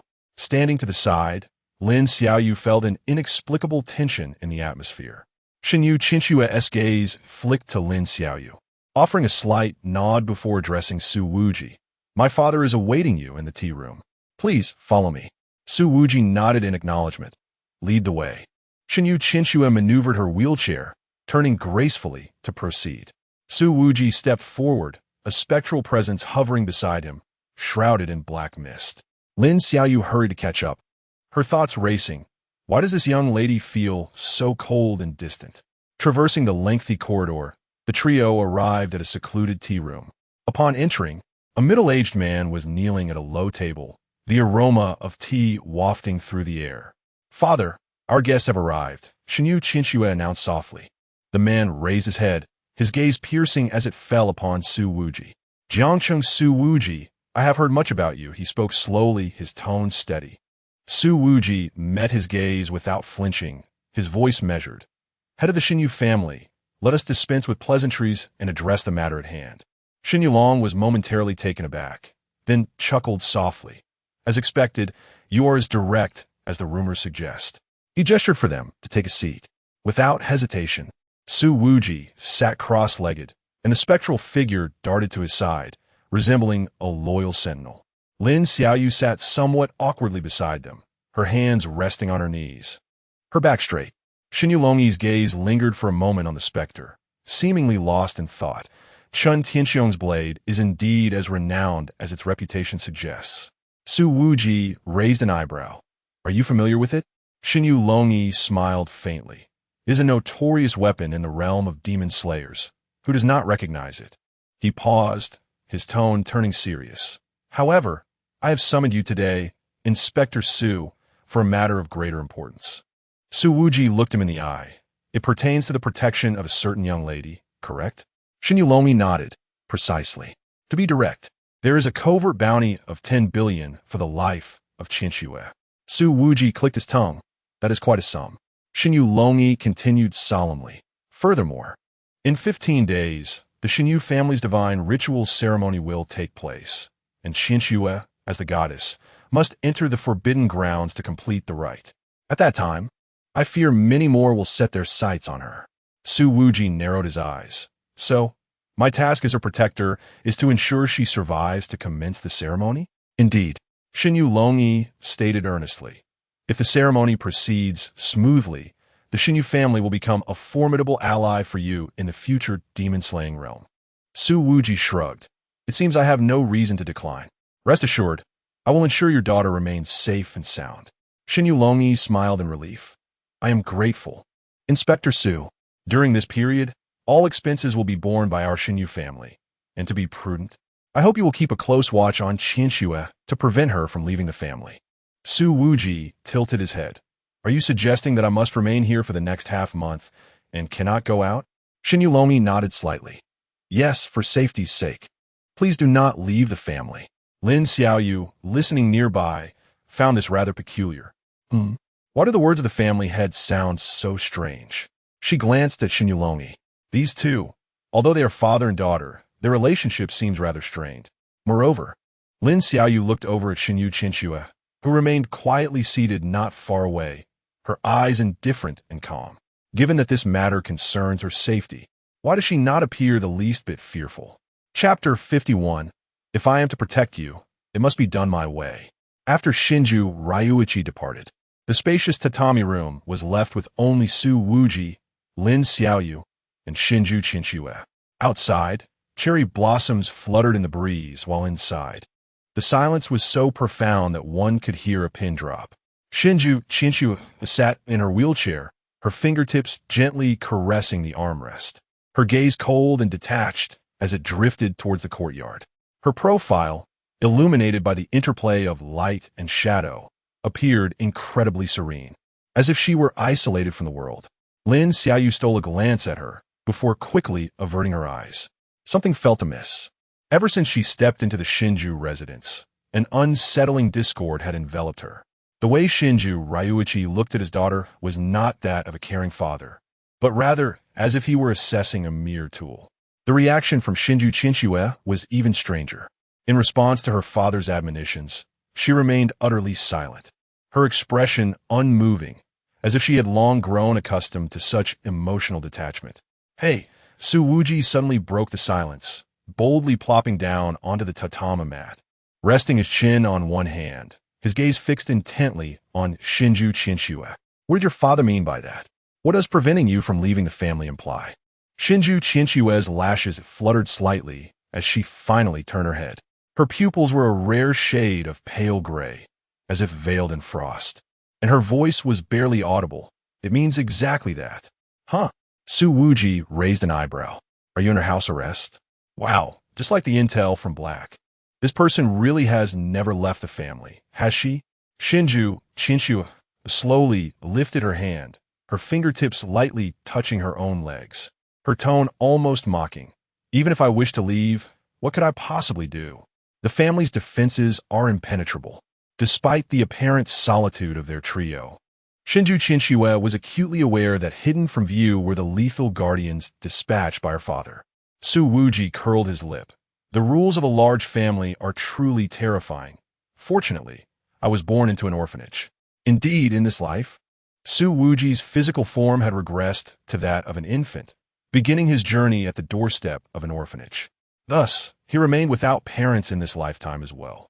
Lin Xiaoyu blinked in surprise, looking at Su Wuji. So the leader is an orphan? However, her gaze flickered. It seems she is not much better off herself. Shinju Qinshue, disinterested in Su Wuji's teasing tone, understood her father's intent. During this final fortnight, he wished for her to refrain from any unexpected actions. Contemplating this, she cast a faint glance at Su Wuji, who had deemed the conversation uninteresting and ceased speaking, and said, "Please fetch me a few books." Su Wuji glanced around, then pointed to himself. "Are you calling me?" Shinju Qinshue sighed at his response, seemingly finding communication with him quite arduous. "Yes, if you won't go, What gives you the right to command me? Shinju Chinchua paused, feeling slightly stifled. Father, your choice of bodyguard is truly unreliable. Taking a deep breath, she placed her hands on the wheelchair and began a turn. Then I shall go myself. Upon witnessing this, Su Wuji raised an eyebrow and inquired, Aren't you going to summon your servants? Are you not the young lady of this family? Shinju Chinchua, while maneuvering her wheelchair, replied nonchalantly, I did so previously, but an assassin disguised as a maid attempted to take my life. Hence my father dismissed all of them. Understanding the situation, Su Wuji stood and called out to Lin Xiaoyu. Let us go. I shall accompany the young lady for a stroll. Lin Xiaoyu blinked in surprise and promptly stood up. Subsequently, Su Wuji stepped forward, grasping the handles of the wheelchair and propelling it forward. Noticing this, Shinju Chinchua tilted her head slightly. Casting a glance at the man behind her, her voice cool. Did you not express a desire to avoid my commands? Su Wuji shrugged, a playful smile gracing his lips as he replied, This time, I am taking the initiative, not following your orders. Shinju Chinchua averted her gaze, inwardly pondering, what an odd individual. Upon reaching the exterior, after traversing a certain distance, Shinju Chinchua raised her hand and pointed towards an intricately carved wooden door. Her tone calm. The study is there, please push me inside. Following her indication, Su Wuji glanced in that direction. Then, he bypassed the study altogether. Shinju Chinchua was momentarily taken aback. Before she could fully process her surprise, Su Wuji suddenly tightened his grip on the wheelchair handles and accelerated with a jolt. Whoosh! The wheelchair shot forward like an arrow released from its bow. Ah! Shinju Chinchua exclaimed, her body leaning back due to the sudden inertia, her long hair billowing in the rush of wind. Instinctively, she clutched the armrests. What do you think you're doing? Su Wuji chuckled, racing down the corridor with fervor. Your father does not trust me and has arranged for so much security?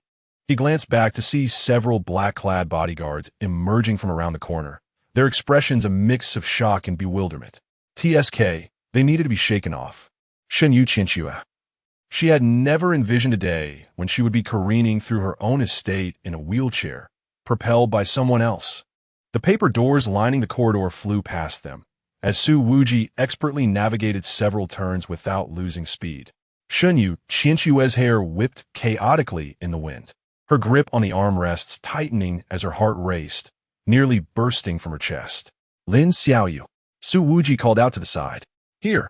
Lin Xiaoyu sprinted to catch up, her eyes wide behind her black-rimmed glasses, clearly astonished by Su Wuji's audacity. Quickly find an exit. Huh? Oh. Lin Xiaoyu hesitated, then quickly scanned her surroundings, pointing to a side path on the right. That way. Their SA side door leading to the backyard. Let us go. Su Wuji executed a sharp turn, the wheelchair leaning perilously close to a 45-degree angle, nearly tossing Shinju Chinchua out. Are you insane? She could no longer contain her voice, her usually calm tone tinged with a rare tremor. Su Wuji laughed heartily. Now this is exciting. Shinju Chinchua. She took a deep breath, inwardly questioning her father's judgment in the selection of bodyguards. Where on earth had he found such a lunatic? Behind them, the footsteps and shouts of the bodyguards grew increasingly closer. Stop, young miss. Quickly block their way. Su Wuji remained unfazed, propelling the wheelchair towards the backyard. Lin Xiaoyu sprinted ahead, breathlessly glancing back to guide them. Ahead, there's a small door. I see it. The small door of the backyard was now in sight. Su Wuji kicked it open with great force. Bang! The wooden door flew open, and a rush of fresh air enveloped them.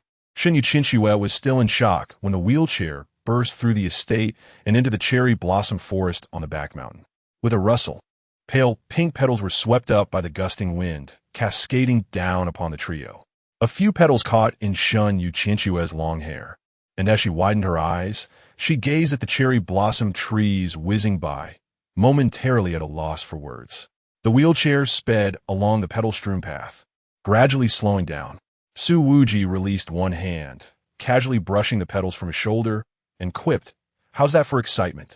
Shinju Chinchua turned her head slowly, regarding Su Wuji with a look that suggested he was unhinged. After a long pause, she coldly replied, You had better provide me with a reasonable explanation. Su Wuji raised an eyebrow. Explanation? Quite simple. He gestured toward the already vanished estate behind them. Those bodyguards your father arranged, ostensibly to protect you, are actually monitoring you, aren't they? Shen Yuqianque's gaze flickered, but she did not deny it. I just like being watched while I work. Su Wuji replied languidly. If they are to protect you, it must be done my way. Shen Yuqianque fell silent for a moment before stating coolly, Are you not afraid that once my father learns of this, he will report you to your superiors? Su Wuji let out a derisive laugh. Report? That would be a welcome development. He leaned closer to her ear, lowering his voice. But before that, I will hide you in a place where no one can find you. At that point, neither of us will fare well. Shen Yuqianque felt the proximity, her ears tinging with a hint of crimson, though she quickly regained her aloof demeanor. You know how my colleagues call me that? Did you also know my other nickname is the Demon Slaughter Machine? Shen Yuqianque inhaled deeply. Internally, she longed to laugh, yet her exterior remained expressionless. Indeed, he was an oddity. Chapter 52, They await Miss Qianque's demise. The cherry blossom grove behind the mountain was tranquil yet resplendent, with pale pink petals dancing in the breeze, carpeting the winding path. The wheelchair glided over the soft floral blanket, producing a delicate rustling sound. Shen Yuqianque sat in her wheelchair, her long hair gently swaying in the wind. Her gaze remained indifferent, yet her fingertips instinctively tightened around the armrests, the remnants of the earlier wheelchair race still lingering in her mind. Leader, must we truly not return? Lin Xiaoyu jogged to catch up with Su Wuji, her anxious eyes, hidden behind black-framed glasses, darting back towards the bodyguards. What if they? What's the rush? Su Wuji, one hand casually tucked into the pocket of his trench coat, lazily kicked aside a stone obstructing their path. Let them search for a few hours. If they can't find us, they'll naturally report that the young lady has been kidnapped. He turned to Shen Yuqianque, flashing a grin. Right, Miss Hostage? Shen Yuqianque shot him a cold glance. Childish. Lin Xiaoyu felt a sense of disarray. Wasn't this supposed to be a protection mission? The current situation seemed decidedly amiss. One might mistake them for actual kidnappers. The trio ventured deeper into the cherry blossom grove along the path. Su Wuji led the way, occasionally stepping on branches to startle a flock of birds. Shen Yuqianque remained silent, her gaze fixed in the distance, seemingly uninterested in the farce unfolding around her. Hey, sickly one.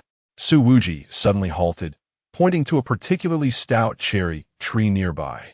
That tree must be older than your family lineage, right? Shen Yuqianque lifted her gaze, her tone calm. That is the divine sakura, aged 430 years, a sacred tree used for family rituals. She paused, then added, And my name is Shen Yuqianque. Very well, Miss Sickly. Su Wuji nodded and strode toward the divine sakura, reaching out to pat the trunk. Tell me, if I were to chop it down now, how would your father, with his hypocritical demeanor, react? Lin Xiaoyu's eyes twitched. Leader, that surely cannot be allowed. Yet, Shen Yuqianque suddenly chuckled. The first hint of emotion she had shown that day. However, she understood that Su Wuji was merely boasting. Thus, she shook her head and replied coolly, You may certainly try. Before her words could finish, a blinding bolt of lightning suddenly rent the air. The thunder prison tang knife in Su Wuji's hand erupted with violent purple electricity, the blade extending several meters, transforming into a colossal thunderous blade. Without a trace of hesitation, he raised his hand and executed a horizontal slash. Boom! The 430-year-old divine sakura was severed in half under the might of the thunderous blade. As if it were mere tofu, the stout trunk cracked loudly, with splinters mingling with scorched smoke. The crown of the tree gradually tilting before crashing to the ground with a deafening roar, scattering a whirlwind of cherry blossoms and dust. The sound abruptly ceased. Shen Yuqianque's expression froze entirely.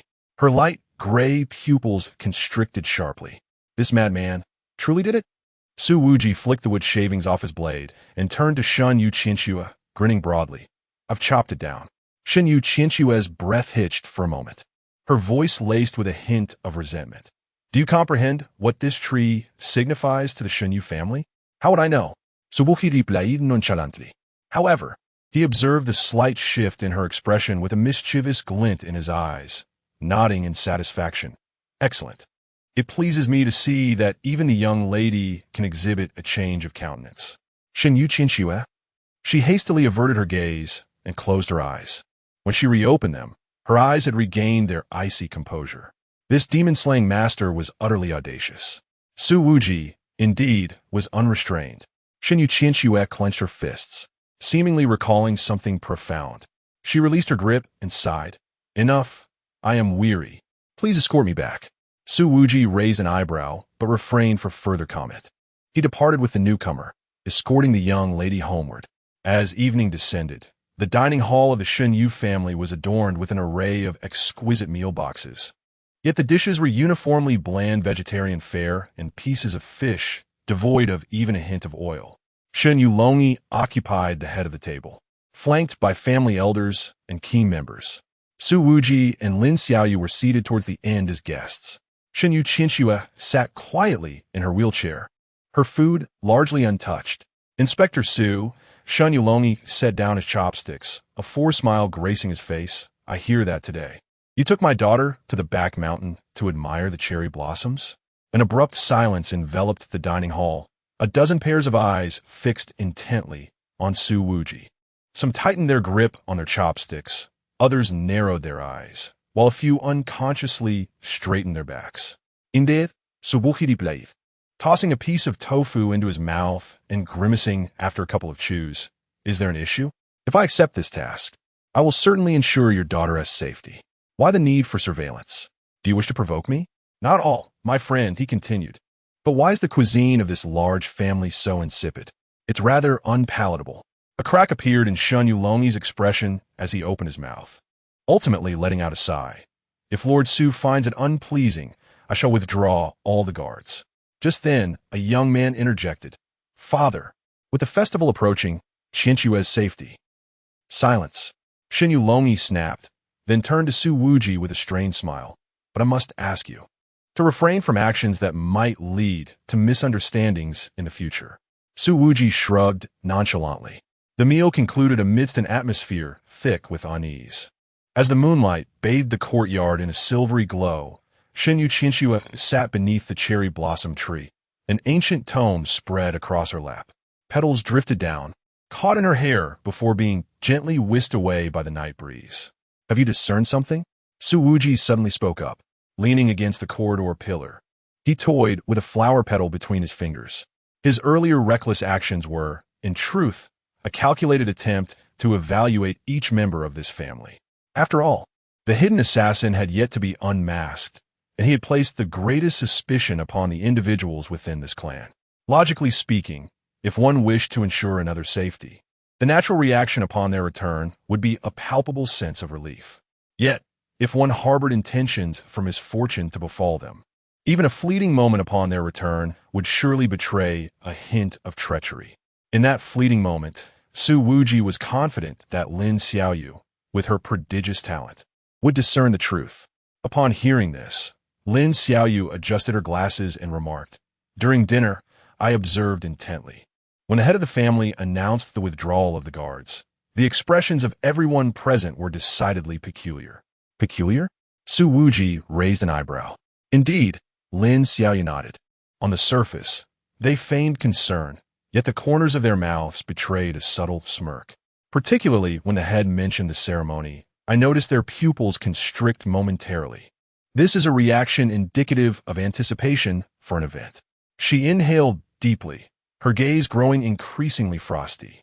Based on each person's body language, actions, and demeanor, I can assert with utmost certainty that everyone at the banquet, including the individual who proposed the withdrawal of guards, save for Shin Yu Ryoichi, exhibited classic signs of awaiting ill tidings. Their micro-expressions, respiratory patterns, and even sweat gland activity. She paused, then slowly continued, all point to one undeniable truth. They are all waiting for Miss Qianque's to die. The air instantly thickened. The corners of Su Wuji's mouth curled slightly upward, his eyes revealing a glimmer of anticipated understanding.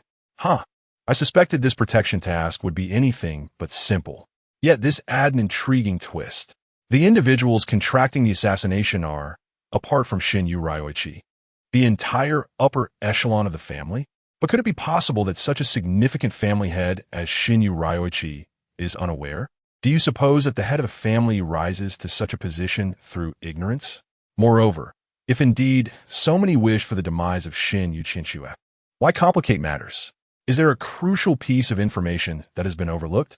As these thoughts lingered, Lin Xiaoyu resumed speaking, her tone reflecting a semblance of self-inquiry. But, leader, this doesn't quite add up. If so many truly wish for Shinyu Qianxue's death, even with Shinyu Ryoichi's desperate protection, it would be utterly impossible to save her. Leader, Lin Xiaoyu lifted her gaze, her eyes fixed intently on Su Wuji, articulating her perspective. Do you think they might intend for Miss Qianxue to perish only after completing the ceremony? Chapter 53. Taking the young lady out for a meal, the night breeze suddenly stilled, and a petal hovered before Shinyu Qianxue. As she reached out to grasp it, a gentle gust, stirred by footsteps, whisked it away into the distance. In silence, she turned her head, only to find Su Wuji regarding her with a mischievous expression. Lin Xiaoyu, standing beside him, adjusted her glasses with an awkward smile. Shinyu Qianxue thought to herself, these two are quite peculiar. Just as she was about to speak, Su Wuji interjected, Young lady, do you typically dine like this? Confused by his insinuation, she frowned slightly. Yes. Very well. Allow me to provide a brief critique, he continued with a grin. I'm still hungry. Shinyu Qianxue tilted her head. And then? But at this hour, the kitchen was already. You, what are you doing? Before she could finish her sentence, Su Wuji seized the back of her collar, pulling her back to her wheelchair as if she were a small kitten. Annoyed, she looked up to meet his impudent smile. My teammates and I are taking you out for a meal. What do you say? Are you touched? Out for a meal? Shinyu Qianxue's eyes widened in disbelief. Have you forgotten what you promised my father during dinner? Su Wuji innocently dug at his ear. When did I ever agree to anything? Your father spoke on his own accord. I never nodded.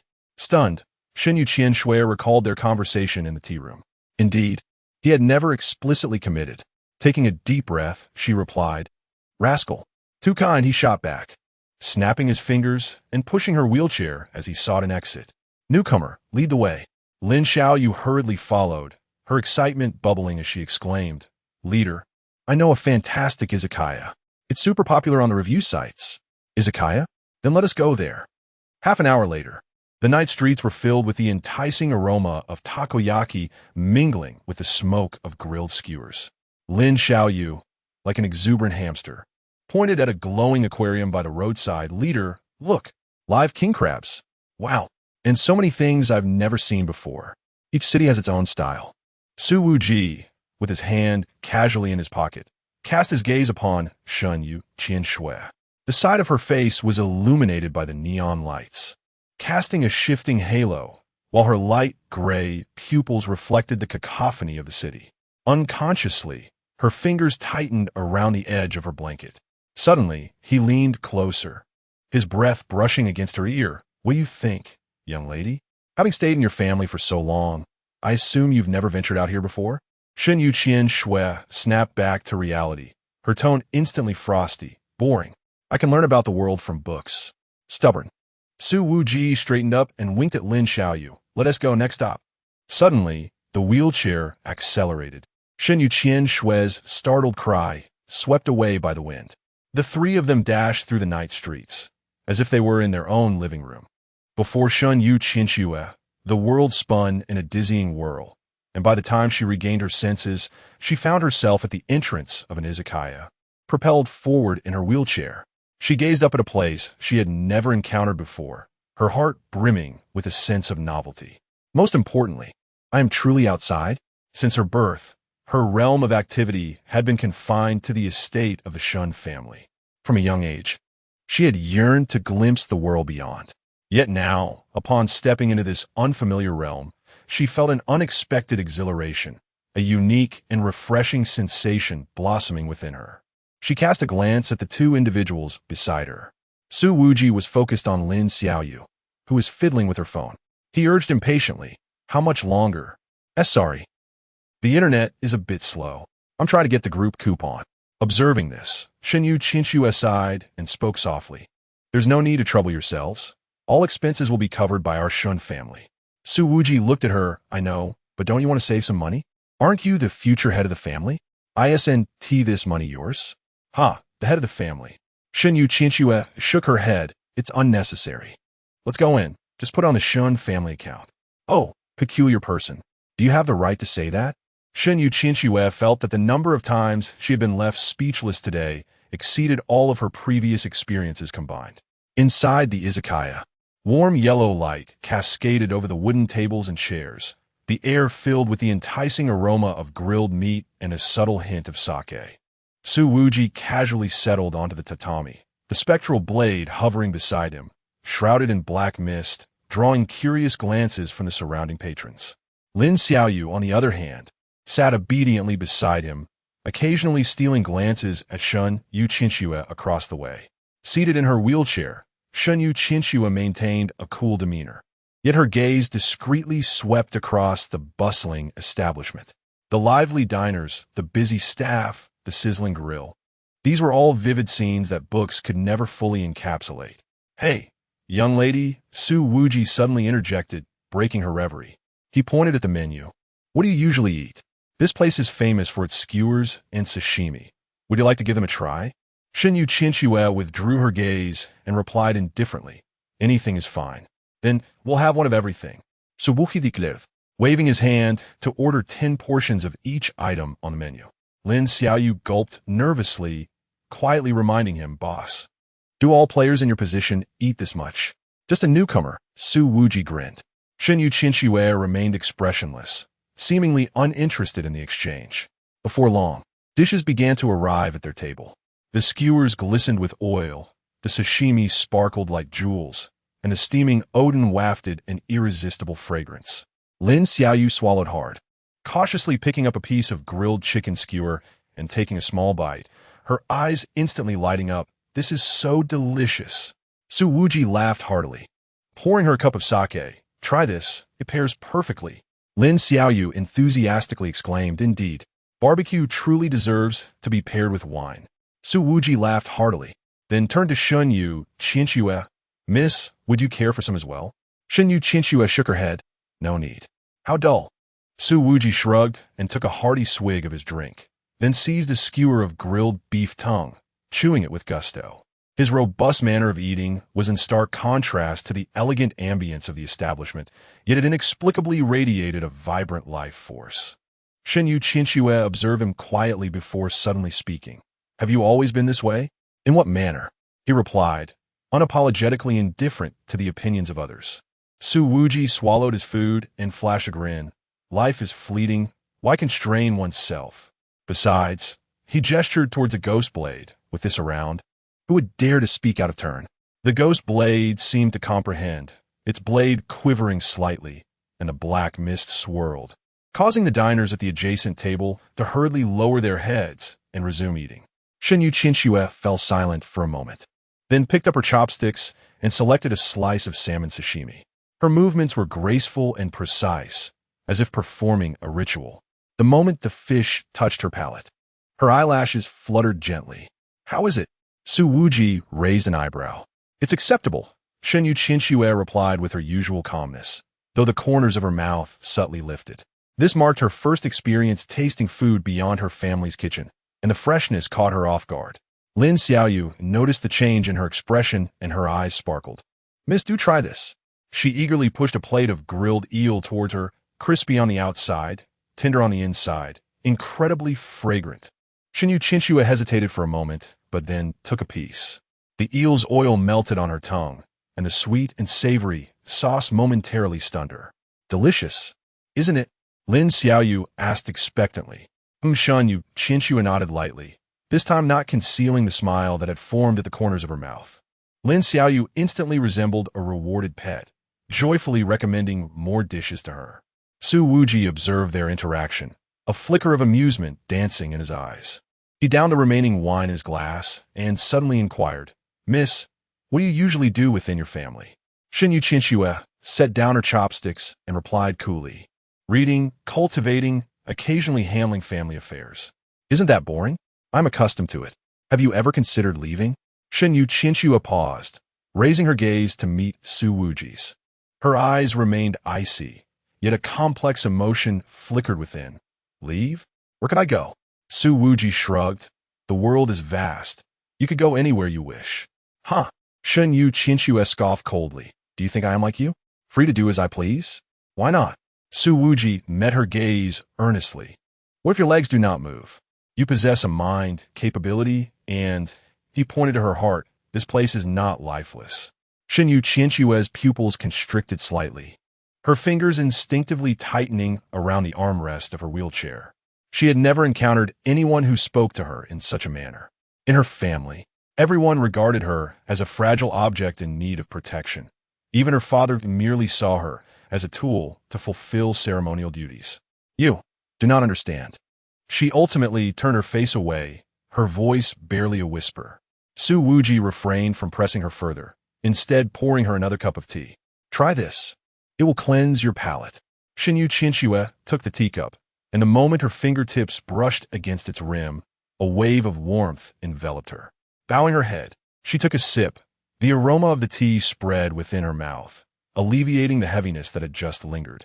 Lin Xiaoyu, sensing the shift in atmosphere, quickly changed the subject. Leader, shall we explore the night market later? I've heard that the night market in Sakura City boasts many delightful stalls. Su Wuji, that suits me perfectly. Shen Yuqianxue looked up. Are you still planning to go? Of course, this is just the beginning. Su Wuji stretched la city. Since we're out, we must enjoy ourselves to the fullest. Shen Yuqianxue frowned. Father will send someone to look for us. Let him search. Su Wuji waved dismissively. As long as I am here, no one can touch you. Shen Yuqianxue intended to say more, but Lin Xiaoyu interrupted. Miss, let us go together. The night market has so many fascinating things. You will surely enjoy it. Gazing into Lin Xiaoyu's eager eyes, Shen Yuqianxue paused in silence before finally giving a gentle nod. Now, that is more like it. After a satisfying meal, the door of the izakaya swung open with a flourish. Su Wuji pushed Shen Yuqianxue's wheelchair outside. Tonight, I'll show you, this sheltered young lady, what true worldly pleasures are. Shen Yuqianxue remained silent. The three departed from the izakaya, merging into the bustling streets of the night. Beneath the neon lights, Shen Yuqianxue's profile was painted with vibrant hues. The once icy gaze reflected the vibrancy and liveliness of the city. Perhaps even she was unaware that, at this moment, the corners of her mouth were gently lifting. Chapter 54. The complex emotions of Shen Yuqianxue. Is this freedom? As twilight deepened, the vibrant night market of Sakura City awakened under the dazzling lights. Along the streets, an array of stalls lined up in perfect symmetry, the aromas of delectable foods mingling with the sounds of laughter, painting a scene of unparalleled liveliness. Su Wuji wheeled Shen Yuqianxue through the bustling crowd. Lin Xiaoyu flitted about like a cheerful little bird, frequently darting to various stalls, exclaiming in awe, Leader, look at this. Shen Yuqianxue sat quietly in her wheelchair, yet her gaze was irresistibly drawn to the surrounding spectacle. She had never encountered such a vivid scene before. The enthusiastic calls of the vendors, the laughter of children playing tag, the tender silhouettes of couples embracing, all of it felt both foreign and inexplicably warm to her. My lady, do try this. Su Wuji suddenly halted, purchasing a portion of takoyaki from a nearby stall and presenting it to Shen Yuqianxue. Beneath the golden, crispy exterior, pieces of octopus peeked through, and the steaming sauce exuded an enticing aroma. Shen Yuqianxue hesitated for a moment before accepting it. Cautiously, she took a bite, and instantly, the exquisite flavor burst forth in her mouth. Her eyelashes fluttered slightly, a flicker of surprise glimmering in her eyes. Delicious, isn't it? Su Wuji grinned broadly. Shen Yuqianxue did not respond verbally, but the slight upward curve of her lips betrayed her satisfaction. Lin Xiaoyu approached with a box of strawberry daifuku, her eyes sparkling with delight as she chimed, My lady, this is also incredibly tasty, sweet and soft. She picked one up and offered it to Shen Yuqianxue. Accepting it gently, Shen Yuqianxue whispered, Thank you. Her soft voice made Lin Xiaoyu beam even brighter. The trio continued to meander through the night market.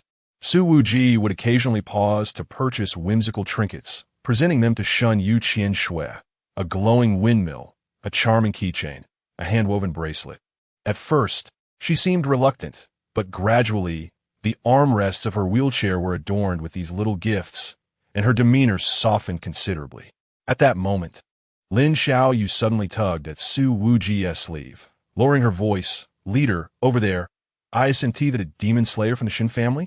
Following her gaze, Su Wuji spotted several men in black suits anxiously weaving through the crowd, their eyes scanning the area, evidently searching for someone. Shin Yu Qian Shui noticed them too, her expression turning intricate. She bit her lip and softly suggested, "Let us go back." Her tone was calm, yet tinged with a hint of disappointment. Raising an eyebrow, Su Wuji did not reply, but instead made his way toward a nearby mask stall. He picked up a white fox mask and returned to Shun Yu Qian Shui, unceremoniously placing it upon her face. "You." Shun Yu Qian Shui paused, instinctively reaching to remove the mask. "Don't move." Su Wuji pressed her hand down, grinning. "This way, they won't recognize you." Beneath the mask, the eyes of Shun Yu Qian Shui trembled slightly. She fell silent for a moment before ultimately releasing her grip. Her voice was barely audible, a whisper meant only for herself. "Fool, do you think everyone is a simpleton?" Su Wuji feigned ignorance, turning to Lin Xiaoyu with a wave of his hand. "Come on, let us continue the fun."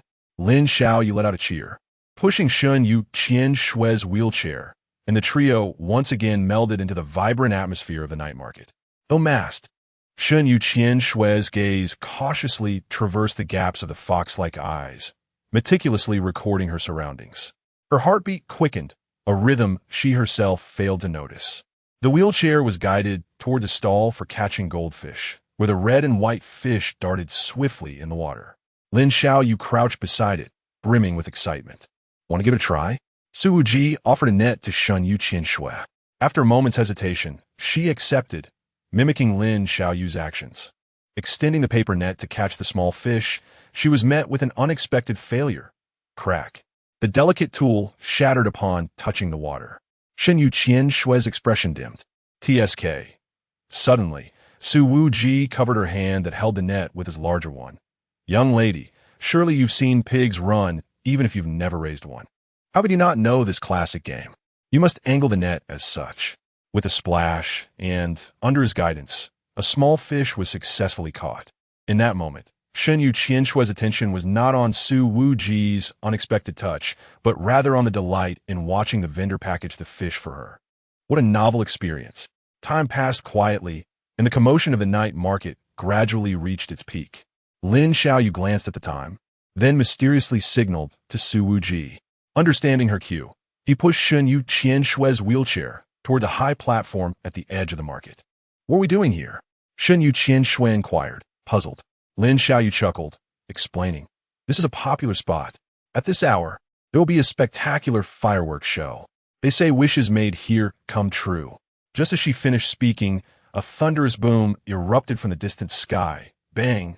A resplendent firework blossomed against the night, golden sparks cascading like rain, illuminating the entire Sakura city.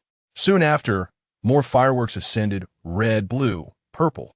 A kaleidoscope of colors intertwined, creating a dreamlike spectacle.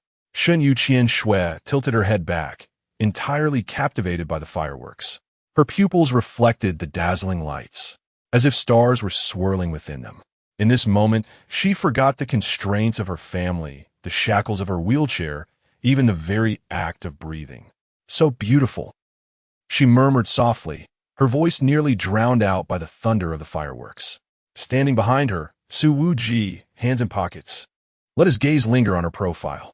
A subtle smile graced his lips as he quietly remarked, "This is what life is about. I assent to it."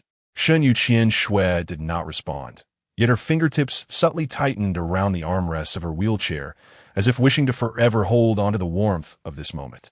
The fireworks continued to roar. As the shadows at the foot of the mountain grew increasingly dense, another wave of fireworks illuminated the night sky. Shin Yu Qian Shui turned her wheelchair, declaring, "Let us proceed." Once the fox mask was removed, Her face had already regained its tranquility. Remarkable. Is this the divine mastery over emotions? One moment in despair, the next in perfect composure? Su Wuji chuckled softly before glancing at Lin Xiaoyu beside him, gently placing a hand on her head. Time ago, newcomer. Lin Xiaoyu snapped back to reality, exclaiming, "Oh, right." The three of them pushed the wheelchair away from the elevated platform, gradually distancing themselves from the vibrant lights of the night market. Yet, Xinyu Qinshua's heart felt as if it had been ignited by the fireworks display. She gazed down at the small gifts hanging from the armrest, her fingers brushing against the fox mask in her hand, a flicker of complex emotions crossing her eyes. Is this freedom? Chapter 55. The Divine Maiden of the Xinyu clan. How could she be so unaware of gravity upon returning to the ancestral home of the Xinyu family? The hour was already quite late. As anticipated, their actions had indeed been exposed.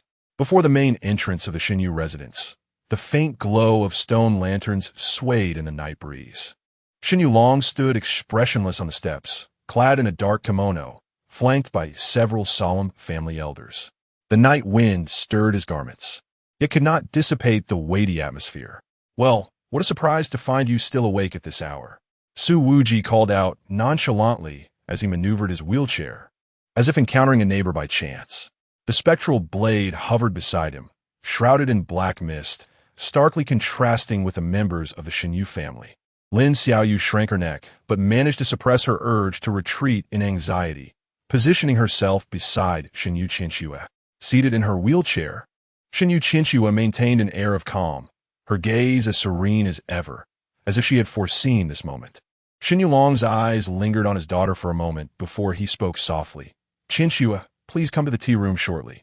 I have matters to discuss with you." "Of course, father," Xinyu Qinshuo replied in a voice devoid of any tremor. Xinyu Long then turned his attention to Su Wuji, forcing a stiff smile. "Lord Su and Lord Lin may go wash up. I have some words to exchange with my daughter." Su Wuji raised an eyebrow, about to respond when a cold hand suddenly grasped his wrist. Xinyu Qinshuo lifted her face, the moonlight casting a silvery sheen upon her pale skin. "It's all right."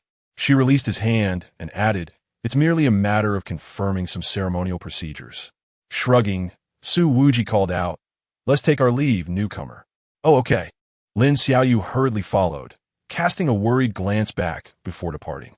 The sound of the wheelchair rolling over the bluestone slabs gradually faded, leaving Xinyu Qinshuo's silhouette appearing particularly fragile in the moonlight. Inside the tea room, the air seemed to have solidified. Xinyu Long knelt at the main seat, flanked by the core elders of the family. The flickering candlelight cast dancing shadows upon their faces, rendering each expression uncertain and volatile. Xinyu Qinshuo halted in the center of the room, the shadow of her wheelchair stretching long across the floor. "Do you comprehend the peril of your actions tonight?" Xinyu Long's voice was icy. "With the festival approaching, you dare to leave the estate with outsiders?" An elder with white hair slammed his palm on the table, exclaiming, "How could the divine maiden of the Xinyu family be so heedless of gravity? The glory and splendor of our family hinge entirely upon this ritual." Another elder, a woman, chastised sharply, "If you entertain thoughts of fleeing, then all the efforts of our ancestors, and even those of your mother, would be rendered futile." Xinyu Qinshuo's fingers tightened abruptly. The word mother pierced her heart like a dagger. Her expression finally cracked, a fleeting glimmer of profound disdain flashing in her eyes. "I understand, father." Her voice remained calm, yet carried an undeniable chill. "There will be no next time." Xinyu Long gazed at his daughter, slowly nodding. "Su Wuji is rather unique. If he insists on taking you out, I shall not stand in your way. However, no need. I've made my decision." Xinyu Qinshuo interrupted her father, maneuvering her wheelchair. "There will be no next time." With a forceful motion, she slammed the paper door shut, sending a tremor through the tea room, causing the candle flames to flicker. A brief silence enveloped the tea room. That Su Wuji was his true background? A younger elder furrowed his brow. Xinyu Long sighed, retrieving a gilded document from his pocket and placing it on the table. "Who among you has ever seen a council-sanctioned task assigned to a city demon slayer?" The gathered individuals perused the document, their expressions shifting dramatically. He had already been designated by the council as a member of the direct task force.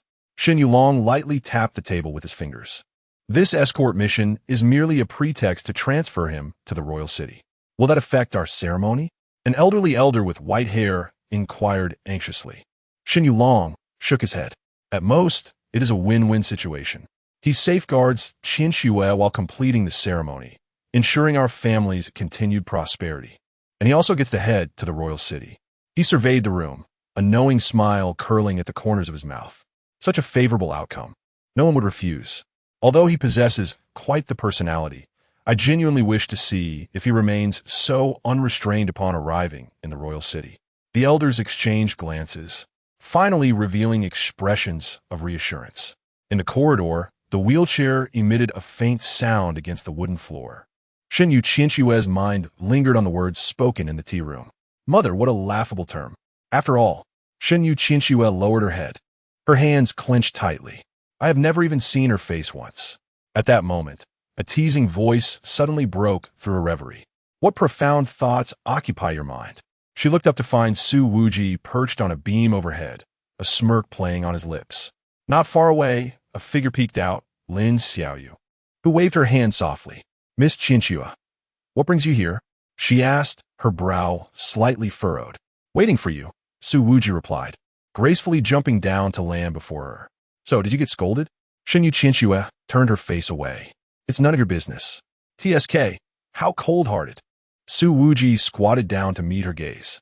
After all, we are accomplices, aren't we? The night breeze swept through the corridor, tousling their hair. Shen Yu Qinshua looked at the man who always smiled so unabashedly, and suddenly spoke. Su Wuji, If one day you discover that the person you are protecting is destined for destruction. Her voice was barely a whisper, nearly inaudible. What would you do? Su Wuji paused for a moment, then grinned broadly. Then I would shatter that destiny. He rose to his feet and stretched languidly, expressing his disdain for the concept of destiny. He scoffed at the notion that mere mortals could never become demon slayers, that demons were unrelenting in their existence, and that every individual was bound to their fate. He simply refused to accept such beliefs. Shen Yuqian Shui gazed at his retreating figure, and for reasons unknown, her long-frozen heart stirred with a flicker of warmth. Yet, she was acutely aware that this was but a fleeting illusion. Her own destiny. No one could shatter it. Contemplating this, she maneuvered her wheelchair toward her dwelling and softly spoke, Very well. I sincerely wish for you to remain steadfast on your path. Subsequently, Shen Yuqian Shui gradually approached Lin Xiaoyu, who was blinking in surprise. With a gentle smile, she reached out to tousle Lin Xiaoyu's hair. Thank you for introducing me to such delightful cuisine. Under the glow of the moonlight, a halo enveloped Shen Yuqian Shui, illuminating her with an ethereal radiance. Lin Xiaoyu was momentarily taken aback. Her cheeks flushed as she averted her gaze. She couldn't shake the feeling that Miss Qian Shui seemed exceptionally beautiful at that moment. As Shen Yuqian Shui withdrew her hand and continued her journey to her abode, Lin Xiaoyu snapped back to reality, her eyes lingering on the solitary figure fading into the distance. At that moment, Su Wuji approached, stretching with a sigh. Accompanying the young lady truly is a tiring endeavor. But where shall we venture tomorrow? There are still many places I wish to explore. What do you think, newcomer? Lin Xiaoyu murmured in response, Leader. Tomorrow, we may not be able to go anywhere.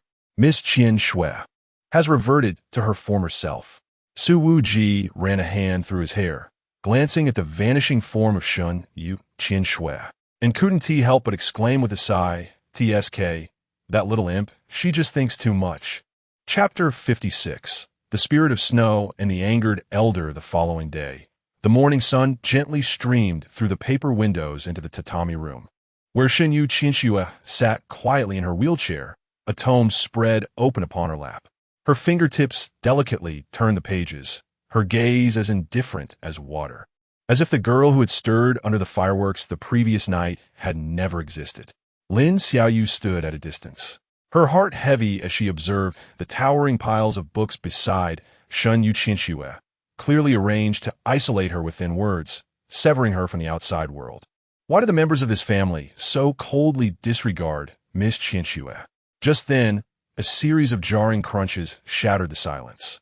Su Wuji lay sprawled on the tatami, engrossed in short videos on his phone, crumbs of potato chips scattered across him. Suddenly, he erupted into laughter. This dog has become a spirit. Newcomer, come look. Lin Xiaoyu awkwardly leaned in for a glance, offering a forced chuckle. Shenyu Qinxue remained unmoved, her eyelashes not fluttering, seemingly accustomed to such auditory disturbances. Bored, oh, so very bored.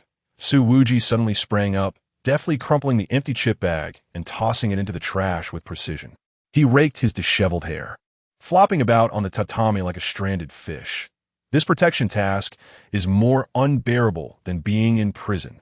As Lin Xiaoyu was about to speak, Su Wuji called out, "Newcomer, think of something to pass the time." Lin Xiaoyu was taken aback. Her usual means of entertainment might not suit Su Wuji. After all, chatting with the others was hardly an option. Perhaps. Training? At her words, Su Wuji's eyes lit up, and he sprang to his feet. Good idea. He bounded over to Shenyu Qinxue, wrapping his fingers on the books before her. Hey, temperamental young lady. Finally, Shenyu Qinxue lifted her gaze, her pale gray eyes reflecting the mischievous grin of the young man. I am not throwing a tantrum. Whatever. Su Wuji waved his hand dismissively. Isn't your Shenyu family capable of wielding the power of demons? What was it called? Shikigami. Shenyu Qinxue interjected, closing her book. Yes. Let's summon your Shikigami for some practice, shall we? You need to train anyway, right? Shenyu Qinshue's fingers tightened slightly. She could refuse. But recalling how he had dared to chop down the family's sacred tree the day before, she feared a refusal might stir greater trouble. After a moment of contemplation, she sighed softly. Fine. In an instant, the temperature in the room plummeted. A chilling gale surged forth, causing Shenyu Qinshue's dark hair to dance in the wind. Her pale fingers glowed with a frosty azure light, tracing intricate patterns in the air. Lin Xiaoyu suddenly sneezed, astonished to find a layer of white frost had formed upon the tatami. Snow spirit, emerge. At Shenyu Qinshue's cool voice, the air behind her began to warp. A translucent female figure gradually materialized, her silvery hair cascading down to her ankles, and her skin appeared as if sculpted from ice, with lips of an enchanting deep blue hue. As she fully manifested, a delicate layer of frost enveloped the tatama floor of the room. Is this the Snow Woman? Lin Xiaoyu adjusted her glasses, filled with astonishment. Su Wuji raised an eyebrow, exclaiming how cool. He reached out to touch the flowing fabric of the Snow Woman's attire, only for his fingertips to instantly freeze. Goodness, how cold is it?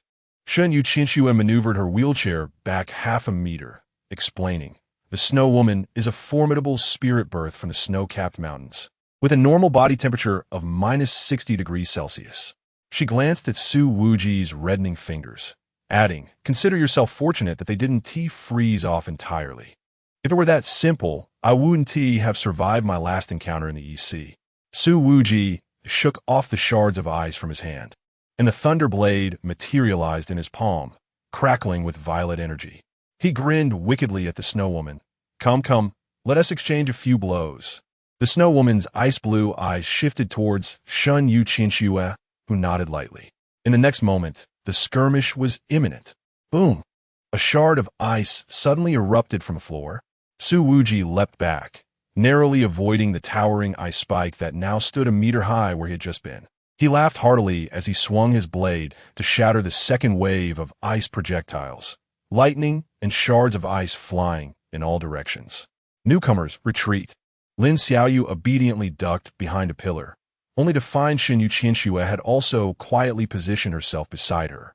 The wheelchair-bound girl calmly erected a barrier of spiritual energy, deflecting the icy shards with ease. Miss Qinxue. Lin Xiaoyu gazed at her exquisitely delicate profile, suddenly summoning her courage. You don't have to do this. She replied, gesturing towards the intense battle unfolding between the two combatants. Look, this is much better, although I'm unaware of your family's rituals. Even after completing them and finishing our protective task, we can still keep in touch and have fun together. Shenyu Qinshue's long eyelashes fluttered slightly. The Snow Woman had been bound to her as a Shikigami when she was merely 16, each summoning exacerbating the cold poison in her legs. Over the years, she had never used the Snow Woman for amusement until she encountered this unconventional demon slayer. Lin Xiaoyue's proposition was indeed appealing, yet it was futile. It held no significance anymore. After the ritual, I will. Just as this thought crossed her mind, Su Wuji's sudden roar broke her concentration.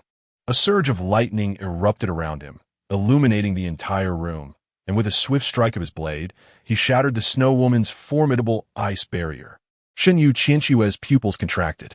She had never witnessed a human breach the Snow Woman's absolute defense head-on, and more alarmingly, this individual had clearly not yet exerted his full strength. Stop! At her gentle command, the Snow Woman instantly disintegrated into a flurry of ice crystals. Su Wuji came to an abrupt halt, looking exasperatedly at Shenyu Qianxue. Hey, it was getting exciting. If we continue, the house will collapse. Shenyu Qianxue pointed to the load-bearing pillar with a crack, casting a glance at the smoking corner of his garment. In your clothing. Su Wuji glanced down, noticing that the hem of his t-shirt had inexplicably frozen into a rigid board, shattering into icy shards with the slightest movement. Indifferently, he tore away the tattered fabric, revealing his sturdy abdominal muscles. A trivial matter. Shall we go another round? Shenyu Qianxue's heart skipped a beat, and she abruptly turned her face away, feeling a rush of embarrassment. Lin Xiaoyu inhaled sharply, marveling at his robust physique. Then, she quickly realized the implications. Leader. Lin Xiaoyu hastily removed her outer coat and threw it towards him. At least cover up. Huh? Cover what? Do you not know that I, Su Wuji, have honed this body for the admiration of others? I find myself utterly speechless. Shenyu Qianxue silently observed the two, entangled in their dilemma of whether to cover or not, a faint smile tugging at the corners of her mouth. Just then, the paper door was suddenly yanked open. Shenyu Long Yi, accompanied by several elders, stood at the entrance, their expressions dark enough to draw water. Upon seeing the scattered ice shards and the bare-chested Su Wuji, the elders' reactions were nothing short of spectacular. Father. Shenyu Qianxue swiftly regained her indifferent demeanor. We are engaged in tactical training. Su Wuji nonchalantly tied Lin Xiaoyu's coat around his waist. Oh, has the head of the family come to spar as well? Shenyu Long Yi's temples throbbed with suppressed rage. Lord Su, did you not promise me that you would refrain from such abrupt actions? Did I ever make such a promise? Observing Su Wuji's carefree attitude, Shenyu Long Yi fell silent. Yet, one elder behind him could no longer contain himself. He stepped forward, bellowing preposterous. What is your attitude? Chapter 57. A brutal assault. The elder who stepped forward was distinguished by his snow-white hair and piercing gaze. He pointed an accusatory finger at Su Wuji and admonished. Su Wuji, you, a mere fifth-grade demon slayer, ought to confine yourself to your duties. This is the Divine Feather Clan, not a place for your reckless antics. As his words reverberated, an oppressive silence enveloped the tea room. Divine Feather Qianxue furrowed her brow, preparing to speak, only to witness Su Wuji unexpectedly donning an exceedingly benevolent smile. Oh, he tilted his head, his tone airy. Are you suggesting that I simply need to fulfill my responsibilities? The elder snorted disdainfully, unperturbed. What, did I err in my statement? Even if you aspire to join the Council's direct forces in the future, you will still be beholden to the Council's commands. Do not forget, our Divine Feather Clan possesses a voice within the Council. His confidence swelled with each word, tinged with a hint of scorn. Su Inspector, there are matters our clan leader cannot voice, so allow me to speak on their behalf. Boom! Before he could finish, a thunderous explosion erupted. Su Wuji's figure vanished from sight, only to materialize before the elder in an instant, his right fist crackling with violent lightning, striking the elder squarely on the face. Thud! The elder had no chance to react, his body sent hurtling backward, crashing against the wall of the tea room and smashing through it, creating a gaping hole. Debris flew, and dust filled the air. You! The elder coughed blood, attempting to rise, yet Su Wuji reappeared before him with a sinister grin, seizing his collar and lifting him effortlessly. I sense a murderous intent in your eyes. Su Wuji narrowed his gaze, his smile dangerously alluring. Speak. Are you an assassin? Sent to eliminate Miss Qianxue? The elder's eyes widened, his opportunity to refute snatched away. Bang. Bang. Bang. Bang. Bang. Bang. Speak, speak, speak, speak, speak, speak, speak, speak. Su Wuji's fists rained down like a tempest, each blow imbued with the might of thunder, causing the elder's face to cave in, blood gushing forth. Stop! Su Wuji, have you lost your mind? The remaining elders, unable to remain seated any longer, erupted in fury and charged forth. One elder formed hand seals, summoning a fiery whip that lashed towards Su Wuji. Another elder struck the ground, causing the earth to crack open, sharp stone spikes thrusting upward from beneath Su Wuji's feet. Ha! A gathering of old fools, how lively! Su Wuji sneered, still gripping the unconscious elder with his left hand, while his right swung violently. Boom! The violent lightning shattered the fiery whip, and the stone spikes were reduced to dust amidst the tempest. In the next moment, he vanished, plunging into the throng of elders. The first, bang! A punch connected with an elder's abdomen, sending him curling into a shrimp-like form, blood spewing forth as he flew back. The second, with a swift elbow strike, another elder's jaw shattered, his body spinning as he crashed into the ceiling. The third, Su Wuji grinned maliciously as he seized an elder by the hair, forcefully slamming him down. Thud! The ground fractured, and the elder's head was embedded into the floor, rendering him utterly unconscious. In mere moments, the tea room was in disarray, with all the elders who had intervened sprawled on the floor, some wailing in agony, others succumbing to unconsciousness. Xinyu Longyi stood frozen, his pupils dilating in shock, veins bulging on his forehead, yet he found himself at a loss for words. He could scarcely believe his eyes. Su Wuji had the audacity to brutally assault the family elders right in the heart of the Xinyu territory, in his presence. Su Wuji, Xinyu Longyi could no longer contain his fury, roaring, "Do you even comprehend what you are doing?" Su Wuji flicked the blood from his hands, turning to face Xinyu Longyi with a radiant smile. "Of course I do. I am merely fulfilling my duty to protect Miss Qianxue." He gestured towards the elder who had instigated the confrontation, his tone nonchalant. "This fellow had a menacing gaze and spoke disrespectfully to me. I suspect he is an assassin lurking within your family, so I acted preemptively. Is there a problem with that?" Xinyu Longyi trembled with rage. You are utterly lawless." "Lawless?" Su Wuji scoffed, his gaze turning icy. "Head of the Xinyu family, I believe you are mistaken about something." He slowly approached Xinyu Longyi, each step seemingly pressing upon the other's heart. "I, Su Wuji, have never needed to heed anyone's countenance when I act. The council? The Xinyu family? To me, they are merely a gathering of self-righteous fools." As his words resonated, he abruptly raised his hand, the Thunder Prison Tang blade materializing instantly, with violent purple lightning dancing along the blade.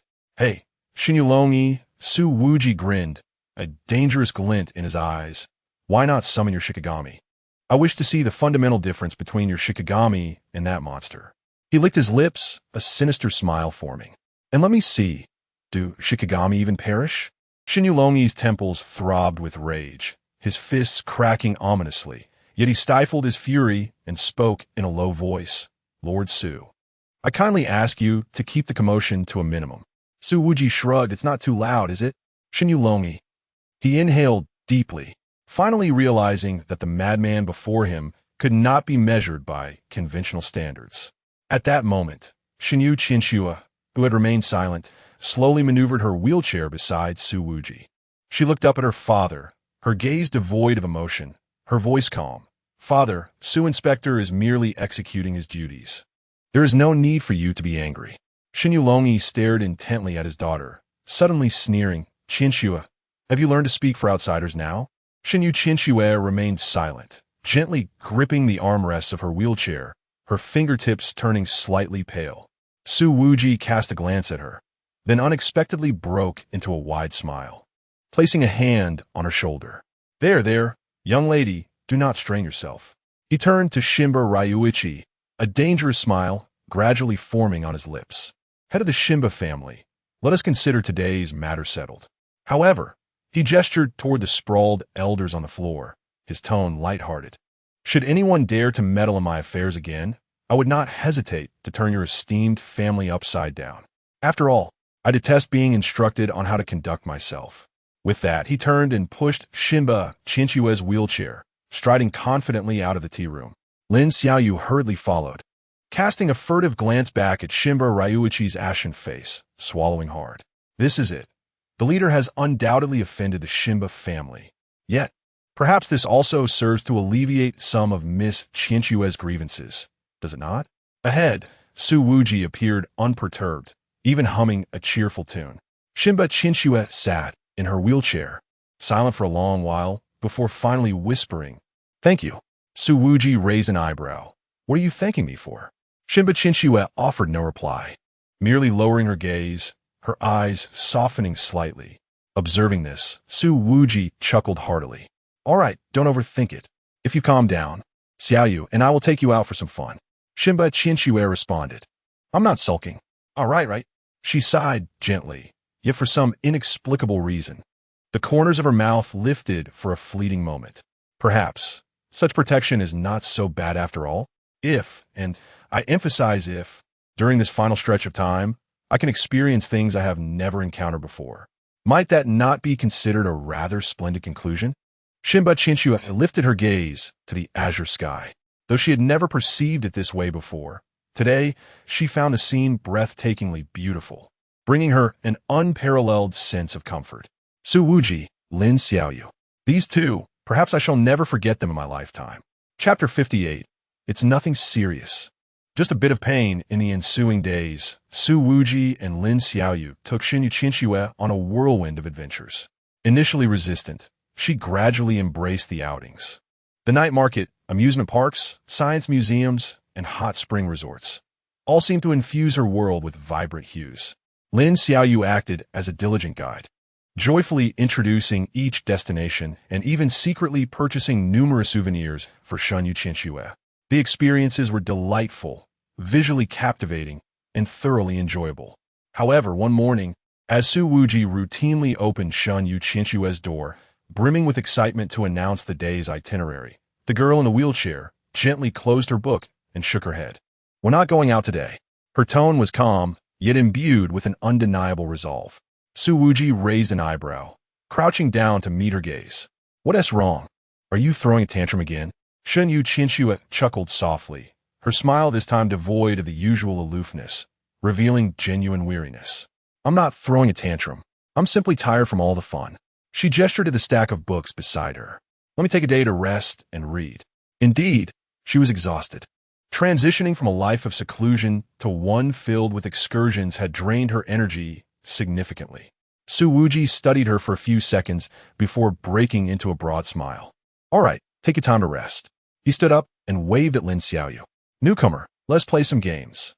Lin Xiaoyu blinked rapidly and hurried over. "Sure, let's go." They settled cross-legged on the tatami mat, pulling out their phones to launch Slaying Demons Glory, a globally popular 5v5 competitive mobile game that pits demon slayers against monsters with dazzling skills and high operational demands. Su Wuji selected the signature character, the Thunderblade Slayer, while Lin Xiaoyu opted for the support role of the Spirit Seer. "I've got your back, leader," Lin Xiaoyu declared earnestly. Su Wuji scoffed lightly. "Just don't feed the enemy kills."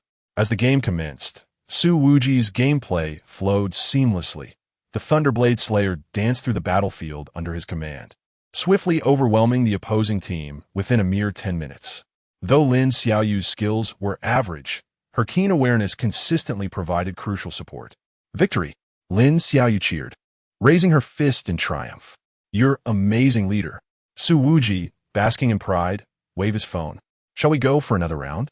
After several consecutive wins, a sense of something missing suddenly struck Su Wuji. He glanced toward the window, where Shinyu Qinshu was deeply engrossed in a hefty tome. Sunlight filtering through the paper window and casting a soft glow around her. Her brow occasionally furrowed, then relaxed, as if she were wholly absorbed in the world within the pages. Raising an eyebrow, Su Wuji set his phone down and stealthily approached her. He bent down, suddenly leaning close to her. "What are you so captivated by?" Shen Yuqinxue jumped in surprise, turning to glare at him. Can't you walk without making a sound?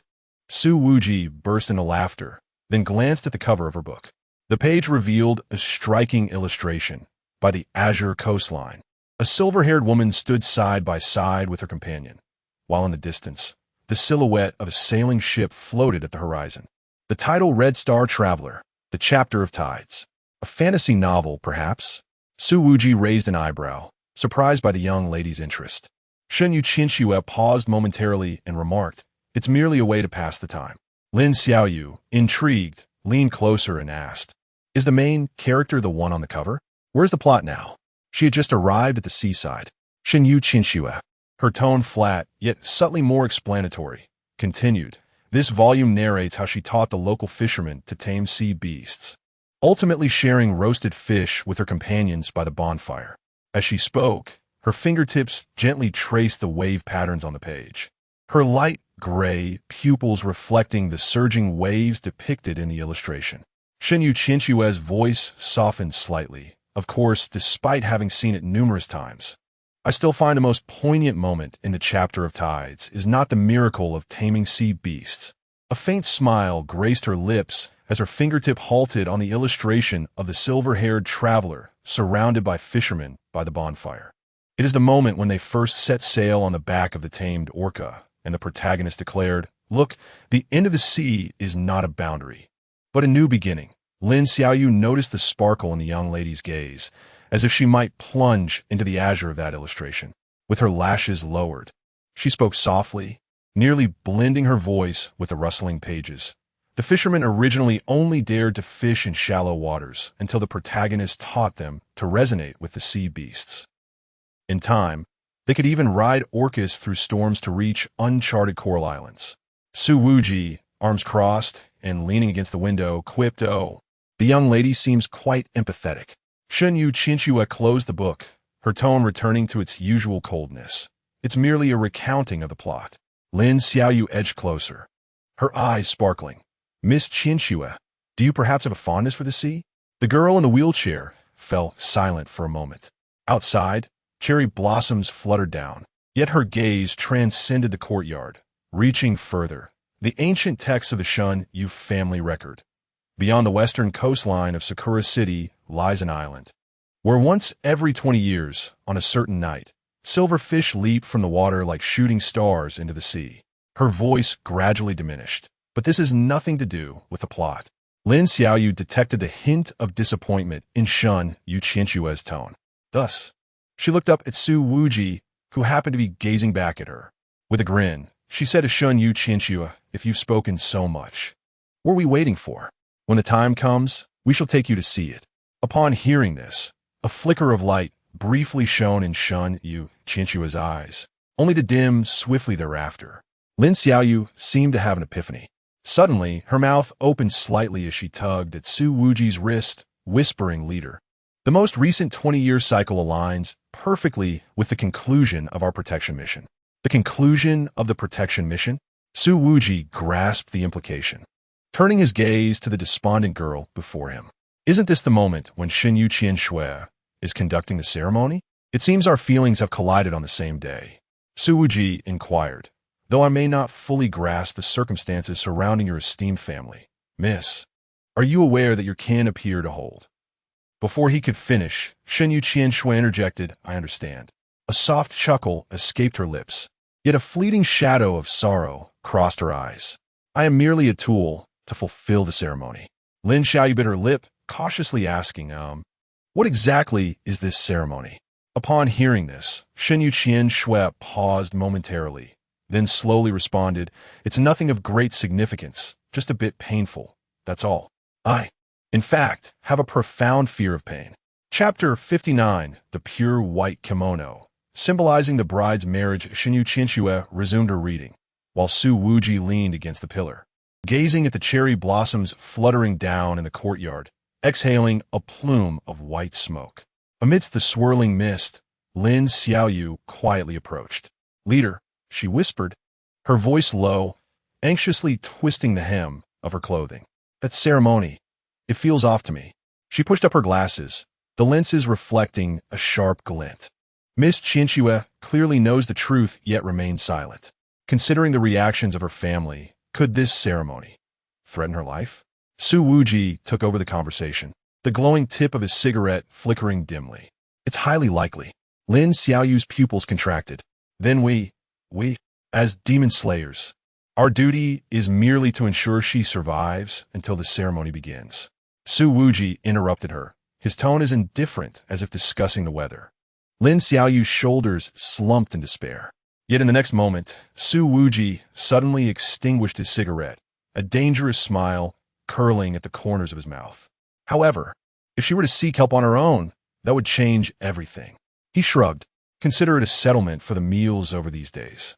Lin Xiaoyu stood in shock for a moment before bursting into laughter, her eyes crescent-shaped with joy. Leader, you truly are a good person. Talkative, he retorted. Lin Xiaoyu cheerfully inquired. So, leader, what shall we do next? What else is there to do? Let the young lady rest today, and then we can have some fun. The next day, can we go somewhere today? Shinyu Qianxue actively approached Su Wuji and Lin Xiaoyu early in the morning, as if she had contemplated something all night. The tranquility in her eyes had vanished. Lin Xiaoyu was taken aback. Then her eyes sparkled with excitement. Where does Miss Qianxue wish to go? To the mountains. Shinyu Qianxue's voice was soft, laced with an imperceptible anticipation. I heard that the stargazing platform on the outskirts can see the entirety of Sakura City. Su Wuji emerged from the tea room, a cigarette in his mouth. Oh, the young lady is making requests now? Sounds good. It's perfect for stretching our limbs. Shinyu Family Conference Hall. The paper door was flung open, a black-clad guard kneeling on one knee. Head of the family, Su Wuji has taken the young lady out again, this time to the stargazing peak on the outskirts. Fool! An elder slammed the table in anger. With only 2 days left until the ceremony. What if something goes wrong enough? Shinyu Long raised a hand to halt him, his gaze shrouded in uncertainty. Suddenly, he sneered. Let her go. After all, this is the last time. With Su Wuji's prowess, Qianxue would be safe. The elders exchanged glances, ultimately lowering their heads in silence. Time slowly passed. On the path to the stargazing peak. Leader, the wheelchair is stuck. Lin Xiaoyu panted, struggling with the wheel as the gravel on the mountain path made progress arduous. Su Wuji glanced back and suddenly crouched down. Get on. Shinyu Qianxue was momentarily taken aback. What? I'll carry you. Do you expect that broken wheelchair to climb the mountain? Su Wuji impatiently shook his shoulders. Hurry up, the sun is about to set. Shinyu Qianxue's pale fingers tightened around the armrest, and after a moment, she slowly reached out to wrap her arms around his neck. Su Wuji effortlessly lifted her up. The girl is light as a snowflake, her icy strands of hair brushing against the nape of his neck. Newcomer, the wheelchair is on my back. He strode up the stone steps. Lin Xiaoyu fumbled to fold the wheelchair, hastily following behind. As the mountain wind began to rise, Shinyu Qianxue lay on Su Wuji's back, witnessing the world from this new height for the first time. The dandelions by the stone steps were scattered by the wind, their white tufts grazing her cheeks. Hold on tight. Su Wuji suddenly accelerated, leaping against the steep rock face. Shinyu Qianxue gasped, instinctively tightening her embrace. Thunder crackled beneath Su Wuji's feet, and he moved like a leopard among the jagged stones, each leap startling the birds into flight. Crazy. Insane. Shinyu Qianxue's voice was shattered by the wind, yet could not conceal a quivering laughter. Lin Xiaoyu was below, frantically jumping. Leader, wait for me. Half an hour later, the trio finally reached the mountain summit. The stargazing platform was empty, the sunset painting the sea of clouds in golden crimson hues. Su Wuji placed Shinyu Qianxue on a wooden bench at the observation deck and leaned against the railing, gazing into the distance. Lin Xiaoyu collapsed on the ground. Panting heavily, the wheelchair tilted aside. Shinyu Qianxue stared at the sea of clouds, suddenly whispering, When I was a child, I secretly created an ice bird with my spirit servant, hoping it could show me the world beyond the mountains. She extended her hand, a snowflake forming and then melting in her palm. But as soon as it flew out of the courtyard, it was shattered by my father's barrier. Lin Xiaoyu felt a pang in her nose. Yet Su Wuji scoffed. And now you see it, don't you? He pointed to the shimmering silver line at the edge of the sea of clouds. That is the West Sea, The meteor fish you spoke of is over there, and soon you'll be able to see it. Shenyu Qianxue gazed blankly into the distance. The mountain wind tousled her long hair, her pristine white kimono fluttering, as if it might take flight at any moment. Hey! Su Wuji suddenly turned, casting a shadow over her. If one day you no longer wish to be a goddess. He placed his hand on Lin Xiaoyu's head, gesturing to himself and her. Remember to call for us. We will come to your rescue. After all, we are friends now. Lin Xiaoyu nodded eagerly. Yes, yes. Friends. As the words fell, a sudden thud echoed. Thud. Shenyu Qianxue's pupils constricted. The sound of her heartbeat exploding in her ears, drowning out her own breath. In that moment, the mountain wind stilled, and she saw her own reflection in Su Wuji's eyes, so small yet so vivid. Friends. This term had once felt so luxurious to her. But now, friends? Why? Why is it precisely now that I have found my companions? Shenyu Qianxue paused in silence, then softly inquired, do you know the significance of the pure white kimono in Sakura City? Lin Xiaoyu was taken aback. Isn't it a traditional garment? Su Wuji's gaze fell upon Shenyu Qianxue. Today, she still wore that snow-white kimono, her black hair cascading down, accentuating her skin to an almost ethereal translucence. It seemed that from the very first moment they met, her attire had always been that of a pure white kimono. Shenyu Qianxue bowed her head to glance at the hem of her garment, her voice barely above a whisper, as if confiding in herself. In Sakura City, the pure white kimono is called shirmuku. It is the bridal attire. A bride? Lin Xiaoyu's eyes widened. Miss Qianxue, you are the bride of the deity. Shenyu Qianxue interrupted her, her gaze unervingly calm. The deity that the Shenyu family has revered for generations requires a pure-blooded maiden as a sacrifice every 20 years to forge a covenant and perpetuate the family's power. She lifted her head, her light gray pupils reflecting their figures.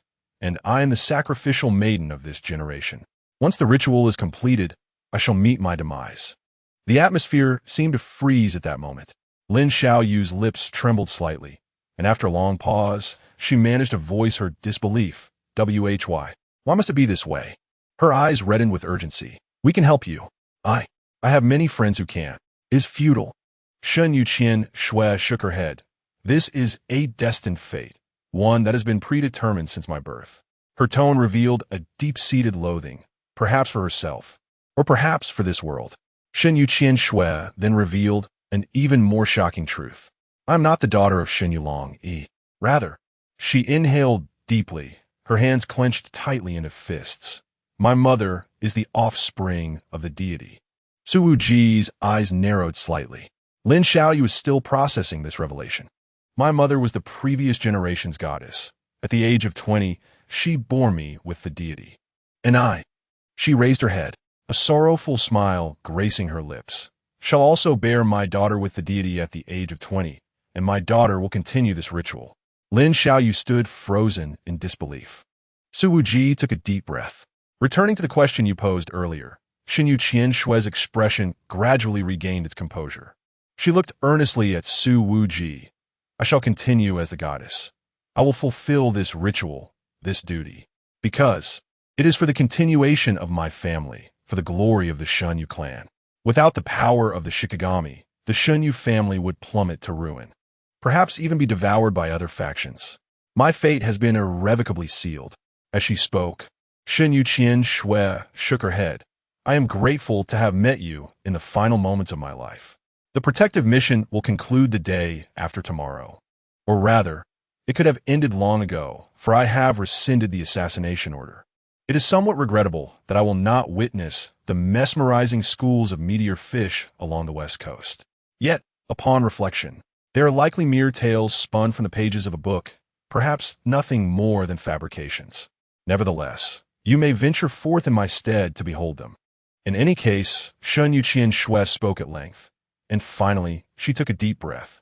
With a radiant smile, pure as the first snowfall, it seemed as if she were bidding a final farewell. Thank you all. Chapter 60. The Truth of the Divine Beings of the Shenyu Family that night. The sky was as dark as ink, the moonlight shrouded by heavy clouds, and an oppressive atmosphere lingered in the courtyard of the Xinyu family estate. Su Wuji stood beneath the eaves, a cigarette delicately pinched between his fingers, its ember flickering in the darkness. The intelligence from Black indeed resonated with what this divine lady had conveyed, yet, he murmured softly, the so-called divinity is, after all, a demon. Exhaling a ring of smoke, the mist contorted in the air, as if reflecting some indescribable silhouette. Just moments ago, Black had transmitted the final piece of information. Since her return from the mountains today, Xinyu Qianxue had exhibited a demeanor akin to one rushing towards death. Yet she may remain unaware that the deity venerated by the Xinyu family for generations is not a true divine being, but rather an ancient demon that has survived since the Heian period. Its true name has long been obscured by history, yet it is referred to in the ancient texts of the Xinyu family as Tsukuyumi. The form of Tsukuyumi is not fixed, but rather evolves with the passage of time. Initially, it was merely a malevolent spirit wandering the deep mountains, consuming passing travelers and feeding on their fear and despair. Until one day, it encountered a dying priestess. The priestess, named Xinyu Yuki, was an ancestor of the Xinyu family. Born with the rare ability to commune with spirits, she could sense the existence of demons. In her final moments, she forged a pact with the malevolent spirit, with bloodline as the guide and soul as the offering, in exchange for the power to protect the family. Thus, the spirit took form through the priestess's body, becoming the guardian deity of the Xinyu family. It devoured the priestess's corporeal form, mimicking her appearance, and descended into the world under the name of Tsukuyumi. It is not the true Tsukuyumi, but rather an impostor that appropriated the title of this deity of the night, masquerading as a divine being from Takamagara to deceive the faith of its followers. Every 20 years, it requires a direct female descendant of the Xinyu family to serve as the priestess to unite with it. However, this so-called union is merely a process wherein the demon consumes the host's flesh and blood, siphoning her spiritual essence. The demon then merges its own power with the bloodline of the priestess, nurturing hybrid offspring within the host. This propagation is not through natural birth, but rather a creation of new entities through the demon's power division. During the ritual, the priestess is gradually eroded by the demon's power, ultimately transforming into an ice sculpture, serving as sustenance for the demon. The offspring born from this union inherently possess a half-demon physique, capable of perfect pacts with Shikigami, yet they also inherit the demon's curse. They are eternally bound by Tsukuyumi. Xinyu Qianxue's mother was the sacrificial offering of the previous generation. She did not perish naturally. Instead, she was drained of her essence by Tsukuyumi, with her very soul imprisoned within the demon's body, never to transcend. This is the cyclical fate of the Xinyu family. Each generation's priestess is essentially a vessel for the demon, and her daughter serves as a new conduit for the demon's power. If Xinyu Qianxue were to complete the ritual, her body would serve as a breeding ground for the demon's resurrection, ultimately giving birth to a replica created by the demons using her as a template, thus perpetuating the contract. This contract is the key to the Xinyu family's mastery of the power of Shikigami. Su Wuji turned off his phone, and darkness enveloped the room. He exhaled a puff of white smoke and muttered under his breath, "Damn it, defying the heavens." The following evening, on the eve of the festival, the Xinyu family estate was adorned with vibrant decorations, and the courtyard was filled with long tables. Elders clad in luxurious kimonos raised their cups in merriment, while maidens navigated among them with lacquered food boxes. This scene resembled a celebration rather than a farewell. "Lord Su," Xinyu Longi approached with a feigned smile. "Thanks to your protection these past few days, my daughter has reached the festival safely."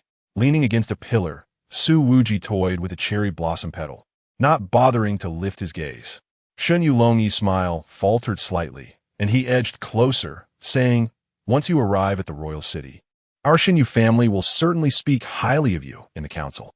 Enough noise. Su Wuji suddenly crushed the petal in his hand. The air grew tense. Xinyu Longi's temples throbbed, but he forced out a dry laugh. "Please, take your time." He hurriedly departed, his fists clenched tightly in his sleeves. "Leader." Lin Xiaoyu poked at the sashimi in her bowl, her voice muffled. "Are we really going to do nothing?" Su Wuji cast his gaze toward the opposite end of the courtyard. Shinyu Chinchua sat alone beneath the cherry blossom tree, her pure white kimono almost merging with the moonlight. The maidens deliberately avoided her, as if she occupied a forbidden zone. It's the path she has chosen. Su Wuji withdrew his gaze. Those who wish to die cannot be stopped. Lin Xiaoyu murmured an acknowledgement, feeling a deep sense of sorrow. As time passed, and the banquet concluded, in a secluded courtyard by a pond, Shinyu Chinchua approached them in her wheelchair, a glass jar resting on her lap. Inside, the goldfish she had caught at the night market swam, its scales reflecting the lantern light. Su Wuji raised an eyebrow, releasing it. Shinyu Chinchua nodded. Her pale fingers grazed the glass, and the goldfish promptly swam over to gently peck at her fingertips. It is so pitiful, trapped in such a small world, she murmured softly. Lin Xiaoyu hesitated for a moment, unable to resist, asking again, Miss Chinchua, we could actually— Xiaoyu. Shinyu Chinchua interrupted, her voice gentle yet resolute. After tomorrow, everything will return to normal. You will complete your mission, I will fulfill mine, and the family will continue. This is the best outcome. As she spoke, she handed the jar to Su Wuji, her tone earnest, please. He accepted the jar and approached the pond, squatting down. The moment the goldfish entered the water, it splashed, sending a cascade of droplets resembling stars falling into the night. Shinyu Chinchua gazed at the ripples, her white sleeves dampened by the water, yet she remained oblivious. Look, is free now. She suddenly burst into laughter, a hint of crimson blooming at the corners of her eyes. How delightful. Lin Xiaoyu could no longer contain herself and turned to flee.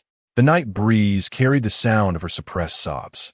Su Wuji shook the water off his hands and suddenly remarked, Hey, fragile one. Shinyu Chinchua looked up. A goldfish taken from its bowl cannot survive more than 3 days. He grinned. This pond is merely a larger cage. Shinyu Chinchua's smile froze. However, Su Wuji scooped the goldfish back into its bowl and then rose to his feet. He placed the bowl back into Shinyu Chinchua's hands, the moonlight casting a silvery sheen upon his shoulders. He then gazed intently at the girl and said earnestly, if someone were to cast it into the sea, it might just swim to a place where the meteor fish gather. The girl in the wheelchair felt her pupils constrict sharply. She opened her mouth, but ultimately bowed her head, allowing the night wind to scatter her unspoken words. Meanwhile, Lin Xiaoyu wiped her tears and choked out, Leader, but the goldfish is a freshwater fish. Su Wuji. Shinyu Chinchua. Hey, you two, don't interrupt my philosophical musings. Leader. Shinyu Chinchua gazed at the playful duo, her lips curving into a slight smile. Then, unable to restrain herself, she burst into hearty laughter. Su Wuji and Lin Xiaoyu blinked, seemingly aware that the two had been watching them. Shinyu Chinchua suppressed her laughter, cleared her throat, and with a look of mild discontent, glared at them. What's the matter? Can't a goddess smile? Su Wuji and Lin Xiaoyu exchanged glances, and both replied with a grin, of course. Chapter 61. Speak. You wish to live on the final day of the protection mission. The ancestral home of the Shinyu family was ablaze with light at dawn.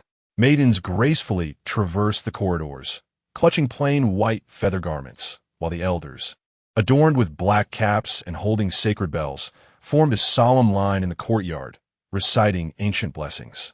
Su Wuji leaned calmly against a pillar, observing the scene, while Lin Xiaoyu clenched her sleeves tightly, her gaze fixed intently on the center of the courtyard. 8 robust men approached, bearing a plain white divine palanquin, its curtain fluttering in the night breeze, revealing half of Shinyu Chinchua's pale visage. Today, she had adorned the corners of her eyes with crimson, and her plain white kimono was embroidered with dark patterns of cherry blossoms, reminiscent of the paper effigies seen at funerals. The auspicious hour had arrived.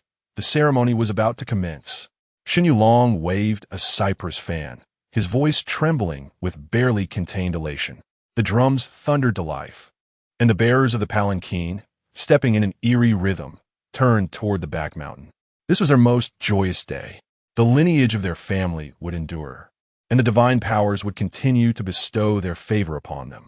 What was required for this to transpire was merely the sacrifice of a soulless puppet.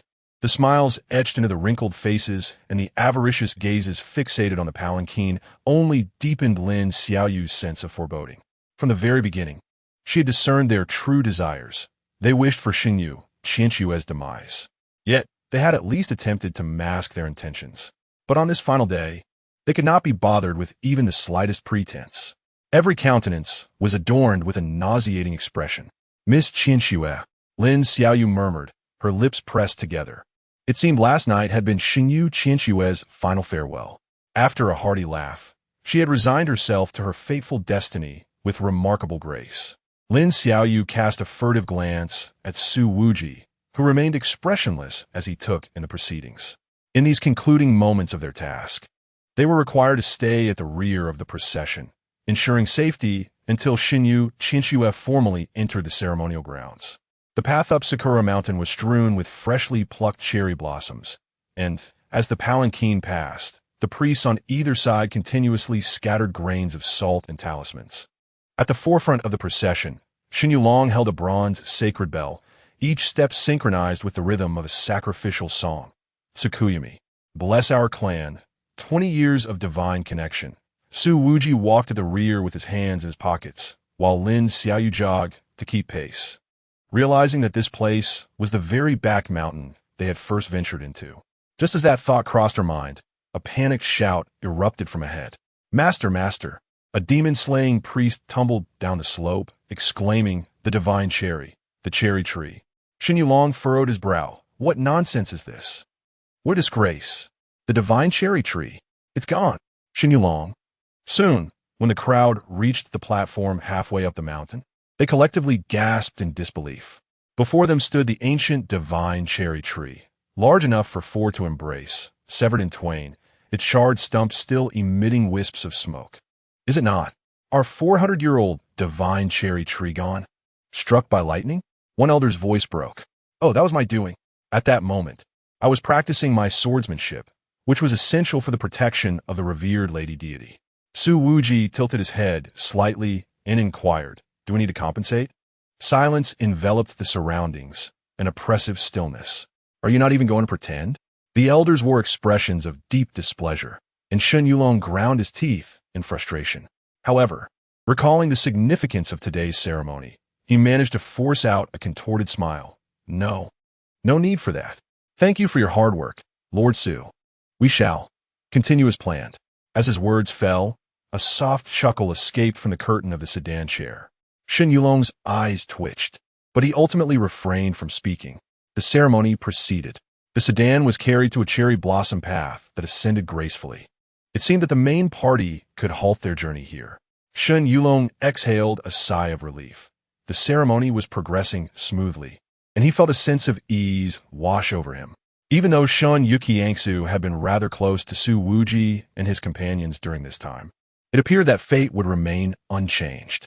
With a beaming countenance, he turned to Su Wuji and declared, Lord Su, the escort mission has been successfully completed. He bowed in gratitude. Thank you for your service these past days. Please descend the mountain to rest. Just as his words concluded, a chilling voice emerged from within the sedan. I have something for you. With that, a slender white sleeve peeked out from the curtain, and delicate fingers held an old book. Xun Yulong frowned, intending to intervene, but upon reflection, he chose to remain silent. After all, this was the final occasion, and as long as it did not disrupt the ceremony, it was permissible. Su Wuji and Lin Xiaoyu stepped forward, receiving the tome, which turned out to be Star Traveler, the chapter of tides. Su Wuji gazed intently at the sedan as the curtain fell shut once more. Ultimately, they proceeded to leave the newlyweds. Lin Xiaoyu pursed her lips and nodded slightly. With soft footsteps, they turned away from the cherry blossom path, while behind them, the Shun family celebrated with joyous songs and dances. Unable to resist, Lin Xiaoyu glanced back. There, she saw Shun Yukiangsu emerging from the sedan, her spirit companion, the Snow Woman, supporting her as she gracefully walked toward the cherry blossom path. Throughout this time, she did not cast a single glance in their direction. Could it be that Shun Yukiangsu truly had resolved to embrace death? Just as Su Wuji had said, one cannot save those who genuinely wish to perish. Leader, her voice trembled. Are we really leaving just like this? Su Wuji remained silent, casually flipping open the book in his hand, his fingers grazing the pages. Suddenly, his movements halted. A crystalline bookmark slipped out from between the pages, translucent and delicate, yet faintly revealing inscriptions. He squinted to read. It bore the words, "I too wish to become a star traveler. I long to leave this place, to escape my family, to attain freedom, to witness the world beyond. I do not wish to be the Lady Deity." The script was fine and faint, as if penned in fear of discovery. Su Wuji fixed his gaze upon the words, a dangerous smile slowly curling at the corners of his mouth. He closed the book and casually tossed it to Lin Xiaoyu. "Here, take it, newcomer." Lin Xiaoyu fumbled to catch it, and upon lowering her head, her eyes instantly reddened. "This is Miss Qianxue's?" Su Wuji, with his hands tucked into his pockets, lazily halted his steps. It seems some profess to accept fate as it is, yet their hearts rebel. They claim indifference. Yet in this final moment, they relinquish this book to us. Truly, a rather insincere little spirit. Lin Xiaoyu clenched the book tightly, suddenly looking up. "Leader, then we shall." Su Wuji raised a finger to his lips, laughing freely, yet his gaze remained exceedingly earnest. "Even so, I still wish to hear her utter those words." Shen Yu Qianxue's steps were light, as if fearful of disturbing something, each footfall seeming to tread upon the edge of a blade. Shen Yu Long stood ahead, his face beaming as he extended a hand toward her. "Qianxue, come, the ceremony is about to commence." Gazing at her father's smile, she felt an overwhelming wave of nausea. That smile bore no sorrow, no compassion, only a fervent anticipation bordering on fanaticism. She lowered her eyelashes and softly murmured in acknowledgement, allowing the snow maiden to assist her forward. The cherry blossom path beneath her feet was strewn with crimson petals. Each step felt akin to treading upon blood. "I was born for this moment," she reassured herself. "This is my duty, my destiny, the very essence of my existence." Yet, her mind uncontrollably conjured images of the past few days, the bustling voices of the night market, the sensation of the paper net tearing while catching goldfish, the brilliance of fireworks exploding in the night sky, the howling wind as Su Wuji leapt up the cliff with her on his back. And that phrase, "Remember to call for us." But those are merely illusions. I am a goddess, a vessel of the Shen Yu family, destined to become a sacrifice. Freedom? The outside world? Those are merely tales from a book. But the more she thought this way, the more her heart ached, as if gripped tightly by an invisible hand. She lifted her gaze toward the end of the path. There lay the forbidden grounds of the Shen Yu family, the place where the deity awaited her. Will I die upon reaching there? Why must I endure all this? If I were not a goddess? If I lacked this bloodline, if I were not chosen, if I could live like an ordinary person? If someone, even just one or two, her fingertips trembled slightly. If they were to say, they would save me. This thought emerged, but was swiftly extinguished. How absurd! She self-mockingly tugged at her lips. Who would dare defy the entire Shen Yu family for someone destined to perish? Who would do so for me? She inhaled deeply, her heart in turmoil, numbly ascending step by step. Upon reaching the summit, she would meet her fate. But why? Why do I still harbor a glimmer of hope?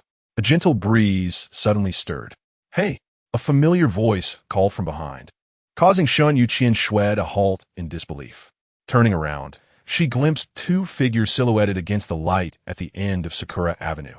Su Wuji stood, hands tucked into the pockets of his trench coat, a familiar smile gracing his lips.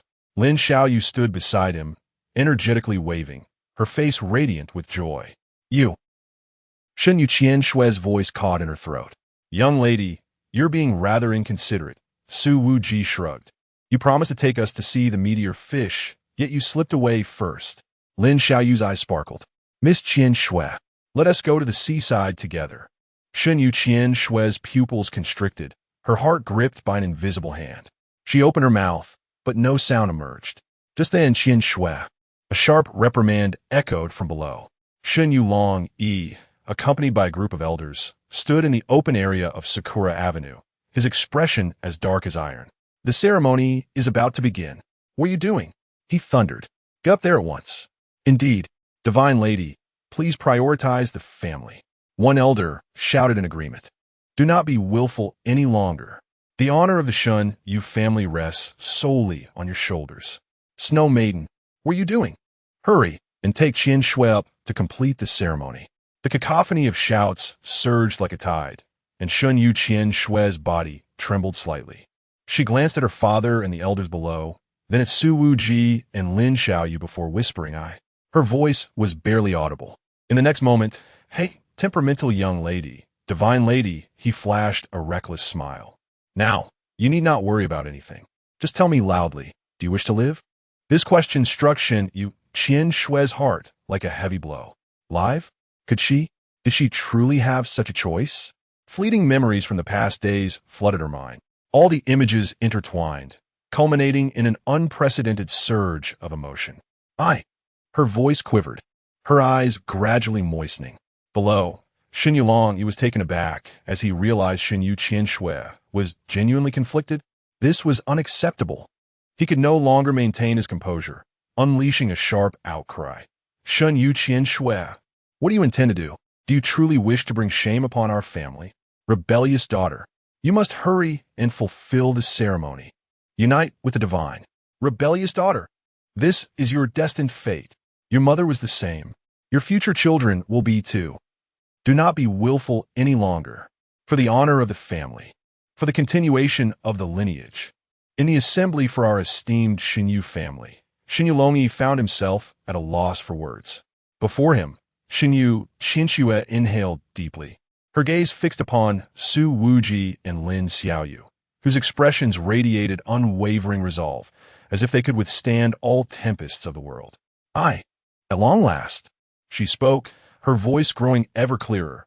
I wish. The steadfast glances from Su Wuji and Lin Xiaoyu acted as a sharp sword, severing the shackles that had bound her heart for years. In a hushed tone, she uttered a fervent plea, and then, summoning all her strength, she cried out, as if to unleash the grievances that had long been pent up within her.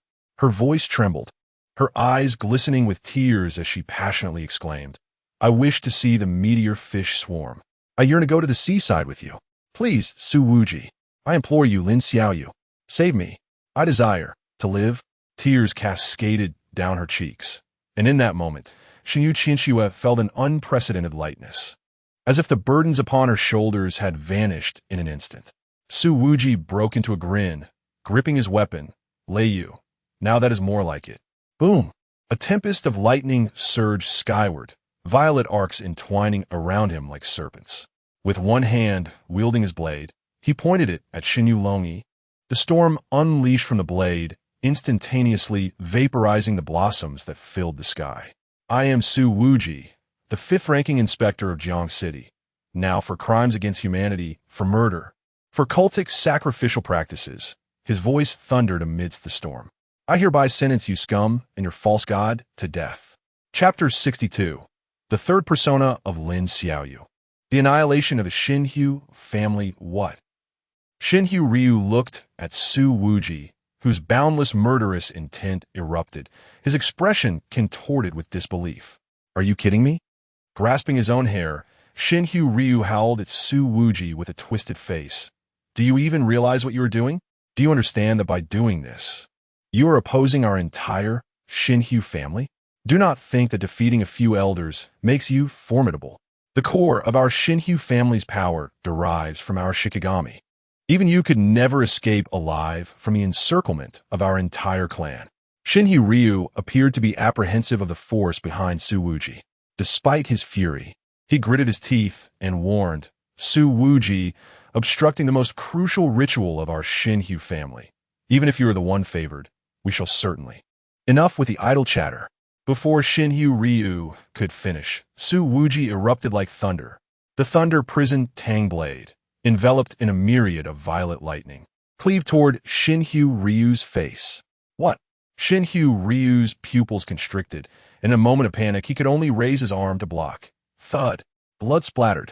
An arm was severed, soaring high into the air.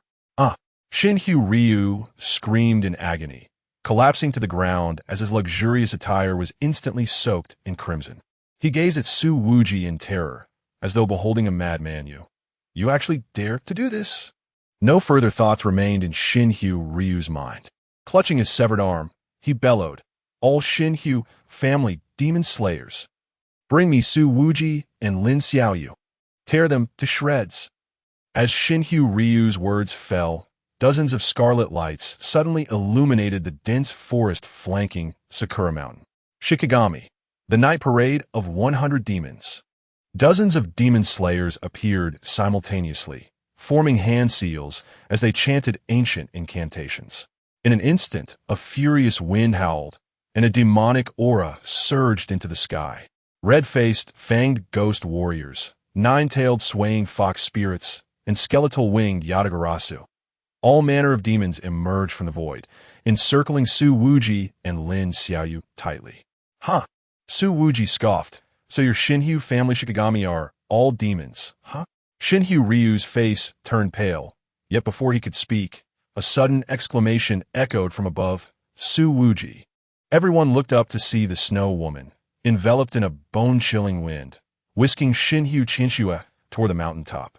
The girl struggled desperately, her pure white kimono rustling in the wind, yet she could not break free from the grasp of the Shikigami. "TSK, even the family Shikigami has rebelled?" Su Wuji smirked. Turning to Lin Xiaoyu, "I leave this to you. I shall deal with that old beast."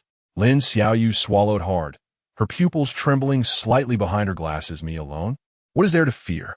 Su Wuji smiled broadly. "Does my little follower really think she cannot handle a few demons?" No sooner had he spoken than a flash of lightning erupted beneath his feet, propelling him like a cannonball toward the mountain's summit. Not a single one of the demon slayers from the Shun Yu family attempted to obstruct him. Instead, they revealed twisted smiles. Shen Yulong, clutching his severed arm, laughed maniacally. "Fool. The mountaintop is the domain of the deity. Going there is akin to seeking death." Subsequently, all eyes shifted to Lin Xiaoyu.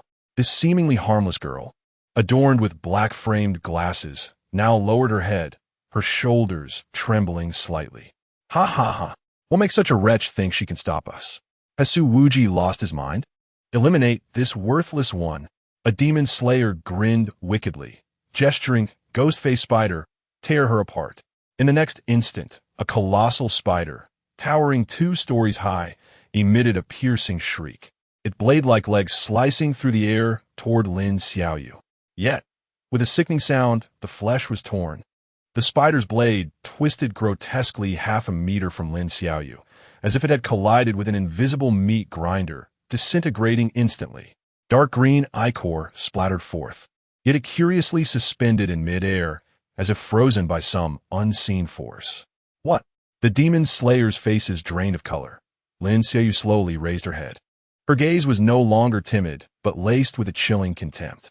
A smirk curved her lips, exuding an air of superiority. "Worthless? Umph," she repeated softly, elegantly adjusting her glasses with her fingertips. Buzz reflected in the light. Her pupils revealed shimmering golden runes. Calculating her combat power, Lin Xiaoyu's voice was cold as machinery.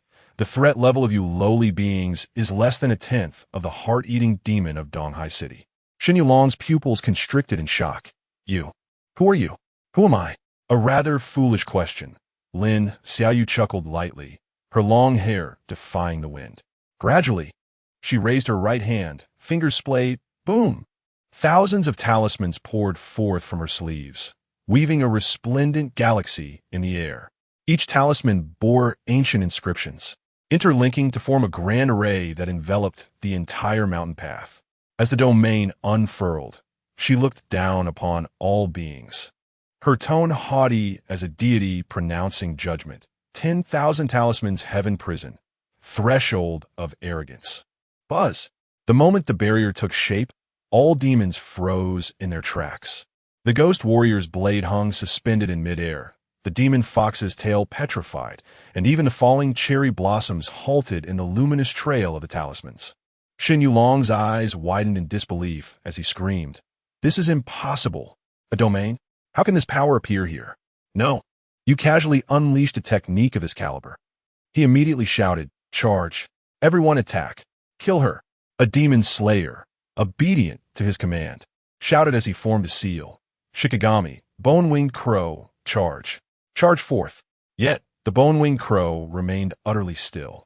Suddenly, a crimson line appeared across his neck, and the anguished cries of Kamehane Ryuichi fell silent.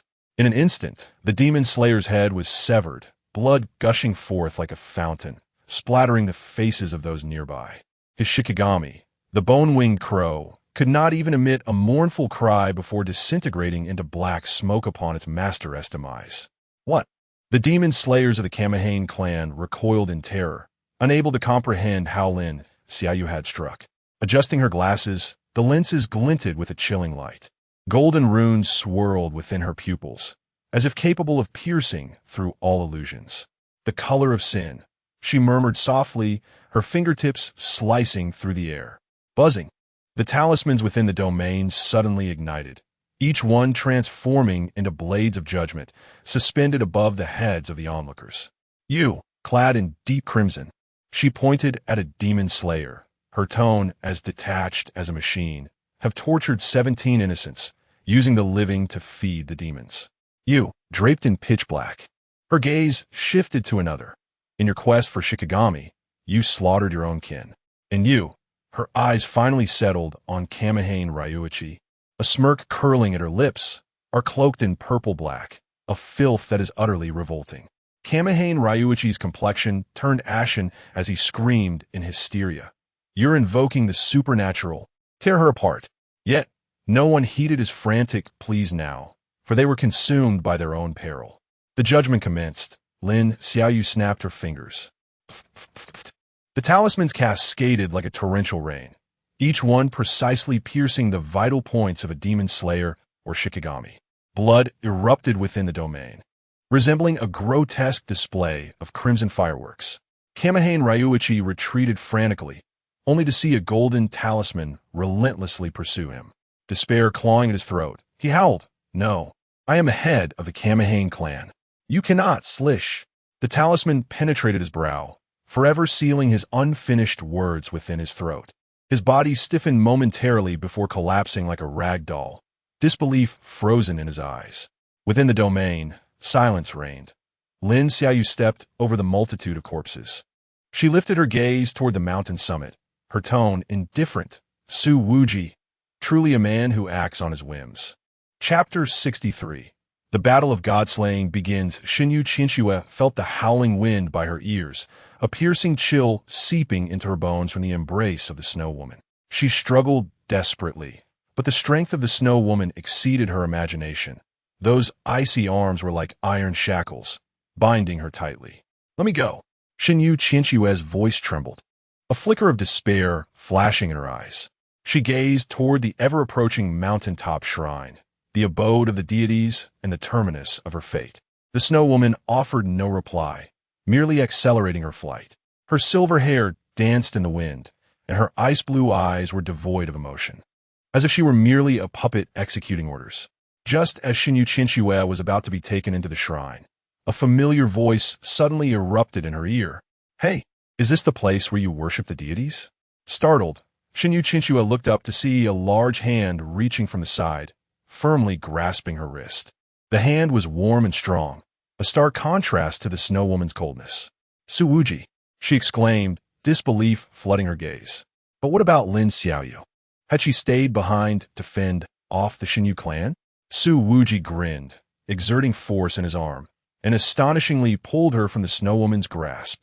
Xinyu Qinxue felt her body lighten, and in the next moment, she was hoisted onto his shoulder in a single-handed carry. "You how?"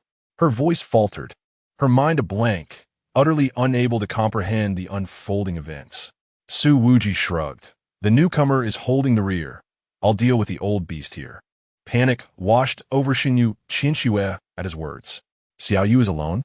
The Xinyu clan is. Don't worry, the newcomer is quite formidable." "Ah."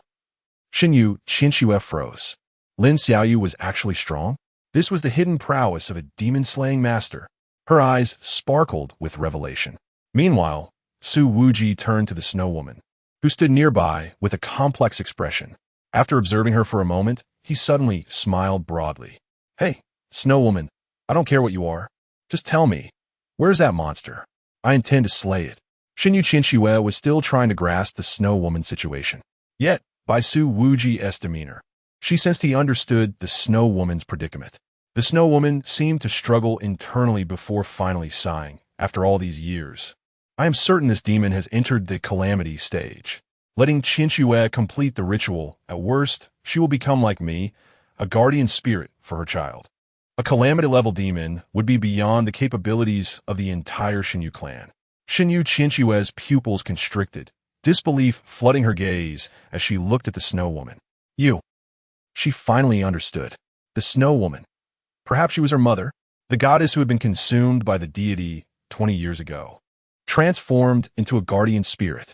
However, Su Wuji was uninterested in such revelations. He interrupted Xinyu Qinxue's thoughts. We could discuss family reunions later.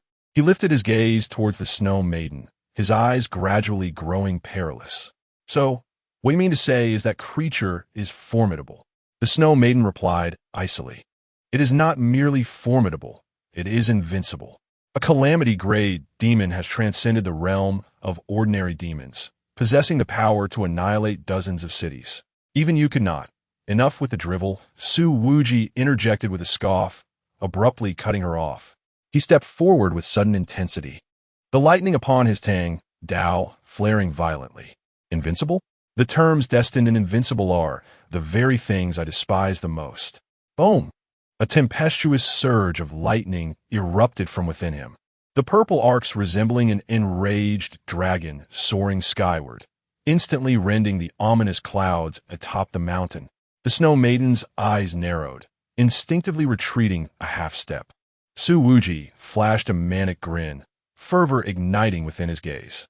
Snow Maiden, I present you with two choices. First, gaze upon the goddess and tell me where that monster resides. Second, I shall sever you first and then seek it out myself.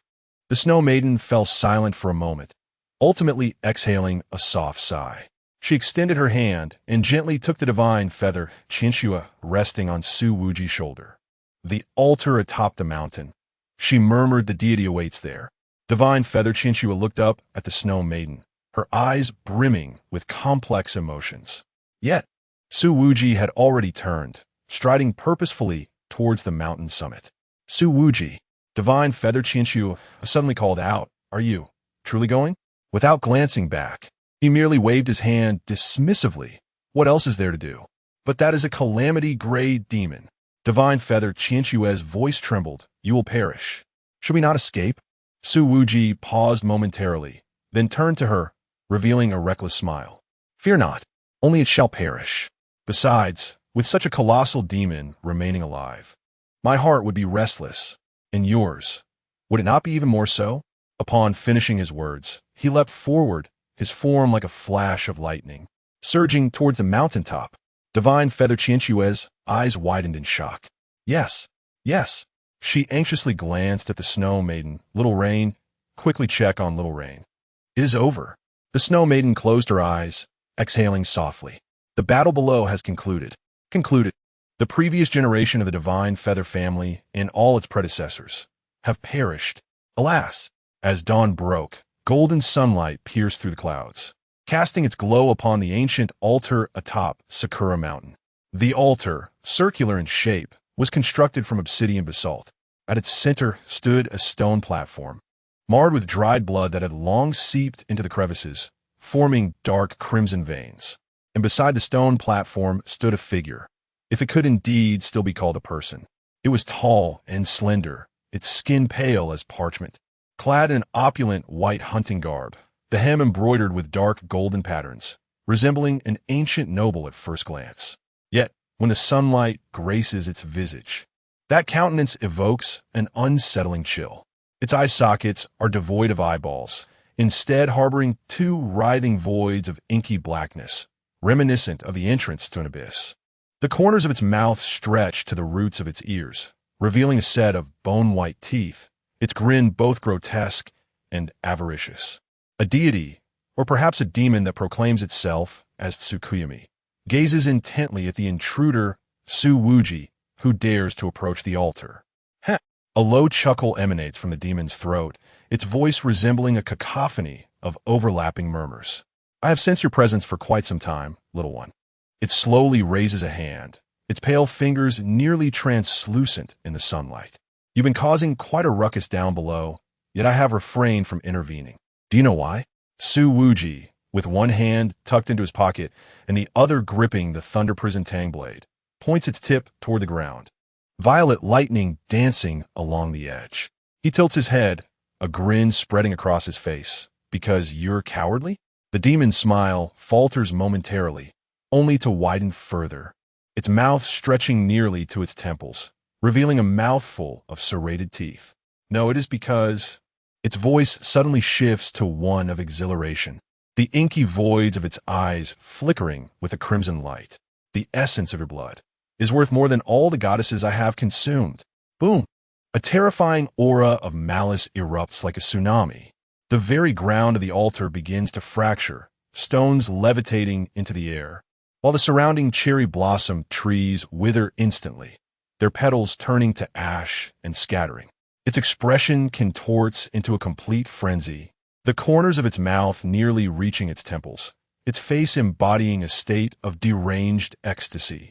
The dark eye sockets widening as a scarlet tongue laps at its sharp teeth. What a marvelous essence! Within your flesh lies a power even you are oblivious to. Tsukuyami spreads its arms wide, a sickly delight lacing its voice. Come, become my vessel. I shall grant you the experience of true eternity. Su Wuji scoffs, abruptly elevating the thunder prison tang blade, its tip aimed directly at the demon. Eternity? His eyes glimmer with growing excitement, a dangerous curve forming at the corners of his mouth. I have come today to send you to hell, scum.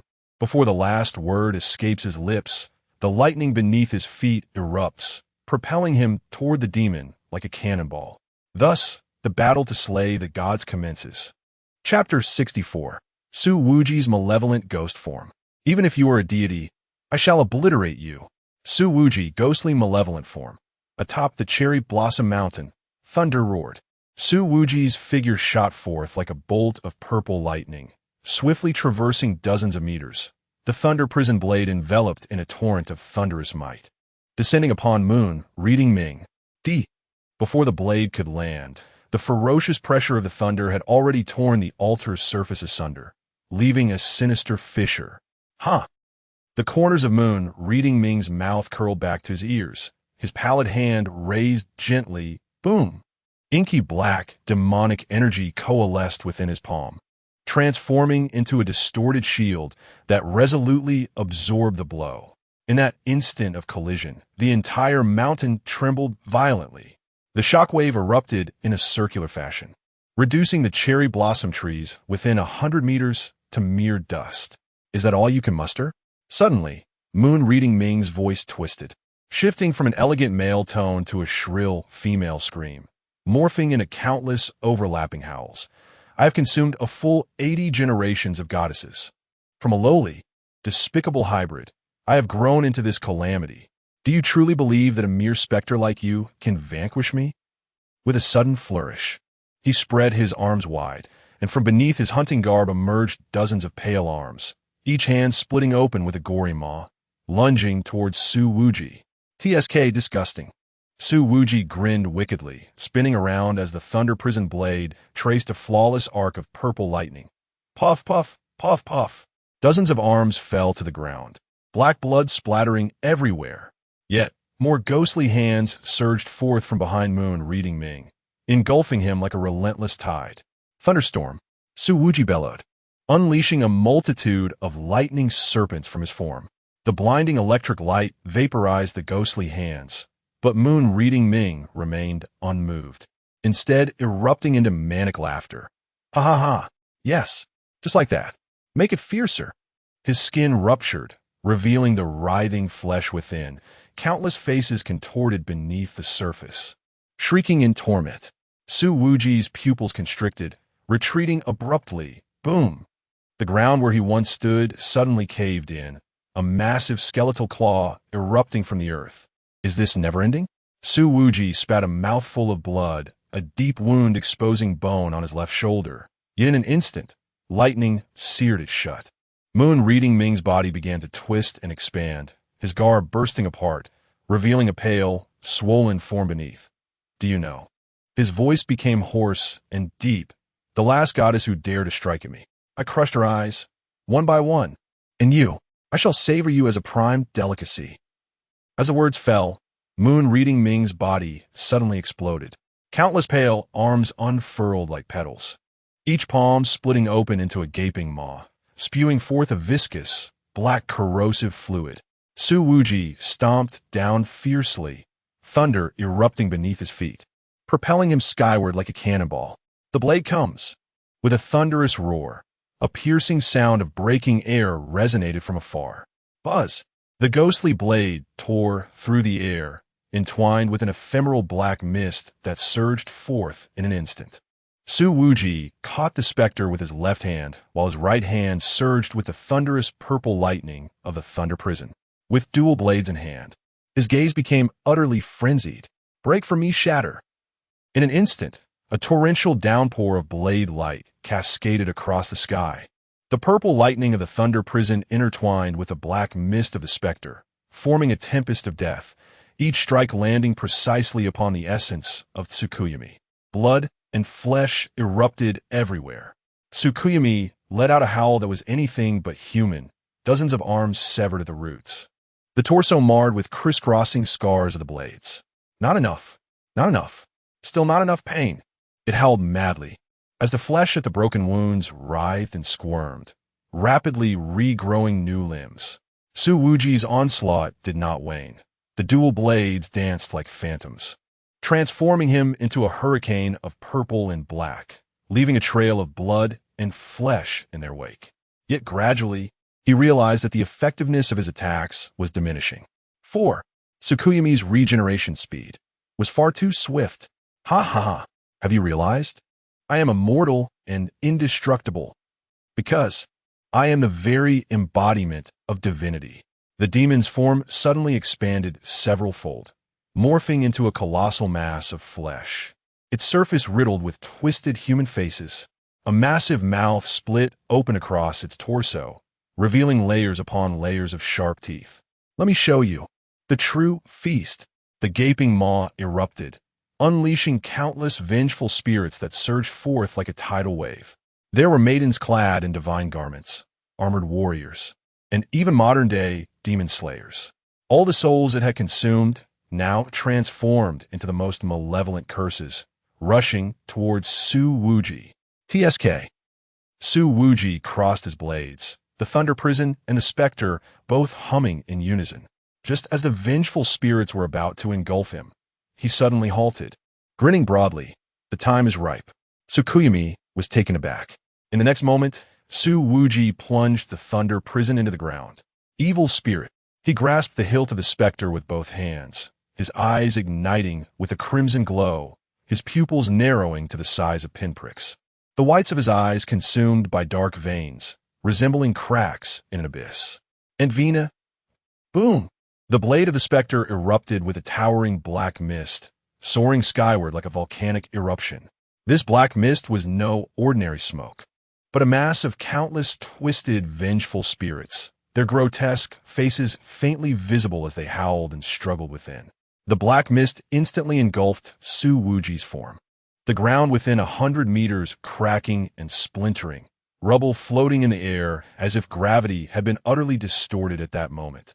From the black mist came bone-chilling sounds. Crack, crack. Bones were crushed and reformed, flesh boiling and reshaping like lava. Amidst the sounds of ripping skin, dark bone spurs erupted from the spine, resembling the ridges of a malevolent dragon. A low growl, reminiscent of an ancient beast swallowing flesh and blood, emanated from the depths of the mist, each sound causing the air to tremble. Tsukuyami instinctively took a half-step back. What is happening? Buzz. The black mist suddenly contracted. As if consumed by a black hole, all darkness collapsed into a singular point in an instant. Then boom! A menacing demon, towering at 3 meters, shattered the earth upon its emergence. Its body was shrouded in obsidian armor, each segment etched with crimson runes, as though forged from the bones of countless fiends. Protruding from its joints were ivory bone spikes, sharp as spears. Rows of serrated bone blades extended from its spine, hissing like a living creature with each breath. Most terrifying of all was its head, a ghastly mask with a green visage and tusks fused seamlessly with flesh. Its eye sockets ablaze with two pools of scarlet infernal fire. The corners of its mouth were grotesquely split down to its ears, revealing fangs that interlocked like a saw. Roar!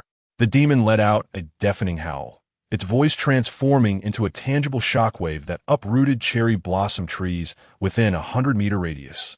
Slowly it leaned down, its bone claws pressing against the ground, each knuckle as sharp as a scimitar, easily shattering the earth beneath. Moon Reading's pupils constricted violently. Impossible. How could a human possibly bear such power? The demon Su Wuji slowly raised his head, his gaze, akin to ghostly flames, locking onto his prey. He smiled. That laughter echoed like the wails of 1,000 vengeful spirits, causing the entire mountain to tremble. Now, it is my turn. In his demonic form, Su Wuji twisted his neck, producing a series of cracking sounds.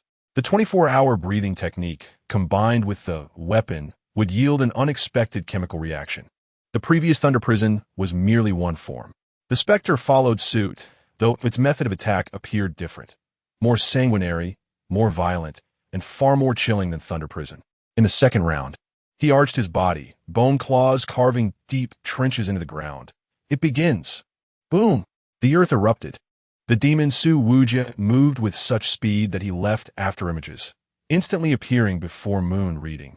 With a thrust, the bone claws pierced like blades into the fleshy mass. Moon Reading let out a chilling scream, its massive maw snapping frantically at the demon's head. However, boom! A deafening thud resonated. The demon Su Wuji did not flinch, delivering a powerful head but that crashed directly into Moon Reading's gaping mouth. Splurt! Black, putrid blood gushed forth, while Moon Reading's fangs scraped against the demon's bone armor, producing a cacophony of sparks, yet failing to penetrate that layer of formidable obsidian armor. Moon Reading's pupils suddenly contracted, clearly unprepared for Su Wuji's ferocious counterattack. Su Wuji grinned wickedly, his bone claws sinking deep into the fleshy mass. Then yanked with ferocity, rip! A large chunk of rotten flesh was violently torn away, black blood gushing forth like a waterfall. Moon Reading emitted a sound not of this world, its surface writhing in madness, as countless twisted human faces emerged from the wound, releasing piercing wails of despair. Enough of this noise, Su Wuji bellowed, his right fist drawing back violently, the joints erupting with terrifying cracks. In the next moment, bang, bang, bang, bang, bang, bang, bang, bang, bang, bang, bang, bang. The barrage of fists descended like a torrential downpour. Each blow was imbued with ferocious power, crashing brutally into the corporeal form of Tsukuyami's meat sphere. Flesh splattered. Black blood gushed forth. Su Wuji's arms became mere phantoms. The speed of his punches so rapid that their trajectory was nearly imperceptible. All that could be heard were the relentless, squelching sounds, accompanied by the dull thuds of impact. Tsukuyami's screams grew increasingly shrill, the meat sphere convulsing wildly in a desperate attempt to heal its wounds. Yet Su Wuji's fists were too swift, too ruthless, too relentless. With every strike, a massive gaping wound erupted on the surface of the meat sphere, black blood erupting like a fountain, cackling with maniacal glee. Su Wuji's attack frequency surged once more. His fists transformed into vessels of tempestuous thunder, each blow accompanied by blinding bursts of violet lightning. Boom, boom, boom, boom, boom. The meat sphere was incessantly forced backward, its human visage shattering one after another, the wails gradually fading into silence. D, D, D, D, D, D, D, D, D, D. Su Wuji's onslaught grew ever more frenzied. He was no longer satisfied with mere punches, suddenly opening his gaping maw, sinking his teeth into the meat sphere. Crack! His sharp fangs pierced the putrid flesh, tearing away a sizable chunk of writhing meat. Ugh, spit! Disgusted, he expelled the decayed morsel from his mouth, sneering, disgusting, worse than the vegetarian dishes of the Shinyu clan. Tsukuyami, was utterly enraged. "You insolent ant! How dare you!" The meat sphere swelled dramatically, its surface cracking open with countless fissures, inky tendrils slithering out like frenzied serpents, instantly ensnaring the wretched Su Wuji's limbs. "Ha!" Su Wuji scoffed coldly, his muscles bulging with intensity. Ripping apart. The tendrils were brutally torn asunder, black blood cascading like rain. "Is that all?" He flicked the viscous residue from his arms, his gaze dripping with disdain. Tsukuyami had completely lost his sanity. "I shall devour you." The massive maw at the center of the meat sphere opened once more, revealing a pitch-black eyeball deep within its throat, reflecting countless twisted souls in its pupil. "Lunar eclipse, soul devour, buzz." A beam of pitch-black energy erupted from the eyeball, corroding the very fabric of space as it passed, emitting a piercing, hissing sound. Su Wuji suddenly sidestepped. Boom! The beam grazed his shoulder, obliterating the mountain rock behind him into ash. TSK. He glanced down at the abrasions on his bone armor, where bizarre, black patterns began to emerge, as if eroding his flesh. "Ha ha!" Tsukuyami cackled wildly. "Tainted by my corrosion, your soul shall gradually dissolve, becoming my sustenance." Su Wuji fell silent for a moment. Then he abruptly raised his hand, driving his bone claw deep into his shoulder, forcibly excavating the infected flesh. Splurt! Black blood splashed forth. Yet he did not even flinch. Yu Du Ming was bewildered. "How is this possible? Is this all? Did I not dig enough?" Su Wuji discarded the putrid flesh in his hand and grinned. Hey, O divine pretender." He then bent his body, his skeletal claws carving deep rifts into the ground, his muscles taut to their utmost limit. "It is my turn." Boom! The earth shattered. The figure of the malevolent ghost Su Wuji vanished in an instant, and when he reappeared, he crashed into Yu Du Ming's gaping maw like a meteor. Bang, bang, bang, bang, bang, bang, bang, bang. The shadows of his fists erupted once more. This time, each punch was aimed at the obsidian eye. "Die! No!" The piercing screams of Yu Du Ming echoed through the heavens, as the dark eye twisted and contorted beneath Su Wuji's relentless strikes, its surface cracking with countless fine fissures. "No! Impossible!" Its voice had become distorted, infused with unprecedented terror. "What on earth are you? How can you harm me? Why?" The flesh orb gradually shrank, panic overtaking it, fear engulfing it, horror consuming it. This human was utterly unheard of. "I have consumed so many goddesses, absorbed countless grievances. It took me this far. Yet this mere creature, so small, can overpower me? No." The most critical point is, the flesh orb gradually morphed into a humanoid form, resembling Yu Du Ming's original appearance. It gazed in terror at the ghostly visage of Su Wuji before it. "Is this a human? No. I must flee." Just as this thought crossed its mind, Su Wuji's fist came crashing down. Thud! Still contemplating an escape route, Yu Du Ming's contorted face instantly caved in, dark blood gushing forth as its body was propelled like a cannonball, shattering the stone columns at the altar's edge. Yu Du Ming emitted a piercing shriek, its form twisting and distorting midair. It howled frantically, the dark substance in its eye sockets roiling violently like boiling tar. A mere human. A mere human. Why is it so strong? Boom!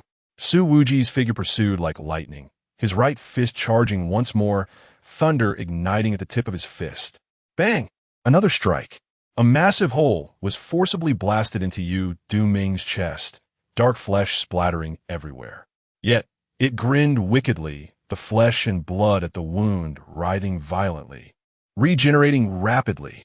Futile. I am calamity. I am an eternal existence. Your attacks are nothing but a fruitless endeavor. Once I escape this place and hide for 100 or 1,000 years, by that time, I will be even stronger." Su Wuji flicked the black blood from his fist, grinning widely. "Is that so?" He suddenly raised his left hand, palm upward, fingers spread wide. Phantom. Devour. Buzz. In an instant, a terrifying suction force erupted from the palm of Su Wuji, The vengeful spirits swirling around the altar, the dark mist emanating from the wounds of the moon reading fate, and the unprocessed fragments of souls within its being were forcibly torn away, rushing madly into Su Wuji's grasp. For the first time, fear flickered across Moon reading fate's visage. You are absorbing my power? Its body began to tremble violently, the previously rapid regeneration of its wounds visibly slowing. Have you noticed?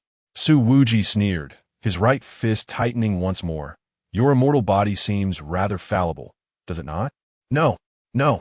Moon reading fate was thoroughly panicked, suddenly swinging its arms, transforming the dark demonic energy into countless sharp bone spikes that shot towards Su Wuji. Insignificant tricks. Unfazed, Su Wuji braced himself against the onslaught.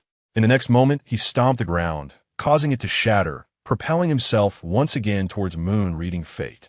Bang, bang, bang, bang, bang. The shadows of his fist descended like a torrential downpour. Each punch was imbued with the force of thunder, each strike accompanied by the haunting consumption of vengeful spirits. Moon reading fate's body was battered and bruised, dark blood splattering across the altar, its screams growing increasingly shrill and desperate. No, I yield. It suddenly shrieked, throwing its arms wide, the flesh on its back writhing violently, tearing apart to reveal a pair of dark, bony wings. Whoosh! Moon reading fate soared into the sky, soaring higher and higher. Oh! Su Wuji looked up at the ascending demon, a cruel grin spreading across his face. You wish to ascend? Very well. I shall grant your desire. Boom! He propelled himself upwards with explosive force, akin to a rocket. Bang! The first punch struck Moon reading fate in the abdomen. Splurt! The demon's spine shattered, its body curling like a shrimp, spewing forth a torrent of black blood. Bang! The second punch crashed into its shin. Crack! Moon reading fate's head was nearly sent flying, its neck twisting at an unnatural angle. Bang! Bang! Bang! Bang! Bang! Su Wuji's strikes accelerated, his fists forming a blur in the air. Moon reading fate's body resembling a punching bag, being relentlessly hammered skyward. Oh! The demon's screams echoed through the heavens, its form continuously fracturing, black blood raining down. Below, Shunyu, Qianxue, and the Snow Maiden gazed upward, stunned by the spectacle.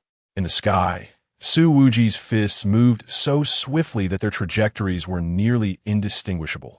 While Moon reading fate's body crumbled, dark chunks of flesh falling away, only to be ravenously consumed by the spirits. No! Spare me! Moon reading fate finally broke down, its voice laced with unprecedented terror. I can grant you power. I can make you a god. A god? Su Wuji sneered, his right fist charged to its zenith, lightning and dark mist intertwining to form a sphere of devastating energy. A mere demon, daring to call itself a god. Indeed, the divine presence is here. I shall demonstrate it to you. Boom! With a final strike, I pierced through Tsukiyomi's chest. Splatter! In that instant, Tsukiyomi's form disintegrated entirely, dark fragments of flesh scattering in every direction, while the crimson orb at its core was brutally crushed. Bang! Its remnants erupted like fireworks in the sky, transforming into a rain of darkness that cascaded down to the earth. Meanwhile, Su Wuji slowly descended from the heavens, firmly landing at the center of the altar. He shook off the black blood from his fist, raised his gaze to the dazed onlookers, and grinned broadly. It's done. Chapter 65. Inhabitants of the royal city, let us go to the West Sea to fish within a towering white spire that pierced the clouds. A woman reclined elegantly in a leather chair, her slender fingers gently tapping the tabletop as a faint smile graced her lips. Intermittent reports crackled through her earpiece, the tone laced with palpable astonishment. My lady, the ceremony of the Xinyu family has been completely disrupted. Xinyu Longyi has been confirmed deceased. The calamity-level demon, Yu Du Ming, was single-handedly vanquished by Su Wuji. The woman paused momentarily, a flicker of surprise gleaming in her eyes, only to be swiftly replaced by intrigue. Oh, do elaborate, she murmured. The voice on the other end trembled slightly. Su Wuji's combat style is exceedingly brutal. He ascended the summit alone and engaged Yue Du Ming in a fierce battle that lasted less than 20 minutes, utterly annihilating the demon, even shattering its core. 20 minutes? The woman arched an eyebrow. A calamity-level demon succumbed in his presence in merely 20 minutes? Indeed, my lady, and the reporter hesitated. Lin Xiaoyu's performance was also rather unusual. She single-handedly thwarted all the demon slayers from the Xinyu family, and it appears she may have utilized the domain abilities of her other personas. Domain? The woman's expression sharpened. Her interest piqued. Are you certain? Absolutely. Her talismans nearly blanketed the entire battlefield, obliterating all demon slayers and spirit familiars. Completely. The woman fell into silence for a moment before a soft chuckle escaped her lips. Fascinating. She rose and approached the floor-to-ceiling window, gazing down at the bustling grandeur of the royal city, and spoke slowly. Su Wuji's prowess has been confirmed. Although his temperament is unstable, it may serve our interests. As for Lin Xiaoyu, her fingertip lightly tapped the glass, her tone laden with significance. It appears her multiple personalities are even more intricate than we anticipated. The voice on the line hesitated once more. My lady, it seems that one of Lin Xiaoyu's personas has long been aware of my presence, but chose to ignore me. I dare not approach too closely. That is of no concern. The woman replied coolly, the task has been accomplished. Return at once. Understood. The call ended, and she removed her earpiece, tossing it casually onto the table. She turned toward the wooden desk and retrieved a document from the drawer. Its cover boldly emblazoned with Su Wuji confidential file, single-handedly defeating a calamity-level demon. She murmured, a smile spreading across her face. Such power cannot be squandered. She picked up the communicator from the table and pressed a button. Relay the message. Prepare to welcome our new colleague, or perhaps I should say, our new captain. Meanwhile, on the rear mountains of the Xinyu family, a man clad in a white uniform stood atop a slope, gazing up at the heavens. The remnants of the battle lingered in the air, dark clouds torn asunder, sunlight cascading through the rifts as if the very firmament had been forcefully cleaved open. How extravagant! He whispered, a complex emotion flickering in his gaze. The man, tall and slender, bore golden embroidery on his uniform, signifying his unique status. The elite unit directly under the Royal City Council, known as the Celestial Pivot Squad, featured a member codenamed the White Raven. Originally tasked with covertly observing Su Wuji's actions and capabilities, he unexpectedly witnessed a battle that could only be described as frenzied. The squad leader, White Raven, shook his head, a bitter smile gracing his lips. He seemed rather difficult to engage with. Recalling Su Wuji's fierce combat style and Lin Xiaoyu's nearly overwhelming domain abilities, he could not help but sigh. It appears that my superior has summoned two formidable beings this time. He cast a final glance towards a mountaintop, and with a flash of motion, transformed into a streak of white light, vanishing from spot. After the battle, Su Wuji slumbered from the daylight hours until dusk. The ordeal had drained an immense amount of his vitality. It could be said that the form of the specter was entirely different from that of the Thunder Prison. The former emphasized the visceral sensation of each blow. It was a primal and savage struggle, thereby consuming even more stamina. Lin Xiaoyu, however, fared better, having manifested an unknown persona that concluded the conflict in a brief span. Nevertheless, the Xinyu family had sustained significant losses. The generation of Shen Yu, Qianxue's mother, and those preceding her had perished. Perhaps, one could say, a good deed had been accomplished. Su Wuji awoke, roused by hunger. He abruptly opened his eyes, feeling as if a fire raged within his stomach. His vision remained somewhat blurred, yet he could discern two figures seated by his bedside. Awake? A familiar voice inquired. Su Wuji blinked, his sight gradually sharpening. Lin Xiaoyu sat at his bedside, her eyes sparkling with delight, her face radiating joy. Beside her, Shen Yu Qianxue sat quietly in a wheelchair, a faint smile adorning her lips, notably having changed out of her plain white kimono. Good morning, Su Wuji grinned, his voice still hoarse. Leader, it is already evening. Lin Xiaoyu interjected, unable to resist correcting him, her tone a mixture of exasperation and relief. Shen Yu Qianxue nodded slightly, gently asking, are you hungry? Su Wuji rubbed his stomach, raising an eyebrow. I am indeed hungry, but if I am to be served vegetarian fare again, I shall be displeased. Shenyu Qinshue chuckled softly, shaking her head. I assure you, you shall be satisfied. As she spoke, she clapped her hands. The door swung open, and a procession of attendants clad in black uniforms entered, each bearing an array of dishes. Golden, crispy roasted chicken, glistening braised pork, tender and juicy steak, along with steaming bowls of rice.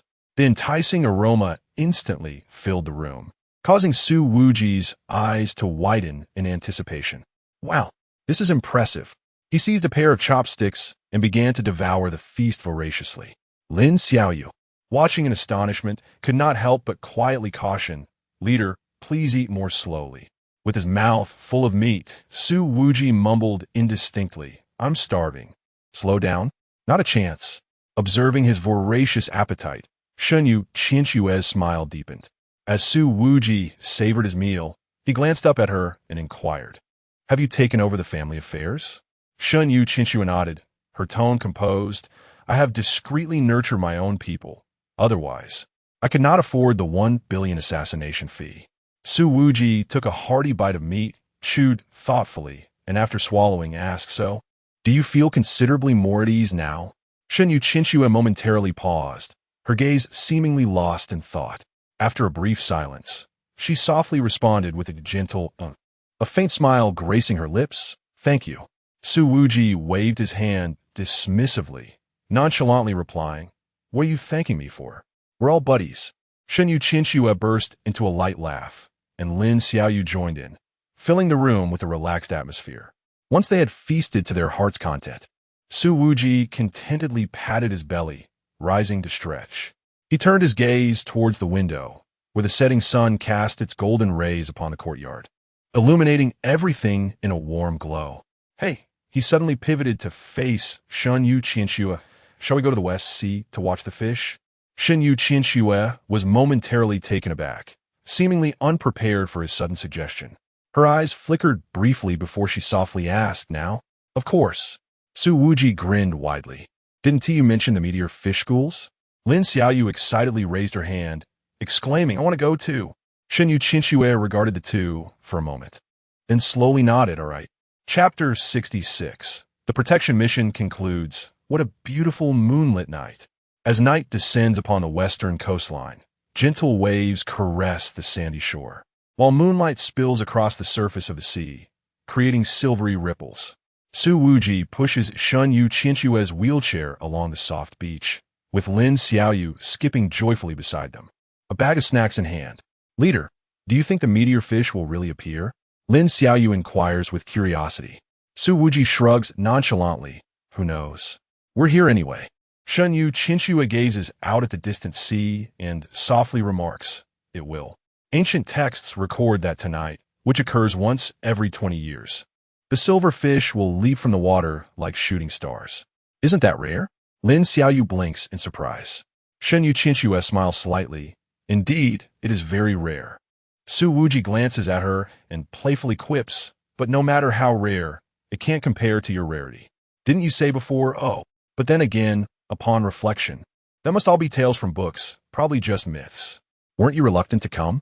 Shenyu Qinshue is momentarily taken aback, then turns her face away. Her ears slightly flushed, her voice trembling. "Why you? Please stop." Lin Xiaoyu chuckles quietly beside them. The trio finds a flat rock to sit upon, quietly awaiting the spectacle. The sea breeze gently sweeps by, carrying a salty mist as Shenyu Qinshue's long hair dances in the moonlight, resembling flowing ink. Speaking of, Su Wuji suddenly speaks up. "You are now the head of the Shenyu family. What are your plans?" Shenyu Qinshue remains silent for a moment, then softly replies, "I wish to change certain things, such as, for instance, abolishing the goddess system so the family no longer relies on the power of deities." Her voice is soft, yet her tone is resolute. Su Wuji raises an eyebrow. "You have courage." Shenyu Qinshue lowers her gaze, her fingers nervously entwined. "In truth, I have always been afraid." "Afraid of what?" "Afraid I might fail. Afraid of disappointing those who trust me." She lifts her head, looking at Su Wuji, "But now, I'm no longer afraid." Su Wuji beams a smile. "Now that's the spirit of a family head." A Upon hearing this, Shenyu Qianxue's lips curve into an unprecedented smile of ease. She extends her hand, grasping Su Wuji's palm with one hand while taking Lin Xiaoyu's wrist with the other, gently pulling them to lie upon the jagged rock. "What are you doing?" Su Wuji raises an eyebrow, but does not resist, allowing her to lead him down. Lin Xiaoyu is momentarily stunned, her cheeks faintly flushed, yet soon captivated by Shenyu Qianxue's actions, obediently lying down on her other side. Their shoulders lightly touch, the vast starry sky above them, and the whispering waves serenade their ears. Shenyu Qianxue gazes at the night sky, slowly speaking, Su Wuji, Lin Xiaoyu. Both turn their heads to look at her simultaneously. Moonlight bathes her face, accentuating her delicate features. Her eyelashes flutter slightly, and the light of the stars reflects in her pale gray eyes. Then she revealed a blissful smile and softly remarked, "The moonlight tonight is truly enchanting." Su Wuji grinned widely, his gaze sweeping across the night sky. "It is indeed beautiful. The stars are abundant, and the moon is remarkably round, truly a sight to behold." Lin Xiaoyu, momentarily taken aback, suddenly felt her cheeks flush crimson as she incredulously looked at Shenyu Qianxue, emitting a series of sounds akin to a cat whose tail had been stepped on. Shenyu Qianxue mischievously glanced at her, the corners of her mouth curving upward as she formed a shu gesture with her lips. Just then, a cacophony erupted. From afar, the surface of the sea was illuminated by streaks of silvery light that suddenly leapt from the water, like meteors streaking across the night sky. They shimmered under the moonlight with dazzling brilliance. Schools of fish danced in succession, their silver glimmers intertwined, resembling a fantastical performance. "Indeed, it has appeared," Shenyu Qianxue murmured, her eyes reflecting the silvery radiance as if stars were swirling within. Lin Xiaoyu straightened up, captivated, her eyes wide. "How beautiful!" Su Wuji, licking his lips, spoke with a hint of eagerness. "Ah, it's truly real. I wonder what it tastes like." The moment shattered the atmosphere. "Leader." Lin Xiaoyu abruptly turned her head, glaring at him indignantly. "How can you say that? The fish are so adorable. Why would you want to eat them?" Su Wuji shrugged, unabashed. "Newcomer, don't you want to taste them? It only happens once every 20 years. Lin Xiaoyu hesitated, blinking as she stammered, "You make a compelling point." Shenyu Qianxue, listening to their banter, couldn't help but chuckle softly. Her laughter, though gentle, seemed to merge with the sea breeze, infused with an unprecedented sense of ease and joy. She tilted her head, her gaze lingering on Su Wuji and Lin Xiaoyu for a moment before suddenly saying, "Thank you both." Su Wuji raised an eyebrow. "Thank for what?" Shenyu Qianxue did not respond directly, but gazed up at the starry sky, softly stating, "I never imagined I would witness such a scene." Her voice was light, yet imbued with profound emotion. Lin Xiaoyu felt her heart swell, nuzzling closer, whispering, "In the future, we could see even more." Shenyu Qianxue offered a gentle smile, her eyes softening. "Indeed." Su Wuji, resting his hands behind his head, languidly remarked, "Next time, I'll take you to eat grilled fish. It's far more interesting than watching fish." Shenyu Qianxue. Lin Xiaoyu, leader. The sea breeze brushed past once more, carrying a salty, humid air intertwined with a faint floral fragrance. The trio's silhouettes appeared particularly harmonious under the moonlight, as if the tranquility of this moment could last forever. Shenyu Qianxue grasped both their hands again, suddenly stating, "Su Wuji. Lin Xiaoyu. Here." She turned to face them, her eyes unusually earnest. "It is truly wonderful to have met you." Su Wuji paused for a moment, then let out a scoff. "Nonsense. Encountering me is the fortune you've accumulated over 8 lifetimes. Lin Xiaoyu's eyes reddened as she suddenly leaped forward to embrace Shenyu Qianxue, who sat in a wheelchair. "Miss Qianxue, we must play together again. Let us explore more places." Shenyu Qianxue swayed slightly from the impact, but did not push her away. Instead, she gently patted her back and smiled. "All right." Su Wuji observed the two, a subtle smile gracing his lips. In the distance, schools of silver fish continued to leap upon the surface of the sea, while starlight cascaded down, crystallizing the beauty of this moment into eternity. Su Wuji stretched lazily, lifting his gaze toward the horizon. The protection mission has concluded. Next stop, the Royal City. Council Direct Protection Mission completed. Chapter 67, New Weapon, Sakura Cut. Return to Jiangcheng. The following day, in the front yard of the Kamehane family in Sakura City. A gift? Su Wuji, intrigued, accepted the wooden box handed to him by Kamehane Chiyuki. Indeed, Kamehane Chiyuki, seated in her wheelchair, delicately rested her alabaster fingers upon the lid. The box, entirely ebony, was adorned with intricate cherry blossom carvings, its corners inlaid with silver threads that glimmered with a cold sheen in the morning light. Su Wuji raised an eyebrow and casually lifted the lid. Clang! A flash of cold light erupted. Within the box lay a short dagger, its scabbard and hilt a pristine white, entwined with crimson silk, resembling blood cherry blossoms blooming amidst the snow. The hilt was designed in a hollow pattern reminiscent of the eightfold cherry blossoms, with an ice blue gemstone embedded at its heart, echoing the color of Kamehane Chiyuki's eyes. Sakura Cut. Kamehane Chiyuki spoke softly, a demon-slaying sword passed down through the Kamehane lineage for a millennium. She gently caressed the scabbard. Her tone serene. Now it belongs to you. Su Wuji grasped the short dagger, pushing the thumb swish. The blade slid out 3 inches, its cold glint akin to snow.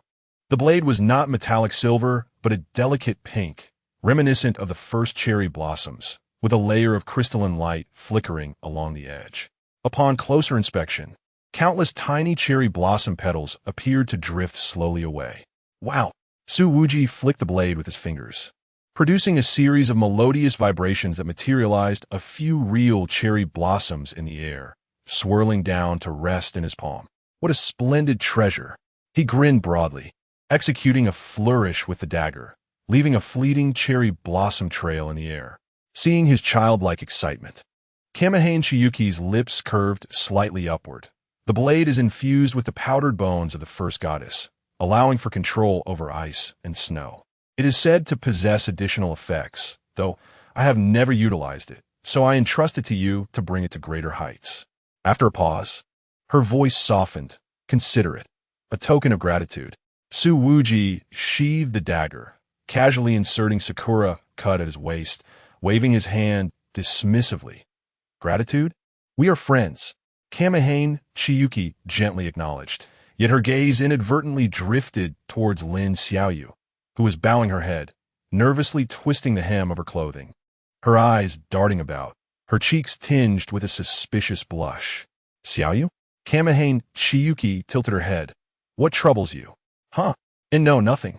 Lin Xiaoyu suddenly looked up, flustered as she rummaged through her backpack to produce a palm-sized box, stammering, I also have something for you.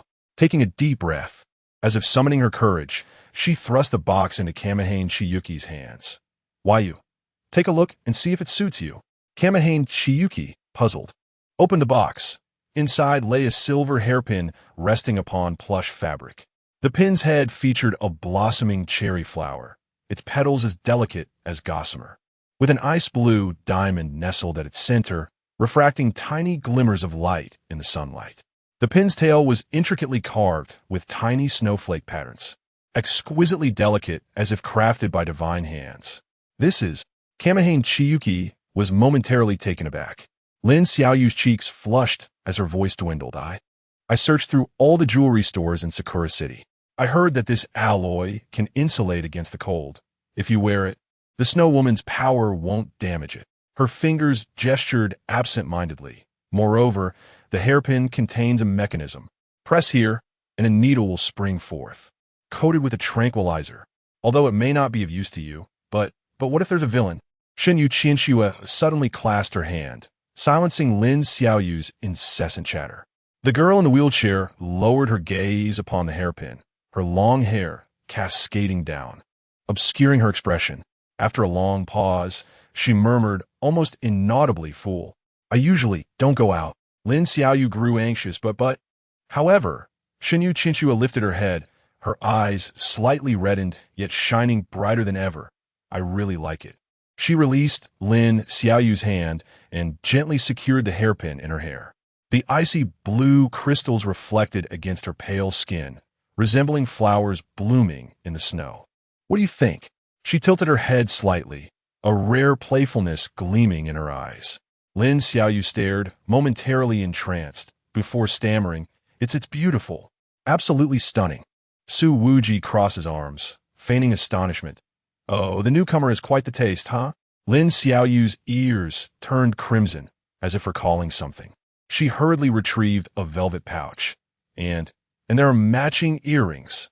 Shen Yu Qinxue blinked, accepting the pouch and opening it.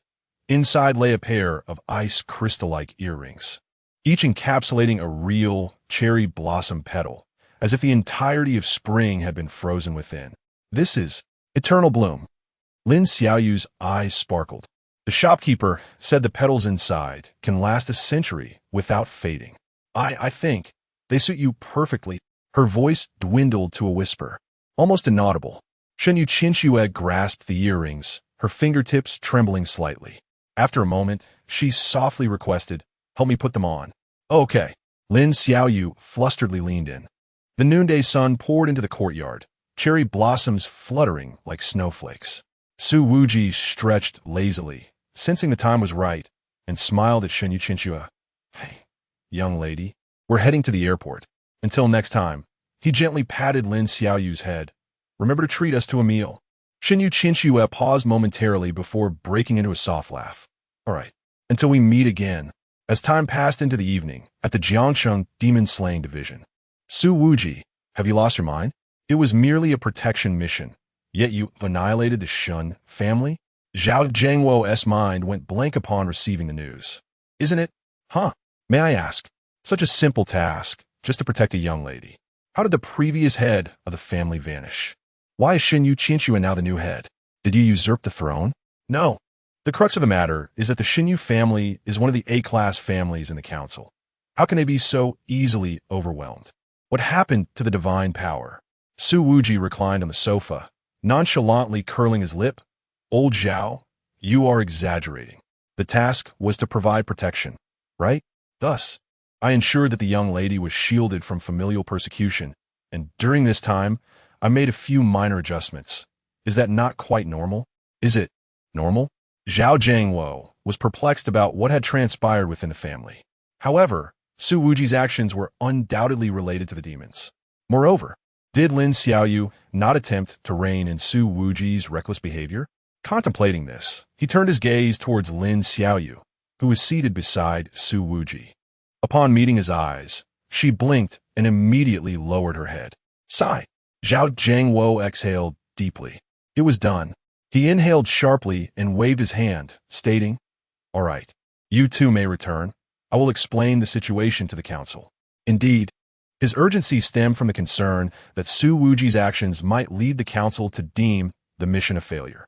Ultimately, this would prevent Su Wuji from entering the royal city. Such an outcome was unacceptable, even at the cost of his own reputation. He must assist Su Wuji in accomplishing this task. Upon hearing this, Su Wuji rose, observing Zhao Zhengwo's anxious expression. Old Zhao, he suddenly interjected, his tone unusually earnest. Do not worry about the council's perspective. Huh? Zhao Zhengwo was taken aback. Su Wuji approached him. Locking eyes, the higher-ups will not prevent me from going to the royal city due to this mission. On the contrary, the value I have demonstrated will only intensify their desire for me. Zhao Zhengwo opened his mouth, yet found himself unable to counter. Su Wuji suddenly chuckled, patting his shoulder. Besides, when have you ever seen me at a disadvantage? Zhao Zhengwo fell silent for a moment before letting out a long sigh. You rascal. Before he could finish, Su Wuji stepped forward and enveloped him in a firm embrace. Zhao Zhengwo stiffened. Old Zhao, I have relied on you greatly these past 2 years. Su Wuji's voice, unexpectedly gentle, resonated in his ear. In the future, smoke and drink less, and do not overwork yourself. Zhao Zhengwo's eyes suddenly grew warm. Su Wuji released him and continued. After I leave, Wang Hu and Chen Mo can be of use. Although they may be somewhat dull, their nature is not malevolent. The deputy director is incapacitated and will not return anytime soon. Take this opportunity to accomplish all that you can. Having said this, he turned toward the door. waving his hand over his shoulder. "I will come back to visit when I have the time, to see if you are still alive." Lin Xiaoyu stood at the doorway, bowing to Zhao Jiangwo. "Goodbye, Director." Zhao Jiangwo watched the two departing figures, the office door slowly closing, until it clicked shut with a soft sound, isolating all noise. His eyes finally reddened, and he muttered under his breath his fellow. Zhao Jiangwo's mind drifted back to the moment he first encountered Su Wuji. The young man had radiated vitality, his eyes brimming with hope for the future. Yet, merely half a year later, that same youth had transformed into the most formidable presence within the Demon Slayer department. The spark of enthusiasm in his gaze had vanished, and the gentle, youthful smile he once wore was now a distant memory. Instead, he was enveloped in a menacing aura.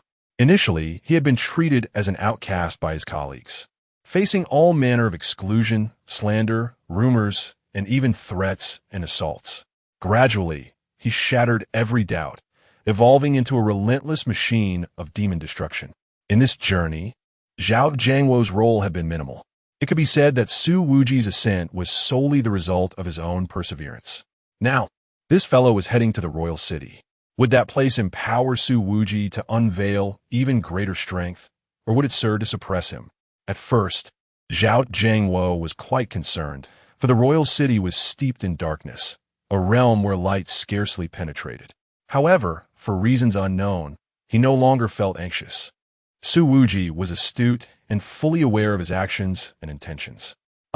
How curious he was to see what transformation the royal city would undergo due to Su Wuji's presence.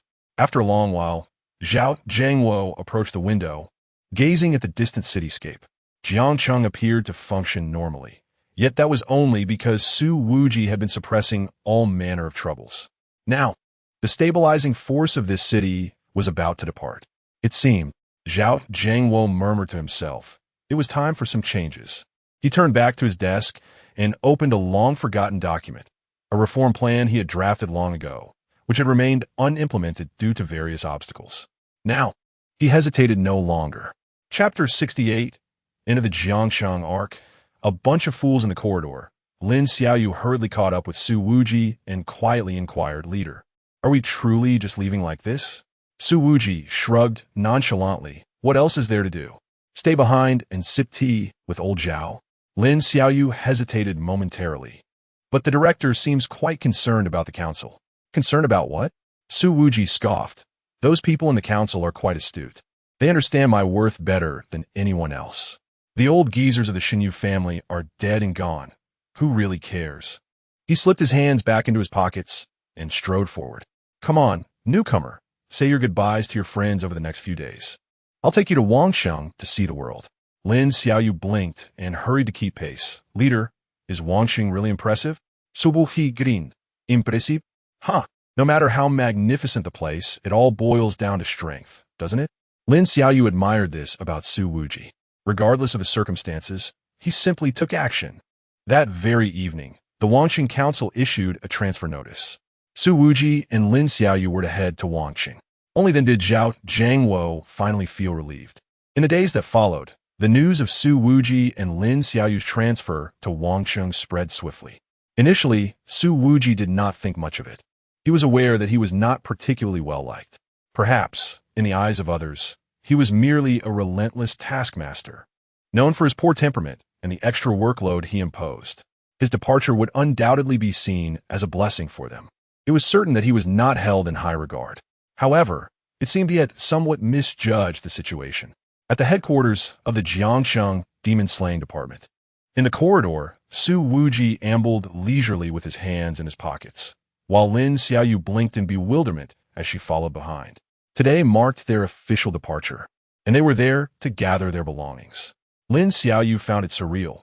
She had barely worked for a month and was already moving again. Just then, Wuji go. A heart-wrenching wail suddenly erupted from the end of the corridor. Su Wuji paused, raising an eyebrow as he watched several burly men from the interrogation department rush towards him, their eyes red. Leading them was the head of the interrogation department, who suddenly knelt before him and embraced his leg. "Wu Yi, you can't leave." The head of the interrogation department looked up, his face streaked with tears and snot, his voice trembling. "If you go, the sky will fall on our department. Those demons are already swaggering in their cells. Emboldened by your impending transfer, we simply cannot contain them. Su Wuji. He looked down at this normally stoic head of the interrogation department, who now resembled a 5-year-old child robbed of candy, momentarily at a loss for words. Su Wuji attempted to pull his leg away, but found himself unable to move. Please let go. I won't. The head of the interrogation department clung on tighter, turning to the other equally red-eyed interrogators behind him and shouted, "Why are you all just standing there? Quickly, beg Wuji Gu to stay. Wuji Gu." Several interrogators rushed forward, some gripping his other leg, others tugging at his sleeve, all lamenting in unison. Those once obstinate fiends would tremble and soil themselves at the mere mention of your name. Now that you are leaving, how shall our department survive? That last class, a demon refused to confess, yet upon your mere presence at the door, it knelt in submission.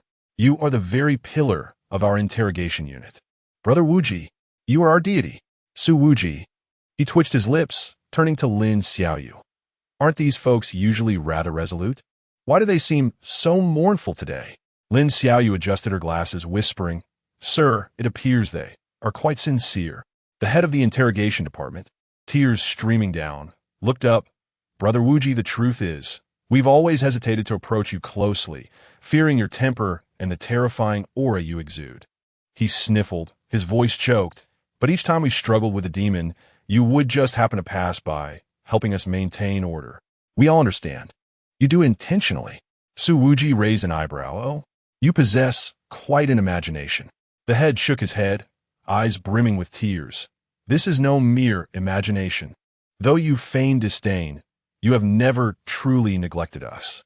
Last time, when Oldly was attacked by a demon, it was you who rushed into the interrogation room at midnight to slay the fiend, even aiding Oldly in reattaching his severed arm." As he spoke, he broke into sobs. "Brother Wuji, we cannot bear to see you go." Su Wuji. He fell silent for 2 seconds, then suddenly smiled, ruffling the head of the interrogation chief. "All right, stop wailing.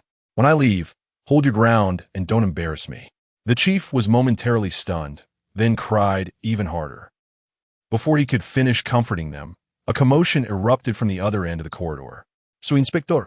A few young ladies from the intelligence department rushed over, their eyes reddened, holding a small box, their voices trembling.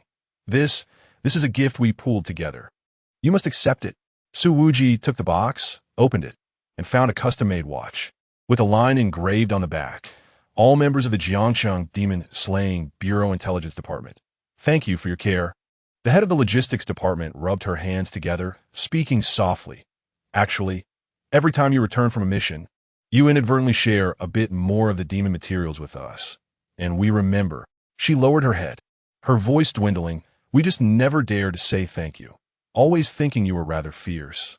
Su Wuji. He pinched the bridge of his nose, suddenly finding it somewhat amusing. These people, who usually regarded him as if he were a specter, were now so openly expressive of their sentiments. Before he could respond, members from the logistics department, medical team, and even the cafeteria staff gathered around, all with red-rimmed eyes, holding various heartfelt tokens. "Lord Su, this is the chili sauce from my hometown. Please take it to the capital. Brother Wuji, this is my cherished talisman. It guarantees safety. Brother Su." As the crowd swelled, the cacophony of voices enveloped the air, each utterance imbued with heartfelt gratitude and a sense of reluctance. Su Wuji stood amidst them, feeling somewhat at a loss for the first time. He scratched his head, exclaiming, "Come on, I'm merely transferring positions. Is it really necessary to make such a fuss?" Lin Xiaoyu, standing nearby, stifled a laugh and whispered, "Boss, you have quite the charm." Su Wuji shot her a sidelong glance, admonishing her to be silent. At that moment, the crowd fell eerily quiet, parting to create a passage. Zhao Zhengwo approached, hands clasped behind his back, his eyes slightly reddened, yet he maintained a stern facade, clearing his throat. "All right, enough of this. What are you all doing? Crowding around like this? Su Wuji is moving up to the capital, and here you are, weeping and wailing. How inappropriate." The gathering lowered their heads, though faint sobs could still be heard. Zhao Zhengwo stood before Su Wuji, pausing in silence for a few seconds before suddenly placing a firm hand on his shoulder. "You little rascal. When you reach the capital, don't embarrass me." Su Wuji grinned broadly, reassuring him, "Don't worry, I'll only make others look foolish." Zhao Jiangwo chuckled in mock reprimand, then lowered his voice. "Just remember to visit often." Su Wuji hesitated for a moment before softly acknowledging him with a brief mm. Later that evening, at the entrance of the demon-slaying division, Su Wuji held a myriad of gifts in his arms. Casting a glance back at the sign of the Jiangcheng demon-slaying division, clicking his tongue. "Goodness, it feels like a tearful farewell." Lin Xiaoyu blinked and quietly remarked, "Everyone truly holds you in high regard." Su Wuji scoffed lightly, then turned to stride toward the black SUV waiting at the street corner. "All right, newcomer, it's time to go." Lin Xiaoyu nodded vigorously, trotting to catch up. The engine roared to life as the vehicle slowly pulled away. In the rearview mirror, the outline of the Jiangcheng demon-slaying division gradually faded into the distance. Meanwhile, at the entrance, the colleagues who once dared not approach remained rooted in place, waving vigorously. Su Wuji stole a glance, a faint smile tugging at the corners of his mouth. A bunch of fools. Chapter 69, Arrival at the Royal City. I have become the captain of the Tianshu Corps. In the Royal City, the pinnacle of the demon-slaying realm, humanity stands as the last bastion against the forces of darkness, amidst a maelstrom of endless intrigue and power struggles. The Royal Council serves as the epicenter of supreme authority, governed by 30 S-class families and hundreds of A-class families, with the S-class families forming the core, while the A-class families act as their protectors. Members of these S-class families are born with unique bloodlines, naturally capable of restraining demons, representing the most invaluable combat strength within the demon-slaying hierarchy. Therefore, their rights must remain unassailable. Consequently, the Council wields ultimate decision-making power, resource allocation authority, and even the power of life and death. Beneath the Council, there exist 30 directly subordinate troops, each commanded by an S-class family, with core members being monstrous demon slayers. Their duty is to safeguard world peace and ensure the safety of the Council members. The destination of Su Wuji and Lin Xiaoyu is one such troop. The Tianshu Corps, affiliated with the S-class family, the Bai clan. The structure of the royal city resembles a vast vertical kingdom, divided into 19 layers, with a central layer serving as the boundary, symmetrically distributed above and below. The upper section consists of layers 1 through 9, referred to as the Celestial Crown District, while the lower section comprises layers -1 through -9, known as the Abyssal Zone. Each layer in the Celestial Crown District is composed of floating circular platforms interconnected by transparent light curtains, resembling invisible staircases that weave the entire royal city into a sophisticated three-dimensional network, with ascension requiring special ascension passages. Su Wuji and Lin Xiaoyu find themselves on the central layer, also known as Layer 0. This is the level frequented by tourists from various cities, serving as a hub for the burgeoning tourism industry and popular photo spots. The guide has been waiting for some time, a woman with a cool demeanor, her uniform adorned with a golden scales emblem, symbolizing the Bai clan's crest. "Mr. Su, Ms. Lin," she nods slightly, her voice devoid of emotion. "I am here to escort you on behalf of Lord Baiyi." Su Wuji raised an eyebrow. "Baiyi?" The lady is the eldest daughter of the Bai clan, the acting head of the family, and the commander of the Tianshu Corps. She gestures for them to follow her. Lin Xiaoyu discreetly tugged at Su Wuji's sleeve, whispering, "Leader, this person seems very serious." Su Wuji chuckled softly. A new recruit. Otherwise, what kind of person would joke around? That would be absurd. His voice was not soft, causing the Bai clan demon slayer ahead to momentarily falter, but she quickly regained her composure. A car was already parked by the roadside, and after Su Wuji and Lin Xiaoyu entered, they gazed through the windshield. In the distance, they could distinctly see massive floating islands in the sky, one of which featured a blurred, pure white spire, its pinnacle radiating a gentle glow, resembling a second sun. The woman started the car and explained, "That is the White Tower, the heart of the Bai family. Lord Baiyi is waiting for you at the top. It won't be long." They soon arrived at the center of a circular platform. The woman took an ice blue token from her bosom and gently pressed it into the groove at the center of the platform. In an instant, the runes on the platform illuminated one by one with a blue glow. Lin Xiaoyu felt a lightness beneath her feet as she began to ascend slowly. A transparent blue light curtain rose from the edges of the platform, forming a cylindrical shield. The ascent lasted about 3 minutes. When the light curtain dissipated, they found themselves standing on a reception platform at the base of the White Tower. Up close, the tower was constructed entirely of a luminous white jade, with a faint halo shimmering across its surface. The woman led the two towards the grand entrance at the base of the tower. As they approached, the heavy white jade doors silently slid open, revealing a spacious hall within. In the center of the hall stood a tall figure with their back to them. Silver white hair cascaded like a waterfall, and a white robe swept the ground, immaculate and unblemished. Merely the silhouette exuded an intangible sense of oppression. "Lord Baiyi, I have brought them." The guiding woman bowed deeply before silently retreating. Baiyi slowly turned around. Lin Xiaoyu instinctively held her breath. Before her was a visage nearly flawless, skin as white as snow, features like a painting, yet radiating an overwhelming authority. The most striking were her eyes. The left was a profound purple, while the right gleamed a pure gold. Su Wuji, her voice was as cold as ice, yet possessed a peculiar rhythm. "I have waited for you for a long time." Su Wuji smiled broadly, unflinchingly meeting her gaze. "Miss Bai personally waiting for me? I am truly honored." Bai appeared unfazed by Su Wuji's flamboyant demeanor. "I am already aware of the matters concerning the Shenyu family," she stated as she approached him, her robe trailing silently on the ground. "You have performed admirably." Su Wuji raised an eyebrow. "I thought you would seek to hold me accountable." "Why would I seek to hold you accountable?" Bai stopped before him, her mismatched eyes locking onto his. "A decayed family, a masquerading demon. If they perish, so be it. What I desire is you, who currently holds the most value." Her tone was nonchalant. Suddenly, Su Wuji burst into laughter. "Haha, how intriguing. Miss Bai is far more interesting than I imagined." Bai disregarded his laughter, abruptly extending her hand to lightly touch his chest with her fingertip. However, her voice was as calm as water in the royal city. "You must learn to abide by the rules." Lin Xiaoyu's heart leapt to her throat, fearing that Bai would strike at any moment. Yet, Bai merely withdrew her hand and remarked lightly, "This is a gesture of goodwill, as well as the most crucial reminder." She turned towards the window, her robe fluttering in the breeze. "The royal city is not Jiang City. The waters here run deep. You may be strong, but not enough." "Is that so?" Su Wuji grinned. "In fact, I'm the most law-abiding person there is."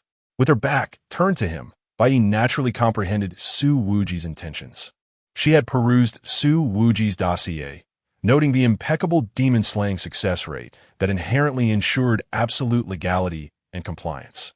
This individual was adept at artfully navigating the fringes of the rules to fulfill his missions. However, the royal city was not a place where mere adherence to the written regulations sufficed for survival. Su Wuji, Bai's voice softened slightly. "The circumstances in the royal city are far more intricate than you might envision. The S-rank families are engaged in both overt and covert struggles, while the A-rank families watch with keen interest. As the newly appointed captain of the Tianshu, you must grasp your position." She seated herself at the table, her fingers lightly tapping, causing a holographic projection to materialize, illustrating the distribution of power within the royal city. The Tianshu forces are directly beholden to the council. Yet, in reality, a glint of coldness flickered in Bai's eyes. "We are solely loyal to justice." Su Wuji raised an eyebrow, intrigued. "Interesting." He suddenly realized, wait, the new captain? Me? Su Wuji blinked in astonishment. Was this what old Zhao referred to as a situation superior to that of the fourth rank? Chapter 70, a new S-class mission. The black-marked disease Bai smiled gently, casting a meaningful glance at the furrowed brow of Su Wuji. "Isn't this the promotion you desire? I am uncertain of your motives for aspiring to rise, yet what I can offer you is limited to this. What you can provide me, however, shall soon be revealed. Or perhaps, are you concerned about your ability to maintain control over those beneath you?" Su Wuji shook his head, merely frowning as he inquired, "What rank does the captain of the direct troops hold?" Bai Yi replied, drawing in a light breath, "They can command those of the second rank and below." Su Wuji's face brightened. "That works for me. I'm in." Bai Yi was taken aback. She felt it necessary to reassess Su Wuji's obsession with promotion. Lin Xiaoyu cautiously interjected, Lord Bai Yi, what are our specific duties?" Bai Yi regarded her for a moment. "The responsibilities are simple, to uphold justice." Furthermore, she gently lifted Lin Xiaoyu's chin, a faint smile gracing her lips. "Young lady, your abilities are quite intriguing." Lin Xiaoyu's face flushed crimson as she stammered, multiple personalities, each with their own unique abilities." Bai Yi released her hold, remarking coolly, especially that personality capable of wielding a domain. "I find it particularly fascinating." Lin Xiaoyu gaped in shock. "How do you know?" "Your file is not classified. We can discuss that later." Bai Yi turned her attention back to Su Wuji. "The first significant challenge you face is imminent. In a month, the council will hold its semi-annual performance meeting, where all S-class family heads will be present." Her demeanor shifted to one of seriousness. "To navigate this successfully, you must achieve substantial results within this month. Do you recall the Blood Clan Rights Protection Act? That matter has yet to be resolved." Su Wuji scoffed. "This is hilarious. I knew this issue was far from over." "So, the Blood Clan's second wave will strike during the performance meeting?" Bai Yi nodded. "Both scenarios are possible. Due to previous public sentiment surrounding the Blood Clan Rights Protection Act has been temporarily shelved. Nonetheless, the Council still harbors voices advocating for coexistence with the Blood Clan, which places you at the eye of the storm, an eyesore to the proponents of coexistence." After a pause, Bai Yi chuckled lightly. "This is all a consequence of your initial acceptance of that A-class mission regarding the Night Cry Demon. Do you have any regrets?" Su Wuji waved his hand dismissively. "What is there to regret?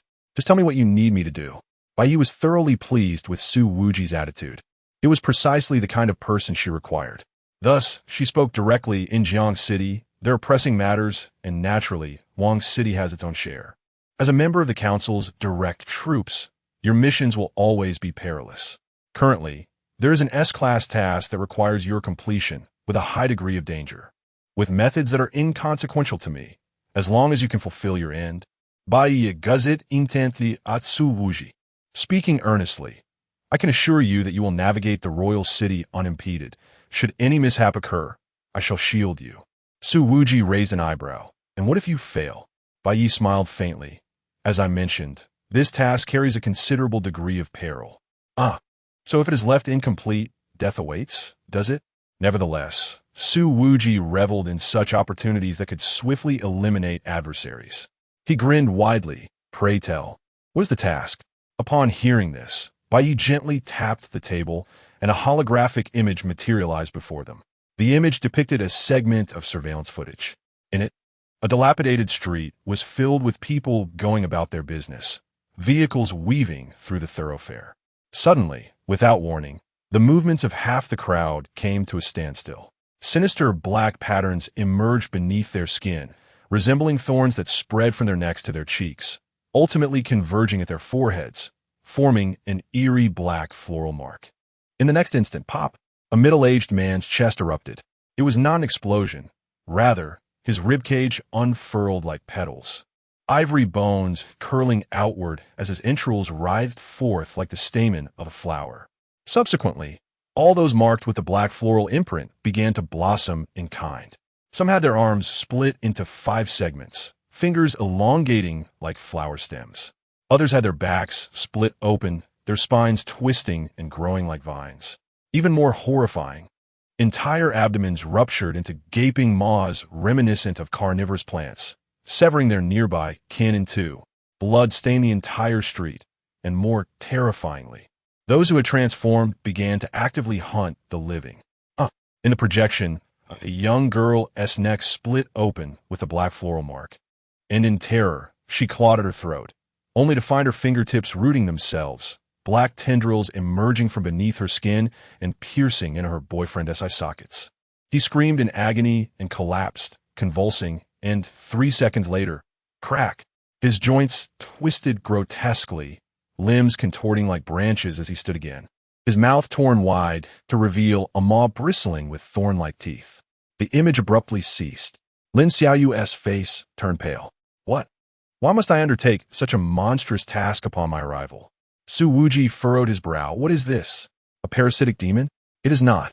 Bai Yi shook her head, her voice heavy with gravity. We refer to this as the Black Mark disease, which erupted unexpectedly 1 month ago in the abyssal sector of the royal city. We only understand one method of transmission. Through the air, those afflicted will bloom at random locations, becoming sources of contagion. Thus far, the infected area has been sealed off. Su Wuji comprehended the gravity of the situation. It was indeed an unknown virus. So my task is to eradicate this region? No. Bai Ye's gaze sharpened. If that were the case, we would have completed the task long ago. She fixed her penetrating gaze upon Su Wuji, articulating each word with precision. Your mission is to locate the source of the Black Mark disease. If it concerns demons or corporeal beings. She paused, a dangerous smile curling at the corners of her lips. Then bring them back. Alive would be preferable, but dead would suffice. Lin Xiaoyu was taken aback. Wait, does this mean we must remain inside until we locate the source? Bai Yi affirmed, PDG City. Lin Xiaoyu's expression turned blank.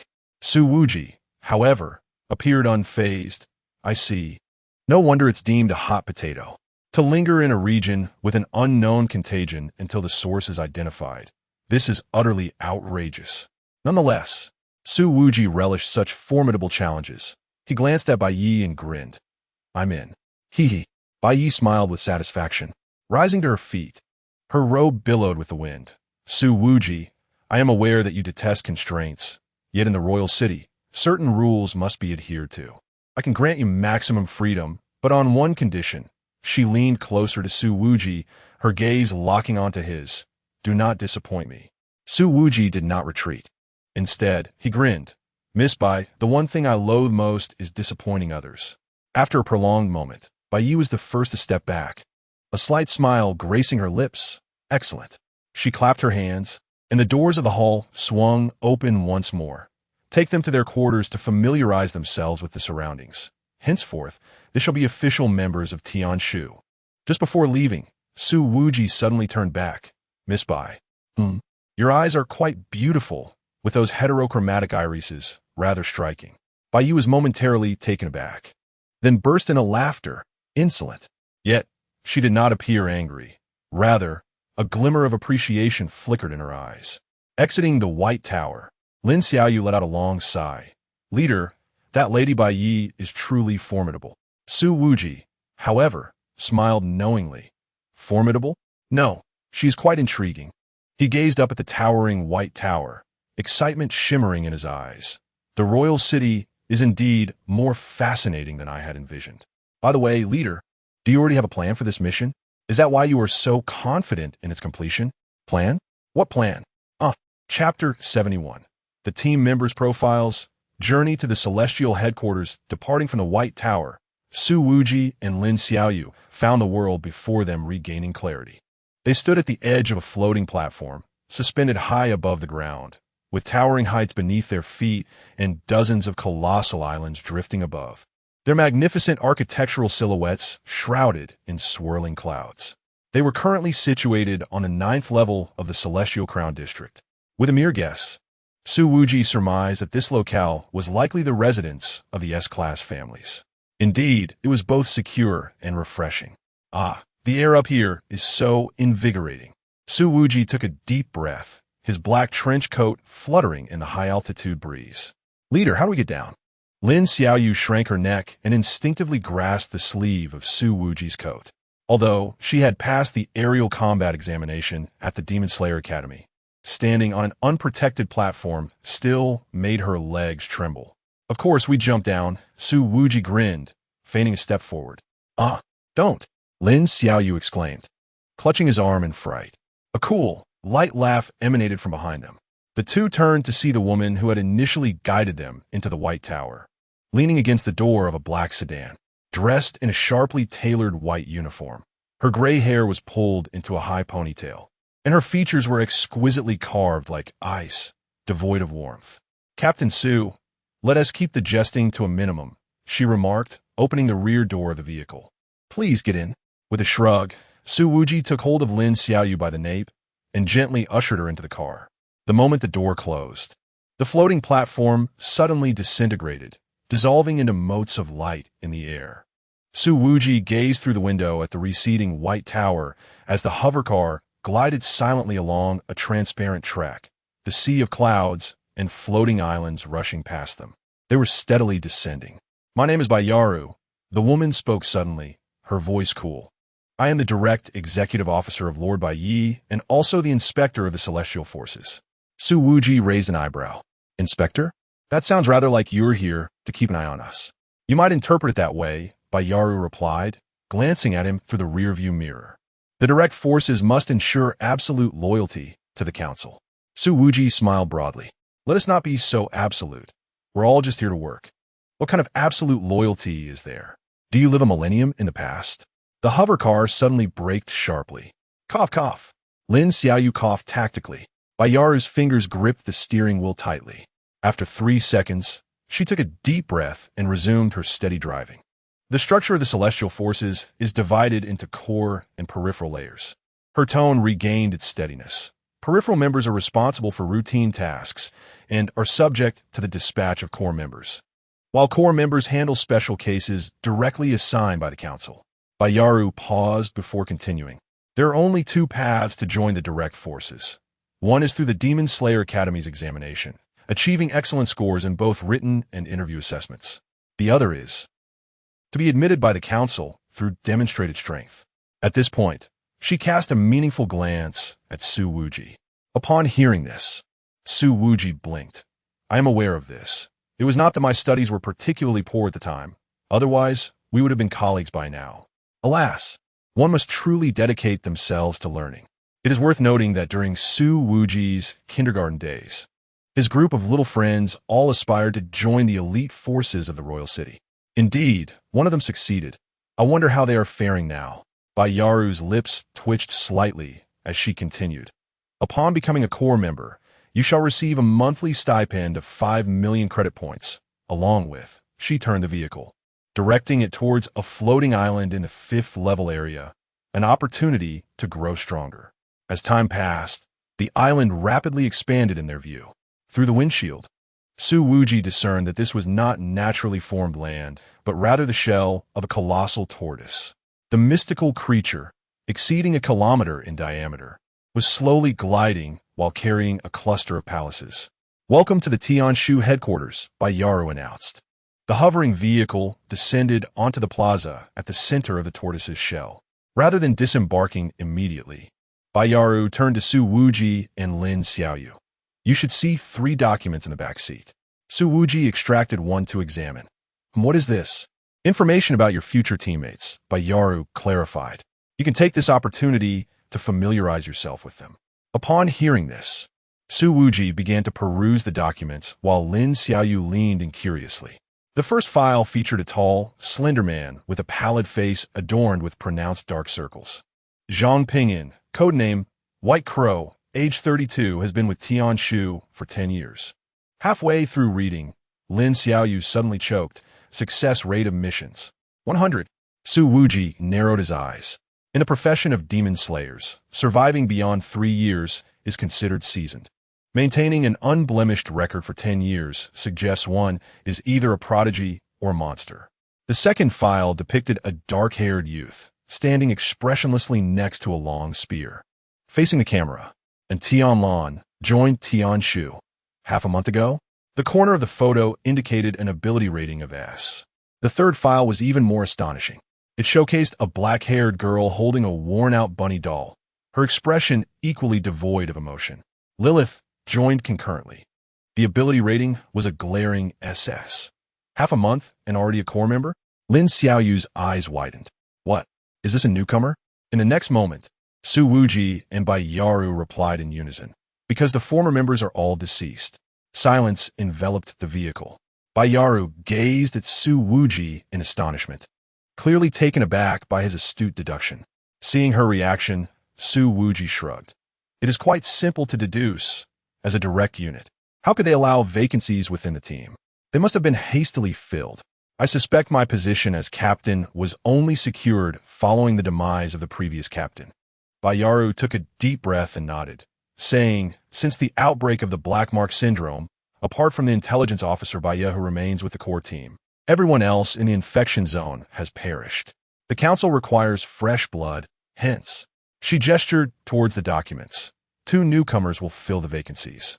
You 2 will replace the captain and the tactical analyst. Lin Xiaoyu's fingertips trembled slightly. Was the difficulty of this task not terrifyingly high? Their esteemed predecessors had perished, and now they were to step into their shoes and continue the mission? However, Su Wuji suddenly smiled. How intriguing, I relish the challenge. A task left unfinished by a group of veterans is now mine to complete. No wonder Bai mentioned that I could run rampant in the royal city. Bayaru frowned at his words, seemingly displeased with Su Wuji's remarks. Before she could respond, Su Wuji opened the car door and stepped out, patting the roof of the car as he said, "Let us go, esteemed inspector. Lead us to familiarize ourselves with the map." Lin Xiaoyu blinked and followed him out. Bayaru remained silent.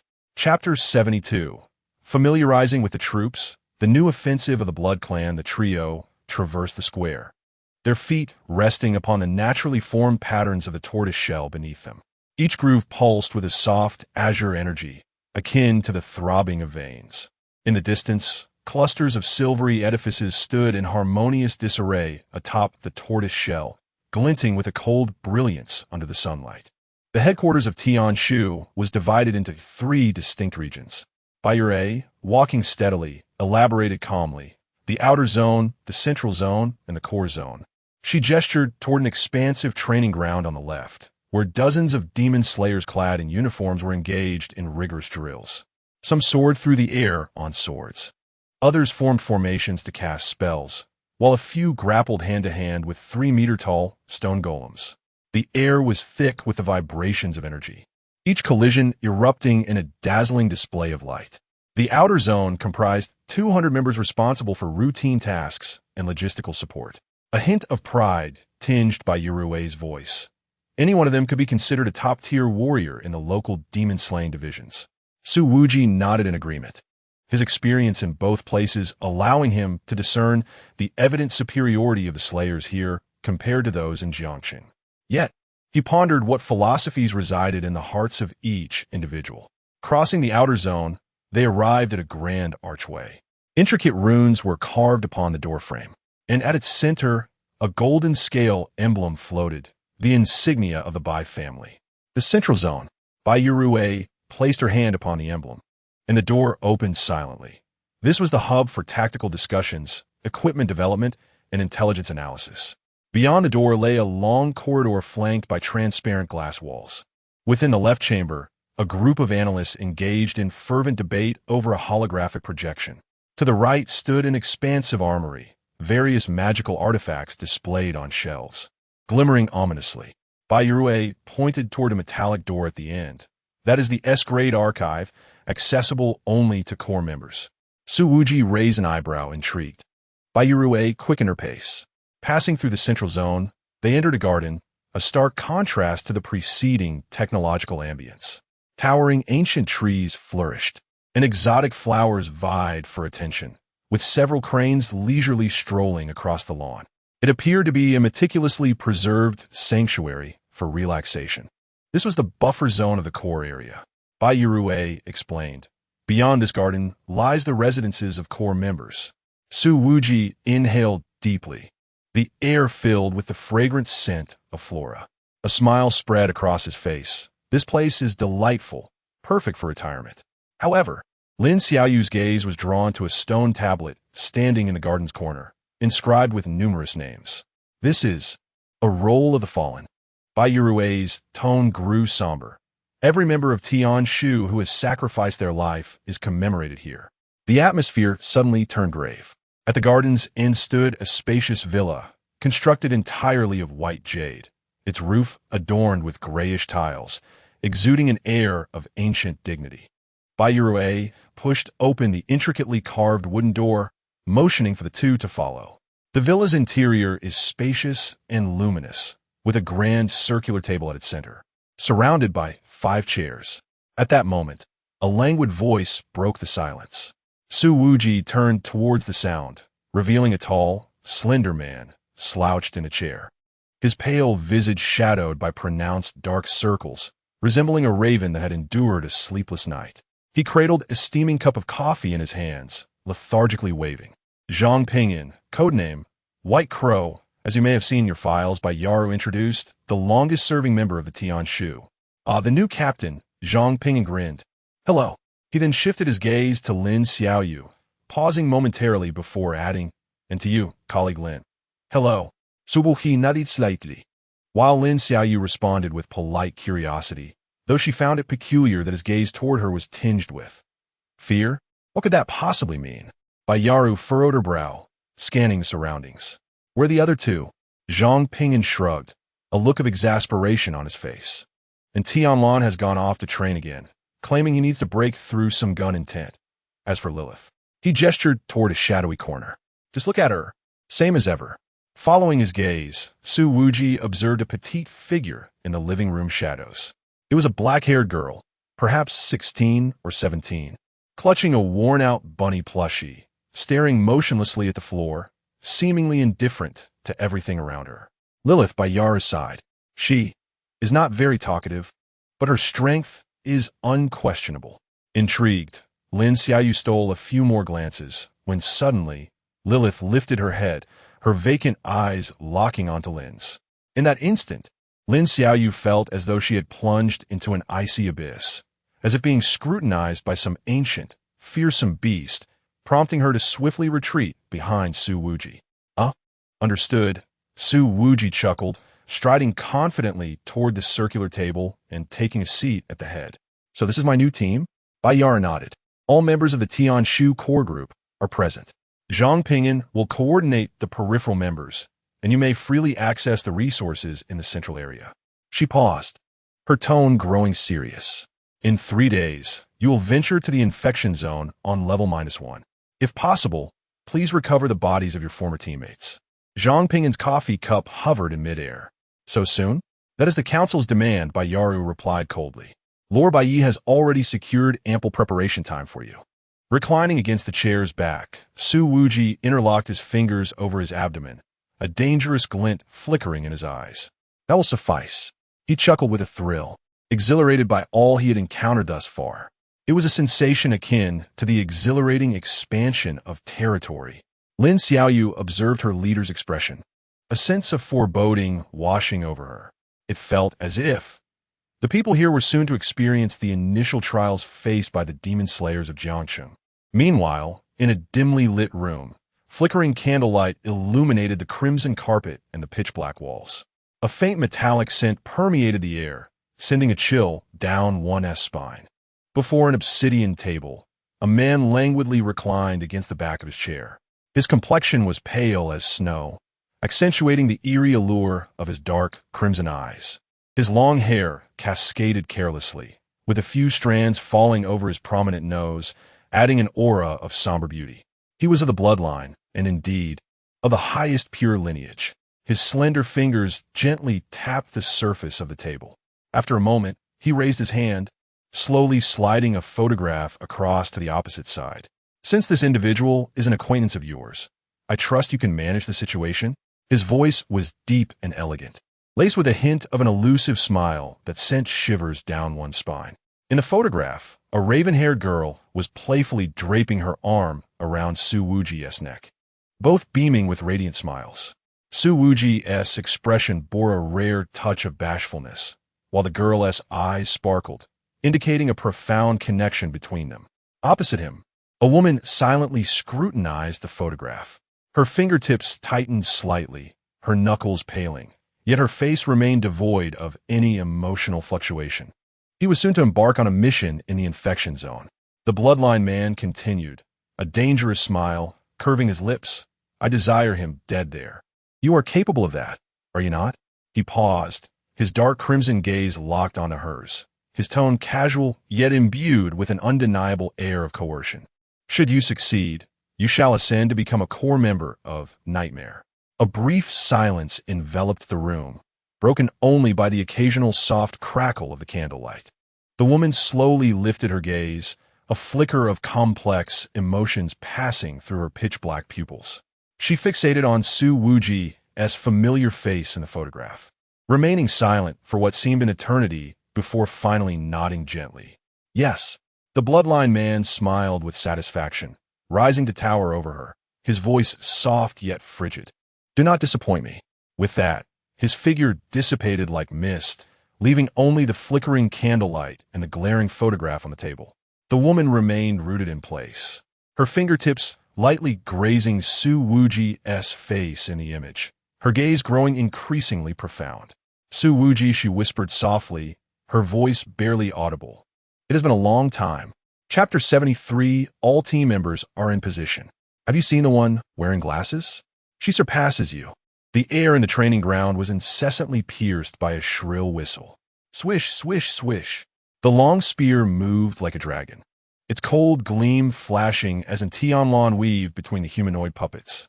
Each thrust of the spear struck precisely at the joints of the puppets, producing a harsh metallic clash. Sweat trickled down his forehead, his dark hair clinging to his pale skin, yet his gaze remained as icy as a winter's night. Faster, stronger. I must become stronger. A singular thought echoed wildly in his mind. The spear suddenly pierced through a puppet's chest, and Tianlan's pupils constricted as a blurred figure flashed in his mind.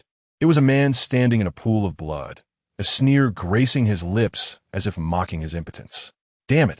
He gritted his teeth and roared, spinning the spear fiercely to send the puppet flying.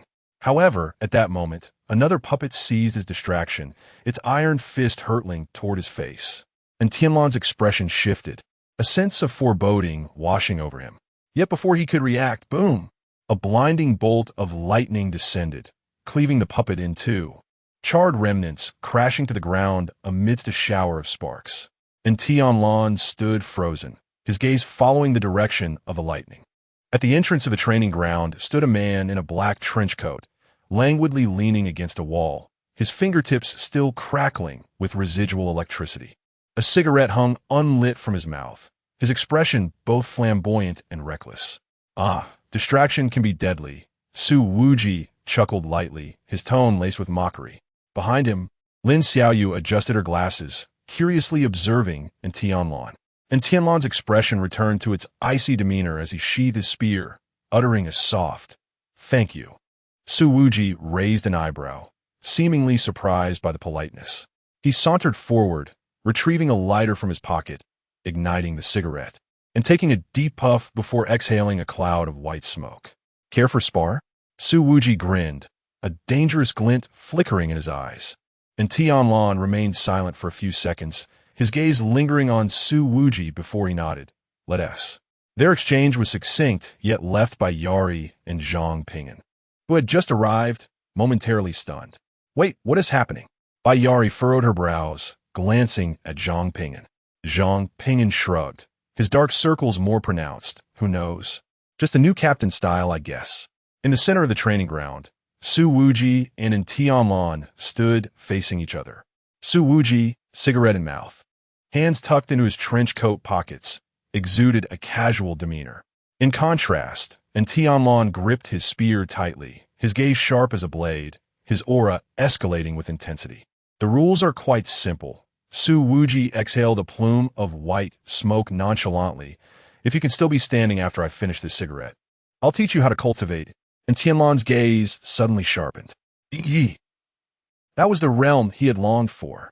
The comprehension of the essence of the spear can induce a qualitative leap in his prowess, even granting him the opportunity to exact vengeance upon the man who stripped him of everything.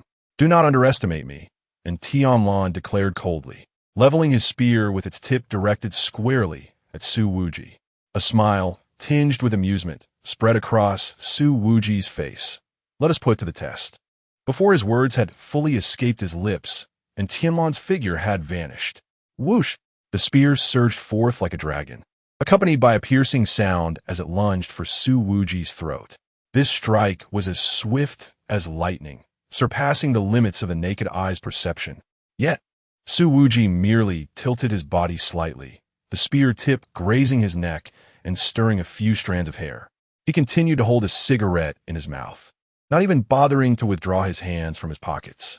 Adequate speed, but rather straightforward, Su Wuji assessed. And Tianlan's gaze darkened, and with a sudden shift in momentum, his spear descended like a torrential rain. Each thrust was infused with a fierce intent to kill, as if determined to pin Su Wuji to the ground. Boom, boom, boom. The training ground trembled as the ground was torn apart by the spear's brilliance, debris scattering about.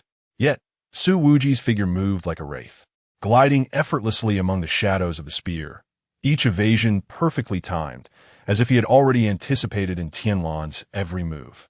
A spear is not wielded in such a manner, Su Wuji's voice echoed in Tianlan's ear, and Tianlan's pupils constricted before he could react. An immense force struck him squarely in the abdomen. Bang! His body was propelled backward like a cannonball, crashing heavily into the wall of the training ground, which instantly cracked, coughing up blood, and Tianlan swiftly rolled to his feet, his spirit ignited with even greater fervor. Su Wuji remained in place. The cigarette now burned halfway down. He exhaled a smoke ring, chuckling. You can still stand? Impressive. And Tianlan wiped the blood from the corner of his mouth, gripping his spear tightly as he roared. Come again. This time, his spear technique transformed. The spear was no longer a mere thrust, but morphed into countless afterimages, intertwining between reality and illusion, as if dozens of spears were simultaneously assaulting Su Wuji. Phantom spear, 100 shatters. And Tianlan bellowed. A flicker of appreciation crossed Su Wuji's eyes. Yet his movements remained composed. He weaved through the spear's illusions, occasionally flicking his hand to disperse the deadly spear energy. This is getting interesting, Su Wuji chuckled softly. On the sidelines, Lin Xiaoyu watched in astonishment. Leader, is this a bit too much? Baiyaru remained silent, her eyes wide with shock. She understood and Tianlan's strength well. To handle his full-on assault with such ease suggested that Su Wuji's abilities far exceeded her expectations. Zhang Pingyan yawned lazily and remarked, the new captain is indeed a monster. After witnessing his extraordinarily savage fighting style in Sakura City, he had known. This man is already the strongest of the Tianshu battalion. In the training ground, the battle reached a fever pitch, and Tianlan's assault grew increasingly frenzied, the spiritual energy on his spear nearly solidifying, each swing accompanied by a piercing shriek. In his mind, a singular thought dominated. Strength, strength, strength. Su Wuji still refrained from exerting his full strength. However, he was somewhat taken aback by Tianlan's potential, particularly the indomitable spirit that was crucial for comprehending the concept of will. In a sudden turn, Su Wuji spoke the final move, and Tianlan was momentarily stunned. Yet before he could react, Su Wuji's figure vanished in an instant. The next moment, he reappeared before Tianlan, his palm radiating a surge of lightning. Thunder prison, mountain collapse. Boom! The lightning erupted, causing Tianlan's spear to slip from his grasp, and he was sent flying several meters, crashing heavily to the ground. The smoke still lingered, not yet extinguished. Su Wuji retracted the lightning and approached Tianlan, looking down upon him. Can you still stand? And Tianlan struggled to rise, but found his entire body trembling. Gritting his teeth, he managed, I can still. Su Wuji chekev, extending a hand to pull him up. Enough. No need to prove yourself. Breathless, and Tianlan gazed at Su Wuji with a complex expression. Can you truly teach me will? Su Wuji patted his shoulder and, under the expectant gaze of his companion, scolded, what nonsense. You've already lost, so why would I teach you anything? You couldn't even last a minute. I feel utterly embarrassed as the captain. Did you see the girl with glasses? She is far stronger than you. Suddenly called out. Lin Xiaoyu exclaimed, winky face, and Tianlan. Chapter 74. The Return of Xiaoxue Team Building Feast. Is that really you, Su Wuji? And Tianlan finally realized that Su Wuji was indeed the captain of their Tianshu team. Naturally, he felt a sense of discontent, believing that Su Wuji, having cultivated before him, must be superior. However, he was convinced that he would eventually surpass him.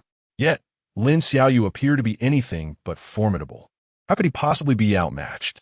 Then, with a playful tone, Xiaoxue remarked, "Oh, this guy is so weak," as she covered her mouth and laughed at the fallen and Tianlan, who was questioning the meaning of life.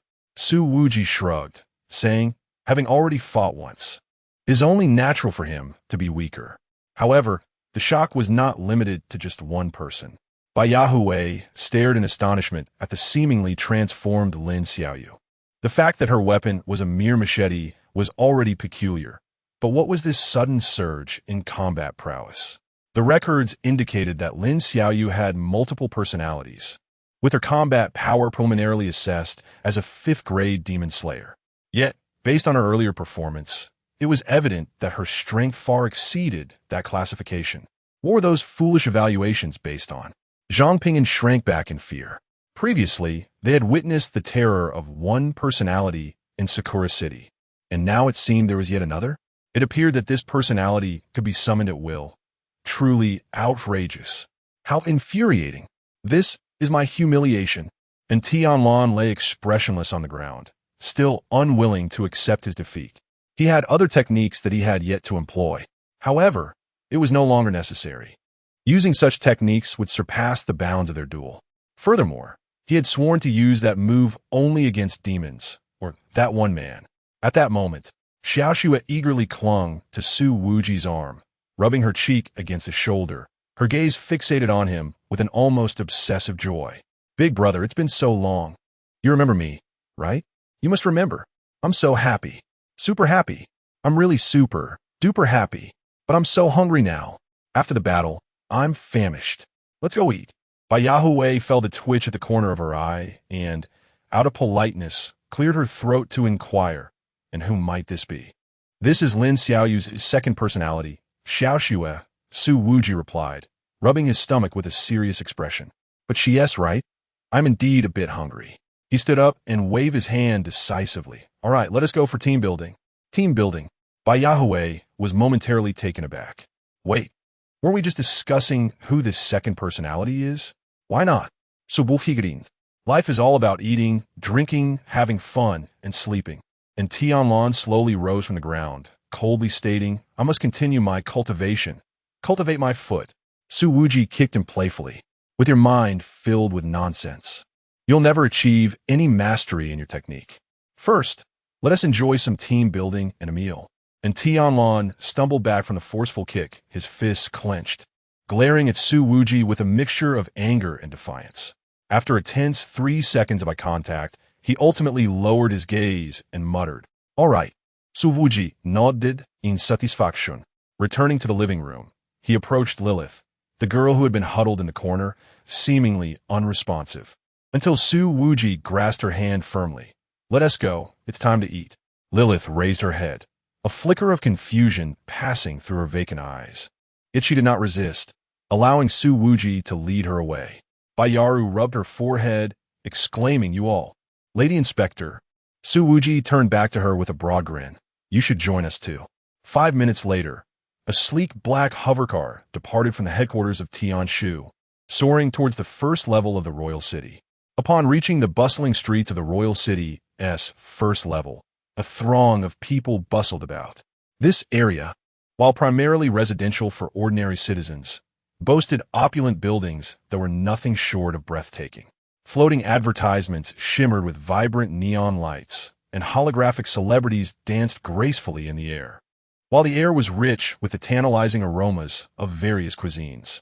This one, Su Wuji pointed to a barbecue restaurant named Flame Beast.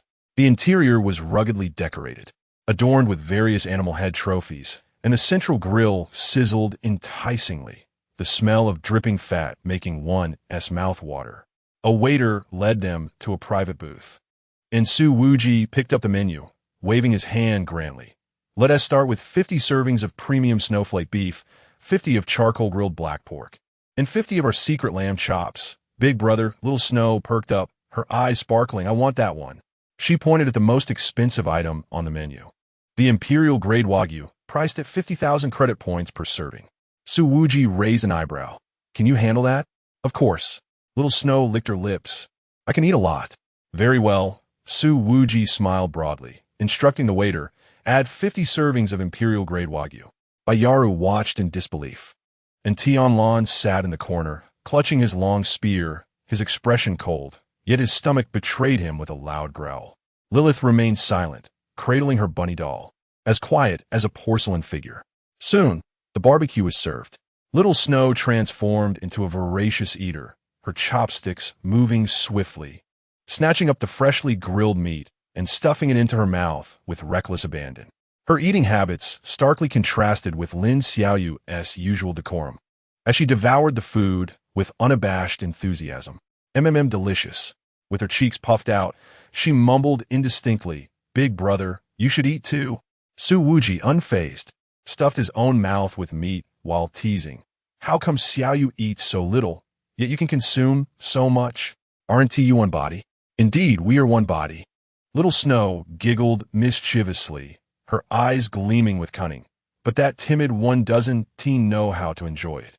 Suddenly, her expression turned sullen, her lips pouting in frustration. "Oh no, it's that time again." As soon as she spoke, her demeanor shifted dramatically, her eyes transforming from wild excitement to palpable fear. And the chopsticks clattered onto the table. "Ling, leadership." Lin Xiaoyu's face flushed as she lowered her head, her voice barely above a whisper.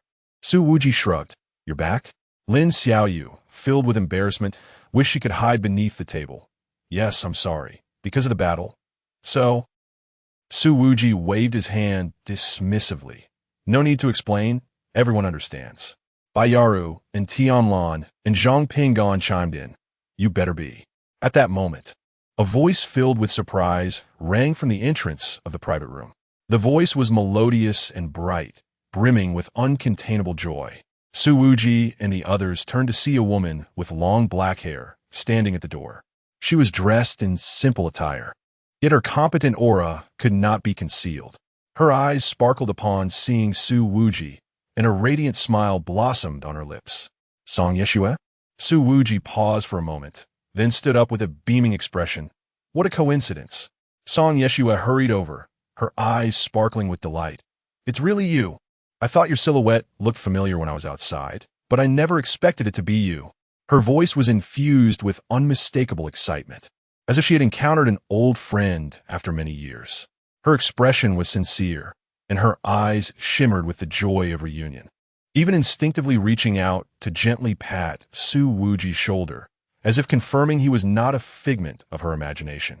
Su Wuji grinned broadly and turned to introduce her. "This is my senior, Song Yeshua, who is a year older than me since kindergarten. We attended the same school from kindergarten through elementary, middle school, high school, and now college. She has taken care of me quite a bit." He paused, a teasing tone creeping into his voice. "Later, she got into Wang City, while I went to Jiangcheng City, and we lost contact. Who would have thought we'd run into each other here today?" Song Yeshua shook her head with a smile, her gaze tender. "What care are you talking about? As your senior, it's only natural for me to look after you." Her tone was affectionate, as if there had never been any gap between them. The warmth in her eyes reflected a sense of nostalgia and satisfaction, clearly pleased to see him in his current state. Lin Xiaoyu blinked, curiously observing the suddenly appeared senior. Bayaru frowned slightly, her gaze lingering on Song Yeshua for a moment before she pursed her lips, sensing a hint of the blood clan's distinct odor. And Tianlan maintained her cold demeanor, yet did not exhibit any overt hostility towards this unexpected stranger. Zhang Pingan tilted his head slightly, pondering. Isn't this person the annual best candidate for the Nightmare-esque direct forces? Turns out she knows the captain. It was only then that Song Yeshua seemed to notice the others in the private room, offering an apologetic smile. "Sorry to interrupt your gathering. I was just so surprised to run into Su Wuji here." Su Wuji waved his hand nonchalantly. "No worries since we've met. Let us join together. It's a perfect opportunity to catch up." A flicker of hesitation crossed Song Yeshua's eyes, quickly replaced by joy. "All right, then I won't hold back." She effortlessly settled into the vacant seat beside Su Wuji, her movements fluid and familiar, as though they had never been apart. Her smile radiated warmth, and her tone was buoyant, making it evident to all that her joy was genuine and heartfelt. Chapter 75. Flowers bloom again. Yet youth never returns. As the cacophony of the barbecue restaurant gradually faded, Su Wuji and his companions exited the flame beast, only to find the neon lights of the first layer of the royal city illuminating the night. The streets were bustling with a multitude of people. "Senior, which department are you in now?" Su Wuji, with his hands tucked into the pockets of his trench coat, turned to glance at Song Yeshua beside him. Her profile, bathed in the glow of the neon lights, appeared particularly gentle, her long black hair dancing lightly in the breeze. Song Yeshua smiled slightly, a hint of nostalgia flickering in her eyes. "I'm in the Nightmare Division, tasked with some special missions." After a brief pause, she added playfully, "But you, becoming the captain of the Tian Shu, truly astonishes me. Does it not seem fitting?" Su Wuji grinned, deliberately puffing out his chest. Song Yeshua chuckled softly, playfully tapping his shoulder. "Come on, you were so timid as a child that you wouldn't even dare step on an ant. And now you've become the top combatant of the demon-slaying division." "Hey, that was years ago." Su Wuji feigned indignation, though his eyes sparkled with amusement. Their banter drew Lin Xiaoyu, who had been following behind, to curiously interject. "Senior, was the leader really that timid as a child?" Song Yeshua blinked, lowering her voice conspiratorially. "Not just timid. He was once chased around the playground by a wild cat and hid behind me, too scared to come out." "Ha!" Lin Xiaoyu laughed uncontrollably. Even the usually aloof and Tianlong couldn't help but curl the corners of his mouth in surprise at the revelation of Su Wuji's past. Su Wuji shook his head helplessly. "Senior, you're exposing my secrets." Song Yeshua playfully stuck out her tongue. "What, not convinced?" "Of course I am." Su Wuji's chiraged. Those childhood memories felt as though they had just transpired yesterday. Their reunion had not diminished the unspoken understanding between them. As they strolled past a bustling shopping street, Song Yeshua suddenly halted, pointing at a vintage arcade. "Do you remember this?" Following her finger, Su Wuji saw an old shooting game machine at the entrance, the screen flashing with the words "Zombie Invasion." He laughed heartily. "Of course, we ruled the arcade as the Golden Duo."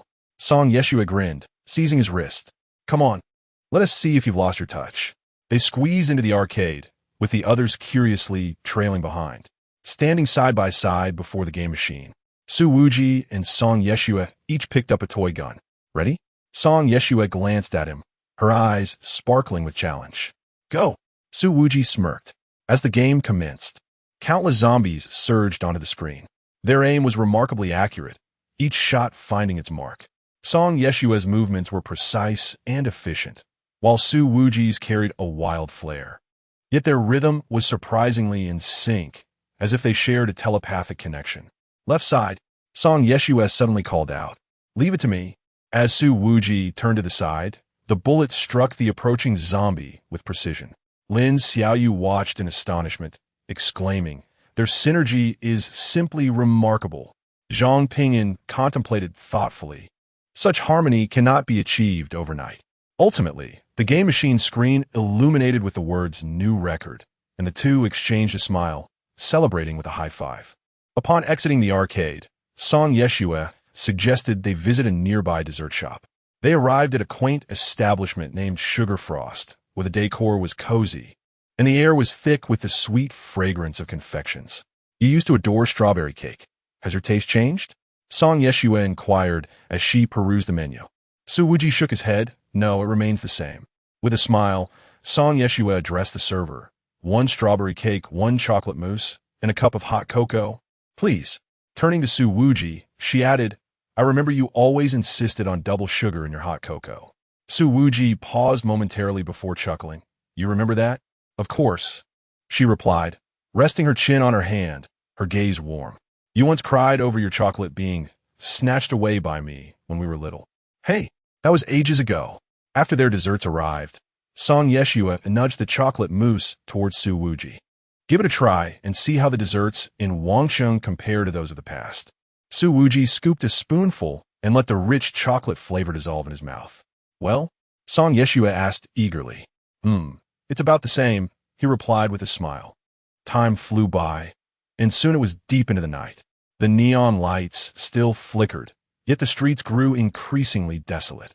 "It's getting late. I should head back," Song Yeshua remarked, glancing at the time with a hint of reluctance. Su Wuji nodded. Let me walk you home. Side by side, they strolled along the tranquil street, the night breeze gently caressing them with a touch of coolness. I never expected to run into you here, Song Yeshua said softly. It truly makes me happy. Su Wuji turned to look at her, the moonlight casting a soft glow on her long hair. Indeed, I didn't foresee this either. He paused, his tone turning earnest. Senior, if you ever need assistance in the future, do not hesitate to reach out to me. Song Yeshua smiled gently, a flicker of complex emotions crossing her eyes. All right. She stopped, turning to face Su Wuji. By the way, take this. She pulled a delicate silver badge from her pocket. What is this?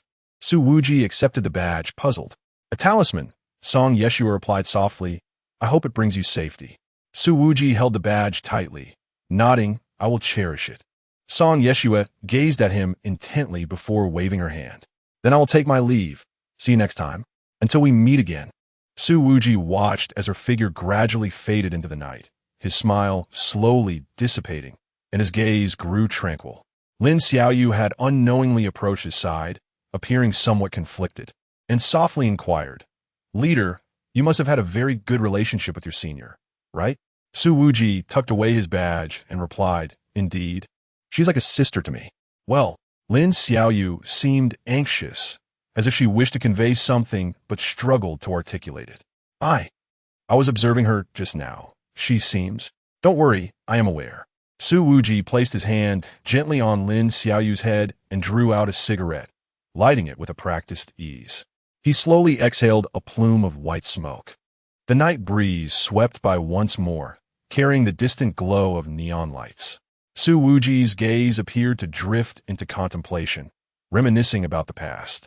And he finally sighed, softly. People inevitably change.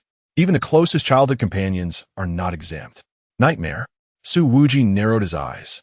It seemed that the second wave of the Blood Clan's offensive was approaching sooner than anticipated. Baiyaru stood nearby, observing Su Wuji's pensive demeanor, and cautioned, You should be wary of your childhood friend. She likely harbors ulterior motives. The appearance of the nightmare troops here is certainly not a mere coincidence. Su Wuji understood her concerns. Flowers may bloom anew, but one cannot reclaim their youth. Indeed, the world had transformed, and so had the people within it. He inhaled deeply, turned to the group, and declared, Let us go. It is time to return and prepare for the infection zone. Understood. Baiyaru silently observed the unfolding events. If Su Wuji's senior truly intended to meddle in the forthcoming matters, would he possess the resolve to take action? It was not that Baiyaru doubted Su Wuji, but any person with a heart would find themselves ensnared in the dilemma of whether to act or refrain. Chapter 76. Arrival at Level 1 Infection Zone. Under attack, the day of departure swiftly approached. On the helipad of the Tianshu headquarters, Baiyaru gazed at the three individuals before her, fully prepared for their mission. Her brow furrowed in concern.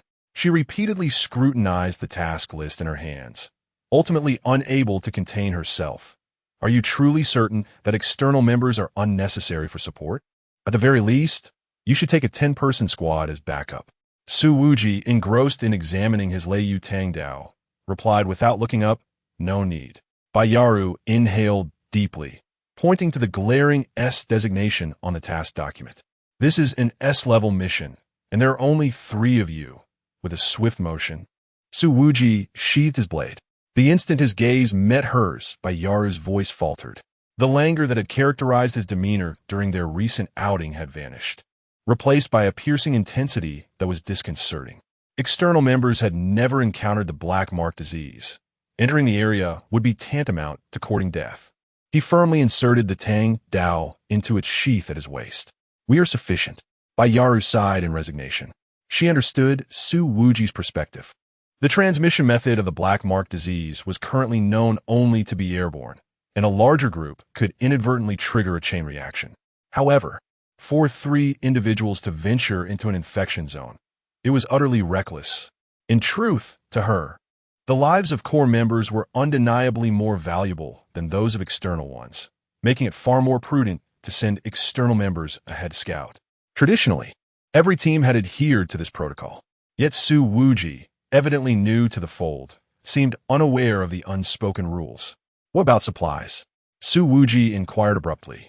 Yaru instinctively gestured toward a metallic container in the corner of the helipad. As per your request, 30 sets of protective gear have been prepared, along with enough compressed food to sustain a month. Su Wuji nodded. If necessary, I will request a drop. I will send the coordinates to Jiangcheng via a secure channel. Yaru observed him packing the protective suits into his tactical backpack when she suddenly asked, "What about Lilith? Her rating is SS. Shouldn't we take her along for insurance?" Not bringing her, Su Wuji decisively replied as he zipped up his backpack. The girl's condition is too unstable, her combat ability uncertain, and communication is somewhat challenging. Therefore, she will remain here with Zhang Pingyan for this operation. Yaru felt a headache brewing. She had encountered both arrogant demon slayers and those who were exceedingly cautious. Yet she had never witnessed someone as nonchalant as Su Wuji regarding an S-level mission. 3 individuals undertaking an S-level task. What kind of extraordinary abilities must one possess to approach it with such confidence? Even the previous challenge in Donghai had been deemed S-level, and she was aware that many demon slayers had participated in that endeavor. Over here, Su Wuji stood up, brushing off the dust from his tactical backpack. Suddenly, he flashed a grin. Rest assured, if I truly had confidence, I would definitely summon the entire Tian Shu to bask in the glory of my achievements. Of course, I must first ensure that their health bars are sufficiently robust. I wouldn't want them to perish before we could claim any accolades. Yaru's lips twitched involuntarily. She found herself admiring Su Wuji's thought process. Finally, she relinquished her attempts at persuasion and earnestly regarded the trio, solemnly stating, "Return alive." Su Wuji grasped a person's neck and pulled them closer, smiling. It's all arranged.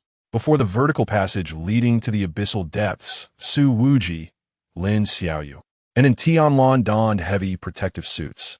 The crimson targeting beams of numerous automated turrets scanned the trio back and forth. Identity confirmed. Core member of the Tianshu forces. A mechanical voice resonated from above. Warning, current pollution index in abyssal depths, level 1. Severe. Please verify the integrity of protective gear. Lin Xiaoyu instinctively touched the protective ring around her neck. This gesture did not go unnoticed by Su Wuji, who tapped on her helmet. Are you afraid? Not at all. Lin Xiaoyu immediately straightened her posture, though the tremor in her voice betrayed her. Let us proceed. As the mechanical arms ushered the 3 into the enclosed chamber, a humming sound filled the air, and an overwhelming sensation of weight bore down upon them, as if an invisible hand were forcefully pressing them against the ground. Lin Xiaoyu gritted her teeth, her fingers clenching tightly around the handrails, while Su Wuji appeared unfazed, even taking the opportunity to survey the outside world through the observation window. Moments later, the oppressive weight dissipated. The chamber door slowly opened, and a wave of decayed air rushed in, even through their protective suits. The trio could sense the stifling atmosphere enveloping them. They had arrived at abyssal depths, level 1. The scene before them rendered all breathless. The once dilapidated urban street was now entirely consumed by grotesque vegetation. Thick vines coiled around collapsed skyscrapers like monstrous serpents, their leaves an unnatural shade of purplish black, adorned with countless sharp spines. From the fissures in the ground emerged countless fungi, their caps as large as wagon wheels, exhaling clouds of pale green spores. More bizarrely, these plants were not still. They writhed as if alive, the tips of the vines sensing the presence of the trio, subtly shifting as though observing them. Is this flora or demon? Lin Xiaoyu's voice quivered. Su Wuji squinted, a dangerous smirk curling at the corner of his mouth beneath the visor. Who knows? Regardless, they all need to be cut down. He took a step forward, and as his boot touched the ground, a vine suddenly erupted from the earth, striking towards his face like a whip. Crack! A flash of lightning erupted. Su Wuji did not even draw his blade. With a mere flick of his fingertip, a violet arc cleaved the vine into charred remnants. The severed piece quivered upon hitting the ground, viscous black blood oozing from the wound, emitting a pungent stench. Indeed, these are no ordinary plants. He shook his hand, electricity crackling in his palm, then turned to Tianlan. And clear the area? and Tianlan's eyes twitched, the tip of his gun gleaming with a blinding glare. He moved like lightning, his spear slicing through the air, severing the vines and exploding the fungi in his wake. Observing this, Su Wuji strode deeper into the street, each swing of his thunderblade conjuring ferocious storms, shredding the obstructive vegetation to pieces. The remnants of the blossom of the black mark infection lay scattered about, human torsos split open like petals, their innards spilling forth like the stamen of a flower. A creature, half human and half plant, was pinned against the wall, its limbs grotesquely transformed into thorny branches.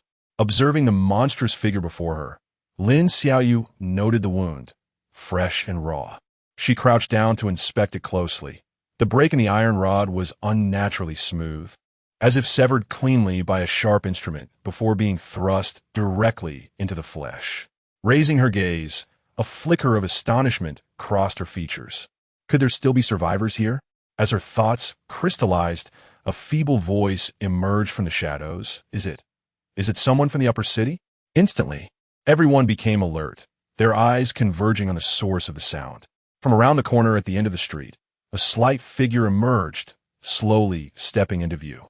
It was a boy of perhaps 12 or 13, clad in tattered garments, his face smeared with dirt, yet his eyes sparkled with an unusual brightness. Clutched in his hand was a rusted short knife, its blade still stained with dark blood, a testament to a recent struggle. Are you truly from the upper city? The boy's voice trembled, laced with both hope and trepidation. Su Wuji remained vigilant, his weapon still firmly in hand, though his tone softened slightly. Child, who are you? The boy swallowed hard, summoning his courage. I'm called Xiaoqi, a survivor here. You must be like the previous groups from the upper city, seeking the source of the black mark disease, right? Raising an eyebrow, Su Wuji interjected. Before we discuss this peculiar term, what became of those who came before you? Are any still alive? The boy shook his head in panic. No, they're all dead. All of them. They perished in the garden. The garden? Su Wuji exchanged glances with his companions. Having received yet another crucial piece of information, he pressed on. Child, take us to the garden. At this, Xiaoqi bit his lip and replied hesitantly. I cannot take you there now. Why not? Food. I need food. Despite his overwhelming fear, the boy bravely addressed Su Wuji and his companions. There are other survivors with me. We all require sustenance, or we shall not last much longer. If you are willing to assist us, I can reveal the location of the garden and the true nature of the black mark disease. Su Wuji cast a sidelong glance at Lin Xiaoyu, who appeared contemplative. There was something amiss. Indeed, he responded, nodding at the boy, lead the way. As time passed, Su Wuji and his companions followed Xiaoqi until they arrived at a dilapidated residential building. The entrance had long succumbed to decay, with dark, purplish vines entwining around the iron door. Suddenly, Xiaoqi halted at the threshold, and Tianlan furrowed his brow, a sense of danger surging within him, setting his spear defensively before him. Why have you stopped? Xiaoqi offered no reply. In the next moment, a fissure appeared in his forehead, revealing an eerie black floral mark that writhed and spread as though alive. A crack echoed ominously through the air. Amidst the haunting crack of bones, the youth's left shoulder was violently torn apart, and amidst the writhing flesh, a grotesque, carnivorous flower emerged, its petals glistening with viscous saliva. Food has arrived. From the flower's core emanated a hoarse voice, entirely distinct from the youth's original timbre, resembling a bizarre echo of countless voices intertwined. Hiss! Lin Xiaoyu felt a jolt of terror, instinctively retreating a step, his pupils dilating in shock. And Tianlan's spear suddenly blazed with a piercing radiance. Its tip aimed directly at the carnivorous flower, his tone heavy with gravity. A black mark infection? Inconceivable. The infected entity possesses self-awareness and can even masquerade as a survivor. Before his words could fully escape, the entire residential building seemed to awaken. Swish, swish, swish. A cacophony of footsteps surged from the depths of the corridor, crashing in like a tidal wave. From the ceiling, walls, and floor crevices, countless vines lunged forth like venomous serpents, writhing violently as they advanced towards the trio. Ha ha! Fresh meat. I'm so hungry, so very hungry. Maniacal laughter echoed from all directions. The figures emerging from the corridor were far from human. Instead, they were grotesque monstrosities, half human and half plant. Some had heads split open into petal-like formations, their brain matter writhing like flower stamens. Others had their chests gaping wide, ribs splayed out like the jaws of a trap.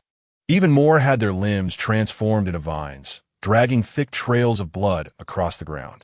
Meanwhile, Xiaoqi turned his head, grinning widely as he chuckled. The flesh from the upper city must be delectable. Su Wuji, however, simply smiled. A newcomer, and Z. He slowly drew forth Thunder Prison, its blade entwined with frenzied arcs of purple lightning. It was time to get to work. Chapter 77. The evolution of the black mark infection. The battle was imminent as Lin Xiaoyu, embodying the persona of Xiao Xue, prepared for confrontation. A throng of bloomers surged forth from the residential buildings like an unstoppable tide. Su Wuji's gaze sharpened, and with a resounding boom, a tempest of lightning erupted. Centered around him, a colossal thunderstorm, with a diameter exceeding 10 meters, unleashed its fury. The violent purple arcs of electricity instantaneously consumed everything within a 20-meter radius. Walls, floors, and ceilings disintegrated in the blinding light, while dozens of the foremost bloomers were reduced to mere charred remains before they could even emit a cry of despair.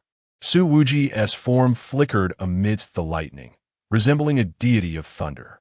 Each stroke of his blade conjured a tempest, and wherever he passed, bloomers fell like ripe wheat. With a swift motion, he cleaved a grotesque creature that lunged at him in two, its remains reduced to ashes before they could touch the ground. Too weak, too weak, too weak. Su Wuji cackled, his blade shining like a dragon. Meanwhile, Tianlan wielded his spear, transformed into a silver streak of lightning. With the phantom spear, 100 fractures, he wove through the horde of monsters, each thrust striking true at the core of the bloomer's floral markings. When a creature, its limbs morphed into vines, lunged at him, he pierced its forehead with a single thrust. The force of his strike continued unabated, skewering 4 additional monsters in a single motion. Tianlan barked, and with a tremor of his spear, 5 corpses erupted simultaneously. Yet, more bloomers surged forth, unknowing of fear and undeterred by death. Their eyes filled solely with a frenzied thirst for flesh. Suddenly, a creature with a completely split skull launched itself from behind Tianlan, its fangs aimed at his throat. In the next instant, a brilliant arc of light flashed. The monster's head soared into the air, its headless body maintaining its attacking posture. And Tianlan turned to see Lin Xiaoyu. No, Xiao Xue, standing behind him, her hatchet dripping with black blood. Xiao Xue tilted her head, a sickly smile gracing her lips. Oh dear, I've been out and about so much lately. Her gaze had transformed entirely, her pupils reduced to pinpricks, and her smile twisted into an unnatural curve. In the blink of an eye, Xiao Xue dashed into the enemy ranks like a wraith. He, chopped them all down. Her hatchet became a blur, each swing showering the air with black blood. A bloomer that extended its vines was severed at the root by her blade. Another creature, its chest split open, lunged at her, only to be bisected in one swift motion. What a delightful sensation, like slicing through fruit. Xiao Xue's movements quickened, transforming her into a crimson whirlwind. Wherever her hatchet passed, severed limbs and dismembered bodies fell like rain. A massive bloomer, just rising to its feet, was met with a leap and a decisive strike that cleaved its skull, black blood gushing forth like a fountain. Ah! Xiao Xue stood atop the heap of corpses, laughing maniacally, resembling a demon arisen from the depths of hell. The battle grew increasingly fierce. The tempest conjured by Su Wuji had already decimated half of the floor. Yet more blooming ones surged forth from all directions. They advanced over the corpses of their fallen comrades, their eyes alight with a ravenous hunger for flesh. This is infuriating. Su Wuji delivered a powerful kick that sent one of the approaching monsters flying, swiftly followed by a slash that cleaved another in two. Why one T they cease. He leaped into the air, raising his weapon, Thunder Prison, above his head, the lightning coursing along the blades swelling dramatically. Thunder Prison, 10,000 thunder summons. Boom! Countless pillars of lightning cascaded from the heavens, enveloping the entire residential building in a violent storm. The walls crumbled under the onslaught of electric fury. The floor was torn to shreds, and dozens of blooming ones were reduced to ashes within the blinding light. The entire structure quaked, as if it might collapse at any moment. As the smoke settled, Su Wuji stood amidst the ruins, surrounded by desolate wasteland. But in the next moment, crack, crack, the ground suddenly fissured, and thick, sturdy vines erupted from the earth, each as robust as a barrel and covered in sharp thorns. The tips of the vines split open, revealing maw-like orifices filled with jagged teeth, lunging toward the three. More, and Tianlan's expression shifted, his spear dancing like a silver flash, severing the oncoming vines. Yet, as the severed vines hit the ground, they took root, swiftly regenerating into new monstrosities. Ha ha! The voice of Shaoqi echoed from among the tangle of vines. Become our nourishment. They were clearly dead. Yet, perhaps due to the peculiar nature of this place, the bodies of the fallen blooming ones bizarrely reformed and fused into a colossal man-eating flower. A half-visible human face within the flower's center cackled maniacally. Xiao Shui darted forward, her cleaver aimed at the face within the flower. Whoosh! The blade flashed, slicing the man-eating flower in two. But in the next instant, more vines sprouted from the severed ends, swiftly restoring it to its former state. Futile! The voice of Shao Qi resonated from all directions. We cannot be killed. Nonsense! Su Wuji scoffed, the lightning on Thunder Prison suddenly morphing into a searing white. I refuse to believe I cannot obliterate you. He thrust Thunder Prison into the ground. Thunder Prison. White lightning annihilation. Boom! The blinding white lightning surged outward like a tsunami, and wherever it passed, the vines were reduced to ashes. The anguished screams of Shao Qi echoed through the ruins, his true form finally revealed. It was a colossal plant anchored deep in the earth, its trunk adorned with dozens of tortured human faces. Found you. Su Wuji grinned wickedly and leaped high. Raising Thunder Prison, perish. Whoosh! A flash of white light sliced through, cleaving the massive plant in two. Black ichor gushed forth like a torrential downpour, and the faces upon the trunk emitted shrill wails, swiftly withering away. With the demise of its core, the remaining blooming ones collapsed, transforming into pools of black water. At last, silence returned to the ruins. Su Wuji flicked the black blood from his blade, surveying his surroundings. Is it over? Leader. Xiao Shui's voice suddenly turned weak. Su Wuji turned around and beheld her, now resembling Lin Xiaoyu once more, her face pale as she leaned against the wall. A newcomer? He hastened toward her. Me fine. Lin Xiaoyu managed a faint smile, adding, it's just that the recent shifts in personality have been rather taxing. I need to replenish my energy. Su Wuji frowned slightly. Replenish energy? How does one do that? Can food suffice? It's a bit unique. Lin Xiaoyu's cheeks flushed as she lowered her gaze, her voice barely a whisper. I'll take care of it myself after the mission. Su Wuji was taken aback, and Tianlan sheathed his long rifle, furrowing his brow as he surveyed the surroundings. His breathing gradually steadying. In a low voice, he remarked, Captain, it's evident that this group of bloomers has evolved. Previous intelligence did not indicate that bloomers could disguise themselves. Su Wuji nodded, intending to retrieve a cigarette, only to remember he was still clad in protective gear. He then glanced deeper into the ruins. It seems we cannot trust anyone here but ourselves. However, I find myself intrigued by the garden that little spirit mentioned. At that moment, plop, a drop of black blood fell from the ceiling, landing right at Su Wuji's feet. He looked up, his pupils dilating in shock. From the cracks in the ceiling, countless tiny black spores were slowly descending. Surrounding them, the remnants of the deceased bloomers were visibly sprouting bizarre, writhing mycelium at an alarming rate. Damn it, Su Wuji cursed, this isn't over yet. He swiftly grabbed Lin Xiaoyu. Let us get out of this cursed place. The three of them dashed out of the ruins, the sound of the mycelium writhing behind them, reminiscent of something consuming, or perhaps a resurrection of life. Chapter 78. the experiment of the black mark syndrome within the confines of a desolate convenience store. 3 individuals swiftly traversed the garden and arrived at their destination. Inside the store, shelves lay askew, and shards of glass were strewn across the floor. After meticulously surveying the surroundings and confirming the absence of any anomalies, Su Wuji chose a relatively clean corner to sit, while the Tang Dao of Lei Yu leaned casually against the wall. Anzi maintained vigilance, commanded in Tianlan, who nodded in response. Gripping his long rifle horizontally as he positioned himself by the window, his gaze sweeping the street outside with the piercing acuity of a hawk. Meanwhile, Su Wuji pondered the current intelligence in his mind. Firstly, the black mark syndrome spreads through the air with an alarming rate of infection.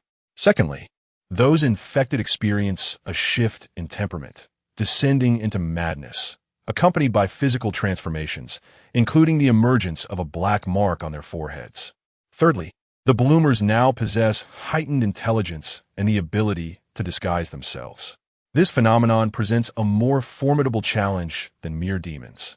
While demons have tangible forms and discernible weaknesses, these entities are neither human nor demon.